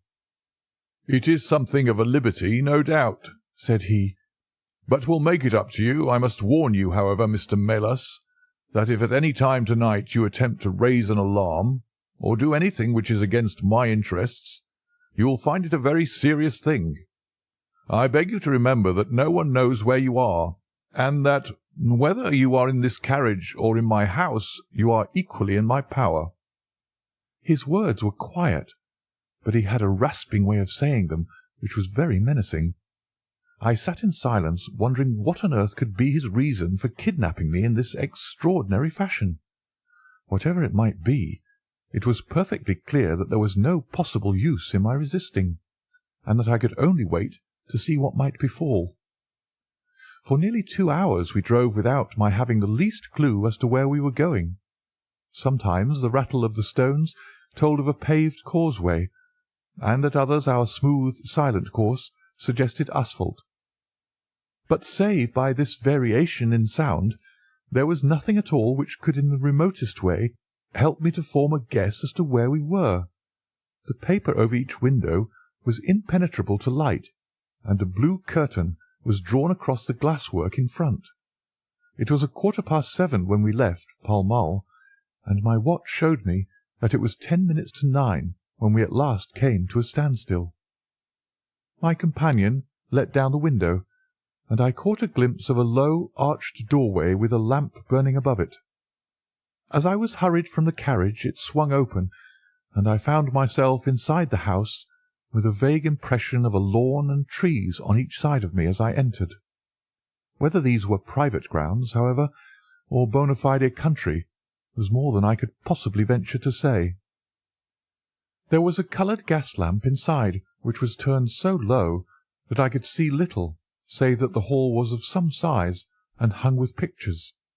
In the dim light I could make out that the person who had opened the door was a small, mean-looking, middle-aged man with rounded shoulders. As he turned towards us, the glint of the light showed me that he was wearing glasses. "Is this Mr. Melas, Harold?" said he. "Yes." "Well done, well done. No ill will, Mr. Melas, I hope, but we could not get on without you. If you deal fair with us, you'll not regret it, but if you try any tricks, God help you." He spoke in a nervous, jerky fashion, and with little giggling laughs in between, but somehow he impressed me with fear more than the other. "What do you want with me?" I asked. "Only to ask a few questions of a Greek gentleman who is visiting us, and to let us have the answers. But say no more than you are told to say, or—" Here came the nervous giggle again. "You had better never have been born." As he spoke, he opened a door and showed the way into a room which appeared to be very richly furnished, but again the only light was afforded by a single lamp half turned down. The chamber was certainly large, and the way in which my feet sank into the carpet as I stepped across it told me of its richness. I caught glimpses of velvet chairs, a high white marble mantelpiece, and what seemed to be a suit of Japanese armour at one side of it. There was a chair just under the lamp, and the elderly man motioned that I should sit in it. The younger had left us, but he suddenly returned through another door, leading with him a gentleman clad in some sort of loose dressing-gown, who moved slowly towards us. As he came into the circle of dim light which enables me to see him more clearly, I was thrilled with horror at his appearance. He was deadly pale and terribly emaciated, with the protruding brilliant eyes of a man whose spirit was greater than his strength. But what shocked me more than any signs of physical weakness was that his face was grotesquely criss-crossed with sticking plaster, and that one large pad of it was fastened over his mouth. "Have you the slate, Harold?" cried the older man, as this strange being fell rather than sat down into a chair. "Are his hands loose? Now then, give him the pencil. You are to ask the questions, Mr. Melas, and he will write the answers. Ask him first of all whether he is prepared to sign the papers." The man's eyes flashed fire. "Never," he wrote in Greek upon the slate. "On no condition?" I asked at the bidding of our tyrant. "Only if I see her married in my presence by a Greek priest whom I know." The man giggled in his venomous way. "You know what awaits you, then?" "I care nothing for myself." These are samples of the questions and answers which made up our strange, half-spoken, half-written conversation. Again and again I had to ask him whether he would give in and sign the documents. Again and again I had the same indignant reply. But soon a happy thought came to me. I took to adding on little sentences of my own to each question, innocent ones at first, to test whether either of our companions knew anything of the matter, and then, as I found that they showed no signs, I played a more dangerous game. Our conversation ran something like this: "You can do no good by this obstinacy. Who are you?" "I care not. I am a stranger in London." "Your fate will be upon your own head. How long have you been here?" "Let it be so. 3 weeks." "The property can never be yours. What ails you?" "It shall not go to villains. They are starving me." "You shall go free if you sign. What house is this?" "I will never sign. I do not know." "You are not doing her any service. What is your name?" "Let me hear her say so." "Cratides." "You shall see her if you sign. Where are you from?" "Then I shall never see her." "Athens."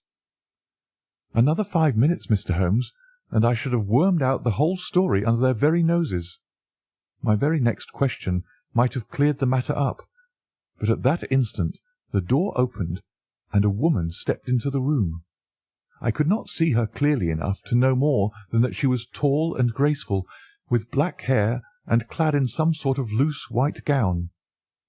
"Harold," said she, speaking English with a broken accent, "I could not stay away longer. It is so lonely up there with only, oh my God, it is Paul." These last words were in Greek, and at the same instant the man with a convulsive effort tore the plaster from his lips and, screaming out, "Sophie, Sophie!" rushed into the woman's arms. Their embrace was but for an instant, however, for the younger man seized the woman and pushed her out of the room, while the elder easily overpowered his emaciated victim and dragged him away through the other door. For a moment I was left alone in the room, and I sprang to my feet with some vague idea that I might in some way get a clue to what this house was in which I found myself. Fortunately, however, I took no steps, for looking up I saw that the older man was standing in the doorway with his eyes fixed upon me.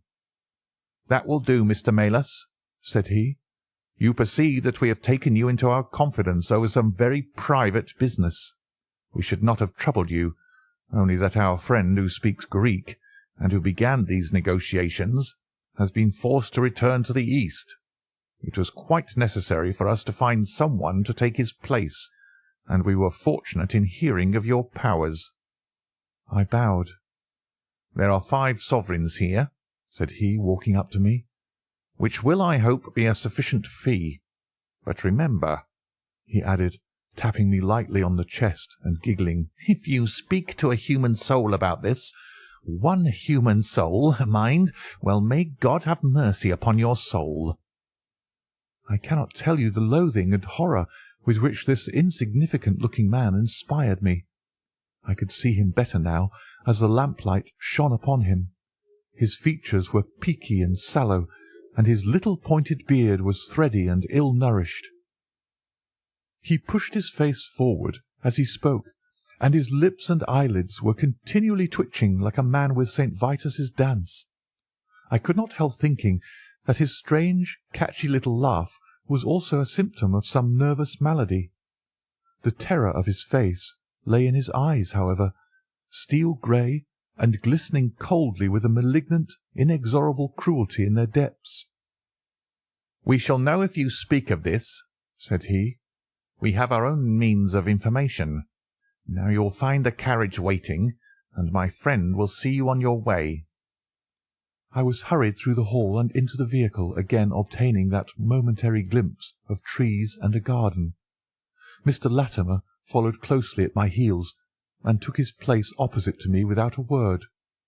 In silence we again drove for an interminable distance, with the windows raised, until at last, just after midnight, the carriage pulled up.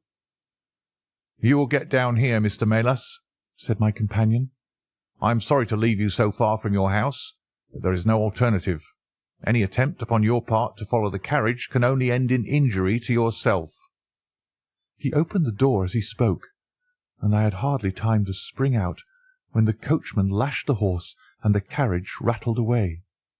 I looked around me in astonishment. I was on some sort of heathy common, mottled over with dark clumps of furze bushes. Far away stretched a line of houses, with a light here and there in the upper windows. On the other side I saw the red signal lamps of a railway.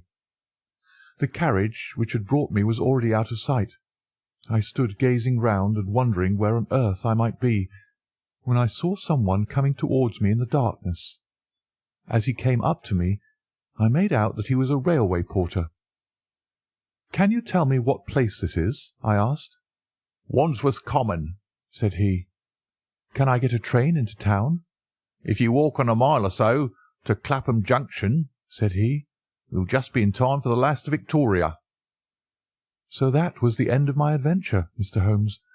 I do not know where I was, nor whom I spoke with, nor anything save what I have told you, but I know that there is foul play going on, and I want to help that unhappy man if I can. I told the whole story to Mr. Mycroft Holmes next morning, and subsequently to the police. We all sat in silence for some little time after listening to this extraordinary narrative. Then Sherlock looked across at his brother. "Any steps?" he asked. Mycroft picked up the Daily News, which was lying on the side table. "Anybody supplying any information to the whereabouts of a Greek gentleman named Paul Cratides from Athens, who is unable to speak English, will be rewarded. A similar reward paid to anyone giving information about a Greek lady whose first name is Sophie, X2473. That was in all the dailies. No answer." "How about the Greek legation?" "I have inquired. They know nothing." "A wire to the head of the Athens police, then?" "Sherlock has all the energy of the family," said Mycroft, turning to me. "Well, you take the case up by all means, and let me know if you do any good." "Certainly," answered my friend, rising from his chair. "I'll let you know, and Mr. Melas also. In the meantime, Mr. Melas, I should certainly be on my guard if I were you, for of course they must know through these advertisements that you have betrayed them." As we walked home together, Holmes stopped at a telegraph office and sent off several wires. "You see, Watson," he remarked, "our evening has been by no means wasted. Some of my most interesting cases have come to me in this way through Mycroft. The problem which we have just listened to, although it can admit of but one explanation, has still some distinguishing features. You have hopes of solving it? Well, knowing as much as we do, it will be singular indeed if we fail to discover the rest. You must yourself have formed some theory which will explain the facts to which we have listened? In a vague way, yes. What was your idea, then? It seemed to me to be obvious that this Greek girl had been carried off by the young Englishman named Harold Latimer. Carried off from where? Athens, perhaps. Sherlock Holmes shook his head. This young man could not talk a word of Greek. The lady could talk English fairly well. Inference, that she had been in England some little time, but he had not been in Greece. Well, then, we will presume that she had come on a visit to England, and that this Harold had persuaded her to fly with him. That is more probable. Then the brother, for that I fancy must be the relationship, comes over from Greece to interfere. He imprudently puts himself into the power of the young man and his older associate. They seize him and use violence towards him in order to make him sign some papers to make over the girl's fortune, of which he may be trustee, to them. This he refuses to do. In order to negotiate with him they have to get an interpreter, and they pitch upon this Mr. Melas, having used some other one before. The girl is not told of the arrival of her brother, and finds it out by the merest accident. "Excellent, Watson!" cried Holmes. "I really fancy that you are not far from the truth. You see that we hold all the cards, and we have only to fear some sudden act of violence on their part. If they give us time, we must have them. How can we find where this house lies?" "Well, if our conjecture is correct, and the girl's name is or was Sophie Catrides, we should have no difficulty in tracing her. That must be our main hope, for the brother is, of course, a complete stranger. It is clear that some time has elapsed since this Harold established these relations with the girl, some weeks, at any rate, since the brother in Greece has had time to hear of it and come across. If they have been living in the same place during this time, it is probable that we shall have some answer to Mycroft's advertisement." We had reached our house in Baker Street while we had been talking. Holmes ascended the stair first, and as he opened the door of our room he gave a start of surprise. Looking over his shoulder, I was equally astonished. His brother Mycroft was sitting smoking in the armchair. "Come in, Sherlock. Come in, sir," said he blandly, smiling at our surprised faces. "You don't expect such energy from me, do you, Sherlock? But somehow this case attracts me." "How did you get here?" "I passed you in a hansom." "There has been some new development?" "I had an answer to my advertisement." "Ah." "Yes, it came within a few minutes of your leaving." "And to what effect?" Mycroft Holmes took out a sheet of paper. "Here it is," said he, "written with a J pen on royal cream paper by a middle-aged man with a weak constitution. 'Sir,' he says, 'in answer to your advertisement of today's date, I beg to inform you that I know the young lady in question very well.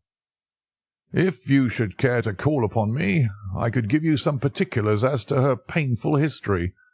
She is living at present at the Myrtles, Beckenham. Yours faithfully, J. Davenport.'" "He writes from Lower Brixton," said Mycroft Holmes. "Do you not think that we might drive to him now, Sherlock, and learn these particulars?" "My dear Mycroft, the brother's life is more valuable than the sister's story. I think we should call at Scotland Yard for Inspector Gregson, and go straight out to Beckenham. We know that a man is being done to death, and every hour may be vital." "Better pick up Mr. Melas on our way," I suggested. "We may need an interpreter." "Excellent," said Sherlock Holmes. "Send the boy for a four-wheeler, and we shall be off at once."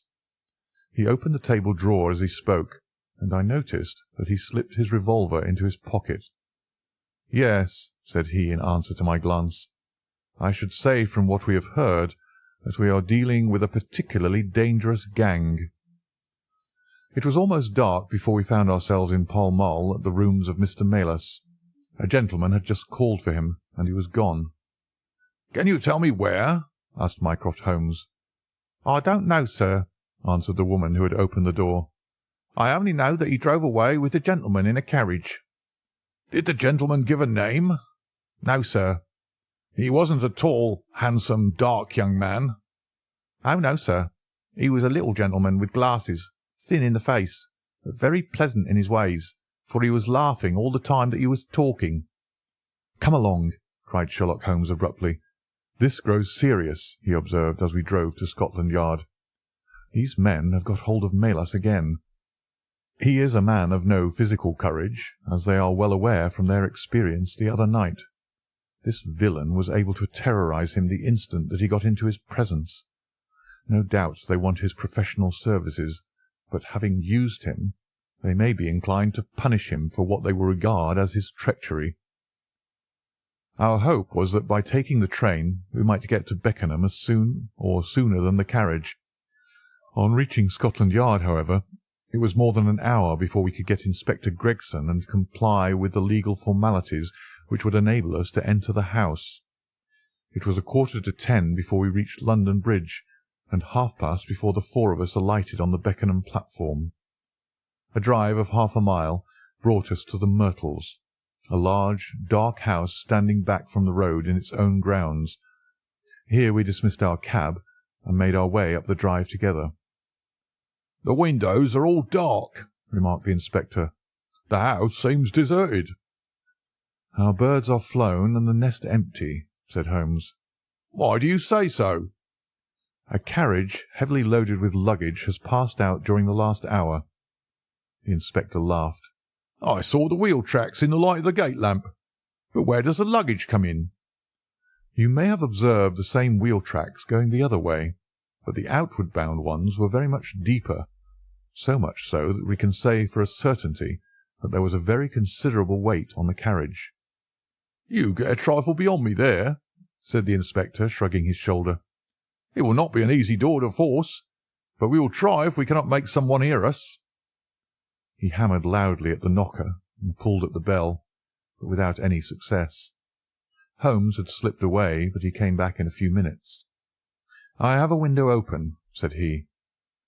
"It is a mercy that you're on the side of the force and not against it, Mr. Holmes," remarked the inspector, as he noted the clever way in which my friend had forced back the catch. "Well, I think that under the circumstances we may enter without an invitation." One after the other we made our way into a large apartment, which was evidently that in which Mr. Melas had found himself. The inspector had lit his lantern, and by its light we could see the two doors, the curtain, the lamp, and the suit of Japanese mail as he had described them. On the table lay 2 glasses, an empty brandy bottle, and the remains of a meal. "What is that?" asked Holmes suddenly. We all stood still and listened. A low moaning sound was coming from somewhere over our heads. Holmes rushed to the door and out into the hall. The dismal noise came from upstairs. He dashed up, the inspector and I at his heels, while his brother Mycroft followed as quickly as his great bulk would permit. 3 doors faced up upon the second floor, and it was from the central of these that the sinister sounds were issuing, sinking sometimes into a dull mumble, and rising again into a shrill whine. It was locked, but the key had been left on the outside. Holmes flung open the door and rushed in, but he was out again in an instant with his hand to his throat. "It's charcoal," he cried. "Give it time. It'll clear." Peering in, we could see that the only light in the room came from a dull blue flame which flickered from a small brass tripod in the centre. It threw a livid, unnatural circle upon the floor, while in the shadows beyond we saw the vague loom of 2 figures which crouched against the wall. From the open door there reeked a horrible poisonous exhalation which set us gasping and coughing. Holmes rushed to the top of the stairs to draw in the fresh air, and then, dashing into the room, he threw up the window and hurled the brazen tripod out into the garden. "We can enter in a minute," he gasped, darting out again. "Where is a candle? I doubt if we could strike a match in that atmosphere. Hold the light at the door, and we shall get them out, Mycroft. Now!" With a rush we got to the poisoned men and dragged them out into the well-lit hall. Both of them were blue-lipped and insensible, with swollen, congested faces and protruding eyes. Indeed, so distorted were their features that, save for his black beard and stout figure, we might have failed to recognize in one of them the Greek interpreter who had parted from us only a few hours before at the Diogenes Club. His hands and feet were securely strapped together, and he bore over one eye the marks of a violent blow. The other, who was secured in a similar fashion, was a tall man in the last stage of emaciation, with several strips of sticking-plaster arranged in a grotesque pattern over his face. He had ceased to moan as we laid him down, and a glance showed me that for him at least our aid had come too late. Mr. Melas, however, still lived, and in less than an hour, with the aid of ammonia and brandy, I had the satisfaction of seeing him open his eyes, and of knowing that my hand had drawn him back from that dark valley in which all paths meet. It was a simple story which we had to tell, and one which did not but confirm our own deductions. His visitor, on entering his rooms, had drawn a life-preserver from his sleeve, and had so impressed him with the fear of instant and inevitable death that he had kidnapped him for the second time. Indeed, it was almost mesmeric, the effect which this giggling ruffian had produced upon the unfortunate linguist, for he could not speak of him save with trembling hands and a blanched cheek.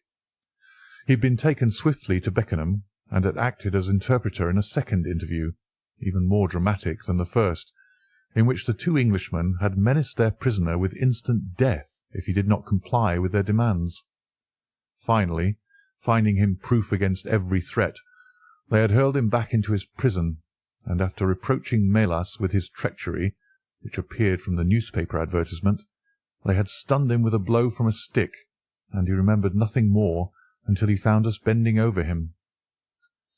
And this was a singular case of the Grecian interpreter, the explanation of which is still involved in some mystery. We were able to find out, by communicating with the gentleman who had answered the advertisement, that the unfortunate young lady came of a wealthy Grecian family, and that she had been on a visit to some friends in England. While there, she had met a young man named Harold Latimer, who had acquired an ascendancy over her and had eventually persuaded her to fly with him. Her friends, shocked at the event, had contented themselves with informing her brother at Athens, and had then washed their hands of the matter. The brother, on his arrival in England, had imprudently placed himself in the power of Latimer and of his associate, whose name was Wilson Kemp, a man of the foulest antecedents. These two, finding that through his ignorance of the language he was helpless in their hands, had kept him a prisoner, and had endeavoured by cruelty and starvation to make him sign away his own and his sister's property. They had kept him in the house without the girl's knowledge, and the plaster over the face had been for the purpose of making recognition difficult in case she should ever catch a glimpse of him. Her feminine perception, however, had instantly seen through the disguise when, on the occasion of the interpreter's visit, she had seen him for the first time. The poor girl, however, was herself a prisoner, for there was no one about the house except the man who acted as coachman and his wife, both of whom were tools of the conspirators. Finding that their secret was out, and that their prisoner was not to be coerced, the two villains, with the girl, had fled away at a few hours' notice from the furnished house which they had hired, having first, as they thought, taken vengeance upon both the man who had defied and the one who had betrayed them. Months afterwards, a curious newspaper cutting reached us from Buda Pest. It told how two Englishmen, who had been travelling with a woman, had met with a tragic end. They had each been stabbed, it seems, and the Hungarian police were of opinion that they had quarrelled and had inflicted mortal injuries upon each other. Holmes, however, is, I fancy, of a different way of thinking, and holds to this day that if one could find the Grecian girl, one might learn how the wrongs of herself and her brother came to be avenged.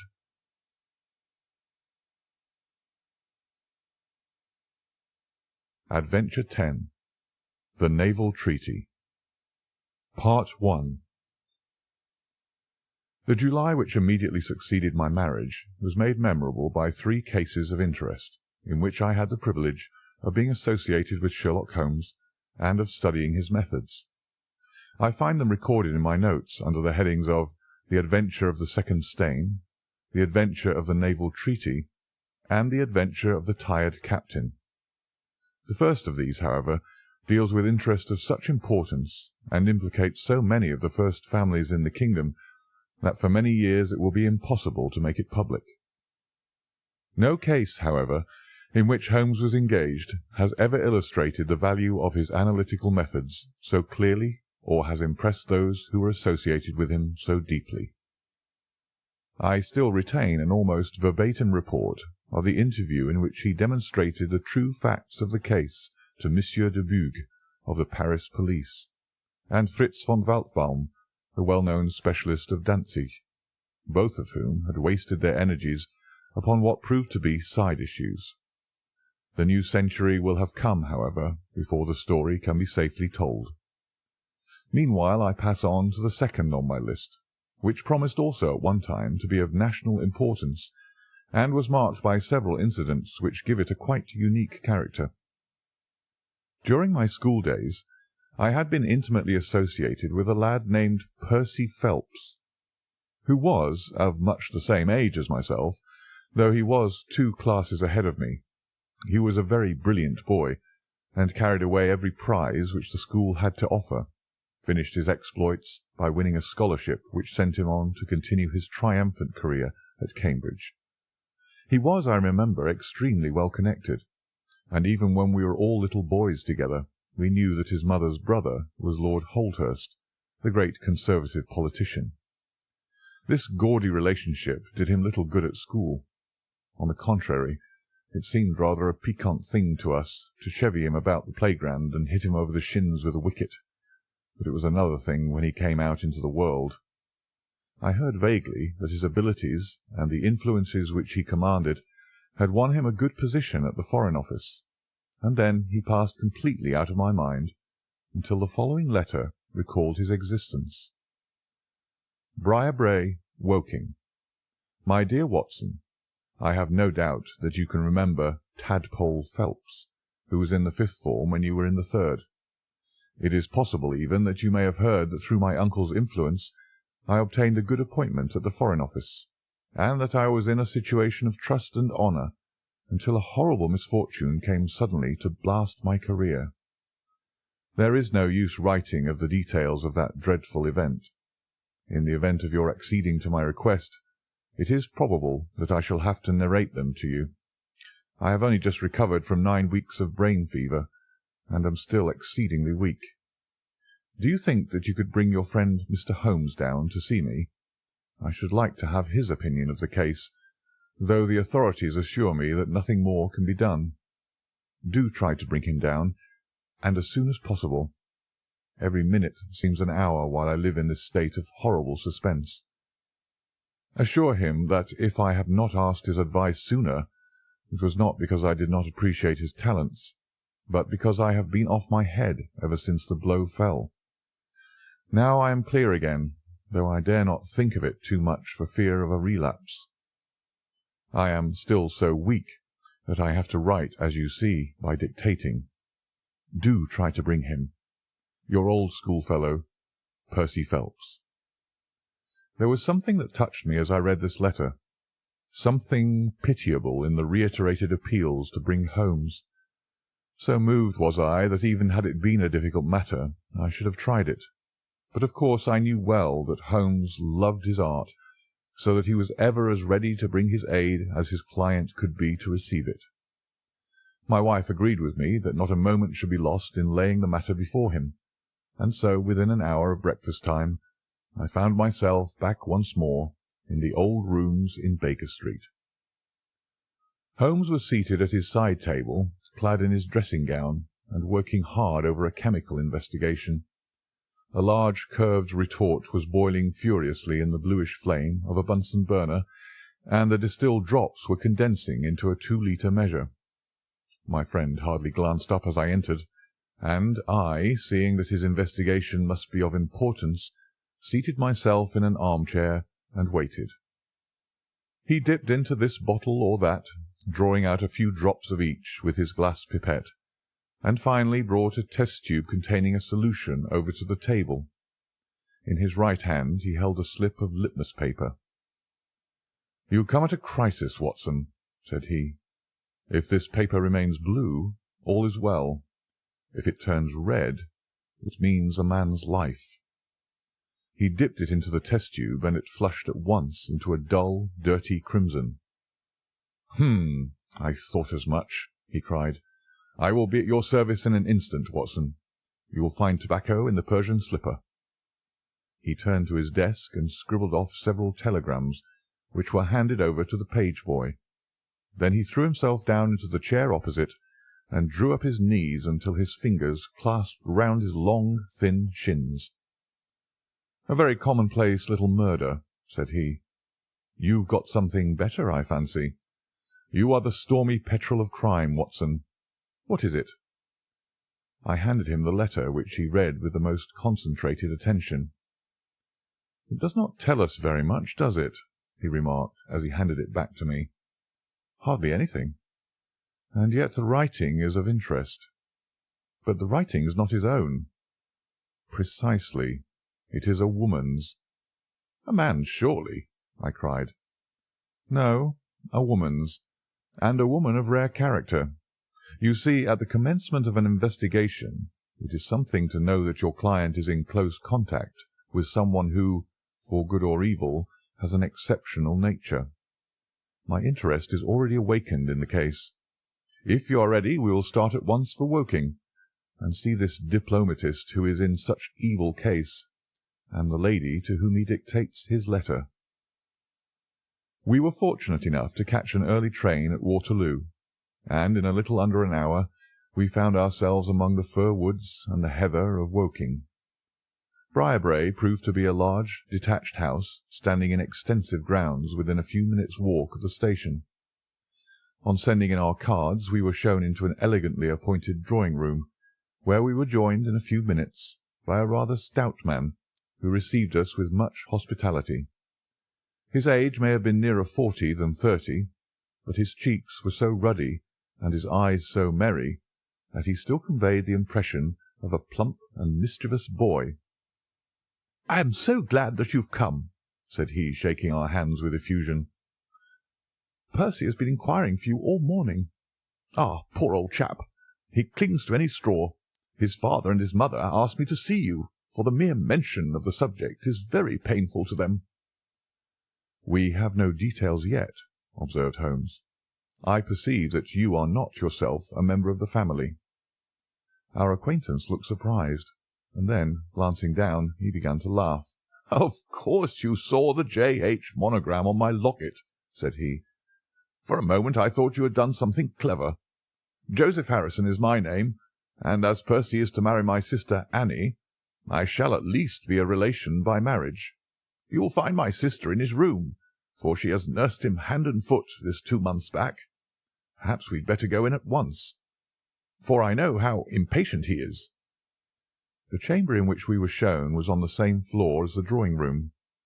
It was furnished partly as a sitting and partly as a bedroom, with flowers arranged daintily in every nook and corner. A young man, very pale and worn, was lying upon a sofa near the open window, through which came the rich scent of the garden and the balmy summer air. A woman was sitting beside him, who rose as we entered. "Shall I leave, Percy?" she asked. He clutched her hand to detain her. "How are you, Watson?" said he cordially. "I should never have known you under that moustache, and I dare say you would not be prepared to swear to me. This, I presume, is your celebrated friend, Mr. Sherlock Holmes."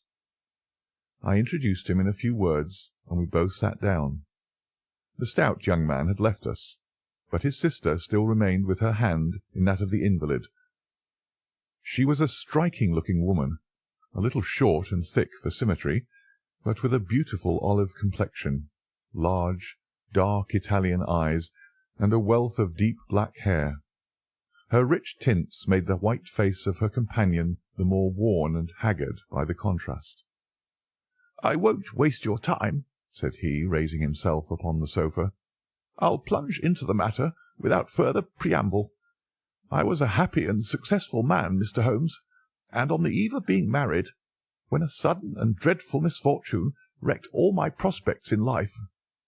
I was, as Watson may have told you, in the Foreign Office, and through the influences of my uncle, Lord Holdhurst, I rose rapidly to a responsible position. When my uncle became Foreign Minister in this administration, he gave me several missions of trust, and as I always brought them to a successful conclusion, he came at last to have the utmost confidence in my ability and tact.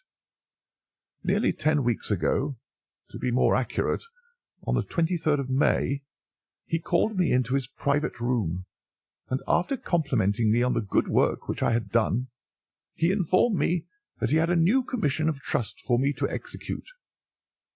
"This," said he, taking a grey roll of paper from his bureau, "is the original of that secret treaty between England and Italy, of which, I regret to say, some rumours have already got into the public press. It is of enormous importance that nothing further should leak out. The French or the Russian embassy would pay an immense sum to learn the contents of these papers. They should not leave my bureau, were it not that it is absolutely necessary to have them copied. You have a desk in your office?" "Yes, sir." "Then take the treaty and lock it up there. I shall give directions that you may remain behind when the others go, so that you may copy it at your leisure without fear of being overlooked. When you have finished, relock both the original and the draft in the desk, and hand them over to me personally tomorrow morning." I took the papers and— "Excuse me an instant," said Holmes. "Were you alone during this conversation?" "Absolutely." "In a large room?" 30 feet each way." "In the centre?" "Yes, about it." "And speaking low?" "My uncle's voice is always remarkably low. I hardly spoke at all." "Thank you," said Holmes, shutting his eyes. "Pray go on." "I did exactly what he indicated, and waited until the other clerks had departed. One of them in my room, Charles Gorrow, had some arrears of work to make up, so I left him there and went out to dine. When I returned he was gone. I was anxious to hurry my work, for I knew that Joseph, the Mr. Harrison whom you saw just now, was in town, and that he would travel down to Woking by the 11 o'clock train, and I wanted, if possible, to catch it. When I came to examine the treaty, I saw at once that it was of such importance that my uncle had been guilty of no exaggeration in what he had said. Without going into details, I may say that it defined the position of Great Britain towards the Triple Alliance, and foreshadowed the policy which this country would pursue in the event of a French fleet gaining a complete ascendancy over that of Italy in the Mediterranean. The questions treated in it were purely naval. At the end were the signatures of the high dignitaries who had signed it. I glanced my eyes over it, and then settled down to make my task of copying. It was a long document, written in the French language, and containing 26 separate articles. I copied as quickly as I could, but at 9 o'clock I had only done 9 articles, and it seemed hopeless for me to attempt to catch my train. I was feeling drowsy and stupid, partly from my dinner, and also from the effects of a long day's work. A cup of coffee would clear my brain. A commissionaire remains all night in a little lodge at the foot of the stairs, and is in the habit of making coffee at his spirit lamp for any of the officials who may be working overtime. I rang the bell, therefore, to summon him. To my surprise, it was a woman who answered the summons, a large, coarse-faced, elderly woman in an apron. She explained that she was the commissionnaire's wife, who did the charring, and I gave her the order for the coffee. I wrote 2 more articles, and then, feeling more drowsy than ever, I rose and walked up and down the room to stretch my legs. My coffee had not yet come, and I wondered what the cause of the delay could be. Opening the door, I started down the corridor to find out. There was a straight passage, dimly lighted, which led from the room in which I had been working, and was the only exit from it. It ended in a curving staircase, with the commissionnaire's lodge in a passage at the bottom. Half-way down this staircase is a small landing, with another passage running into it at right angles. This second one leads by means of a second small stair to a side door used by servants, and also as a short-cut by clerks when coming from Charles Street. Here is a rough chart of the place." "Thank you. I think that I quite follow you," said Sherlock Holmes.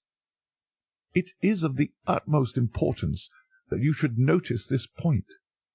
I went down the stairs and into the hall, where I found the commissionaire fast asleep in his box, with the kettle boiling furiously upon the spirit lamp. I took off the kettle and blew out the lamp, for the water was spurting over the floor. Then I put out my hand and was about to shake the man, who was still sleeping soundly, when a bell over his head rang loudly, and he woke with a start. "Mr. Phelps, sir," said he, looking at me in bewilderment. I came down to see if my coffee was ready.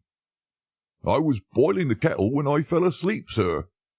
He looked at me, and then up at the still quivering bell with an ever-growing astonishment upon his face. "If you was here, sir, then who rang the bell?" he asked. "The bell!" I cried. "What bell is it?" "It's the bell of the room you were working in." A cold hand seemed to close round my heart. Someone, then, was in that room where my precious treaty lay upon the table. I ran frantically up the stair and along the passage. There was no one in the corridors, Mr. Holmes. There was no one in the room.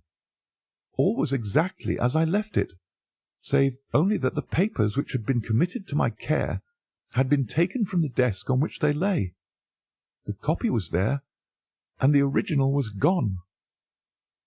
Holmes sat up in his chair and rubbed his hands. I could see that the problem was entirely to his heart. "Pray, what did you do then?" he murmured. I recognized in an instant that the thief must have come up the stairs from the side door. Of course, I must have met him if he had come the other way. "You were satisfied that he could not have been concealed in the room all the time, or in the corridor which you have just described as dimly lighted?" "It is absolutely impossible. A rat could not conceal himself either in the room or the corridor. There is no cover at all." "Thank you. Pray proceed." "The commissionaire, seeing by my pale face that something was to be feared, had followed me upstairs. Now we both rushed along the corridor and down the steep steps which led to Charles Street. The door at the bottom was closed, but unlocked. We flung it open and rushed out. I can distinctly remember that as we did so there came 3 chimes from a neighbouring clock. It was 10:15. "That is of enormous importance," said Holmes, making a note upon his shirt cuff. The night was very dark, and a thin, warm rain was falling. There was no one in Charles Street, but a great traffic was going on, as usual in Whitehall, at the extremity. We rushed along the pavement, bareheaded as we were, and at the far corner we found a policeman standing. "A robbery has been committed," I gasped. "A document of immense value has been stolen from the Foreign Office. Has anyone passed this way?" "I've been standing here for a quarter of an hour, sir," said he. "Only one person has passed during that time, a woman, tall and elderly, with a Paisley shawl." "Oh, that is only my wife," cried the commissionaire. "Has no one else passed?" "No one." "Then it must be the other way that the thief took," cried the fellow, tugging at my sleeve. But I was not satisfied, and the attempts which he made to draw me away increased my suspicions. "Which way did the woman go?" I cried. "I don't know, sir. I noticed her pass, but I had no special reason for watching her. She seemed to be in a hurry." "How long ago was it?" "Oh, not very many minutes." "Within the last 5?" "Well, it could not be more than 5. You're only wasting your time, sir, and every minute now is of importance," cried the commissionaire. "Take my word for it, that my old woman has nothing to do with it. and come down to the other end of the street. Well, if you won't, I will." And with that he rushed off in the other direction. But I was after him in an instant, and caught him by the sleeve. "Where do you live?" said I. 16 Ivy Lane, Brixton," he answered. "But don't let yourself be drawn away upon a false scent, Mr. Phelps. Come to the other end of the street, and let us see if we can hear of anything." Nothing was to be lost by following his advice. With the policeman we both hurried down, but only to find the street full of traffic, many people coming and going, but all only too eager to get to a place of safety upon so wet a night. There was no lounger who could tell us who had passed. Then we returned to the office and searched the stairs and the passage without result. The corridor which led to the room was laid down with a kind of creamy linoleum, which shows an impression very easily. We examined it very carefully, but found no outline of any footmark. Had it been raining all evening? Since about 7. How is it, then, that the woman who came into the room about 9 left no traces with her muddy boots? I am glad you raised that point. It occurred to me at the time. The charwomen are in the habit of taking off their boots at the commissionnaire's office and putting on list slippers. That is very clear. There were no marks, then, though the night was a wet one. The chain of events is certainly one of extraordinary interest. What did you do next? We examined the room also. There is no possibility of a secret door, and the windows are quite 30 feet from the ground. Both of them were fastened on the inside. The carpet prevents any possibility of a trapdoor, and the ceiling is of the ordinary whitewashed kind. I will pledge my life that whoever stole my papers could only have come through the door. How about the fireplace? They use none. There is a stove. The bell-rope hangs from the wire just to the right of my desk. Whoever rang it must have come right up to the desk to do it. But why should any criminal wish to ring the bell? It is a most insoluble mystery. Certainly the incident was unusual. What were your next steps? You examined the room, I presume, to see if the intruder had left any traces, any cigar end, or dropped glove, or hairpin, or other trifle. There was nothing of the sort. No smell? Well, we never thought of that. Ah, a scent of tobacco would have been worth a great deal to us in such an investigation. I never smoke myself, so I think I should have observed if there had been any smell of tobacco. There was absolutely no clue of any kind. The only tangible fact was that the commissionnaire's wife, Mrs. Tangey was the name, had hurried out of the place. He could give no explanation, save that it was about the time when the woman always went home. The policeman and I agreed that our best plan would be to seize the woman before she could get rid of the papers, presuming that she had them. The alarm had reached Scotland Yard by this time, and Mr. Forbes, the detective, came round at once and took up the case with a great deal of energy. We hired a hansom, and in half an hour we were at the address which had been given to us. A young woman opened the door, who proved to be Mrs. Tangey's eldest daughter. Her mother had not come back yet, and we were shown into the front room to wait. About 10 minutes later, a knock came at the door, and here we made the one serious mistake for which I blame myself. Instead of opening the door ourselves, we allowed the girl to do so. We heard her say, "Mother, there are 2 men in the house waiting to see you," and an instant afterwards we heard the patter of feet rushing down the passage. Forbes flung open the door, and we both ran into the back room or kitchen, but the woman had got there before us. She stared at us with defiant eyes, and then, suddenly, recognizing me, an expression of absolute astonishment came over her face. "Why, if it isn't Mr. Phelps of the office!" she cried. "Come, come! Who did you think we were when you ran away from us?" asked my companion. "I thought you were the brokers," said she. "We have had some trouble with a tradesman." "That's not quite good enough," answered Forbes. "We have reason to believe that you have taken a paper of importance from the Foreign Office, and that you ran in here to dispose of it. He must come back with us to Scotland Yard to be searched." It was in vain that she protested and resisted. A four-wheeler was brought, and we all three drove back in it. We had first made an examination of the kitchen, and especially of the kitchen fire, to see whether she might have made away with the papers during the instant that she was alone. There were no signs, however, of any ashes or scraps. When we reached Scotland Yard, she was handed over at once to the female searcher. I waited in an agony of suspense until she came back with her report. There were no signs of the papers. Then, for the first time, the horror of my situation came in its full force. Hitherto I had been acting, and action had numb thought. I had been so confident of regaining the treaty at once that I had not dared to think of what would be the consequence if I failed to do so. But now there was nothing more to be done, and I had leisure to realize my position. It was horrible. Watson there would tell you that I was a nervous, sensitive boy at school. It is my nature. I thought of my uncle and of his colleagues in the cabinet, of the shame which I had brought upon him, upon myself, upon everyone connected with me. What though I was the victim of an extraordinary accident?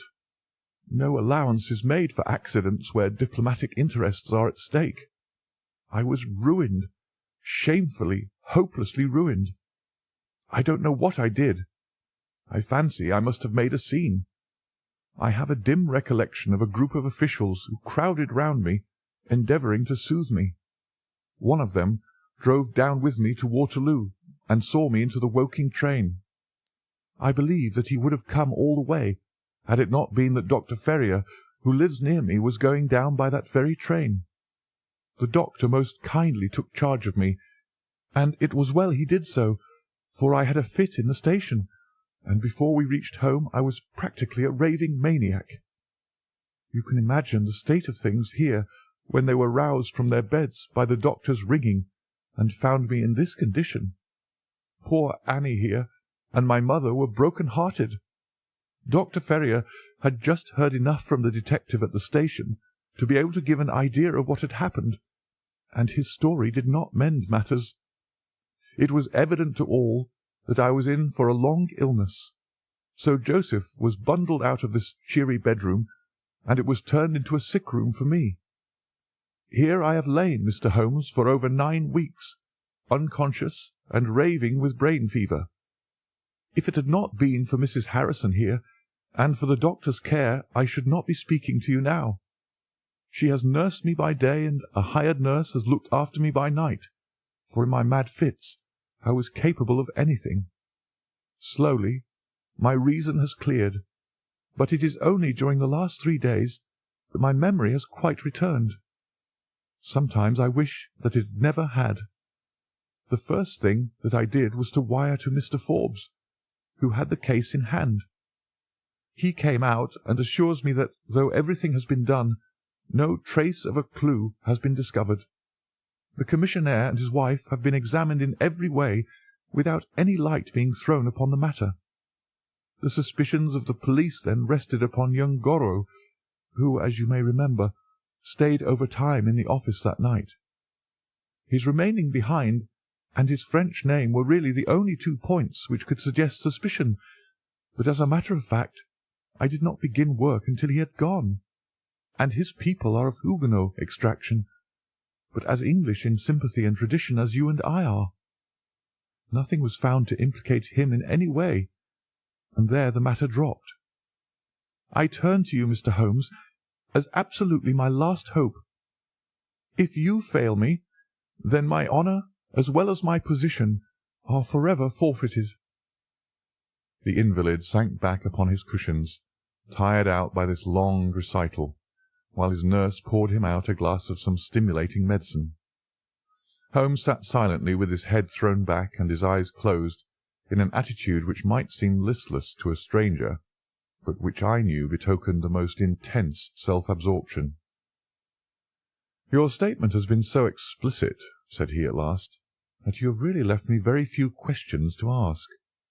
There is one of the very utmost importance, however, Did you tell anyone that you had this special task to perform?" "No one." "Not Miss Harrison here, for example?" "No. I had not been back to Woking between getting the order and executing the commission." "And none of your people had by chance been to see you?" "None." "Did any of them know their way about in the office?" "Oh, yes. All of them had been shown over it." "Still, of course, if you said nothing to anyone about the treaty, these inquiries are irrelevant." "I said nothing." "Do you know anything of the commissionaire?" "Nothing except that he is an old soldier." "What regiment?" "Oh, I have heard Coldstream Guards." "Thank you. I have no doubt I can get details from Forbes. The authorities are excellent at amassing facts, though they do not always use them to advantage. What a lovely thing a rose is!" He walked past the couch to the open window and held up the drooping stalk of a moss rose, looking down at the dainty blend of crimson and green. It was a new phase of his character to me, for I had never seen him show any keen interest in natural objects. "There is nothing in which deduction is so necessary as in religion," said he, leaning with his back against the shutters. "It can be built up as an exact science by the reasoner. Our highest assurance of the goodness of Providence seems to me to rest in the flowers. All other things, our powers, our desires, our food, are all really necessary for our existence in the first instance. But this rose is an extra. Its smell and its colour are an embellishment of life, not a condition of it. It is only goodness which gives extras, and so I say again that we have much to hope from the flowers." Percy Phelps and his nurse looked at Holmes during this demonstration with surprise and a good deal of disappointment written upon their faces. He had fallen into a reverie, with the moss rose between his fingers. It had lasted some minutes before the young lady broke in upon it. "Do you see any prospect of solving this mystery, Mr. Holmes?" she asked with a touch of asperity in her voice. "Oh, the mystery," he answered, coming back with a start to the realities of life. "Well, it would be absurd to deny that the case is a very abstruse and complicated one, but I can promise you that I will look into the matter and let you know any points which may strike me." "Do you see any clue?" "You have furnished me with 7. But of course I must test them before I can pronounce upon their value." "You suspect someone?" "I suspect myself." "What?" "Of coming to conclusions too rapidly." "Then go to London and test your conclusions." "Your advice is very excellent, Miss Harrison," said Holmes, rising. "I think, Watson, we cannot do better. Do not allow yourself to indulge in false hopes, Mr. Phelps. The affair is a very tangled one." "I shall be in a fever until I see you again," cried the diplomatist. "Well, I'll come out by the same train to-morrow, though it's more than likely that my report will be a negative one." "God bless you for promising to come," cried our client. "It gives me fresh life to know that something is being done. By the way, I have had a letter from Lord Holdhurst." "Ha! What did he say?" "He was cold, but not harsh. I dare say my severe illness prevented him from being that. He repeated that the matter was of the utmost importance, and added that no steps would be taken about my future, by which he means, of course, my dismissal, until my health was restored and I had an opportunity of repairing my misfortune." "Well, that was reasonable and considerate," said Holmes. "Come, Watson, for we have a good day's work before us in town." Mr. Joseph Harrison drove us down to the station, and we were soon whirling up in a Portsmouth train. Holmes was sunk in profound thought, and hardly opened his mouth until we had passed Clapham Junction. "It's a very cheery thing to come into London by any of these lines which run high, and allow you to look down upon the houses like this." I thought he was joking, for the view was sordid enough, but he soon explained himself. "Look at those big, isolated clumps of building rising up above the slates like brick islands in a lead-coloured sea. The board schools? Lighthouses, my boy, beacons of the future, capsules with hundreds of bright little seeds in each, out of which will spring the wise, better England of the future. I suppose that man Phelps does not drink?" "I should not think so." "Nor should I, but we are bound to take every possibility into account. The poor devil has certainly got himself into very deep water, and it's a question whether we shall ever be able to get him ashore. What did you think of Miss Harrison?" "A girl of strong character." "Yes, but she is a good sort, or I am mistaken. She and her brother are the only children of an ironmaster somewhere up Northumberland way. He got engaged to her when travelling last winter, and she came down to be introduced to his people with her brother as escort. Then came the smash, and she stayed on to nurse her lover, while brother Joseph, finding himself pretty snug, stayed on too. I've been making a few independent inquiries, you see, but to-day must be a day of inquiries." "My practice," I began. "Oh, if you find your own cases more interesting than mine," said Holmes with some asperity. "I was going to say that my practice could get along very well for a day or two, since it is the slackest time in the year." "Excellent," said he, recovering his good humour. "Then we'll look into this matter together. I think that we should begin by seeing Forbes. He can probably tell us all the details we want until we know from what side the case is to be approached." "You said you had a clue?" "Well, we have several, but we can only test their value by further inquiry. The most difficult crime to track is the one which is purposeless. Now this is not purposeless. Who is it who profits by it? There is the French ambassador, there is the Russian, there is whoever might sell it to either of these, and there is Lord Holdhurst." "Lord Holdhurst?" "Well, it is just conceivable that a statesman might find himself in a position where he was not sorry to have such a document accidentally destroyed." "Not a statesman with the honourable record of Lord Holdhurst." "It is a possibility, and we cannot afford to disregard it. We shall see the noble lord to-day, and find out if he can tell us anything. Meanwhile, I have already set inquiries on foot." "Already?" "Yes, I sent wires from Woking Station to every evening paper in London. This advertisement will appear in each of them." He handed over a sheet torn from a notebook.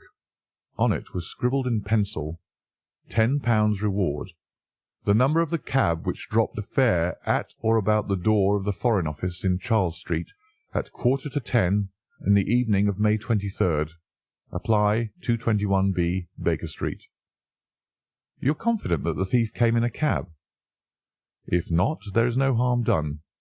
But if Mr. Phelps is correct in stating that there is no hiding-place, either in the room or the corridors, then the person must have come from outside. If he came from outside on so wet a night, and yet left no trace of damp upon the linoleum, which was examined within a few minutes of his passing, then it is exceeding probable that he came in a cab. Yes, I think that we may safely deduce a cab." "It sounds plausible." "That is one of the clues of which I spoke. It may lead us to something. And then, of course, there is the bell, which is the most distinctive feature of the case. Why should the bell ring?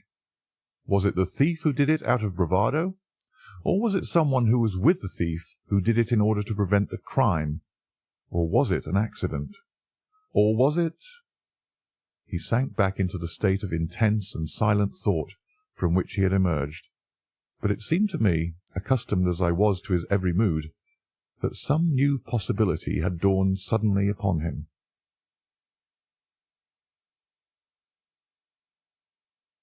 The Naval Treaty, Part 2. It was 3:20 when we reached our terminus, and after a hasty luncheon at the buffet, we pushed on at once to Scotland Yard. Holmes had already wired to Forbes, and we found him waiting to receive us, a small, foxy man with a sharp but by no means amiable expression. He was decidedly frigid in his manner to us, especially when he heard the errand upon which we had come.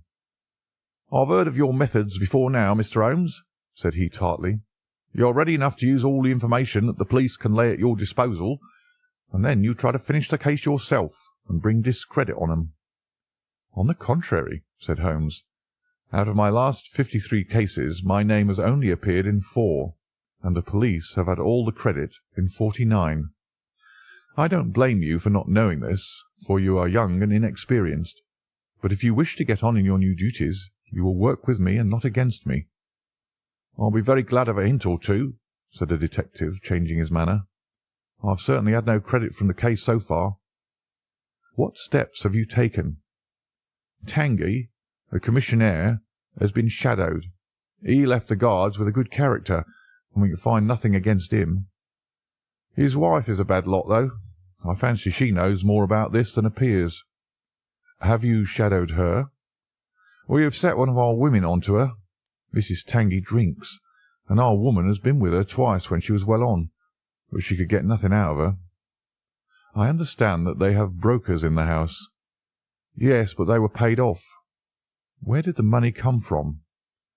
"That was all right. His pension was due. They have not shown any sign of being in funds." "What explanation did she give of having answered the bell when Mr. Phelps rang for the coffee?" "She said that her husband was very tired, and she wished to relieve him." "Well, certainly that would agree with his being found a little later asleep in his chair. There is nothing against them, then, but the woman's character. Did you ask her why she hurried away that night? Her haste attracted the attention of the police constable." "She was later than usual and wanted to get home." "Did you point out to her that you and Mr. Phelps, who started at least 20 minutes after her, got home before her?" "She explains that by the difference between a bus and a hansom." "Did she make it clear why, on reaching her house, she ran into the back kitchen?" "Because she had the money there with which to pay off the brokers." "She has at least an answer for everything. Did you ask her whether in leaving she met anyone or saw anyone loitering about Charles Street?" "She saw no one but the constable." "Well, you seem to have cross-examined her pretty thoroughly. What else have you done?" "The clerk, Gorrow, has been shadowed all these 9 weeks, but without result. We can show nothing against him." "Anything else?" "Well, we have nothing else to go upon. No evidence of any kind." "Have you formed a theory about how that bell rang?" "Well, I must confess that it beats me. It was a cool hand, whoever it was, to go and give the alarm like that." "Yes, it was a queer thing to do. Many thanks to you for what you've told me. If I can put the man into your hands, you shall hear from me. Come along, Watson." "Where are we going to now?" I asked as we left the office. "We are now going to interview Lord Holdhurst, the Cabinet Minister and future Premier of England." We were fortunate in finding that Lord Holdhurst was still in his chambers in Downing Street, and on Holmes sending in his card we were instantly shown up. The statesman received us with that old-fashioned courtesy for which he is remarkable, and seated us on the 2 luxuriant loungers on either side of the fireplace. Standing on the rug between us, with his slight, tall figure, his sharp features, thoughtful face, and curling hair prematurely tinged with grey, he seemed to represent that not too common type, a nobleman who is in truth noble. "Your name is very familiar to me, Mr. Holmes," said he, smiling, "and of course I cannot pretend to be ignorant of the object of your visit. There has only been one occurrence in these offices which could call for your attention. In whose interest are you acting, may I ask?" "In that of Mr. Percy Phelps," answered Holmes. "Ah, my unfortunate nephew. You can understand that our kinship makes it the more impossible for me to screen him in any way. I fear that the incident must have a very prejudicial effect upon his career." "But if the document is found?" "Ah, that of course would be different." "I had 1 or 2 questions which I wish to ask you, Lord Holdhurst." "I shall be happy to give you any information in my power." "Was it in this room that you gave your instructions as to the copying of the document?" "It was." "Then you could hardly have been overheard." "It is out of the question." "Did you ever mention to anyone that it was your intention to give anyone the treaty to be copied?" "Never." "You are certain of that?" "Absolutely." "Well, since you never said so, and Mr. Phelps never said so, and nobody else knew anything of the matter, then the thief's presence in the room was purely accidental. He saw his chance, and he took it. The statesman smiled. "You take me out of my province there," said he. Holmes considered for a moment. "There is another very important point which I wish to discuss with you," said he. "You feared, as I understand, that very grave results might follow from the details of this treaty becoming known." A shadow passed over the expressive face of the statesman. "Very grave results indeed." "And have they occurred?" "Not yet." "If the treaty had reached, let us say, the French or Russian Foreign Office, you would expect to hear of it." "I should," said Lord Holdhurst with a wry face. "Since nearly 10 weeks have elapsed, then, and nothing has been heard, it is not unfair to suppose that for some reason the treaty has not reached them." Lord Holdhurst shrugged his shoulders. "We can hardly suppose, Mr. Holmes, that the thief took the treaty in order to frame it and hang it up." "Perhaps he's waiting for a better price." "If he waits a little longer, he will get no price at all. The treaty will cease to be secret in a few months." "That is most important," said Holmes. "Of course, it is a possible supposition that the thief has had a sudden illness." "An attack of brain fever, for example?" asked the statesman, flashing a swift glance at him. "I did not say so," said Holmes imperturbably. "And now, Lord Holdhurst, we have already taken up too much of your valuable time, and we shall wish you good day." "Every success to your investigation, be the criminal who it may," answered the nobleman as he bowed us out the door. "He's a fine fellow," said Holmes as we came out into Whitehall, "but he has a struggle to keep up his position. He is far from rich and has many calls. You noticed, of course, that his boots had been resold. Now, Watson, I won't detain you from your legitimate work any longer. I shall do nothing more to-day, unless I have an answer to my cab advertisement, but I should be extremely obliged to you if you would come down with me to Woking to-morrow, by the same train which we took yesterday."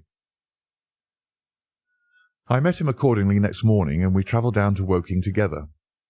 He had had no answer to his advertisement, he said, and no fresh light had been thrown upon the case. He had, when he so willed it, the utter immobility of countenance of a Red Indian, and I could not gather from his appearance whether he was satisfied or not with the position of the case. His conversation, I remember, was about the Bertillon system of measurements, and he expressed his enthusiastic admiration of the French savant. We found our client still under the charge of his devoted nurse, but looking considerably better than before. He rose from the sofa and greeted us without difficulty when we entered. "Any news?" he asked eagerly. "My report, as I expected, is a negative one," said Holmes. "I have seen Forbes, and I have seen your uncle, and I have set 1 or 2 trains of inquiry upon foot which may lead to something." "You have not lost heart, then?" "By no means." "God bless you for saying that," cried Miss Harrison. "If we keep our courage and our patience, the truth must come out." "We have more to tell you than you have for us," said Phelps, reseating himself upon the couch. "I hoped you might have something." "Yes, we have had an adventure during the night, and one which might have proved to be a serious one." His expression grew very grave as he spoke, and a look of something akin to fear sprang up in his eyes. "Do you know," said he, "that I begin to believe that I am the unconscious centre of some monstrous conspiracy, and that my life is aimed at as well as my honour." "Ah!" cried Holmes. "It sounds incredible, for I have not, as far as I know, an enemy in the world, yet from last night's experience I can come to no other conclusion." "Pray let me hear it." "You must know that last night was the very first night that I have ever slept without a nurse in the room. I was so much better that I thought I could dispense with one. I had a night light burning, however. Well, about 2 in the morning I had sunk into a light sleep, when I was suddenly aroused by a slight noise. It was like the sound which a mouse makes when it is gnawing a plank, and I lay listening to it for some time, under the impression that it must come from that cause. Then, It grew louder, and suddenly there came from the window a sharp metallic snick. I sat up in amazement. There could be no doubt what the sounds were now. The first ones had been caused by someone forcing an instrument through the slit between the sashes, and the second by the catch being pressed back. There was a pause then for about 10 minutes, as if the person were waiting to see whether the noise had awakened me. Then I heard a gentle creaking as the window was very slowly opened. I could stand it no longer, for my nerves are not what they used to be. I sprang out of bed and flung open the shutters. A man was crouching at the window. I could see little of him, for he was gone like a flash. He was wrapped in some sort of cloak which came across the lower part of his face. One thing only I am sure of, and that is he had some weapon in his hand. It looked to me like a long knife. I distinctly saw the gleam of it as he turned to run. "This is most interesting," said Holmes. "Pray, what did you do then?" I should have followed him through the open window if I'd been stronger. As it was, I rang the bell and roused the house. It took me some little time, for the bell rings in the kitchen, and the servants are all asleep upstairs. I shouted, however, and that brought Joseph down, and he roused the others. Joseph and the groom found marks on the bed outside the window, but the weather has been so dry lately that they found it hopeless to follow the trail across the grass. There's a place, however, on the wooden fence which skirts the road which shows signs, they tell me, as if someone had got over and had snapped the top of the rail in doing so. I have said nothing to the local police yet, for I thought I had best have your opinion first." This tale of our client's appeared to have an extraordinary effect upon Sherlock Holmes. He rose from his chair and paced about the room in uncontrollable excitement. "Misfortunes never come single," said Phelps, smiling, though it was evident that his adventure had somewhat shaken him. "You have certainly had your share," said Holmes. "Do you think you could walk round the house with me?" "Oh, yes. I should like a little sunshine. Joseph will come too." "And I also," said Miss Harrison. "I am afraid not," said Holmes, shaking his head. "I think I must ask you to remain sitting exactly where you are." The young lady resumed her seat with an air of displeasure. Her brother, however, had joined us, and we set off all four together. We passed round the lawn to the outside of the young diplomatist's window. There were, as he had said, marks upon the bed, but they were hopelessly blurred and vague. Holmes stooped over them for an instant, and then rose, shrugging his shoulders. "I don't think anyone could make much of this," said he. "Let us go round the house and see why this particular room was chosen by the burglar. I should have thought those larger windows of the drawing-room and dining-room would have had more attractions for him." "They are more visible from the road," suggested Mr. Joseph Harrison. "Ah, yes, of course. There is a door here which he might have attempted. What is it for?" "It is a side entrance for tradespeople. Of course it is locked at night." "Have you ever had an alarm like this before?" "Never," said our client. "Do you keep plate in the house, or anything to attract burglars?" "Nothing of value." Holmes strolled round the house with his hands in his pockets and a negligent air which was unusual with him. "By the way," said he to Joseph Harrison, "you found some place, I understand, where the fellow scaled the fence. Let us have a look at it." The plump young man led us to a spot where the top of one of the wooden rails had been cracked. A small fragment of the wood was hanging down. Holmes pulled it off and examined it critically. "Do you think that was done last night? It looks rather old, does it not?" "Well, possibly so." "There are no marks of any one jumping down upon the other side. No, I fancy we shall get no help here. Let us go back to the bedroom and talk the matter over." Percy Phelps was walking very slowly, leaning upon the arm of his future brother-in-law. Holmes walked swiftly across the lawn, and we were at the open window of the bedroom long before the others came. "Miss Harrison," said Holmes, speaking with the utmost intensity of manner, "you must stay where you are all day. Let nothing prevent you from staying where you are all day. It is of the utmost importance." "Certainly, if you wish it, Mr. Holmes," said the girl in astonishment. "When you go to bed, lock the door of this room on the outside, and keep the key. Promise to do this." "But Percy?" "He will come to London with us." "And am I to remain here?" "It is for his sake. You can serve him. Quick, promise." She gave a quick nod of assent, just as the other two came up. "Why do you sit moping there, Annie?" cried her brother. "Come out into the sunshine." "No, thank you, Joseph. I have a slight headache, and this room is deliciously cool and soothing." "What do you propose now, Mr. Holmes?" asked our client. "Well, in investigating this minor affair, we must not lose sight of our main inquiry. It would be a very great help to me if you would come up to London with us." "At once?" "Well, as soon as you conveniently can. Say in an hour." "I feel quite strong enough. If I can really be of any help." "The greatest possible." "Perhaps you would like me to stay there to-night?" "I was just going to propose it." "Then, if my friend of the night comes to revisit me, he will find the bird flown. We are all in your hands, Mr. Holmes, and you must tell us exactly what you would like done. Perhaps you would prefer that Joseph came with us, so as to look after me." "Oh, no. My friend Watson is a medical man, you know, and he'll look after you. We'll have our lunch here, if you will permit us, and then we shall all three set off for town together." It was arranged as he suggested, though Miss Harrison excused herself from leaving the bedroom in accordance with Holmes's suggestion.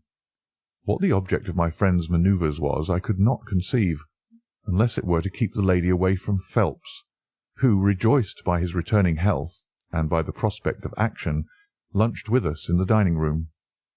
Holmes had a still more startling surprise for us, however, for after accompanying us down to the station and seeing us into our carriage, he calmly announced that he had no intention of leaving Woking.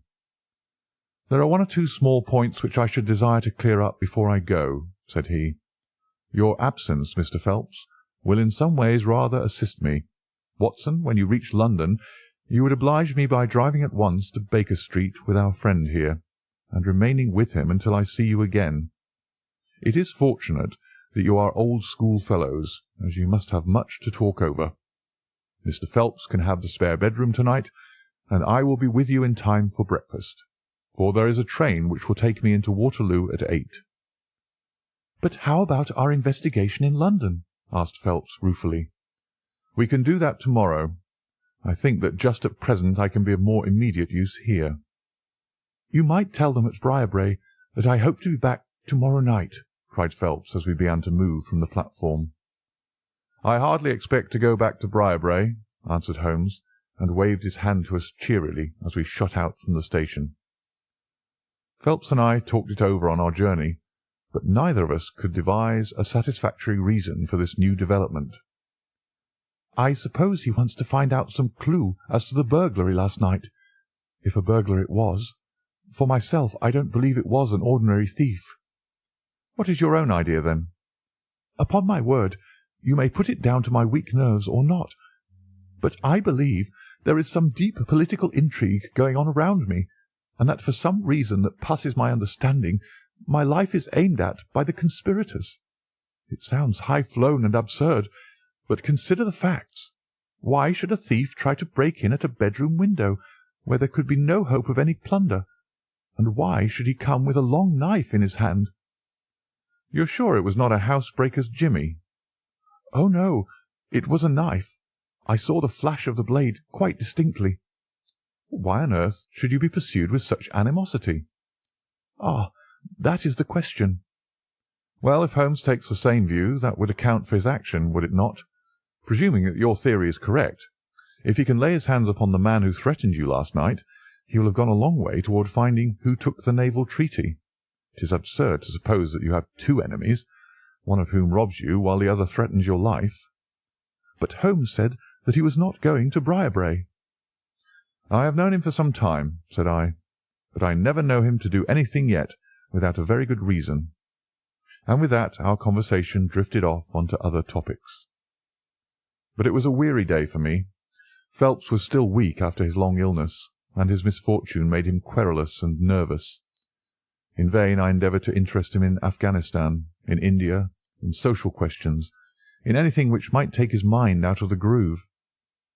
He would always come back to his lost treaty, wondering, guessing, speculating as to what Holmes was doing, what steps Lord Holdhurst was taking, what news we should have in the morning. As the evening wore on, his excitement became quite painful. "You have implicit faith in Holmes?" he asked. "I have seen him do some remarkable things." "But he never brought light into anything quite so dark as this." "Oh, yes, I have known him solve questions which presented fewer clues than yours." "But not where such large interests are at stake." "I don't know that. To my certain knowledge he has acted on behalf of 3 of the reigning houses of Europe in very vital matters." "But you know him well, Watson. He is such an inscrutable fellow that I never quite know what to make of him. Do you think he is hopeful? Do you think he expects to make a success of it?" "He has said nothing." "That is a bad sign." "On the contrary, I have noticed that when he is off the trail he generally says so. It is when he is on a scent, and is not quite absolutely sure yet that it is the right one, that he is most taciturn. Now, my dear fellow, we can't help matters by making ourselves nervous about them, so let me implore you to go to bed, and so be fresh for whatever may await us tomorrow." I was able at last to persuade my companion to take my advice, though I knew from his excited manner that there was not much hope of sleep for him. Indeed, his mood was infectious, for I lay tossing half the night myself, brooding over this strange problem, and inventing 100 theories, each of which was more impossible than the last. Why had Holmes remained at Woking? Why had he asked Miss Harrison to remain in the sick-room all day? Why had he been so careful not to inform the people at Briarbrae that he intended to remain near them? I cudgelled my brains until I fell asleep in the endeavour to find some explanation which would cover all these facts. It was 7 o'clock when I awoke, and I set off at once for Phelps's room, to find him haggard and spent after a sleepless night. His first question was whether Holmes had arrived yet. "He'll be here when he promised," said I, "and not an instant sooner or later." And my words were true, for shortly after 8 a hansom dashed up to the door, and our friend got out of it. Standing in the window, we saw that his left hand was swathed in a bandage, and that his face was very grim and pale. He entered the house, but it was some little time before he came upstairs. "He looks like a beaten man," cried Phelps. I was forced to confess that he was right. "After all," said I, "the clue of the matter lies probably here in town." Phelps gave a groan. "I don't know how it is," said he, "but I had hoped for so much from his return. But surely his hand was not tied up like that yesterday. What can be the matter?" "You are not wounded, Holmes?" I asked as my friend entered the room. "Tut, it is only a scratch through my own clumsiness," he answered, nodding his good mornings to us. "This case of yours, Mr. Phelps, is certainly one of the darkest which I have ever investigated." "I feared that you would find it beyond you."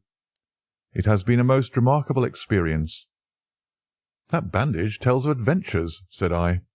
"Won't you tell us what has happened?" "After breakfast, my dear Watson. Remember that I have breathed 30 miles of Surrey air this morning. I suppose that there has been no answer from my cabman advertisement. Well, well, we cannot expect to score every time."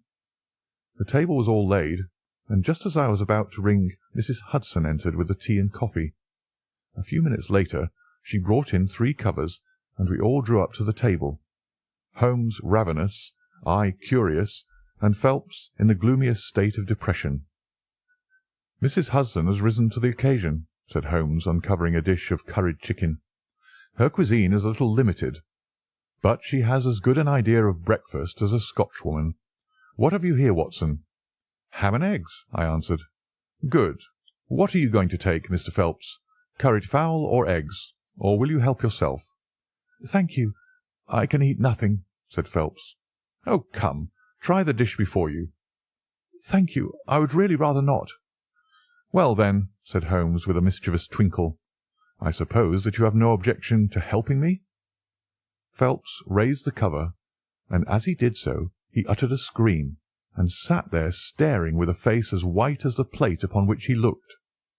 Across the centre of it was lying a little cylinder of blue-grey paper.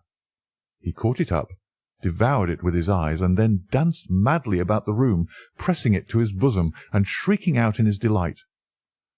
Then he fell back into an armchair, so limp and exhausted with his own emotions that we had to pour brandy down his throat to keep him from fainting. "There, there," said Holmes, soothing, patting him upon the shoulder. "It was too bad to spring it on you like this, but Watson here will tell you that I never can resist a touch of the dramatic." Phelps seized his hand and kissed it. "God bless you!" he cried. "You have saved my honour." "Well, my own was at stake, you know," said Holmes. "I assure you it is just as hateful to me to fail in a case as it can be to you to blunder over a commission." Phelps thrust away the precious document into the innermost pocket of his coat. "I have not the heart to interrupt your breakfast any further, and yet I am dying to know how you got it and where it was." Sherlock Holmes swallowed a cup of coffee and turned his attention to the ham and eggs. Then he rose, lit his pipe, and settled himself down into his chair. "I'll tell you what I did first, and how I came to do it afterwards," said he. "After leaving you at the station, I went for a charming walk through some admirable Surrey scenery to a pretty little village called Ripley, where I had my tea at an inn, and took the precaution of filling my flask and of putting a paper of sandwiches in my pocket. There I remained until evening, when I set off for Woking again, and found myself in the high road outside Briarbrae just after sunset. Well, I waited until the road was clear. It is never a very frequent one at any time, I fancy, and then I clambered over the fence into the grounds." "Surely the gate was open?" ejaculated Phelps.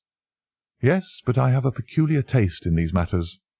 I chose the place where the 3 fir trees stand, and behind their screen I got over without the least chance of anyone in the house being able to see me. I crouched down among the bushes on the other side, and crawled from one to the other, witness the disreputable state of my trouser knees, until I had reached the clump of rhododendrons just opposite to your bedroom window. There I squatted down and awaited developments. The blind was not down in your room, and I could see Miss Harrison sitting there, reading by the table. It was 10:15 when she closed her book, fastened the shutters, and retired. I heard her shut the door, and felt quite sure that she had turned the key in the lock." "The key!" ejaculated Phelps. "Yes, I had given Miss Harrison instructions to lock the door on the outside and take the key with her when she went to bed. She carried out every one of my injunctions to the letter, and certainly without her cooperation you would not have that paper in your coat pocket. She departed then, and the lights went out, and I was left squatting in the rhododendron bush. The night was fine, but still it was a very weary vigil. Of course it has the sort of excitement about it that the sportsman feels when he lies beside the watercourse and waits for the big game. It was very long, though, almost as long, Watson, as when you and I waited in that deadly room when we looked into the little problem of the speckled band. There was a church clock down at Woking which struck the quarters, and I thought more than once that it had stopped. At last, however, about 2 in the morning, I suddenly heard the gentle sound of a bolt being pushed back and the creaking of a key. A moment later the servants' door was opened, and Mr. Joseph Harrison stepped out into the moonlight. "Joseph!" ejaculated Phelps. He was bareheaded, but he had a black coat thrown over his shoulder so that he could conceal his face in an instant if there were any alarm.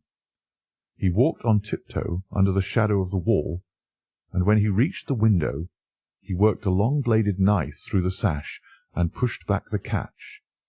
Then he flung open the window, and putting his knife through the crack in the shutters, he thrust the bar up and swung them open. From where I lay I had a perfect view of the inside of the room and of every one of his movements. He lit the 2 candles which stood upon the mantelpiece, and then he proceeded to turn back the corner of the carpet in the neighbourhood of the door. Presently he stopped and picked out a square piece of board, such as is usually left to enable plumbers to get at the joints of the gas pipes. This one covered, as a matter of fact, the T-joint which gives off the pipe which supplies the kitchen underneath. Out of this hiding-place he drew that little cylinder of paper pushed down the board, rearranged the carpet, blew out the candles, and walked straight into my arms as I stood waiting for him outside the window. "Well, he has rather more viciousness than I gave him credit for, has Master Joseph. He flew at me with his knife, and I had to grasp him twice and got a cut over the knuckles before I had the upper hand of him. He looked murder out of the only eye he could see with when we had finished, but he listened to reason and gave up the papers. Having got them, I let my man go, but I wired full particulars to Forbes this morning. If he is quick enough to catch his bird, well and good, but if, as I shrewdly suspect, he finds the nest empty before he gets there, why, all the better for the government. I fancy that Lord Holdhurst, for one, and Mr. Percy Phelps, for another, would very much rather that the affair never got as far as a police court." "My God!" gasped our client. "Do you tell me that during these long 10 weeks of agony the stolen papers were within the very room with me all the time?" "So it was." "And Joseph a villain and a thief?" I'm afraid Joseph's character is a rather deeper and more dangerous one than one might judge from his appearance. From what I have heard from him this morning, I gather that he has lost heavily in dabbling with stocks, and that he is ready to do anything on earth to better his fortunes. Being an absolutely selfish man, when a chance presented itself he did not allow either his sister's happiness or your reputation to hold his hand." Percy Phelps sank back in his chair. "My head whirls," said he. "Your words have dazed me." "The principal difficulty in your case," remarked Holmes in his didactic fashion, "lay in the fact of there being too much evidence. What was vital was overlaid and hidden by what was irrelevant. Of all the facts which were presented to us we had to pick just those which we deemed to be essential, and then piece them together in their order so as to reconstruct this very remarkable chain of events. I had already begun to suspect Joseph, from the fact that you had intended to travel home with him that night, and that therefore it was a likely enough thing that he should call for you, knowing the Foreign Office well, upon his way. When I heard that someone had been so anxious to get into the bedroom, in which no one but Joseph could have concealed anything, you told us in your narrative how you had turned Joseph out when you arrived with the doctor, my suspicions all changed to certainties, especially as the attempt was made on the first night upon which the nurse was absent, showing that the intruder was well acquainted with the ways of the house." "How blind I have been!" "The facts of the case, as far as I have worked them out, are these. This Joseph Harrison entered the office through the Charles Street door, and knowing his way, he walked straight into your room the instant after you left it. Finding no one there, he promptly rang the bell, and at the instant that he did so, his eyes caught the paper upon the table.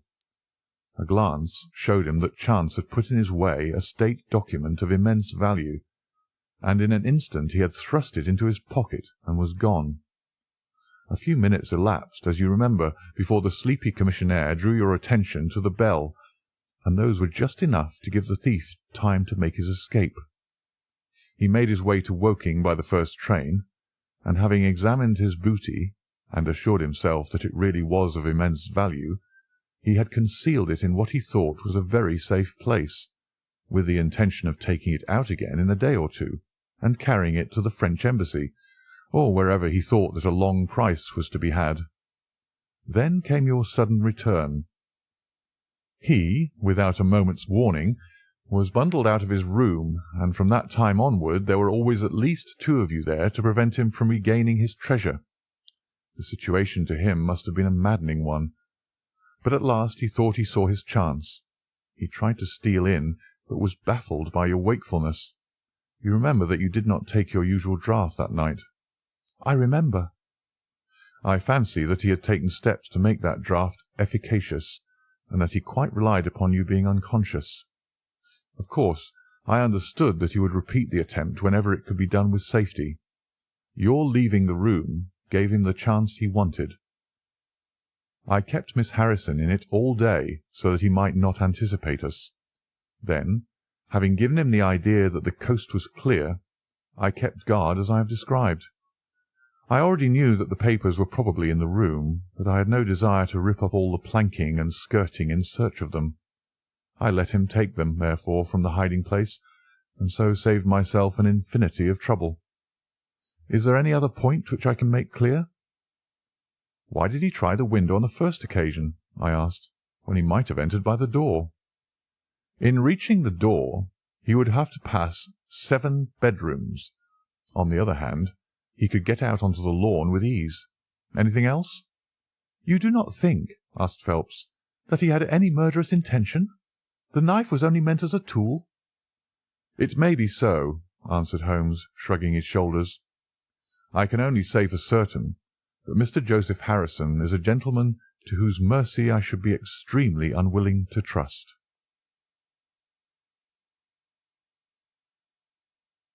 Adventure 11. The Final Problem.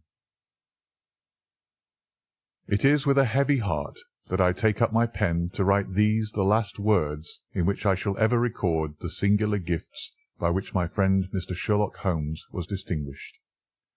In an incoherent, and, as I deeply feel, an entirely inadequate fashion, I have endeavoured to give some account of my strange experiences in his company, from the chance which first brought us together, at the period of the study in scarlet, up to the time of his interference in the matter of the naval treaty, an interference which had the unquestionable effect of preventing a serious international complication. It was my intention to have stopped there, and to have said nothing of that event which has created a void in my life which the lapse of 2 years has done little to fill. My hand has been forced, however, by the recent letters in which Colonel James Moriarty defends the memory of his brother, and I have no choice but to lay the facts before the public exactly as they occurred. I alone know the absolute truth of the matter, and I am satisfied that the time has come when no good purpose is to be served by its suppression. As far as I know, there have been only 3 accounts in the public press: that in the Journal de Genève on May 6, 1891, the Reuters dispatch in the English papers on May 7th, and finally the recent letter to which I have alluded. Of these, the first and second were extremely condensed, while the last is, as I shall now show, an absolute perversion of the facts. It lies with me to tell for the first time what really took place between Professor Moriarty and Mr. Sherlock Holmes. It may be remembered that after my marriage and my subsequent start in private practice, the very intimate relations which had existed between Holmes and myself became to some extent modified. He still came to me from time to time when he desired a companion in his investigation, but these occasions grew more and more seldom, until I find that in the year 1890 there were only 3 cases of which I retain any record. During the winter of that year and the early spring of 1891, I saw in the papers that he had been engaged by the French government upon a matter of supreme importance, and I received 2 notes from Holmes, dated from Narbonne and from Nîmes, from which I gathered that his stay in France was likely to be a long one. It was with some surprise, therefore, that I saw him walk into my consulting room upon the evening of April 24th. It struck me that he was looking even paler and thinner than usual. "Yes, I have been using myself up rather too freely," he remarked in answer to my look rather than to my words. "I have been a little pressed of late. Have you any objection to my closing your shutters?" The only light in the room came from the lamp upon the table at which I had been reading. Holmes edged his way round the wall, and flinging the shutters together, he bolted them securely. "You're afraid of something?" I asked. "Well, I am." "Of what?" "Of air guns." "My dear Holmes, what do you mean?" "I think that you know me well enough, Watson, to understand that I am by no means a nervous man. At the same time, it is stupidity rather than courage to refuse to recognize danger when it is close upon you. Might I trouble you for a match?" He drew in the smoke of his cigarette as if the soothing influence was grateful to him. "I must apologize for calling so late," said he, "and I must further beg you to be so unconventional as to allow me to leave your house presently by scrambling over your back garden wall." "But what does it all mean?" I asked. He held out his hand, and I saw in the light of the lamp that two of his knuckles were burst and bleeding. "It is not an airy nothing, you see," said he, smiling. "On the contrary, it is solid enough for a man to break his hand over. Is Mrs. Watson in?" "She's away upon a visit." "Indeed. You are alone?" "Quite." "Then it makes it easier for me to propose that you should come away with me for a week to the Continent." "Where?" "Oh, anywhere. It's all the same to me." There was something very strange in all this. It was not Holmes's nature to take an aimless holiday, and something about his pale, worn face told me that his nerves were at their highest tension. He saw the question in my eyes, and putting his finger-tips together and his elbows upon his knees, he explained the situation. "You have probably never heard of Professor Moriarty," said he. "Never." "Aye, there's the genius and the wonder of the thing," he cried. "The man pervades London, and no one has heard of him. That's what puts him on a pinnacle in the records of crime. I tell you, Watson, in all seriousness, that if I could beat that man, if I could free society of him, I should feel that my own career had reached its summit, and I should be prepared to turn to some more placid line in life. Between ourselves, the recent cases in which I have been of assistance to the royal family of Scandinavia and to the French Republic have left me in such a position that I could continue to live in the quiet fashion which is most congenial to me, and to concentrate my attention upon my chemical researches. But I could not rest, Watson. I could not sit quiet in my chair if I thought that such a man as Professor Moriarty were walking the streets of London unchallenged." "What has he done, then?" "His career has been an extraordinary one. He is a man of good birth and excellent education, endowed by nature with a phenomenal mathematical faculty. At the age of 21 he wrote a treatise upon the binomial theorem, which has had a European vogue. On the strength of it, he won the mathematical chair at one of our smaller universities, and had, to all appearances, a most brilliant career before him.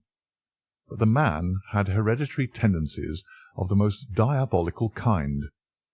A criminal strain ran in his blood, which, instead of being modified, was increased and rendered infinitely more dangerous by his extraordinary mental powers. Dark rumours gathered round him in the university town, and eventually he was compelled to resign his chair and to come down to London, where he set up as an army coach. So much is known to the world, but what I am telling you now is what I have myself discovered. As you are aware, Watson, there is no one who knows the higher criminal world of London so well as I do. For years past I have continually been conscious of some power behind the malefactor, some deep organising power which forever stands in the way of the law and throws its shield over the wrong-doer. Again and again, in cases of the most varying sorts, forgery cases, robberies, murders, I have felt the presence of this force, and I have deduced its action in many of those undiscovered crimes in which I have not been personally consulted. For years I have endeavoured to break through the veil which shrouded it, and at last the time came when I seized my thread and followed it, until it led me, after 1,000 cunning windings, to ex-Professor Moriarty of mathematical celebrity. He is the Napoleon of crime, Watson. He is the organizer of half that is evil, and nearly all that is undetected in this great city. He is a genius, a philosopher, an abstract thinker. He has a brain of the first order. He sits motionless, like a spider in the centre of its web, but that web has 1,000 radiations, and he knows well every quiver of each of them. He does little himself. He only plans, but his agents are numerous and splendidly organised. Is there a crime to be done, a paper to be abstracted, we will say a house to be rifled, a man to be removed, the word is passed to the Professor. The matter is organised and carried out. The agent may be caught. In that case, money is found for his bail or his defence. But the central power which uses the agent is never caught, never so much as suspected.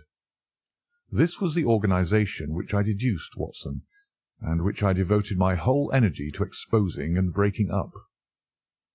But the Professor was fenced around with safeguards so cunningly devised that, do what I would, it seemed impossible to get evidence which would convict in a court of law. You know my powers, my dear Watson, and yet at the end of 3 months I was forced to confess that I had at last met an antagonist who was my intellectual equal. My horror at his crimes was lost in my admiration at his skill. But at last he made a trip, only a little trip, but it was more than he could afford when I was so close upon him.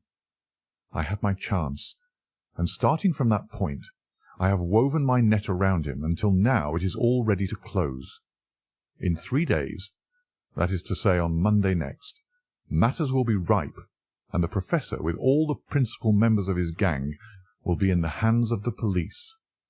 Then will come the greatest criminal trial of the century, the clearing up of over 40 mysteries, and the rope for all of them. But if we move at all prematurely, you understand, they may slip out of our hands even at the last moment. Now, if I could have done this without the knowledge of Professor Moriarty, all would have been well. But he was too wily for that. He saw every step which I took to draw my toils round him. Again and again he strove to break away, but I as often headed him off. I tell you, my friend, that if a detailed account of that silent contest could be written, it would take its place as the most brilliant bit of thrust and parry work in the history of detection. Never have I risen to such a height, and never have I been so hard pressed by an opponent. He cut deep, and yet I just undercut him. This morning the last steps were taken, and 3 days only were wanted to complete the business. I was sitting in my room thinking the matter over, when the door opened, and Professor Moriarty stood before me.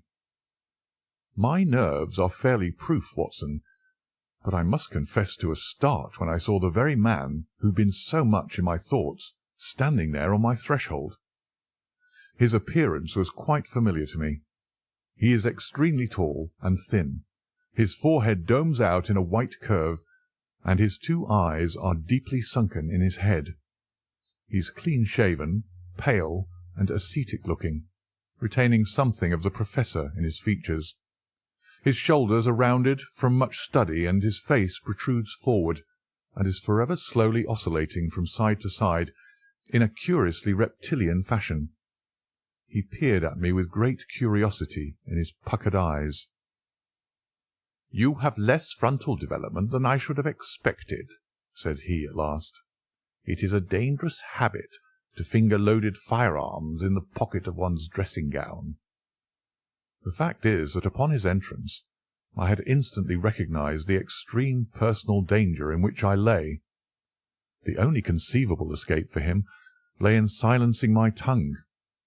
In an instant I had slipped the revolver from the drawer into my pocket, and was covering him through the cloth. At this remark I drew the weapon out and laid it cocked upon the table. He still smiled and blinked, but there was something about his eyes which made me feel very glad that I had it there. "You evidently don't know me," said he. "On the contrary," I answered, "I think it is fairly evident that I do. Pray take a chair. I can spare you 5 minutes if you have anything to say." "All that I have to say has already crossed your mind," said he. "Then possibly my answer has crossed yours," I replied. "You stand fast?" "Absolutely." He clapped his hand into his pocket, and I raised the pistol from the table, but he merely drew out a memorandum book in which he had scribbled some dates. "You crossed my path on the 4th of January," said he. "On the 23rd you incommoded me. By the middle of February I was seriously inconvenienced by you. At the end of March I was absolutely hampered in my plans, and now at the close of April I find myself placed in such a position through your continual persecution that I am in positive danger of losing my liberty.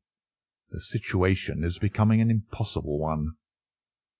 "Have you any suggestion to make?" I asked. "You must drop it, Mr. Holmes," said he, swaying his face about. "You really must, you know." "After Monday," said I. "Tut, tut," said he. "I am quite sure that a man of your intelligence will see that there can be but one outcome to this affair. It is necessary that you should withdraw. You have worked things in such a fashion that we have only one resource left. It has been an intellectual treat to me to see the way in which you have grappled with this affair, and I say unaffectedly that it would be a grief to me to be forced to take any extreme measure. You smile, sir, but I assure you that it really would." "Danger is part of my trade," I remarked. "That is not danger," said he. "It is inevitable destruction. You stand in the way not merely of an individual, but of a mighty organization, the full extent of which you, with all your cleverness, have been unable to realize. You must stand clear, Mr. Holmes, or be trodden under foot." "I am afraid," said I, rising, "that in the pleasure of this conversation I am neglecting business of importance which awaits me elsewhere." He rose also, and looked at me in silence, shaking his head sadly. "Well, well," said he at last, "it seems a pity, but I have done what I could. I know every move of your game. You can do nothing before Monday. It has been a duel between you and me, Mr. Holmes. You hope to place me in the dock. I tell you that I will never stand in the dock. You hope to beat me. I tell you that you will never beat me. If you are clever enough to bring destruction upon me, rest assured that I shall do as much to you." "You have paid me several compliments, Mr. Moriarty," said I. "Let me pay you one in return when I say that if I were assured of the former eventuality, I would, in the interests of the public, cheerfully accept the latter." "I can promise you the one, but not the other," he snarled, and so turned his rounded back upon me and went peering and blinking out of the room. That was my singular interview with Professor Moriarty. I confess that it left an unpleasant effect upon my mind. His soft, precise fashion of speech leaves a conviction of sincerity which a mere bully could not produce. Of course, you will say, why not take police precautions against him? The reason is that I am well convinced that it is from his agents the blow will fall. I have the best proofs that it would be so.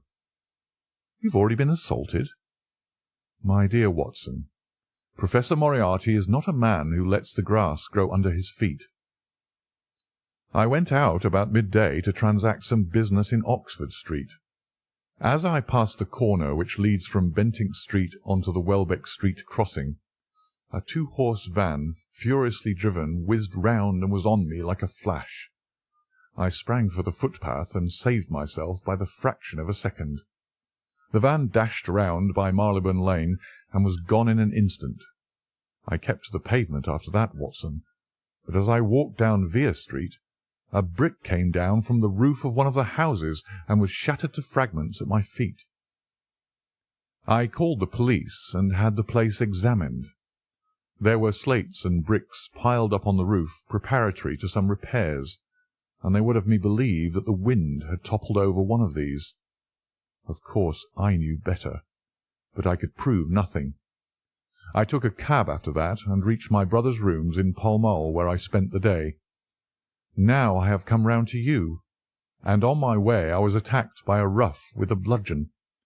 I knocked him down, and the police have him in custody, but I can tell you with the most absolute confidence that no possible connection will ever be traced between the gentleman upon whose front teeth I have barked my knuckles and the retiring mathematical coach, who is, I dare say, working out problems upon a blackboard 10 miles away.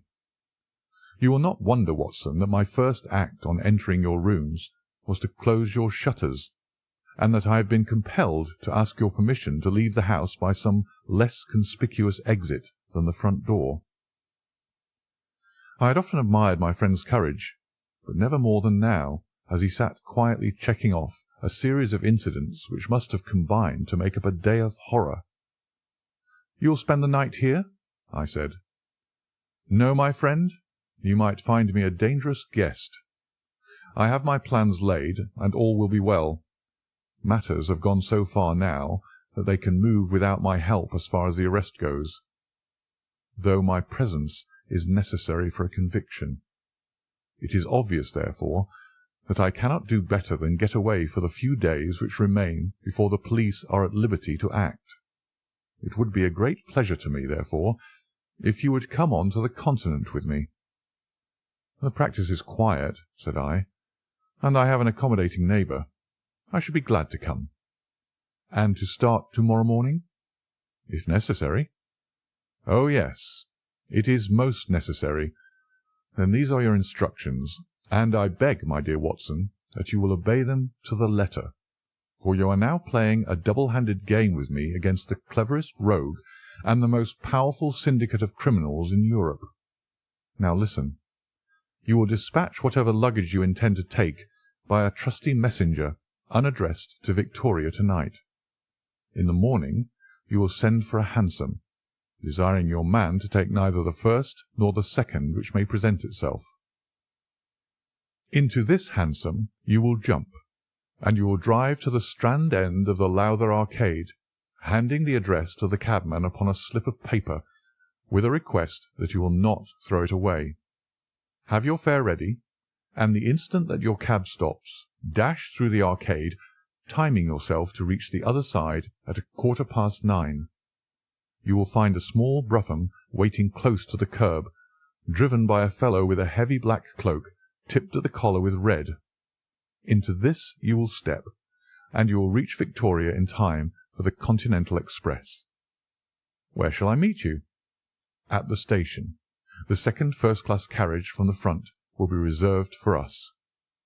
The carriage is our rendezvous, then? Yes. It was in vain that I asked Holmes to remain for the evening. It was evident to me that he thought he might bring trouble to the roof he was under, and that was the motive which impelled him to go. With a few hurried words as to our plans for the morrow, he rose and came out with me into the garden, clambering over the wall which leads into Mortimer Street, and immediately whistling for a hansom, in which I heard him drive away. In the morning I obeyed Holmes's injunction to the letter. A hansom was procured with such precaution as would prevent its being one which was placed ready for us, and I drove immediately after breakfast to the Lowther Arcade, through which I hurried at the top of my speed. A brougham was waiting with a very massive driver, wrapped in a dark cloak, who, the instant that I had stepped in, whipped up the horse and rattled off to Victoria Station. On my alighting, there he turned the carriage and dashed away again without so much as a look in my direction. So far all had gone admirably. My luggage was waiting for me, and I had no difficulty in finding the carriage which Holmes had indicated, the less so as it was the only one in the train which was marked "Engaged." My only source of anxiety now was the non-appearance of Holmes. The station clock marked only 7 minutes from the time when we were due to start. In vain I searched among the groups of travellers and leave-takers for the lithe figure of my friend. There was no sign of him. I spent a few minutes in assisting a venerable Italian priest who was endeavouring to make a porter understand, in his broken English, that his luggage was to be booked through to Paris. Then, having taken another look around, I returned to my carriage, where I found that the porter, in spite of the ticket, had given me my decrepit Italian friend as a travelling companion. It was useless for me to explain to him that his presence was an intrusion, for my Italian was even more limited than his English. So I shrugged my shoulders resignedly and continued to look out anxiously for my friend. A chill of fear had come over me, as I thought that his absence might mean that some blow had fallen during the night. Already the doors had all been shut and the whistle blown when— "My dear Watson," said a voice, "you have not even condescended to say good morning." I turned in uncontrollable astonishment. The aged ecclesiastic had turned his face towards me. For an instant the wrinkles were smoothed away, the nose drew away from the chin, the lower lips ceased to protrude, and the mouth to mumble. The dull eyes regained their fire, the drooping figure expanded. The next the whole frame collapsed again, and Holmes had gone as quickly as he had come. "Good heavens!" I cried. "How you startle me!" "Every precaution is still necessary," he whispered. "I have reason to think that they are hot upon our trail. Ah, there is Moriarty himself." The train had already begun to move as Holmes spoke. Glancing back, I saw a tall man pushing his way furiously through the crowd and waving his hand as if he desired to have the train stopped. It was too late, however, for we were rapidly gathering momentum, and an instant later had shot clear of the station. "With all our precautions, you see that we have cut it rather fine," said Holmes, laughing. He rose, and throwing off the black cassock and hat which had formed his disguise, he packed them away in a handbag. "Have you seen the morning paper, Watson?" "No." "You haven't seen about Baker Street, then?" "Baker Street?" "They set fire to our rooms last night. No great harm was done." "Good heavens, Holmes, this is intolerable." "They must have lost my track completely after their bludgeon man was arrested. Otherwise they could not have imagined that I had returned to my rooms. They have evidently taken the precaution of watching you, however, and that is what has brought Moriarty to Victoria." "You could not have made any slip in coming?" "I did exactly what you advised." "Did you find your brougham?"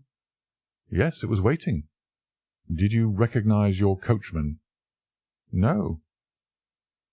"It was my brother Mycroft. It is an advantage to get about in such a case without taking a mercenary into your confidence. But we must plan what we are to do about Moriarty now. As this is an express, and as the boat runs in connection with it, I should think we've shaken him off very effectively." "My dear Watson, you evidently did not realize my meaning when I said that this man may be taken as being quite on the same intellectual plane as myself. You do not imagine that if I were the pursuer I should allow myself to be baffled by so slight an obstacle. Why, then, should you think so meanly of him?" "What will he do?" "What I should do." "What would you do, then?" "Engage a special."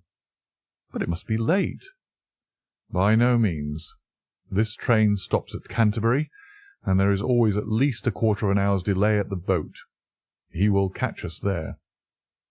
"One would think that we were the criminals. Let us have him arrested on his arrival." "It would be to ruin the work of 3 months. We should get the big fish, but the smaller would dart right and left out of the net. On Monday we should have them all. No, an arrest is inadmissible." "What then?" "We shall get out at Canterbury." "And then?" "Well, then we must make a cross-country journey to Newhaven, and so over to Dieppe. Moriarty will again do what I should do. He will get on to Paris, mark down our luggage, and wait for 2 days at the depôt. In the meantime we shall treat ourselves to a couple of carpet-bags, encourage the manufacturers of the countries through which we travel, and make our way at our leisure into Switzerland via Luxembourg and Basel. At Canterbury, therefore, we alighted, only to find that we should have to wait an hour before we could get a train to Newhaven. I was still looking rather ruefully after the rapidly disappearing luggage van which contained my wardrobe, when Holmes pulled my sleeve and pointed up the line. "All ready, you see," said he. Far away, from among the Kentish woods, there rose a thin spray of smoke. A minute later a carriage and engine could be seen flying along the open curve which leads to the station. We had hardly time to take our place behind a pile of luggage when it passed with a rattle and a roar, beating a blast of hot air into our faces. "There he goes," said Holmes, as we watched the carriage swing and rock over the points. "There are limits, you see, to our friend's intelligence.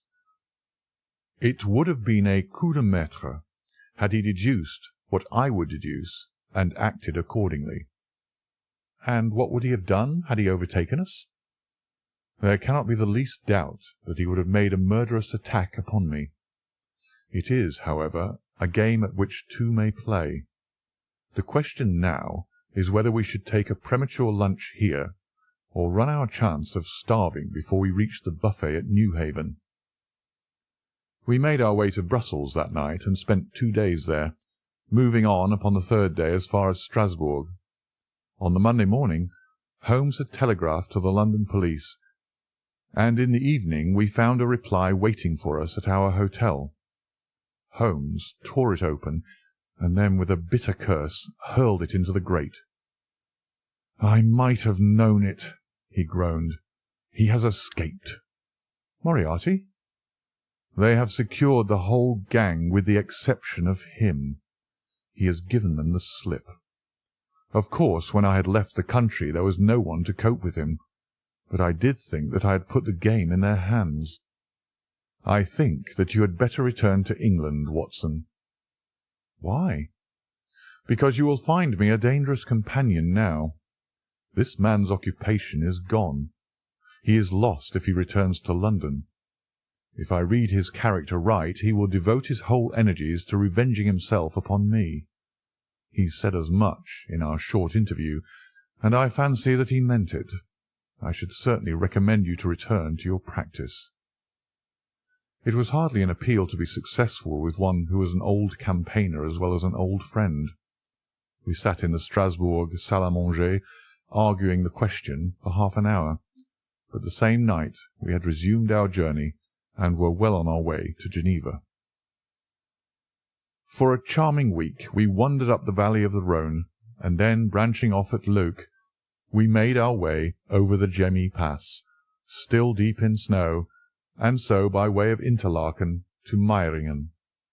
It was a lovely trip, the dainty green of the spring below, the virgin white of the winter above, but it was clear to me that never for one instant did Holmes forget the shadow which lay across him.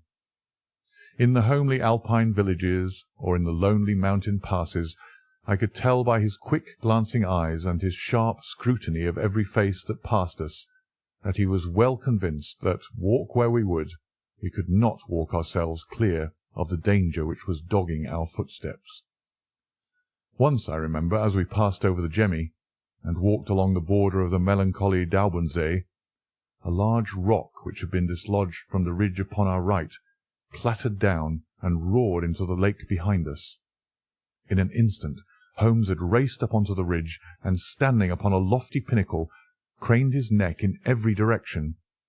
It was in vain that our guide assured him that a fall of stones was a common chance in the springtime at that spot. He said nothing, but he smiled at me with the air of a man who sees the fulfilment of that which he had expected. And yet, for all his watchfulness, he was never depressed. On the contrary, I can never recollect having seen him in such exuberant spirits. Again and again he recurred to the fact that if he could be assured that society was freed from Professor Moriarty, he would cheerfully bring his own career to a conclusion. "I think that I may go as far as to say, Watson, that I have not lived wholly in vain," he remarked. "If my record were closed to-night, I could still survey it with equanimity. The air of London is the sweeter for my presence. In over 1,000 cases I am not aware that I have ever used my powers upon the wrong side. Of late I have been tempted to look into the problems furnished by nature rather than those more superficial ones for which our artificial state of society is responsible.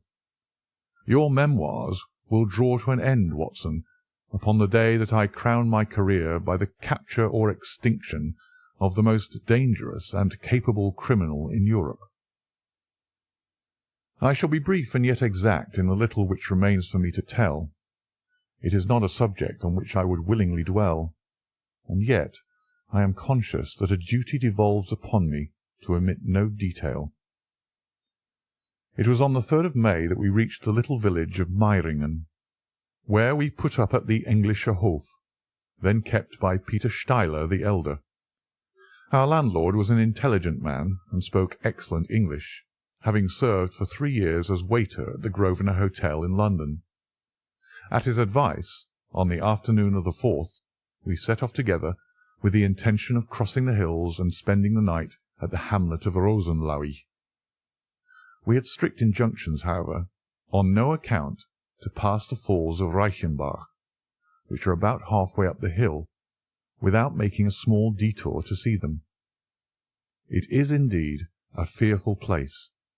The torrent, swollen by the melting snow, plunges into a tremendous abyss, from which the spray rolls up like the smoke from a burning house. The shaft into which the river hurls itself is an immense chasm, lined by glistening coal-black rock, and narrowing into a creaming, boiling pit of incalculable depth, which brims over and shoots the stream onward over its jagged lip. The long sweep of green water, roaring forever down, and the thick flickering curtain of spray, hissing forever upward, turn a man giddy with their constant whirl and clamour.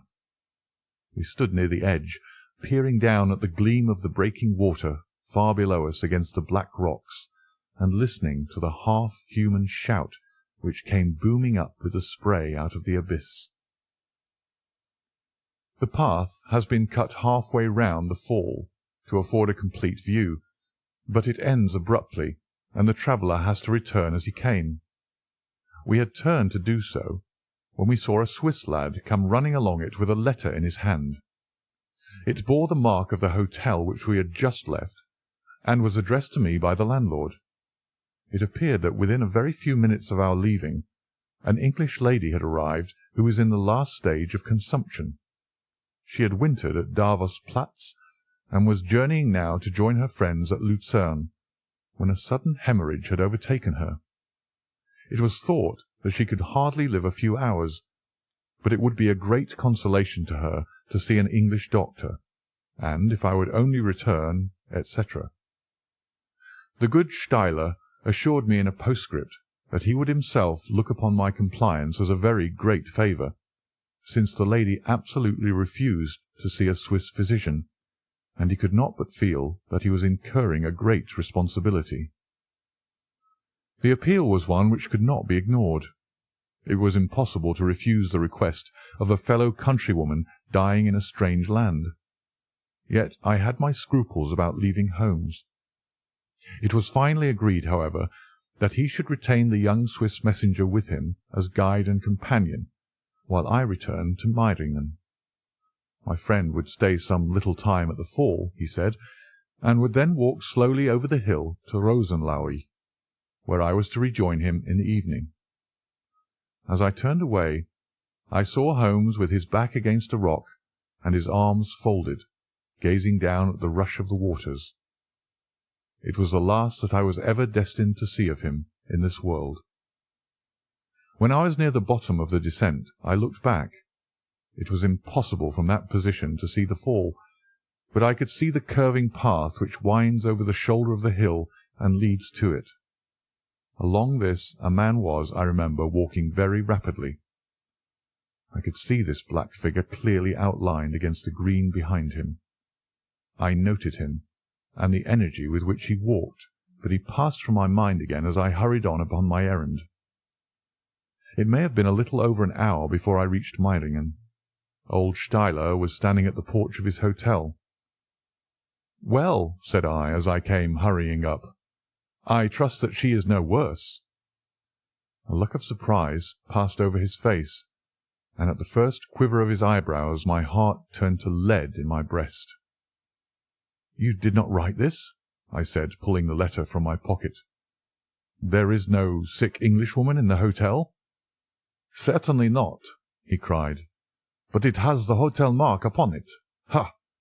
It must have been written by that tall Englishman who came in after you had gone. He said—" But I waited for none of the landlord's explanations. In a tingle of fear I was already running down the village street and making for the path which I had so lately descended. It had taken me an hour to come down. For all my efforts, 2 more had passed before I found myself at the Fall of Reichenbach once more. There was Holmes' Alpine stock, still leaning against the rock by which I had left him. But there was no sign of him, and it was in vain that I shouted. My only answer was my own voice reverberating in a rolling echo from the cliffs around me. It was the sight of that Alpine stock which turned me cold and sick. He had not gone to Rosenlaui then. He had remained on that 3-foot path, with sheer wall on one side and sheer drop on the other, until his enemy had overtaken him. The young Swiss had gone too. He had probably been in the pay of Moriarty, and had left the 2 men together. And then what had happened? Who was to tell us what had happened then? I stood for a moment or two to collect myself, for I was dazed with the horror of the thing.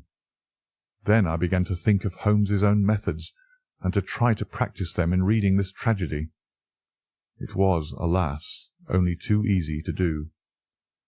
During our conversation we had not gone to the end of the path, and the Alpine stock marked the place where we had stood. The blackish soil is kept forever soft by the incessant drift of spray, and a bird would leave its tread upon it. 2 lines of footmarks were clearly marked along the farther end of the path, both leading away from me. There were none returning. A few yards from the end the soil was all ploughed up into a patch of mud, and the branches and ferns which fringed the chasm were torn and bedraggled. I lay upon my face and peered over with the spray spouting up all around me. It had darkened since I left, and now I could only see here and there the glistening of moisture upon the black walls, and far away down at the end of the shaft the gleam of the broken water. I shouted, but only the same half-human cry of the fall was borne back to my ears. But it was destined that I should after all have a last word of greeting from my friend and comrade. I have said that his Alpine stock had been left leaning against a rock which jutted onto the path. From the top of this boulder the gleam of something bright caught my eye, and raising my hand I found that it came from the silver cigarette case which he used to carry. As I took it up, a small square of paper upon which it had lain fluttered down onto the ground. Unfolding it, I found that it consisted of 3 pages torn from his notebook and addressed to me. It was characteristic of the man that the direction was as precise and the writing as firm and clear as though it had been written in his study. "My dear Watson," it said, "I write these few lines through the courtesy of Mr. Moriarty, who awaits my convenience for the final discussion of those questions which lie between us. He has been giving me a sketch of the methods by which he avoided the English police, and kept himself informed of our movements. They certainly confirm the very high opinion which I had formed of his abilities. I am pleased to think that I shall be able to free society from any further effects of his presence, though I fear that it is at a cost which will give pain to my friends, and especially, my dear Watson, to you. I have already explained to you, however, that my career had in any case reached its crisis, and that no possible conclusion to it could be more congenial to me than this. Indeed, if I may make a full confession to you, I was quite convinced that the letter from Meiringen was a hoax, and I allowed you to depart on that errand under the persuasion that some development of this sort would follow. Tell Inspector Patterson that the papers which he needs to convict the gang are in pigeon-hole M, done up in a blue envelope and inscribed Moriarty. I made every disposition of my property before leaving England, and handed it to my brother Mycroft. Pray give my greetings to Mrs. Watson, and believe me to be, my dear fellow, very sincerely yours, Sherlock Holmes. A few words may suffice to tell the little that remains. An examination by experts leaves little doubt that a personal contest between the two men ended, as it could hardly fail to end in such a situation, in their reeling over, locked in each other's arms. Any attempt at recovering the bodies was absolutely hopeless, and there, deep down in that dreadful cauldron of swirling water and seething foam, will lie for all time the most dangerous criminal and the foremost champion of the law of their generation. The Swiss youth was never found again, and there can be no doubt that he was one of the numerous agents whom Moriarty kept in his employ. As to the gang, it will be within the memory of the public how completely the evidence which Holmes had accumulated exposed their organisation, and how heavily the hand of the dead man weighed upon them. Of their terrible chief, few details came out during the proceedings, and if I have now been compelled to make a clear statement of his career, it is due to those injudicious champions who have endeavoured to clear his memory by attacks upon him whom I shall ever regard as the best and the wisest man whom I have ever known.